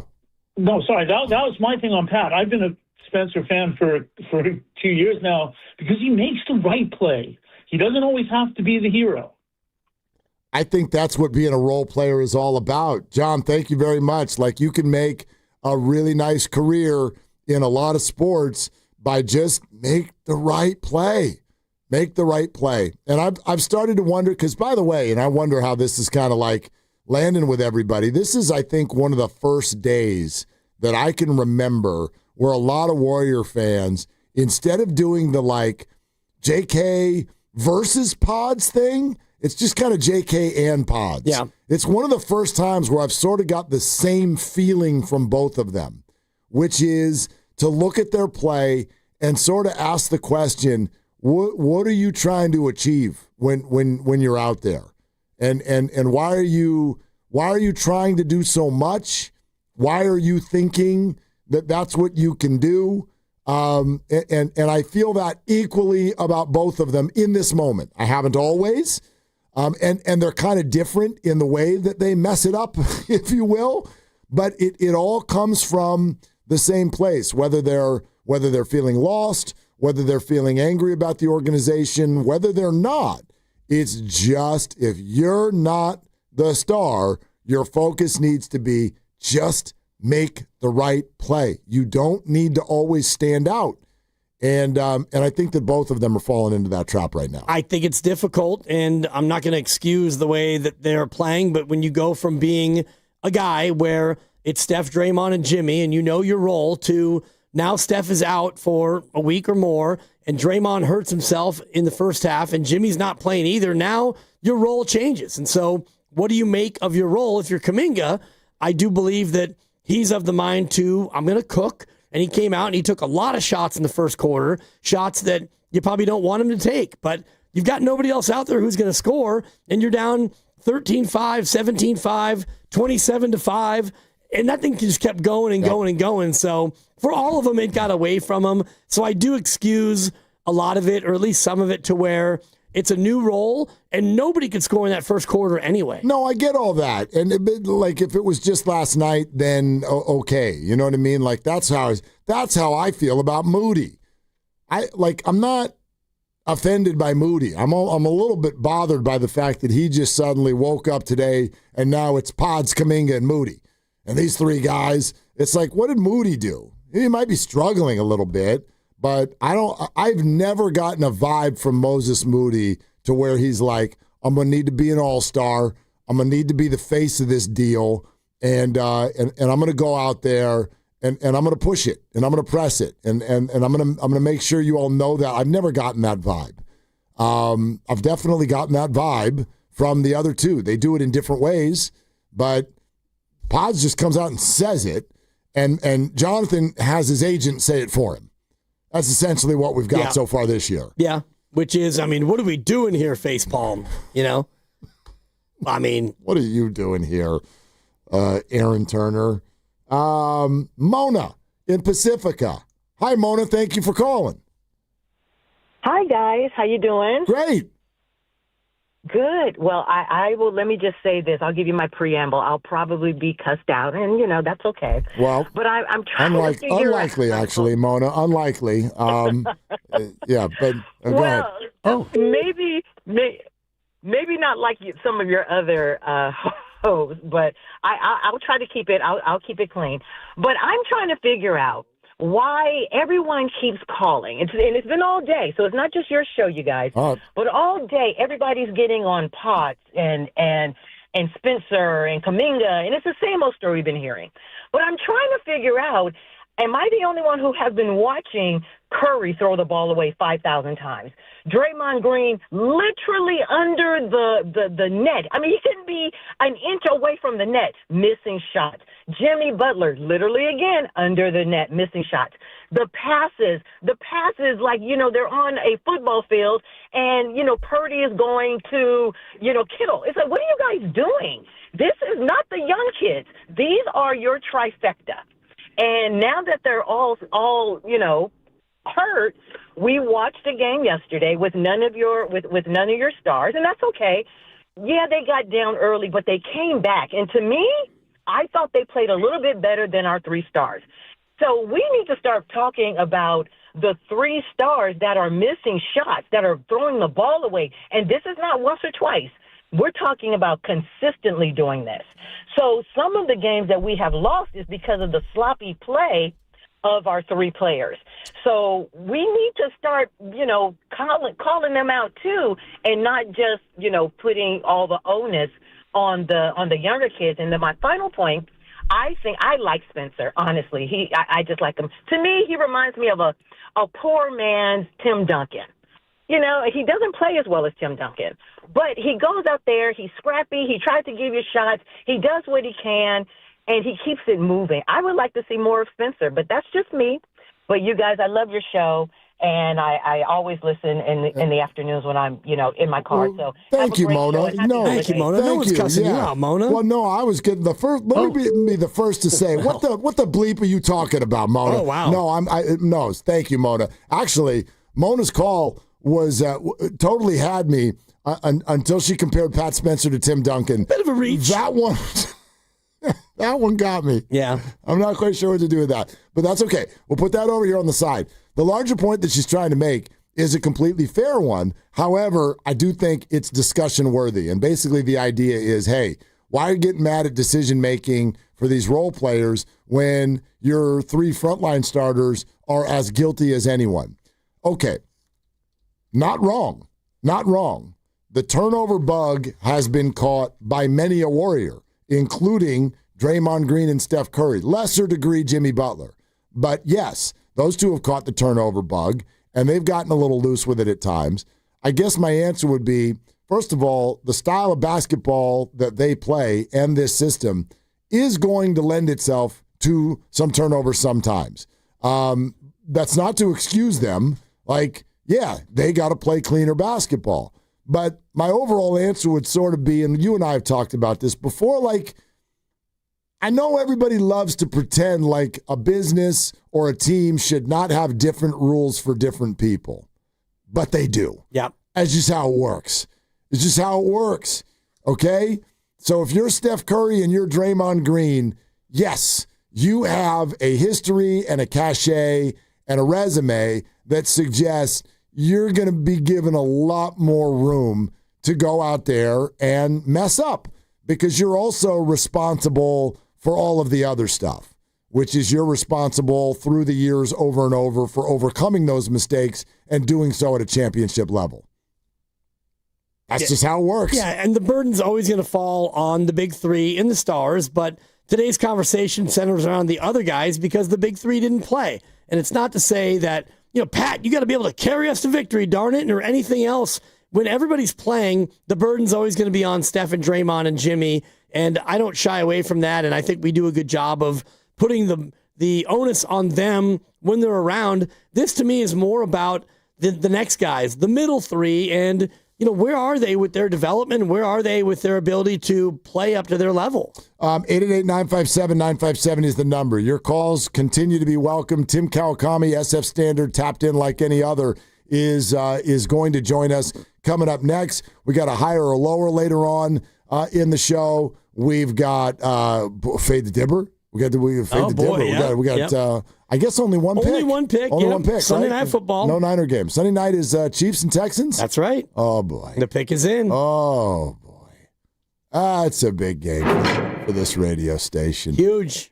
It's a very big game. God, we need a Houston win. That would really be sexy. On the road at Kansas City. Come on, CJ. What do you got? Come on, D'Amico. Come on, D'Amico, and that defense. Ooh, go sack that dude 7 times. 7 times. All right. We're sponsored by Bay Area Fast Track. This is Willard and Dibbs. And that little runt is going to be on his ass. Starting January 1st, carpools must have 3 or more people and a Fast Track Flex toll tag set to 3+ to get the 50% carpool discount on all bridges except the Bay Bridge and the Golden Gate. Visit getfasttrack.org for details. Hey everybody, Dan Dibley here. Picture this. It's game night at Chase Center. Instead of sitting in bumper-to-bumper traffic, you're already on your way, cruising up the peninsula on Caltrain. No stress, no parking hunt, just an easy ride straight into San Francisco. You can catch up on scores, chat with friends, or just sit back and enjoy the ride. And when the game is over, Caltrain's ready to take you home safely and comfortably, making getting there part of the fun. Take Caltrain to Chase Center, your ride to what matters. When businesses thrive, communities score. That's why Bank of America is the official bank of FIFA World Cup here in the Bay Area. And our more than 110 local business specialists are ready to help your business win. What would you like the power to do? Learn more at bankofamerica.com/local business. Bank of America, official bank of FIFA World Cup 2026. Bank of America Corporation, all rights reserved. Comcast Business is celebrating the holidays by giving your business the $1,000 holiday bonus when you switch to a gig speed internet package. Just imagine the thousands of possibilities of a $1,000 prepaid card. Like possibility number 12, a new laptop for the office holiday hero. Or possibility number 108, smart speakers to deck those hallways. Or possibility number 192, new equipment for the new year. Or possibility number 555, Bluetooth holiday lights for office decor. Switch to Comcast Business, designed for 100% reliability with business internet and wireless connect, plus advanced cybersecurity, and now get the $1,000 holiday bonus. Comcast Business, powering possibilities. Ends 12/14/25. New customers only with 2-year agreement. Requires qualifying gig package. Other restrictions apply. You know, covering Bay Area sports for years, I've seen athletes go through it all. The highs, the lows, and the pain that comes with getting knocked down. But when it's not just a game, when you're the one injured, or when tragedy strikes someone you love, that's where Beam Law comes in. Beam Law is the Bay Area's go-to personal injury law firm. Whether it's a car accident, a serious injury, or a wrongful death, they're there to shoulder the legal burden so you can focus on what truly matters: rebuilding, recovery, and taking care of your family. Beam Law is local, and they win, with millions recovered for clients across the region. That's why SF Weekly voted them Best of the Bay 4 times. If you've been hurt or lost someone because of someone else's negligence, call Beam Law at 415-523-5555. 415-523-5555. That's 415-523-5555, or visit hurtinthebay.com. That's hurtinthebay.com, because it's not whether you get knocked down, it's whether you get back up. Beam Law, they've got your back, Bay Area. Elevate your kitchen at the Mila Innovation Center at Friedman's Appliance in Pleasant Hill. Out of your dreams and into your kitchen. Select the qualifying built-in kitchen appliance package that is right for you.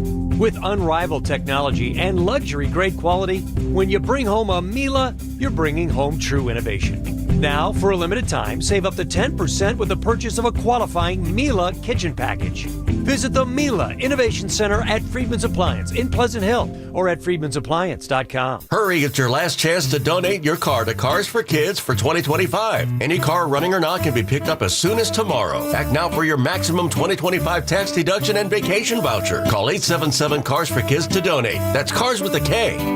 Television sales on Black Friday set new records as millions of Americans snapped up the hot deals. But a lot of people were out of town or too busy to take advantage of the special pricing. So, how about a redo? Right now, you've got a second chance to save big on many of the top-rated Samsung, LG, and Sony TVs. Where? At Video Only, where the smart shoppers go. So, don't miss out. Check out Video Only now, or you'll be sorry. You've got a big day, so you use Unstoppable Scent Boosters to give your laundry non-stop freshness. So no matter how long the day goes, you can't stop this power, this walk, this pose, this strut, this look, this talk. Your clothes will be so fresh you can confidently strut into that end of the day meeting like a bosses. Let's talk business in my office. Add new Unstoppable beads to your wash for 24-hour non-stop freshness, so you can smell unstoppable. Every morning, we rise and shine, make breakfast, and brush away the night's rest. These routines help us start the day off right. Nature-Made vitamins are a simple step in that daily care regimen. Multivitamins with daily essentials, clinically studied probiotics for gut health support, magnesium to help relax the body. Nature-Made is made to care for you every day.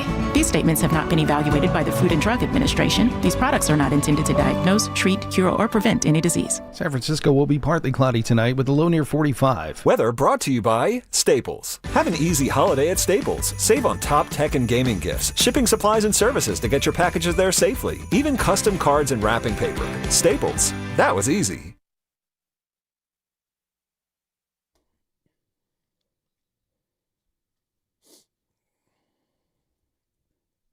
Bay Area, it's Steve Kerr. You're listening to Willard and Dibbs on 95.7 The Game. Come on, Dub Nation. What are you waiting for? Download that Odyssey app now. Come on, Dub Nation. How you feeling?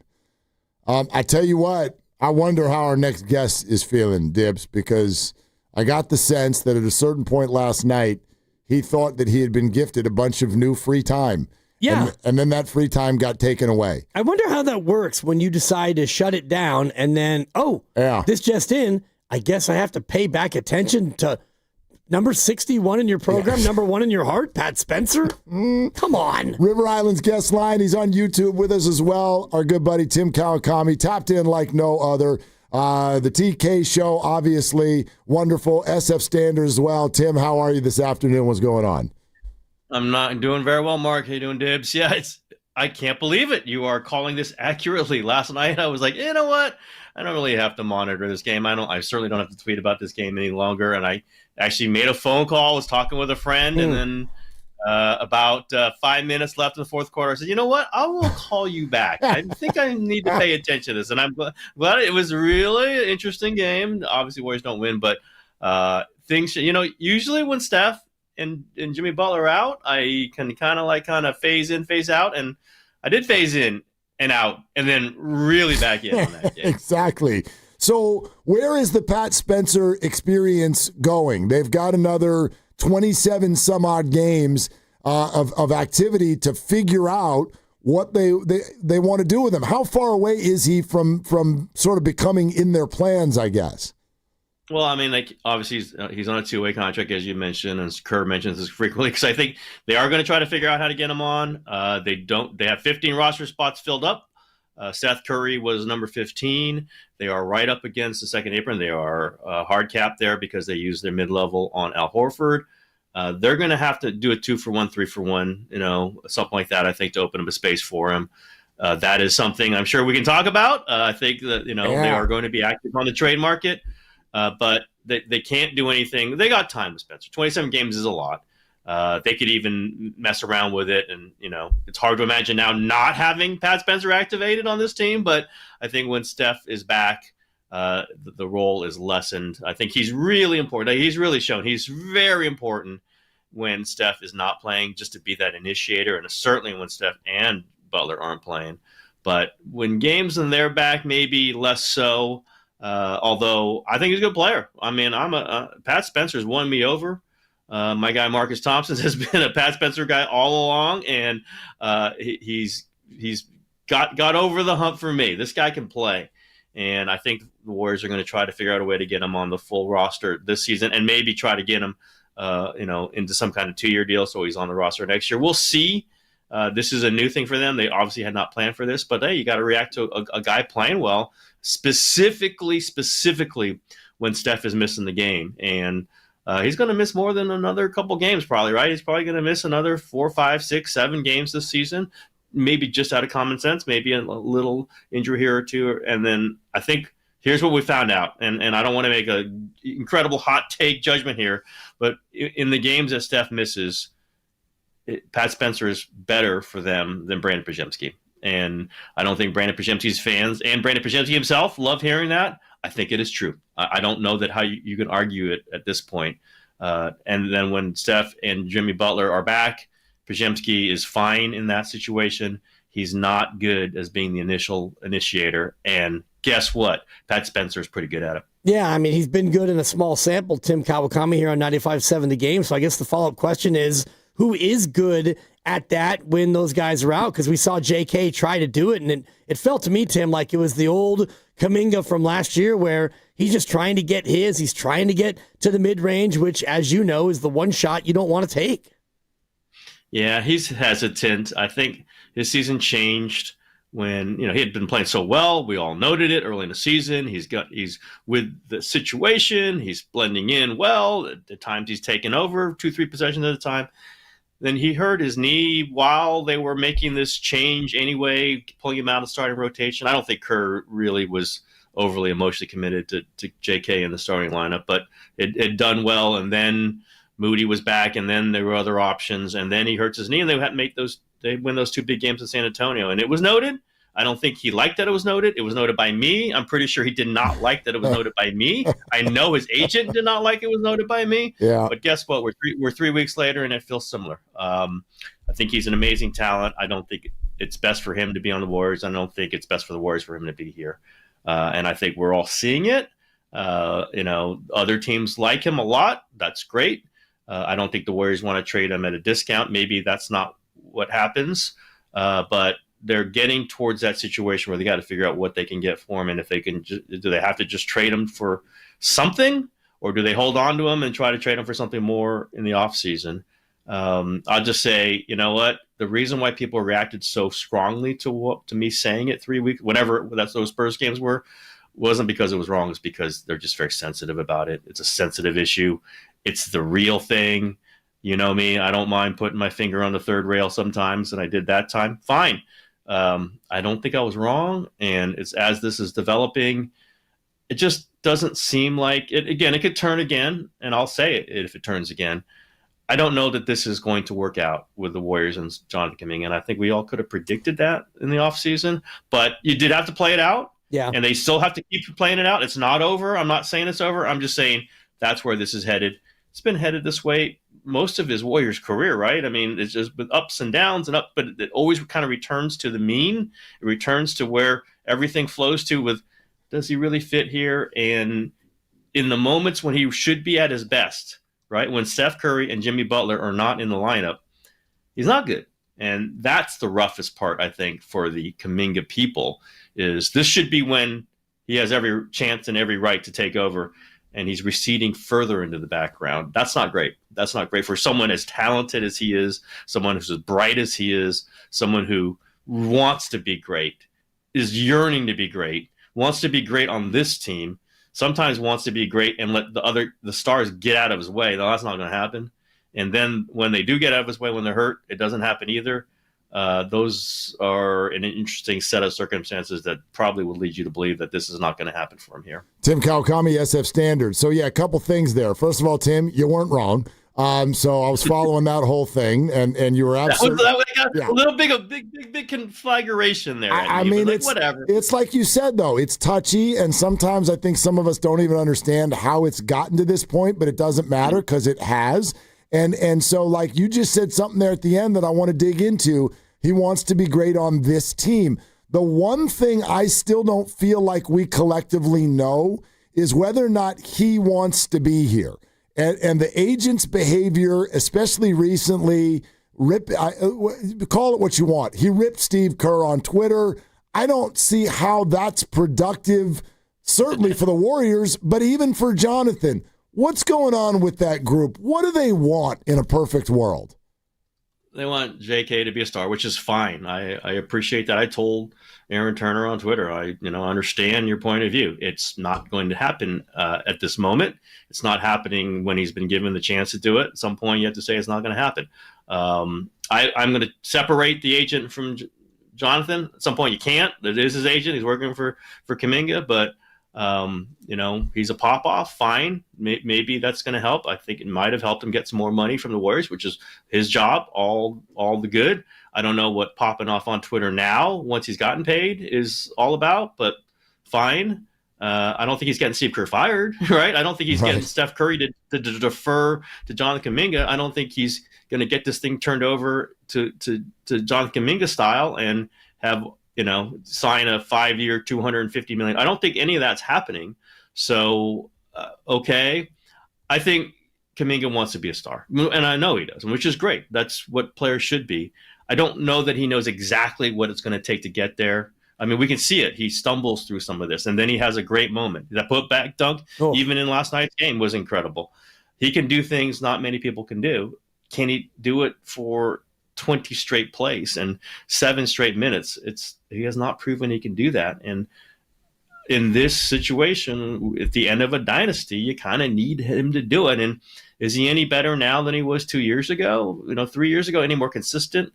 Maybe. But now his contract is such that the Warriors can use it in a trade. That was the whole point of what they did with his contract in the offseason. So it just comes to the point where you have to make a decision on something. Finally, they put it off last year. Maybe they should have made a call and just said, you know what, let's just move him in a sign and trade as a restricted free agent. They didn't.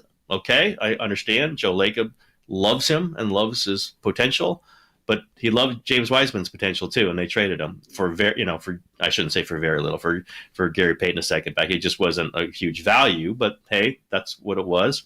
They might have to make the same decision with Kuminga. You're not trading him for 2 first-round picks, or trading him for Giannis, or trading him for, all these other things with Trey Murphy. I don't know that that's going to happen. Maybe, but I think it's heading towards, do you make a convenience trade, which would be for a CJ McCollum or for a DeMar DeRozan? I know they don't want to do that. They don't want to sacrifice that value. Then you have to make that decision, and then you carry him into the offseason, possibly, against some of his wishes. And then you go from there. I think you ask what he wants. He wants 20 shots a game, and he wants to play 35 minutes a game. That's what he wants. That you can tell. It's in his body language. It's in everything he does. That's fine. You should want that when you're a basketball player, especially with his skill set. He hasn't earned it with the Warriors. He just hasn't. And if you're going to earn it, you're going to do it in the games where Steph doesn't play. And that has not happened at all this season. So, again, they're running out of time on this to just be able to put it off. He's 23, still very young, but they're contractually and situationally running out of time. It just tells you, again, I don't want to make sweeping decisions when they don't have to do them, but this is heading down that road, and it started down that road 3 weeks ago, and there's very little reaction against me when I say it now, which is almost the exact same thing I said 3 weeks ago. So that's okay. Sometimes it takes a while to congeal, and I think we're seeing it. Yeah, interesting you say that, Tim, because in the summer, Mark and I fought, and I said it can work, it could work, and through the first 12 games, he averaged 29 a game, and he was doing the things that they needed. So I was victory lapping all over this mother jumper, and then, the next 10 games have happened, and so Mark actually has gone to my camp and back to your camp, and so now... Well, it could have worked. It could have worked. I mean, it did for a minute there. Yeah, exactly, and... if he wasn't in a different contractual situation, maybe you could keep riding it. He is not in that. He didn't want a long-term deal. They didn't want a long-term deal. Okay. There's realities here that were set up by what's happened over the last 2 years. It's really was set up by Jimmy Butler being traded here, because that's when, Jonathan was out with the ankle injury. They take off. He comes back, does not fit into this. It's just not his style. The Butler offense doesn't fit him. The Curry offense sort of fits him. But they have other guys who play better within those things. And then that led to him getting the DMPs, which were explosive. That led to the weird negotiations over the summer. That led to the short-term contract. That leads to what we're looking at right now. But it could have gone other ways. There's no question. He's got the talent. No question. They need that. They need a power forward behind Draymond Green who's explosive. He just hasn't been that, and I don't think it's going to happen for him here. And it really, really is better for him, I think, for it to happen somewhere else. It's just a matter of finding what that else is and what the Warriors get for him. Tim, what's interesting? I think maybe the bigger news of the week is not the Jonathan Kuminga situation continuing to be the same thing that it's been for many months. It's the fact that now Brandon Podziemski is getting pulled out of fourth quarters and was entered back into a fourth quarter on Tuesday, and it became a whole thing and all of that. So, especially with D'Anthony Melton coming back, where is the organization on pods?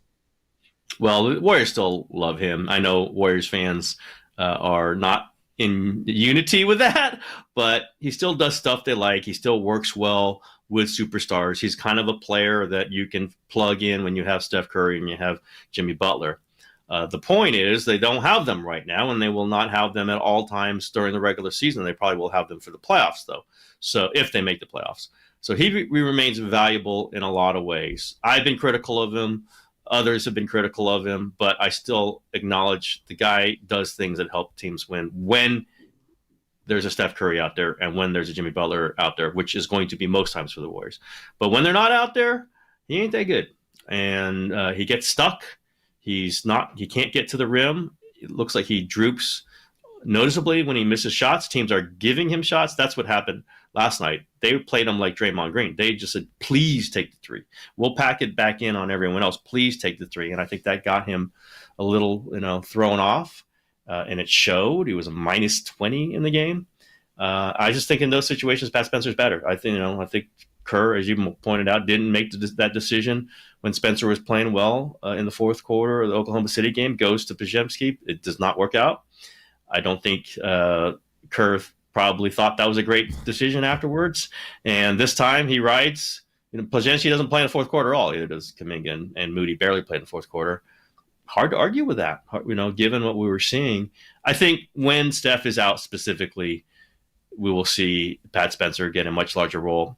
Now, the Melton questions are because that's the one that really could cut into Podziemski minutes, because Melton can go guard people.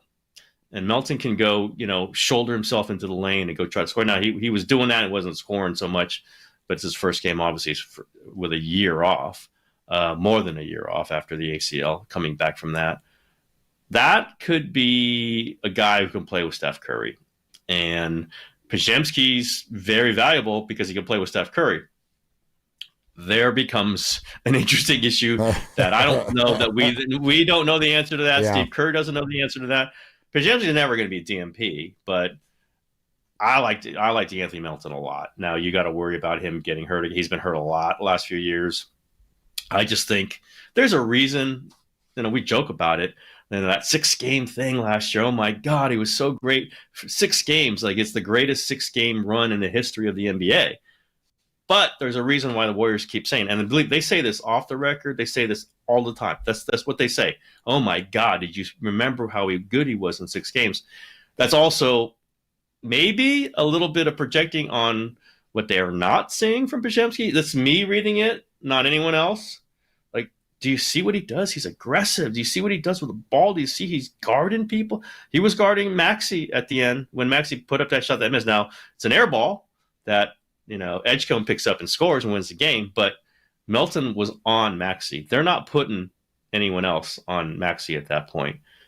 Interesting. That one I have no direct answer for other than I think Melton's going to be really good for them. And if you start looking at where the minutes are going to come, that it maybe some from Hield, but I think Hield is dialed up to play some minutes every game because you just got to respect that 3, and his shot is beginning to come back. You look at some of the other minutes. I'm looking at Podziemski there. It could drop his minutes, and I will understand it if it happens. From Melton to Moody, Tim, what do you see from Moses Moody that's got Steve Kerr now a little bit cautious about playing him in high leverage spots? Yeah, I think, they kind of were optimistically making Moody like he's our point of attack defender because they didn't have others. And, you can't play Gary Payton all the time. Kuminga could be it. I think Kuminga is actually pretty good at it, but he has other issues. I think Moody, they were hoping because he's not going to be a dribble initiator on offense.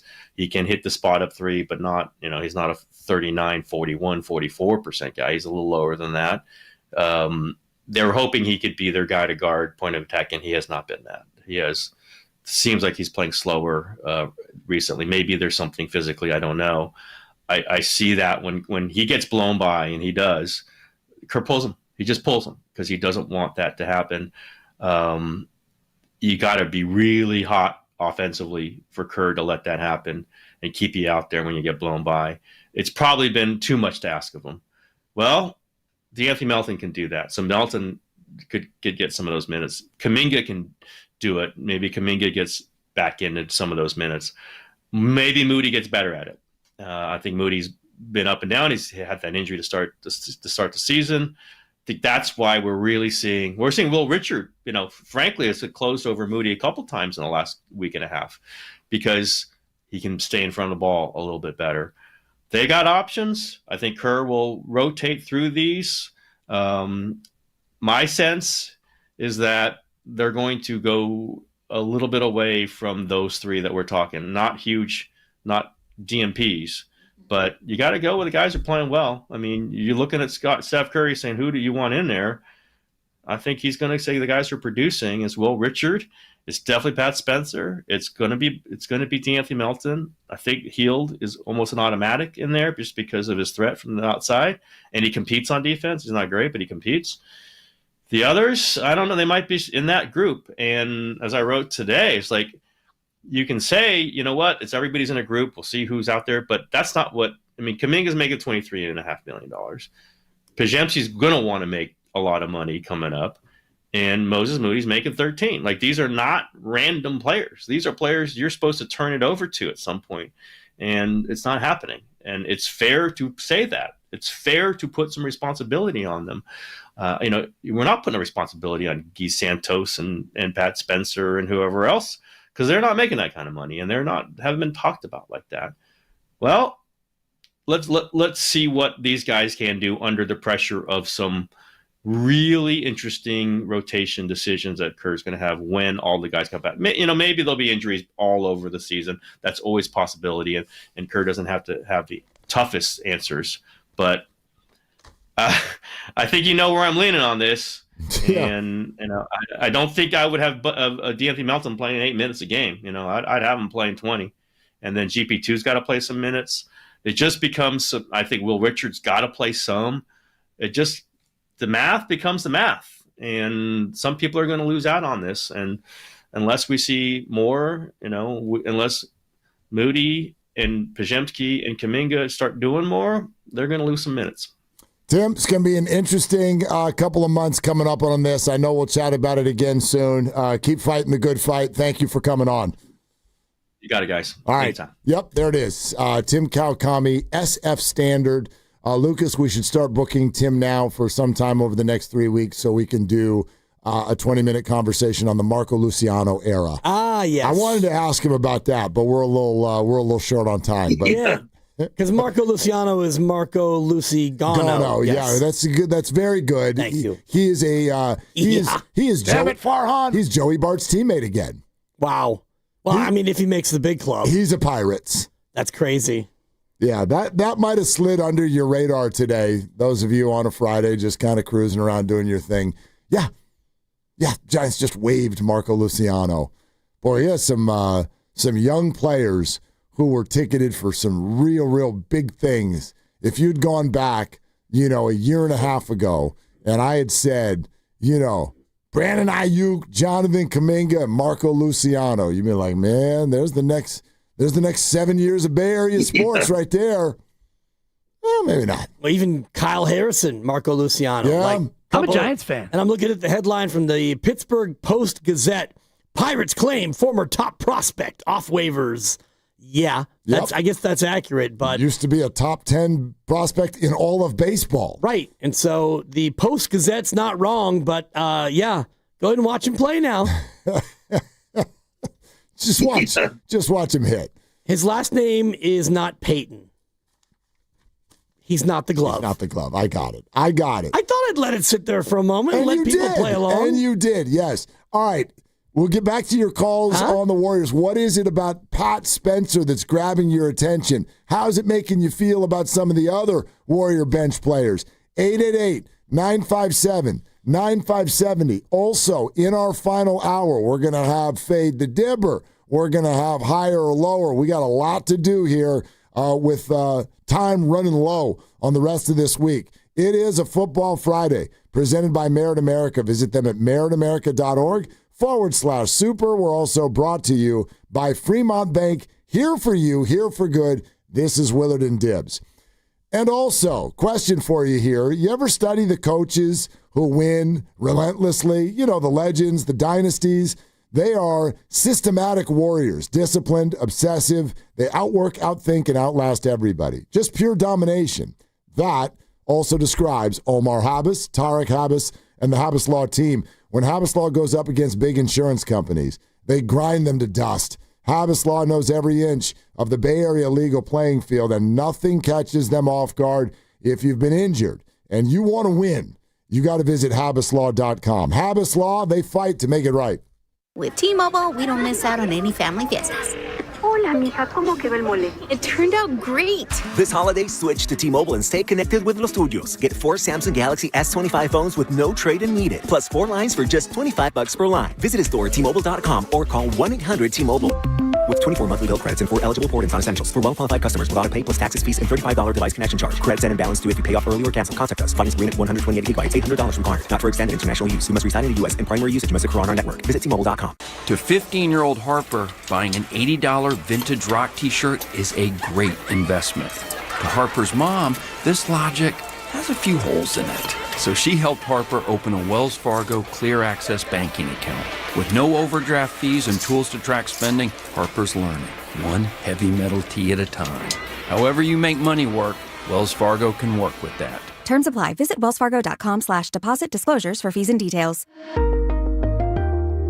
Been counting the days, wondering, will they bring it back? Wonder no more. The legendary McRib has returned. We're talking tender, boneless pork, smothered in that unmistakably tasty McRib sauce. It's a flavor experience that never sticks around for long. And why stop at just the sandwich? Make it a meal with any size soft drink for just $1.69. But don't wait. McRib season is short, and once it's gone, it's really gone. Ba-da-ba-ba-ba. Prices and participation may vary. Cannot be combined with any other offer or combo meal. Running a business means wearing multiple hats. So if you're like me, you probably started out using your personal phone, taking client calls and texts nonstop. As my business grew, I needed something smarter. That's when I switched to Quo, the #1 business phone system. Quo works right on your phone or computer. No carrying 2 phones, no clunky landline, just one easy app you can try for free. Your team can share one number and handle calls and texts together like a shared inbox. Any teammate can jump into the conversation so customers get faster responses. And Quo's AI assistant summarizes your calls and responds to customers 24/7, so you never miss a lead or opportunity. All this starts at just $15 a month. That's basically 2 coffees. You can even keep your current business phone number. Find out why 90,000 businesses trust Quo. No missed calls, no missed customers. Try Quo for free at quo.com/sports. That's quo.com/sports to try Quo free. QUO.com/SPORTS. The NBA season's rollin', and DraftKings' newest game, Pick 6, is the easiest way to play for your shot at big wins. NBA stars are lighting it up. Now their numbers aren't just highlights, they're your shot to cash in. Here's how it works. Just pick more or less on 2 or more player stats. The better your picks, the bigger your payout. New DraftKings customers get $50 in Pick 6 credits with just a $5 entry on your first pick set. Don't just watch basketball. Pick, play, cash in. Download the DraftKings Pick 6 app now and use code THEGAME. That's code THEGAME. Play just $5 and get $50 in Pick 6 credits. Make the call. Ride the upside in partnership with DraftKings Pick 6. The crown is yours. Gambling problem? Call 1-800-GAMBLER. Must be 18 and over. Age and eligibility restrictions vary by jurisdiction. Void where prohibited. 1 per new customer. Bonus awarded as non-withdrawable Pick 6 credits that expire in 14 days. Terms at pick6.draftkings.com/promos. Limited time offer. Some people just know you can save money on car insurance by checking Allstate first. Like you know to check the weather first, before wearing face paint to the game. Bro, your Go Cats is dripping into your nachos. Oh, and now paint is in my eyes. Interception! Did you see that? No! Yeah, checking first is smart. So check Allstate first and see what you could save. You're in good hands with Allstate. Potential savings vary, including based on how you buy, subject to terms, conditions, and availability. Allstate North American Insurance Company and affiliates, Northbrook, Illinois. Another app for inventory, one for CRM. Oh, don't forget accounting. Wait, which login was that? Or you could use Odoo, one fully integrated system that does it all without the hassle. Ditch the app overload. Get everything your business needs on one platform. Try Odoo free today at odoo.com. That's ODOO.com. We all hear the radio ads about the IRS. They tell you to be afraid, to be scared, and they try to frighten you into calling. I'm not here to do that. Tax Relief Advocates is different. TRA is here to tell you that if you owe money to the IRS, whether it's $5,000, $50,000, or $500,000, we have a solution. It doesn't matter if you're sitting in your car, at work, or with your kids. No matter where you are, call now. 800-575-9834. Don't lose hope. TRA can eliminate or reduce what you owe to the IRS. Generous programs are now available that can give you a fresh start. Our passion is taxes and helping individuals fix their IRS problems. We have over 1,000 5-star reviews on Google and an A+ with the Better Business Bureau. You don't need to be afraid of the IRS any longer. End your tax nightmare today by visiting us online at TRA.com or call 800-575-9834. That's 800-575-9834. Tax Relief Advocates. Real solutions for real people.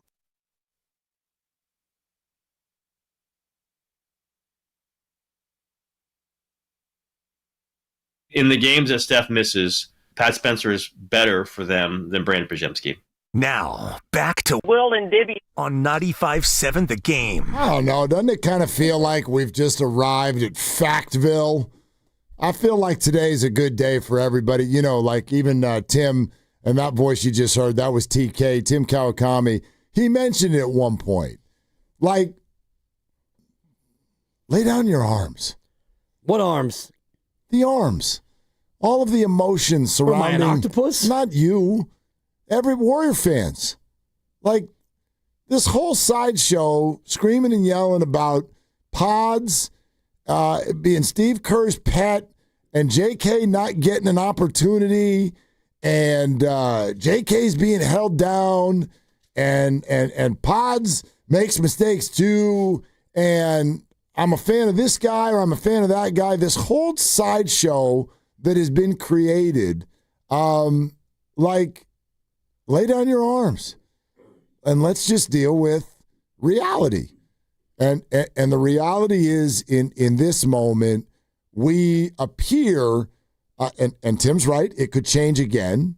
But today is a day where it very much appears like Jonathan and the Warriors would be better off parting ways whenever that comes around. And Pods is on notice because DeAnthony Melton is here. Yeah. And he may well be way better. He's definitely, I can already tell you he's a better two-way player. There's zero question who's better on the defensive end. Right. And he's a better player than Pods. Right. So like, maybe the answer is there is no answer. Maybe we're heading high, maybe we're on a highway to neither one of them are going to be doing a whole lot for the Warriors. Little road to nowhere, talking heads. Yeah. Maybe. And I do think that it was interesting what he said about when Steph's not around that, Pat Spencer is better because Pods, as I was saying earlier, when Pods is out there with Steph and Draymond and Jimmy, he knows his role and he's really good at playing that role, which is score when we need you to score. We'll get you open shots, hit him if you can, and he does. Defend the best you can, and he does.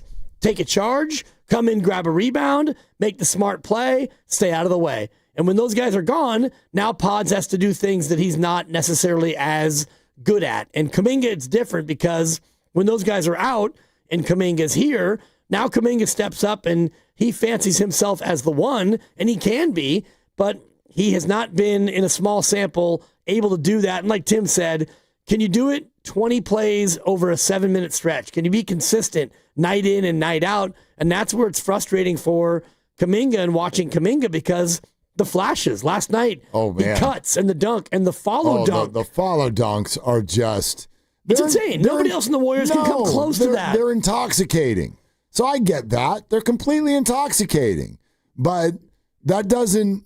Like, that can't be it. That can't be the whole story. No. Yeah, Grandy, what's up? I was going to ask you guys, what is the word that Steve Kerr uses to describe what Podziemski does? Connector. He's a connector. Yeah. And that's a lot of people, I get it a lot on Twitter. People will say, well, I don't even see how he connects things. But if there's nothing to connect because Steph and Jimmy are gone, then what good is he for you right now? Right. And I think that's what you're seeing when Steph and Jimmy aren't out there. Well, I think that's pretty fair. So, I know that there's no way to satisfy everybody. That's life. And I don't know where this is going to head and who's going to be healthy and all of that. But if I had to predict this on December 5th, today is just another day where it feels like Jonathan and the Warriors would probably be better off with a parting of ways. And I think that Brandon Podziemski's minutes are going to start lessening. But I say that without knowing who else is going to be healthy. Yeah. So maybe it won't go that way. I don't know. And you heard Tim say it. The Warriors love Pods. Yep. The Warriors love Pods. And I would say that this is going to happen, so Warrior fans, just get yourself prepared. When Jimmy and Draymond and Steph all come back, Pods will play more than Pat Spencer. Pods will play more than Pat Spencer. But he may play less than DeAnthony Melton. That's fine. But what I'm saying is, because of the word Grandy just used, evoking Steve Kerr, he's right. He is a connector. And if you look at 3-man lineups this year, of the most productive lineups, Pods is a part of 3 of the top 7, connecting with Jimmy and Steph, Steph and Draymond and Quentin, as far as plus minus. What you've watched Pat succeed at the last couple of games doesn't work or happen when Steph Curry's in the game. He's not a connector. Right. Pat Spencer's a baller. Yeah. Well, because they need him to be out he's there. He's also got the ball in his hand. Right. Right. Like you're not going to stick Pat over there on the other wing and just be like, just spot up and be ready. Like that doesn't feel like that's what he's going to do. He could, but you'd rather have Seth, Buddy, or Quentin do that ahead of him. And maybe even Pajemski. Yeah. Yeah. But I do think that Melton is a real threat to Pods' minutes, and I don't know if that's the right word for it. There's probably quite a thirst for somebody to take over his minutes. If DeAnthony Melton is healthy and playing at his highest level, yeah, he should probably be the starting guard next to Steph Curry. That's probably where this should go. I don't know how long it'll take to get there, but maybe as soon as when Steph returns. Perhaps. I don't know. I don't know how they're going to do it. Maybe you like Melton coming off the bench to be more of a facilitator with Kuminga for the 41 days that he still is going to be here, or however long it takes for them to trade him.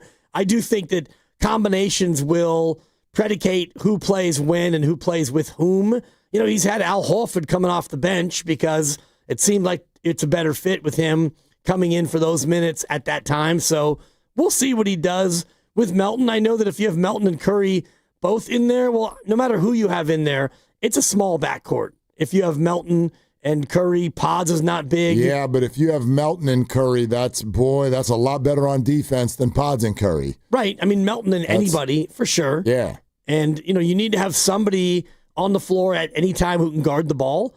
And, you know, forget the teams you're going to face. Every team has at least one or two guys who have the who can go by you. So not the Warriors. I'm kidding, but no, but you're not kidding, right? Like even Kuminga's not like I'm gonna take you off the dribble.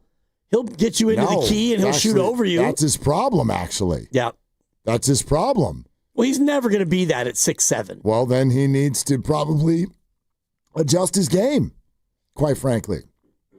Well, the adjustment that they want him to make, I don't think that he wants to play that way. And Jimmy even said it when we had that long article. I think it was Slate's on ESPN. He talked about, Jimmy's like, hey, if you want me to play the dunker spot, I'll do it. But really, they want Jonathan to be in the dunker spot, which is we'll penetrate and we'll give you that bounce pass and go ahead and smash on somebody. Yes, when he tries to drive by someone, what usually happens is he doesn't get by that person. So then what does he do?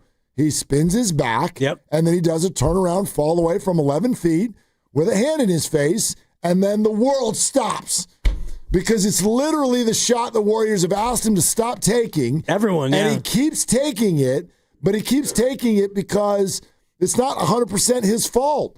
He's got the ball at the end of the shot clock. They need him to do things and penetrate, but when he gets in there, that's what ends up being the shot. And it's like, well, you got to take it if there's 2 seconds left on the timer, but it's not a good shot.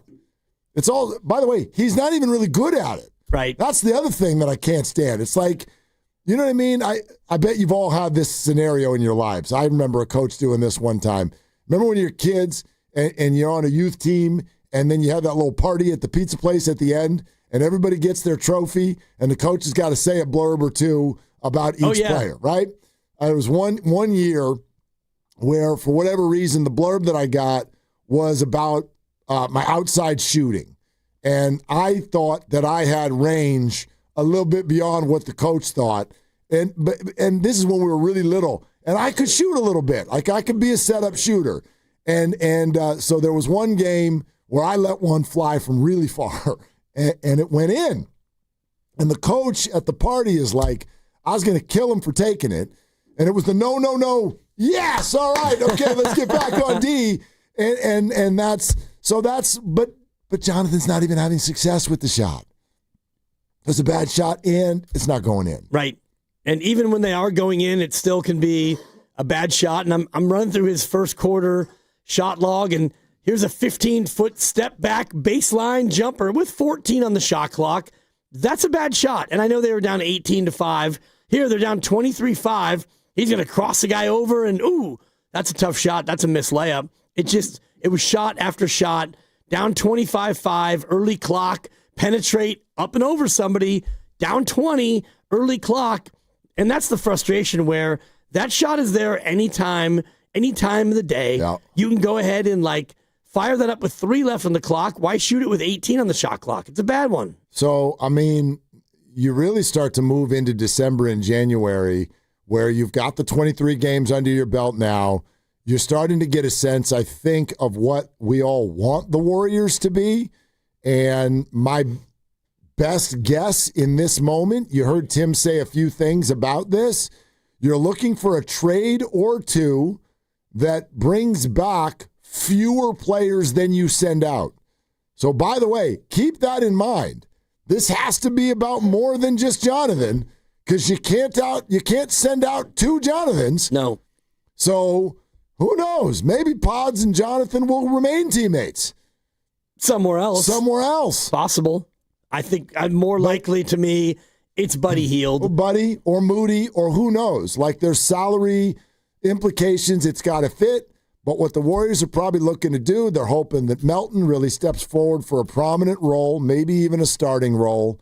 You're looking to send out more players than you bring back. That allows Pat Spencer to be your kind of, if you want, full-time backup point guard. Steph's either not in the game, not on the floor type guy. And then, do you find some athleticism or some height and some scoring with whoever it is that's coming back? That's probably how they want it to look a month and a half from now. Doing it is harder than saying it. Trades are hard. Yes, they are. Very hard. Yeah, and you look at last night, and they played 14 different people in that game, not including Jimmy and Steph. So right now you've got 16 people on your team who you want to play, and LJ Cryer, who Grandy loves. He's a guy who was on a 2-way, and he'll eventually, I think, be up here, and he'll be playing. So, yeah, whenever you get to trade season, you're going to want to trade 3 for 1 or 4 for 2 or maybe even 4 for 1, depending on 2 for 1, yeah. who that one is, because you start looking at the contracts and you've got Kuminga at 22.5. Buddy's only making 9, and he's on a team, actually under contract next year, then a player option. So if you're an acquiring team, Buddy for $9 million, that's a good contract. Yeah, it's not not going to kill you. And if he can make shots, then that's an absolute steal. Moses making 12.5. He only has 2 more years on his deal. So that's, if you're looking for a rotational piece, that's a reasonable contract. So, yeah, you've got a lot of options, I think, contract-wise, to throw guys in the mix. The Warriors have no saggy, awful contracts that are hanging around their neck.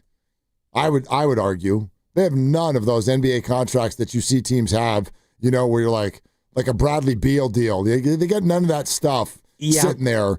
Even if you don't like certain contracts, they're over pretty soon. Yeah, Jimmy's got the rest of this year and then 57 next year. Right, but my point is this all over next year.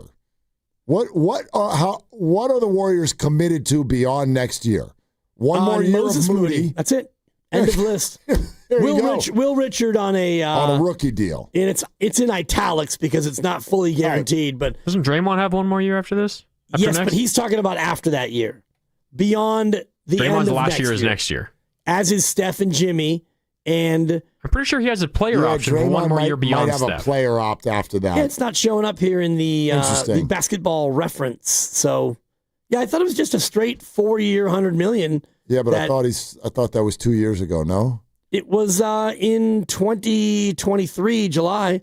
So 23, 24, 24, 25, 25. This would be year 3 of the 4. Yeah, maybe. So yeah, his player option is for next year. You're right, Tibbs. Okay. So yeah, Moses Moody. That's essentially what they've committed beyond next year.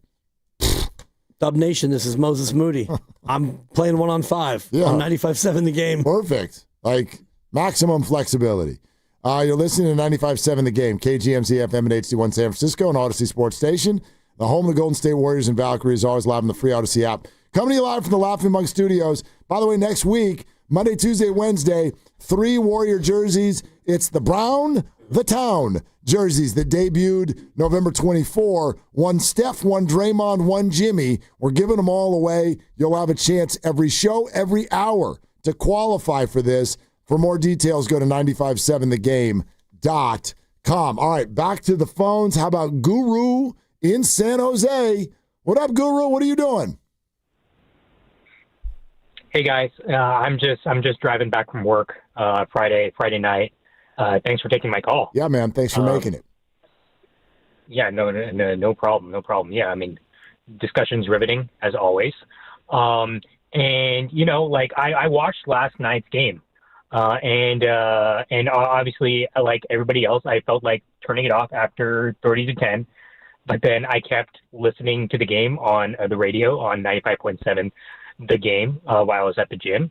And I saw the Warriors slowly but surely creeping back into the game with, a lineup of second round picks and guys who have to sort of fight for their right to be on the team. Like that's the profile that I saw in that fourth quarter lineup. You look at like Pat Spencer has had to fight for a two-way spot every single year he's been on this team.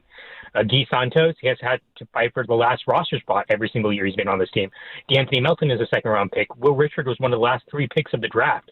So these are all guys who've had to fight for their right for every rotation minute they have earned.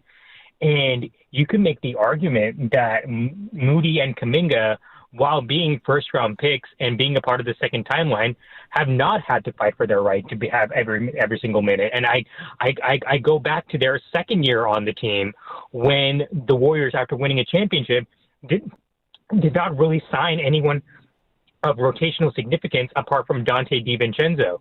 And that was basically hand-gifting rotation spots to Moody, to Kuminga, to Wiseman at that time. And, that started a sequence of events, a series of unfortunate events to where those players never really felt that they had to earn it. And whenever they went and pouted, like Kuminga going to the media and Aaron Turner tweeting on Twitter is much worse to me than creating a spat internally with the team, in my opinion. Right. And like my first notion is the second you do that, you're on thin ice with this team. And that just never happened to Kuminga. Right. So that's why you had the first media, outlet that came out after his third year. And then you had the Slater article that came out earlier this year after Kuminga got demoted back to the bench again. So like, I just think the Warriors need a clean slate of all this. They need a fresh start, just like those guys need a fresh start as well. And I feel confident in the rest of the rotation to be able to pick up the slack when those guys are gone, and hopefully you get a couple more core pieces into the picture. That's how I look at it. But yeah, it's and ownership has a ton to blame regarding this. I feel like the coddling has been from the top down. Interesting. Yeah, Guru, thanks. That comment there at the end is that's an interesting one. Ownership has to handle some of the blame, and there's been a lot of coddling. Look, whenever it comes to blame, it's always kind of fascinating to me because that drives a lot of people's fandom. I don't much get into it because to me, I feel like if you're an organization, then everybody gets some by rule. People want to pull that apart. Well, ownership gets some blame and the coaches get some blame. Yeah, you're all doing this, and if it doesn't work, then you all share in this. A player, you share in this. Coach, you share in this. Ownership, you share in this. I don't know who he's referring to with regard to coddling. I don't know who got coddled in this whole process. I don't even know what that means. I just find a lot of what's happening right now with Warrior basketball is actually pretty predictable. It wasn't inevitable, but it's predictable. And as I said to you earlier, I don't think any of this stuff comes from a bad place. I don't think Jonathan Kuminga is a bad person, selfish punk. I don't think he's that. I don't think Brandon Podziemski is trying to trigger you. For most people, it's just that he plays the 2-guard/1, and that's who they have. And so they put him in the game a lot, and that bothers people. I don't think Steve Kerr hates young people. And obviously Joe Lacob is not a bad owner. Like, he's the kind of owner you want if you're a fan. But sometimes interests compete in a relationship. And when that happens, sometimes the relationship ends. Yeah.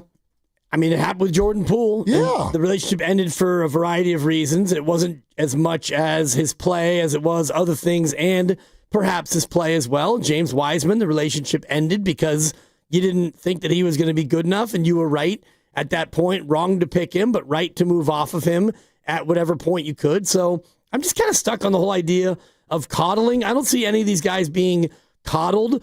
Pods has gotten a lot of chance to go out and play, and he will continue to do so. And Steve Kerr, I don't think he coddles him. He probably likes him more than the fan base does. Yeah. I don't think that Kuminga's been, quote, coddled. I mean, if you're going to get healthy scratches down the stretch of a season, that's not coddling. That's the opposite of coddling, in my opinion. So I just look at this team, and they're stuck a little bit right now because the big three, Steph, Jimmy, and Draymond, are old and they've been injured.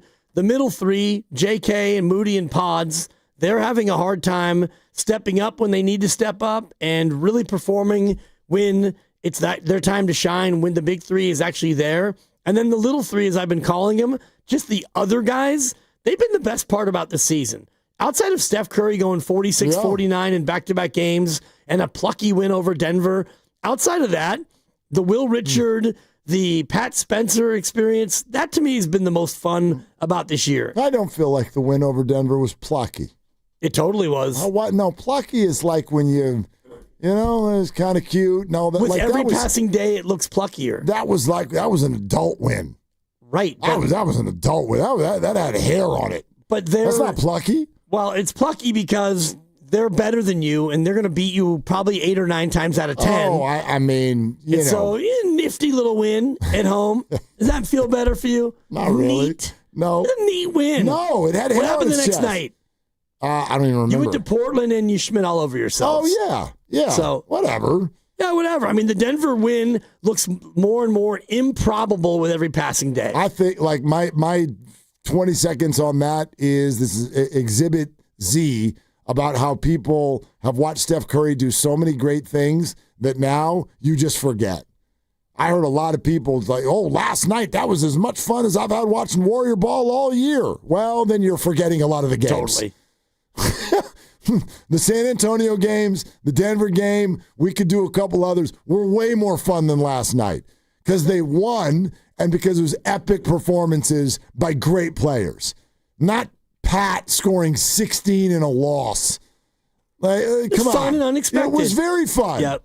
But it was not the most fun game of the year. No, absolutely by not. Any stretch. But fun and entertaining and surprising. Reminds me a little bit of the movie Parasite, where I walked into it, I knew nothing about it. Yeah. I heard it was going to be a good movie, and by the end I was like, wow, that movie was the Pat Spencer of movies. Both games this week have been the same.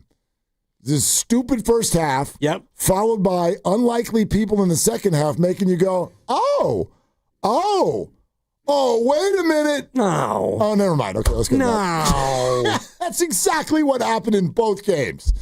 This just yesterday was like a little bit better chance to win. Not Maxey. No, Edgecombe. Anyway. Parasite won Best Picture, Dibs. That would be like Pat Spencer winning MVP. It's early, but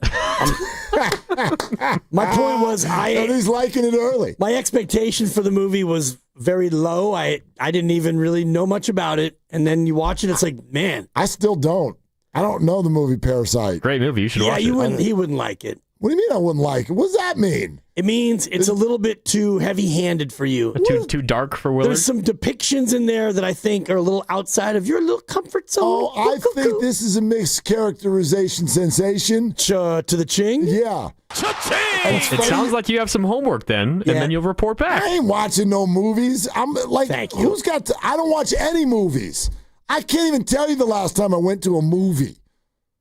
I might take. Well, you could do this on your couch. Yeah. Good night. There's popcorn involved. Okay, I'm listening. Is there butter? Sure. I'm in. Yeah. But you better My name make is a lot. Buddy. You better make a lot because part of the popcorn is just keeping me awake. That's all it is. Yeah. You just got to keep me awake. I might take the kids to see Zootopia. Oh, I heard it's good. Zootopia 2. My kids both went, my sons. Yeah, heard it was good. I'm going to give you a 5-second wildly unpopular take, and then I'm going to duck. Hang on, I got to get some. Oh, yeah. I'll throw a can at you. All right. I like the... I'll miss. Popcorn is overrated. All right. Say that to Steph. What are you doing? It's Seriously. overrated.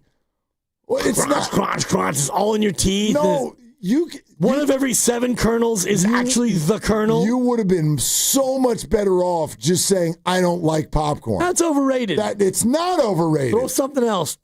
You won't. I'm like George Bush when he got the shoe thrown at him.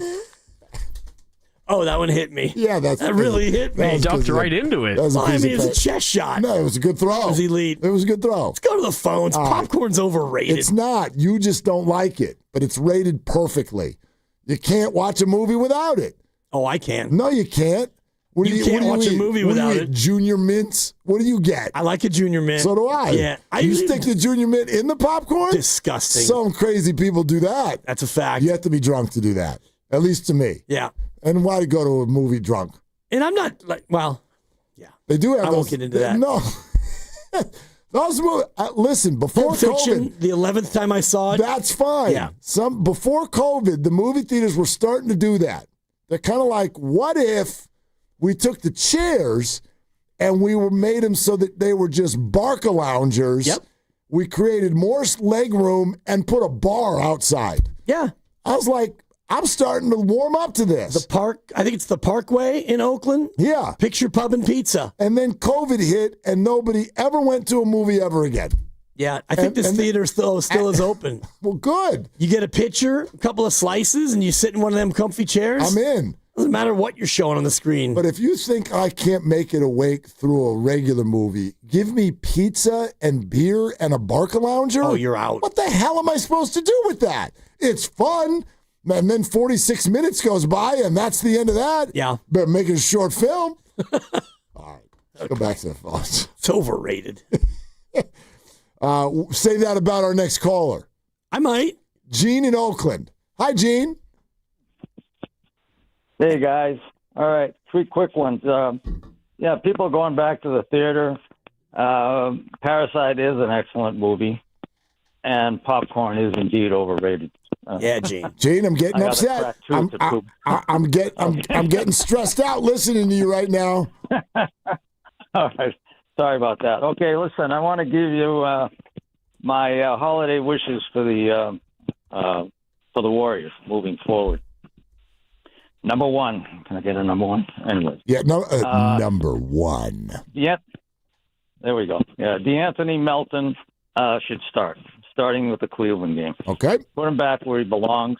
He should remind us of why we were 12-4 when he went down and what happened to us, how it became mediocre after he went down. So he's a hell of a player. He deserves that spot, and he'll fit perfectly with Steph when he gets back, no doubt. Number 2. By the way, you're doing this in reverse order, Gene. You should have started with number 3 and moved down to the big finish of number 1. Yeah. Now we're going the wrong direction, but it's okay. All right. Yeah, is that called burying the lead? Sorry. Anyways, I think so. Number 2. Okay, switch pods. That's what everybody's saying right now. I know. With Spencer, pods. Put him back in the end of the bench with Gee, and give Spencer a chance to lead the second unit. Let's see what happens. Okay, let's see if this is a flash in the pan or whether we're seeing the emergence of one of these really unlikely dudes. I'm starting to think of him as I used to think of Draymond. Draymond didn't have a lot of natural skills. He was a 35th pick, and he just worked his ass off, showed commitment, and look at him now. He's going to the Hall of Fame. I'm not saying Spencer's going to the Hall of Fame. He may someday, but right now he deserves a chance, I think, to start the second unit. Number 3. Number three. Number 3. This may actually be building up. So the third is, I called in with a mea culpa for Kuminga early in the season. I'm going to take that back. And trade it for an attaboy because I called the Vitello acquisition and getting rid of Melvin early on. So, anyways, he definitely has to go. I would throw in Buddy Hield, and if you have to throw in Moody with him too, just get whatever you can, maybe a half decent backup, real center if possible. But do it as soon as you can. And number that's 4. it. Okay. Thanks, Gene. All right. Thanks, Gene. You know when it's time to trade a player? When people start calling in and telling you that you need to trade the player, and they have no interest in talking about who you're even getting back. Yeah. No, have you noticed that about this? We've been sitting here all day. Not one person has brought up who the Warriors should get back. It's just, you got to trade Jonathan. You got to trade, see if you can trade Brandon, maybe a little Buddy Hield, get some Moody in there. Yeah, get him out of here. Nobody, do you all care who they get back? Most of these comments are like, yeah, trade him, see what you can get. Like, wow. That's where we're at with these players today. Yeah, and it's just where a lot of people have been at with Kuminga. And you mentioned this before, and Tim Kawakami said it as well. The Warriors aren't going to make a trade just because they want to subtract. They're going to subtract and add and try to get better. They're not just going to ship a guy out because they don't feel like he's playing the way they want him to play. They're going to make sure that whatever trade they make makes sense for them and helps them get better now and also in the future if possible. That's just going to be the way this goes. And even if you get to the offseason, you can exercise JK's option and then trade him at that point. So you're not necessarily under the gun in 41 days. Now, you have a higher or lower, do you not? Yes, I do. Okay, what's the subject matter today? The theme today is Warriors victories over the Cavaliers. Oh. Regular and postseason, they've beaten them 83 times. Okay, so the number's going to be 83. 83. Let's get 83. Let's get one more in, and then it's Friday, so we definitely want to do higher or lower. And then we're moving toward the pick at about 5:40, 5:45. Okay. Somewhere. Let's go to Malik in Oakland, though, real quick. Hi, Malik. What's on your mind? How you guys doing? Good. What's up? Yeah, I want to talk about the coach Steve Kerr. Last interview in your show earlier this year on the exit interview, he said, "Give me a year with Kuminga. I'm gonna make him work in the lineup." So that's one thing. And then another thing also, Pat Spencer, he said last night that he was going to, they don't have an identity when Curry doesn't play. So I'm trying to understand why the coach doesn't have, why the players are still talking about when Curry, he's been out so many times that they don't have an identity when he doesn't play. I'll take your answer off the air. Okay, Malik, thanks. Malik. Yeah, but the identity one is always tough because that's sort of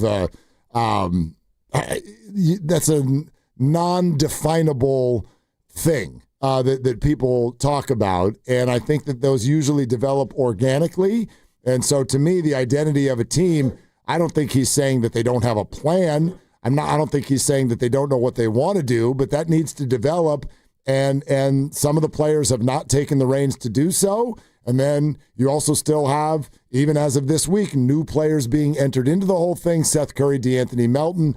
As far as your original comment, though, about Steve Kerr saying, give me a year with Jonathan and I'll make sure it works in the lineup, that's a misquote. That's not what Steve said at all. I think what Steve said, in fact, I know it's what Steve said, is that if Jonathan is still on the team and re-signed next year in training camp, we will absolutely do everything possible to start working on things to see if we can get those different lineups to work. They did that, and then for 5 games it did, and then it stopped, and then people got hurt, and then people's feelings started getting hurt, and then agents grabbed phones, and here we are. That's kind of my Cliff's notes of the whole thing. Yeah, and as far as identity goes, there's what you want your identity to be, and it's can you live up to that identity. And Steve has told us we want to be a team that plays fast, shoots a lot of threes, plays defense, and doesn't turn the ball over very much. Well, you're shooting a lot of threes, second most in the league. You're mid-pack on making those threes. Pace-wise, you're 18th, and you turn the ball over almost more than anybody else. So they know who they want to be, but without Steph and without Jimmy a lot, you don't really have the personnel to play the way that you want. So now you're trying to figure out who can do what you want to do, and I thought last night was a good example. You didn't turn it over a ton. Pat Spencer's a guy who doesn't turn the ball over a lot. So, yeah, you know your identity, but now you have to live up to it. It's 5:22 on a Friday. You have some fun? Let's do it. Let's have some fun. If you got some more Warrior calls, we'll still do it. In fact, we're thinking about 5:45 doing something called What the Friday. WTF. What the Friday? If you've got any leftover takes at all, it could be about anything. Okay. Okay, we're going to open it up to you. You can call in about anything that you want. You think popcorn's overrated? Fight me on it. Whatever. So we'll do that in a little bit, but let's do a higher or lower. You said the number is 83? 83, okay, guys. Plus, I also heard a little rumor that you did one of these on Monday when I wasn't here. Lucas wasn't either. Wednesday last week. And that you, Mark Grandy, had basically a free shot at moving up the tote board. Yeah, but I felt bad, so. No, I don't want to hear about your emotions. And he had a late lead. Wow, what a choke job. So, Dibs, what is the current leaderboard? I have it at Grandy 5, Willard 4, Lucas 3. Okay. Does that sound right, that guys? Sounds right-ish. I thought Lucas only had 2, but no, you should have 6, but you and you're choked only on one the up open on net. Willard, so it might be 6-5-3. Let's keep Lucas in it and just keep it at 5-4-3. Yeah, 5-4-3. And I'm going to enter it into my computer so I don't forget. But Grandy, if you would, with the music today. The Warriors are facing the Cavaliers. I believe it's tomorrow. That's correct. So I thought we'd do a Cavalier-Warrior theme. And I looked, and regular and postseason games combined, the Warriors have beaten them 83 times. So today, we'll have 10 items, and you guys have to decide if that item is higher or lower than 83. It really should be 84, but don't get me started. Anyway, yeah. Actually, 15 of those wins are postseason wins. I know. We needed 16. They got 4, 4, and 3. Yeah. Willard, I assume that you are ready to try to eat into Grandy's lead. I'm always ready. Mark Grandy, looking to bounce back after the ignominious Wednesday performance. I don't know if that's a fair description, but yes, I'm ready.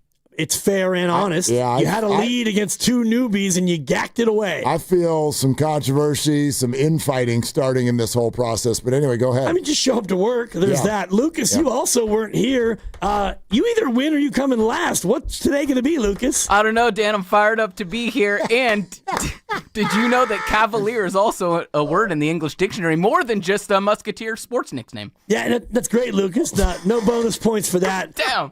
Let's get started with you, though, Lucas, because that was maybe my favorite part. That was kind of cavalier of you, actually. Lucas, go ahead. Yeah, it means casual. Higher or lower than 83. That's the number of wins all time the Warriors have had against the Cavs. Lucas, we'll start with you. All right. Fewest number of points scored by the Cavs against the Warriors in the 2015 NBA Finals. Higher or lower than 83? It's a good one to start on, Dan. I'm going to go lower. And Grandy? I'm going to go higher, Dibs. And Willard? Lower. Yeah, guys, lower. 82.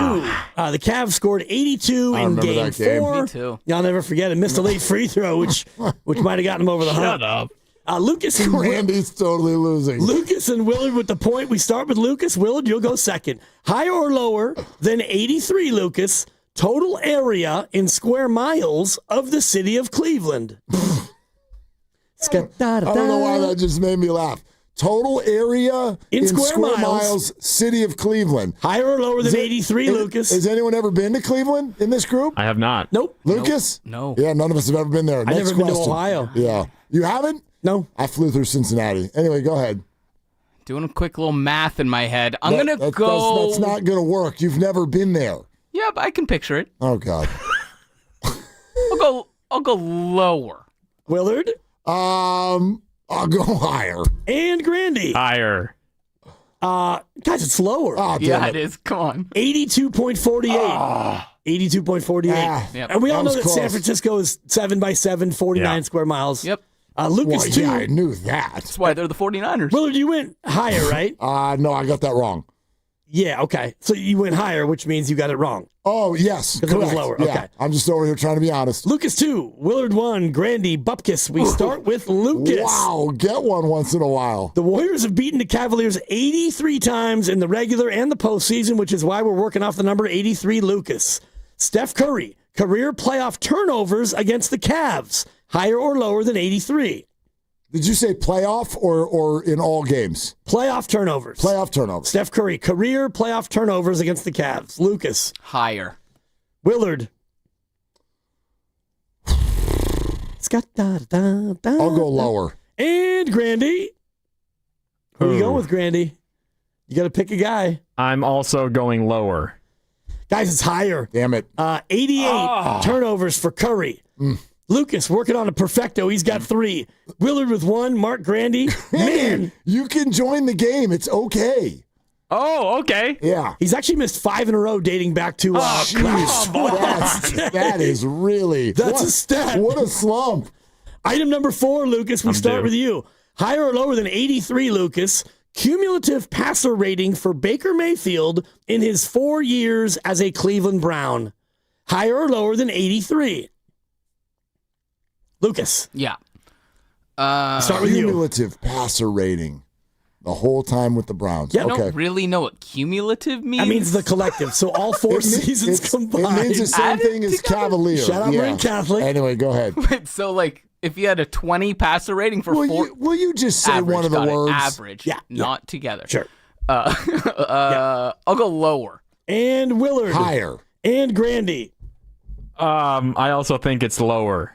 Man, Grandy, you're scuffling. It's higher. Yeah, baby. Point to Willard, 87.8. He's the all-time career leader. Yeah, you guys are Baker haters. That was an easy one. Well, it's not, because at 87.8, he's the all-time leader for the Browns. Yeah. That's 87.8 is not very good. He wasn't bad. He took him to the playoffs. Grandy's passer rating in this bit is 0, by the way. Man. Lucas 3, Willard 2, Grandy looking to get on the board. We start with you, Willard. You got that one right. Higher or lower than 83? That's how many wins the Warriors have all time against the Cleveland Cavaliers. Higher than lower than 83, Mark. Playoff field goals attempted by Steve Kerr as a Cav and against the Cavs. Higher or lower than 83? Playoff field goal attempts by Steve Kerr as a Cav and against the Cavs. Yeah. He was a Bulls for a long time. I know. I feel like you're trying to get us to say higher, so I'm going to say lower. Lucas? Didn't he tell us his year in Cleveland was like the worst year he's ever played? No, that was Orlando.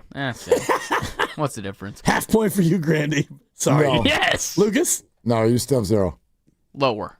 And Grandy? Oh, I also thought it was lower, but they both say lower. I have to go higher. Yeah, you have to go higher, but it's lower. Yeah. Yep. 63 is the number. 63. Randy, you are so screwed. I thought that one was lower, but I was forced to go higher because I messed up earlier, okay? I don't want excuses. You're down by multiple points here. Lucas 4. Willard 3. Grandy might be the first player ever to not get a point. Gooser. We're going to start with you, Lucas, because you're in the lead. Yeah. Higher or lower than 83 in miles, the driving distance from Cleveland to the Pennsylvania border. Higher or lower than 83? Pennsylvania border. Boy. I didn't realize they were very close at all. Well, then maybe it's Lower. higher. You're going lower? Yeah. Willard? I'll go higher. And Grandy. Lower. Welcome to the game, Grandy. Yeah! Good job, Grandy. It is lower, 71.1. If you take I-68 or whatever it is. Like I said, never been there. Anyway, go ahead. Lucas 5, Willard 3, Grandy 1. This is higher or lower. We're working off total wins by the Warriors all time against the Cavaliers. The number is 83. We start with Lucas in the lead. What question is this? Is this number 7? This is number 7. Okay, all right. Lucas, we start with you. Higher or lower than 83? Career playoff steals by Kyrie Irving as a Cavalier. Higher or lower than 83? Higher. And Willard. I'm going to go lower. And Grandy. I'm also going higher. Yeah, it's lower. Big point for Willard. Put it on the board. 76 steals for Kyrie Irving. Lucas 5, Willard 4, Grandy. Thank you for joining us. You have been eliminated. Got a little -E next to your name. Yeah, we start with Willard because he got that one right. Higher or lower than 83, Mark Willard? Yeah. In 32 career playoff games with the Warriors, Jordan Bell's total points. Higher or lower than 83? Jordan Bell's total points in how many career playoff games? 32. 32. Oh, higher. Lucas? I mean, I could just block Willard, right? Well, no, because you're not going to go first every time. Nope. I'm not going to go first every time. So that's a stupid strategy. It's still smart. You could just get it right. Yeah, like you could. I think higher. And Grandy. Which they both said higher? Yep. All right, lower. Yeah, it's lower, guys. Okay. 82 total points. Wow, close. So dumb. You could have been totally ahead. I set you guys up with the 32 career playoff games. Yeah. You figure, how could he not have gotten Averaged 83 3 points a game, yeah. He didn't. Lucas 5, Willard 4, Grandy 2. This is item number 9. Number 9, okay. And we'll start with Lucas this time because we're going back and forth. Yeah, because of that stupid thing he said. Yeah, I didn't like that at all. Lucas, higher or lower than 83, which is the number of victories the Warriors have had all time against the Cavs. This is the item. Number 9. This is big. Career playoff free throw attempts by Craig Elo as a Cavalier. And, of course, he's famous from the Jordan shot. Yes. Where Jordan crossed him and did the double mega fist pump. How many career playoff free throw attempts did Craig Elo have as a Cavalier, Lucas? Well, Dibs, it's a really good question. I think it could go higher or it could go lower. Oh, God. He's filibustering. And? Is he Googling? I'm going to go higher. He's staring He's going at the higher. sky. Willard. That was my ode to Cam Williams. I'm going to shoot my shot right here. It's all I got. I'm going to go lower. And Grandy. I'm siding with Willard here. I'm also going lower. Yeah, it's lower. Yes, sir. 82. Yes, sir. Yes, sir. 82 career We free throws. are tied. Willard 5, Lucas 5, Grandy a nice gutsy second half. You've got 3. Yeah, not bad. You've locked up the bronze medal. We call you Uzbekistan. You lost. There's only 3 of us. Yeah, exactly. Item number You came in 10. third. That was a joke. Higher or lower than 83? And we're going to write our answers down on this that's one. right. We get to write them down. And we're going to do the honor system. And this is higher or lower than 83. Total points scored by Finals MVP Andre Iguodala in the 2015 NBA Finals. Higher or lower than 83. Iguodala's points scored in the 2015 NBA Finals. You'll write down higher, you'll write down lower, and we may need to go to the tiebreaker. It's 5-5. Willard and the upstart Lucas. Grandy going to have a closed-door meeting with himself after this one. Yeah, Been tough. what a Have you all performance. written down your answers, gentlemen? Yes. Yep. All right, we'll start with you, Grandy, just because it's great having you. Higher or lower, Grandy, than 83? I wrote higher, Dibs. Okay. And Willard. He wrote lower, and Lucas. So did I. We're going to a tiebreaker. Yeah, it's higher, guys. Yeah. I mean, he didn't score a lot, but I'm he only had down by 1. 90, No, you lost. 98 points for Iguodala. Yeah. The tiebreaker. And this, again, you have to write this one down. 5-4. No, Not you- bad. It was a down, nice, Grandy. it was a nice second half. Sit it down, we'll call Grandy. you Enjoy Pat, your we'll call participation you Pat trophy, Spencer. Grandy. That was a Pat seriously. Spencer-like second half. You still took the L. Closest to the answer, you can go over on this one. Wait. Okay. It's the tiebreaker. Grandy, you can play along for Schmitz and Giggles. Yeah, I can maybe tie it. There's no points here. It's just a tiebreaker. Yes, it's tiebreaker. How many points did Steph Curry score in the 2015 finals? Those same finals in which Iguodala was the MVP. Hang on, I need a You can go calculator. over. You can certainly go under. You can go Mike Breen, bang on the number. Closest to it, you're allowed to go over. Iguodala got the MVP, scoring 98 points. How many points did Steph Curry score in those same finals? Please let me know when you've written down your answer. Closest to the answer will be the winner of today's higher or lower. I've got my answer, Dibs. Lucas, are you in? Yeah. Randy, let's start with you. Pointless. I wrote 162 points, Dibs. Okay. He wrote down 162. Lucas, what'd you write down? I wrote 133. He wrote 133. Mark Willard. 165, Dibs.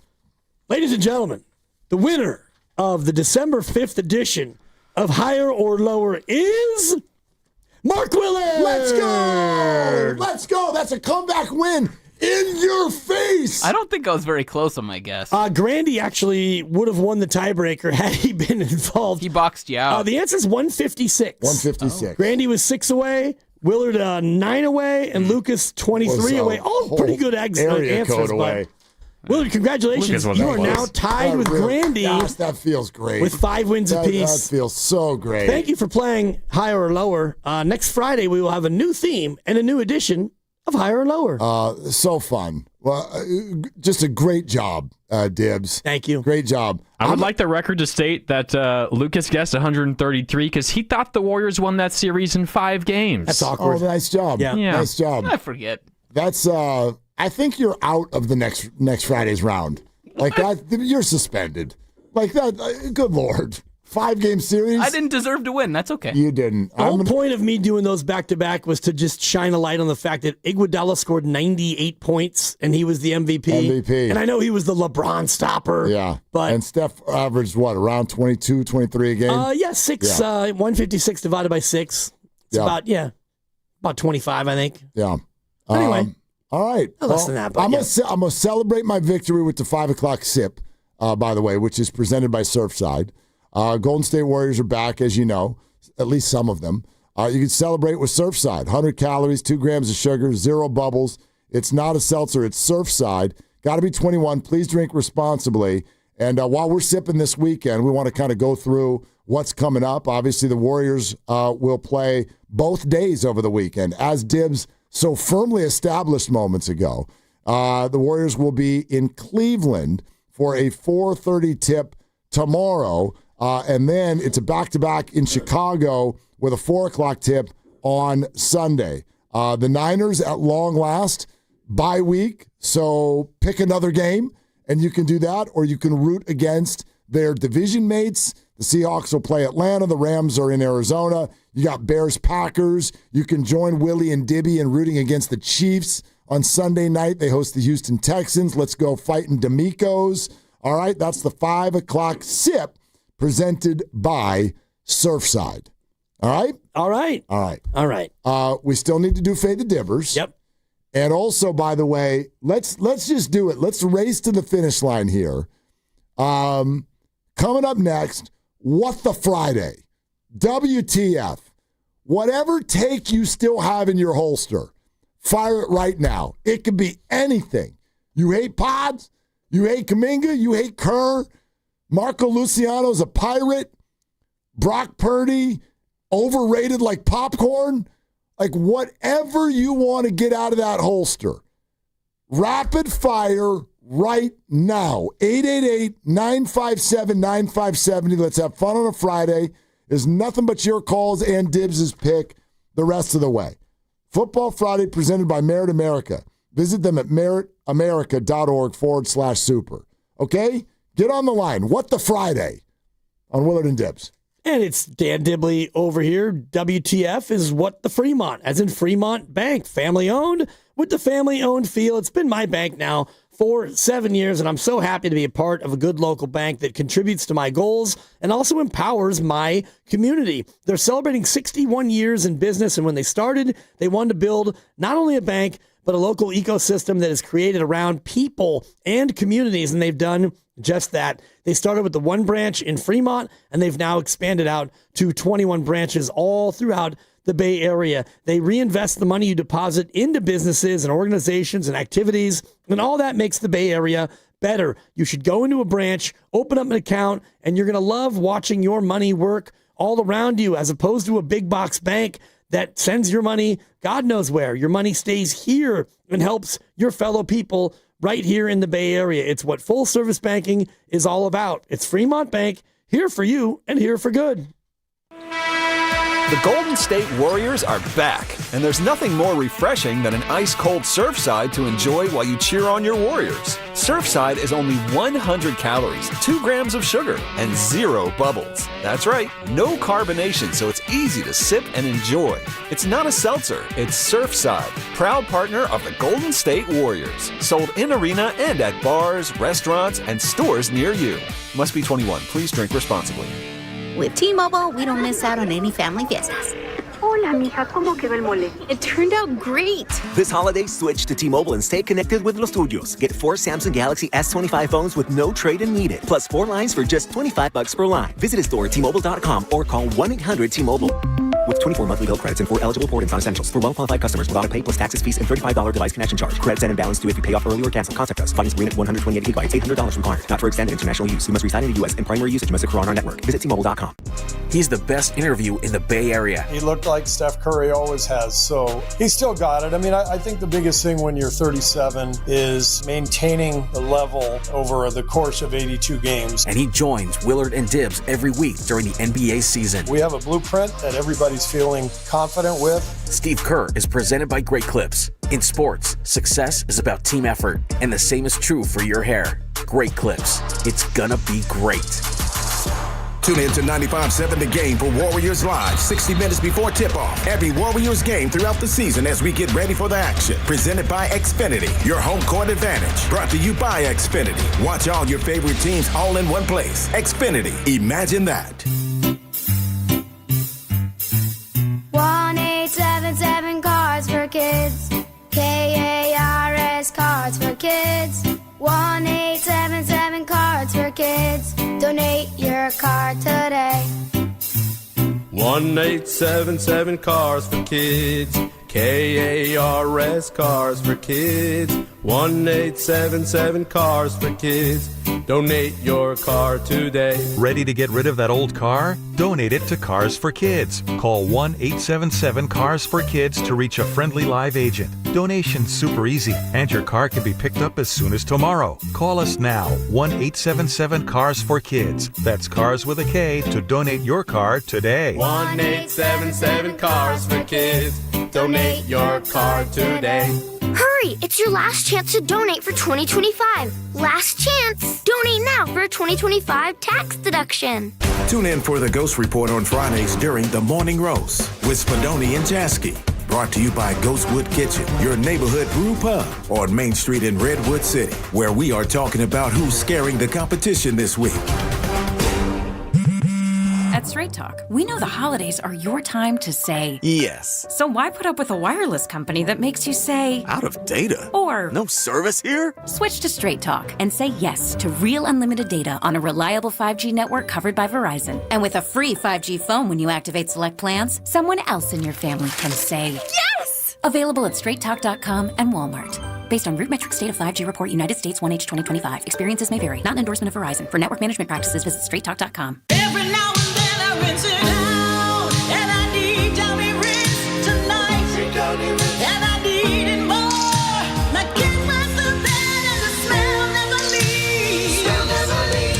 I don't know what to do. I'm always in the dark. The sweating dead short smells like a dog park. And Downy rinse it tonight. Downy Rinse fights stubborn odors in just one wash. When impossible odors get stuck in, Rinse it out. Makita knows that pros never settle, and neither do we. With Makita, you get tools that perform at the highest level on every job without compromise. Makita is for the most detailed pros, expertly engineered to deliver precision, job after job. When your work calls for the best, call on Makita. Makita, built to be the best. Available at the Home Depot.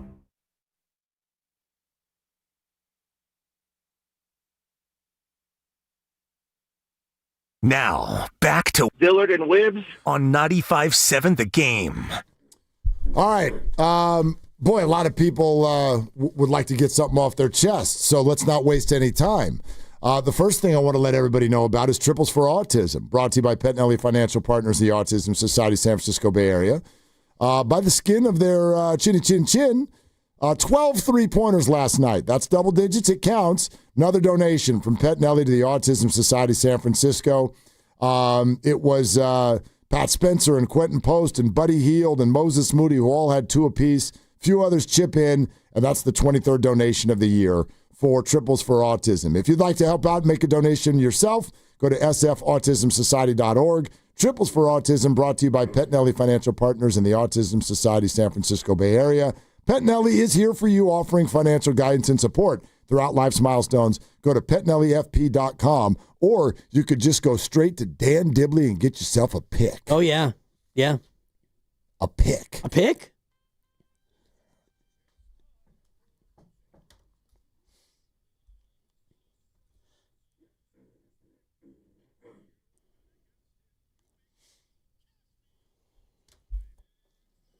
Wait, what's the number?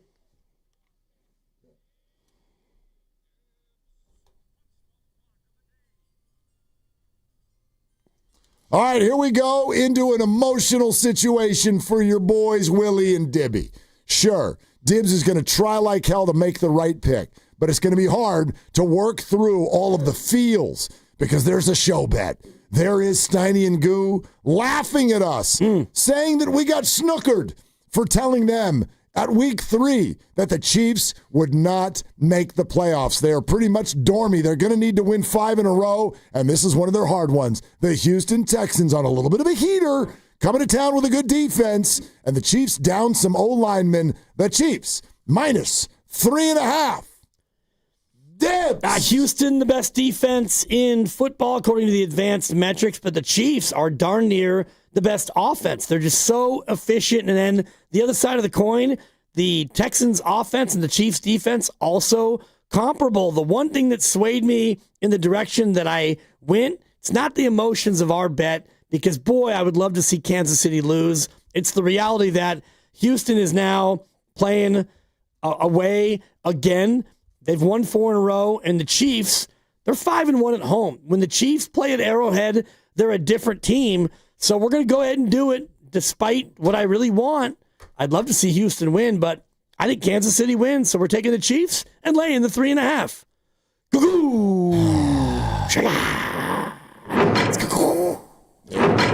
Screw it. Hey, hey, hey, hey, oh, hey, hey. Lucas, you all right? Hey. You fade the dibber. Yeah, I faded dibber. Fade. There you go. Yep. There you go. It's just like me yelling at a golf ball. Fade! Yep. Fade. I never have to yell at my golf ball to fade. No. Get left. Hit a tree. Draw. Do something. Yep. Yeah, right. dude, they're gonna sack. They're gonna sack so much Mahomes. They're gonna do it. All right, hey, let's have some fun on the way out the door. Yeah. You got a WTF? What the Friday? Go ahead. My What the Friday is looking at the World Cup draw and seeing the U.S. who drew Paraguay, Australia, and the UEFA Path C winner, which won't be a juggernaut either. All right, U.S., you get to host, and you got the group of nobodies. Paraguay's okay. You should whoop up on your group. No excuses, Team USA. Oh, boy. Get it done. This time for real. You're home. Your group is soft. This time. You got rid of your bum coach, part 7. No excuses. Yeah, every time I hear Team USA and should, something doesn't go right. Right. But, I mean, this is different.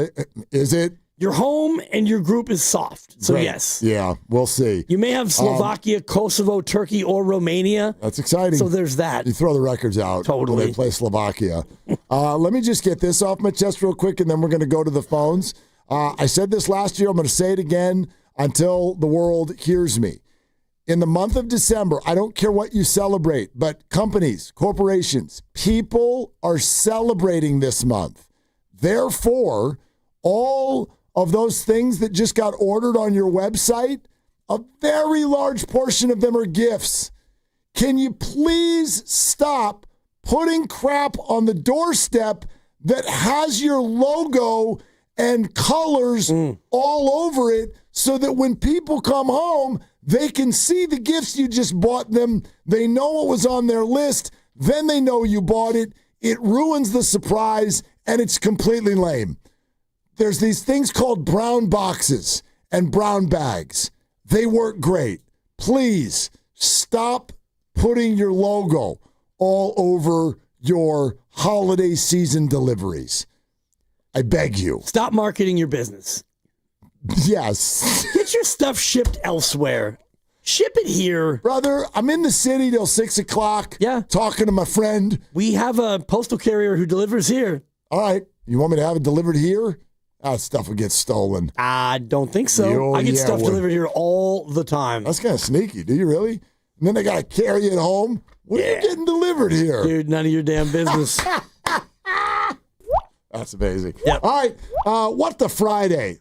Gary in San Ramon. What's up, Gary? What do you got?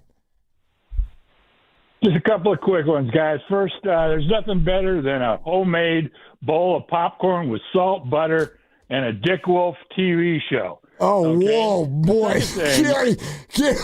Okay. It was kind of fired with that last little addendum. I'd say I'm going to Google that, but I'll use the company computer. I can't breathe.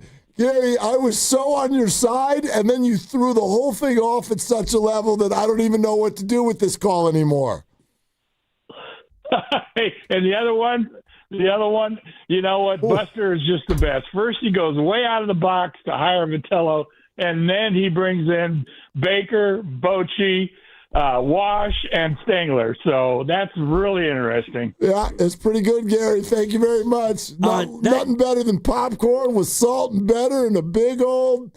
I'm sorry, what'd you say? He is the one he created Law & Order, SVU, Chicago Fire, Chicago PD, Chicago Med. So it's no, I remember his name. No, but he's the one who does those types of shows. Yeah, like Law & Order would end, and it would just like donk, and his name, like Dick Wolf. Whose name? Okay. Dick Wolf would I mean, yeah.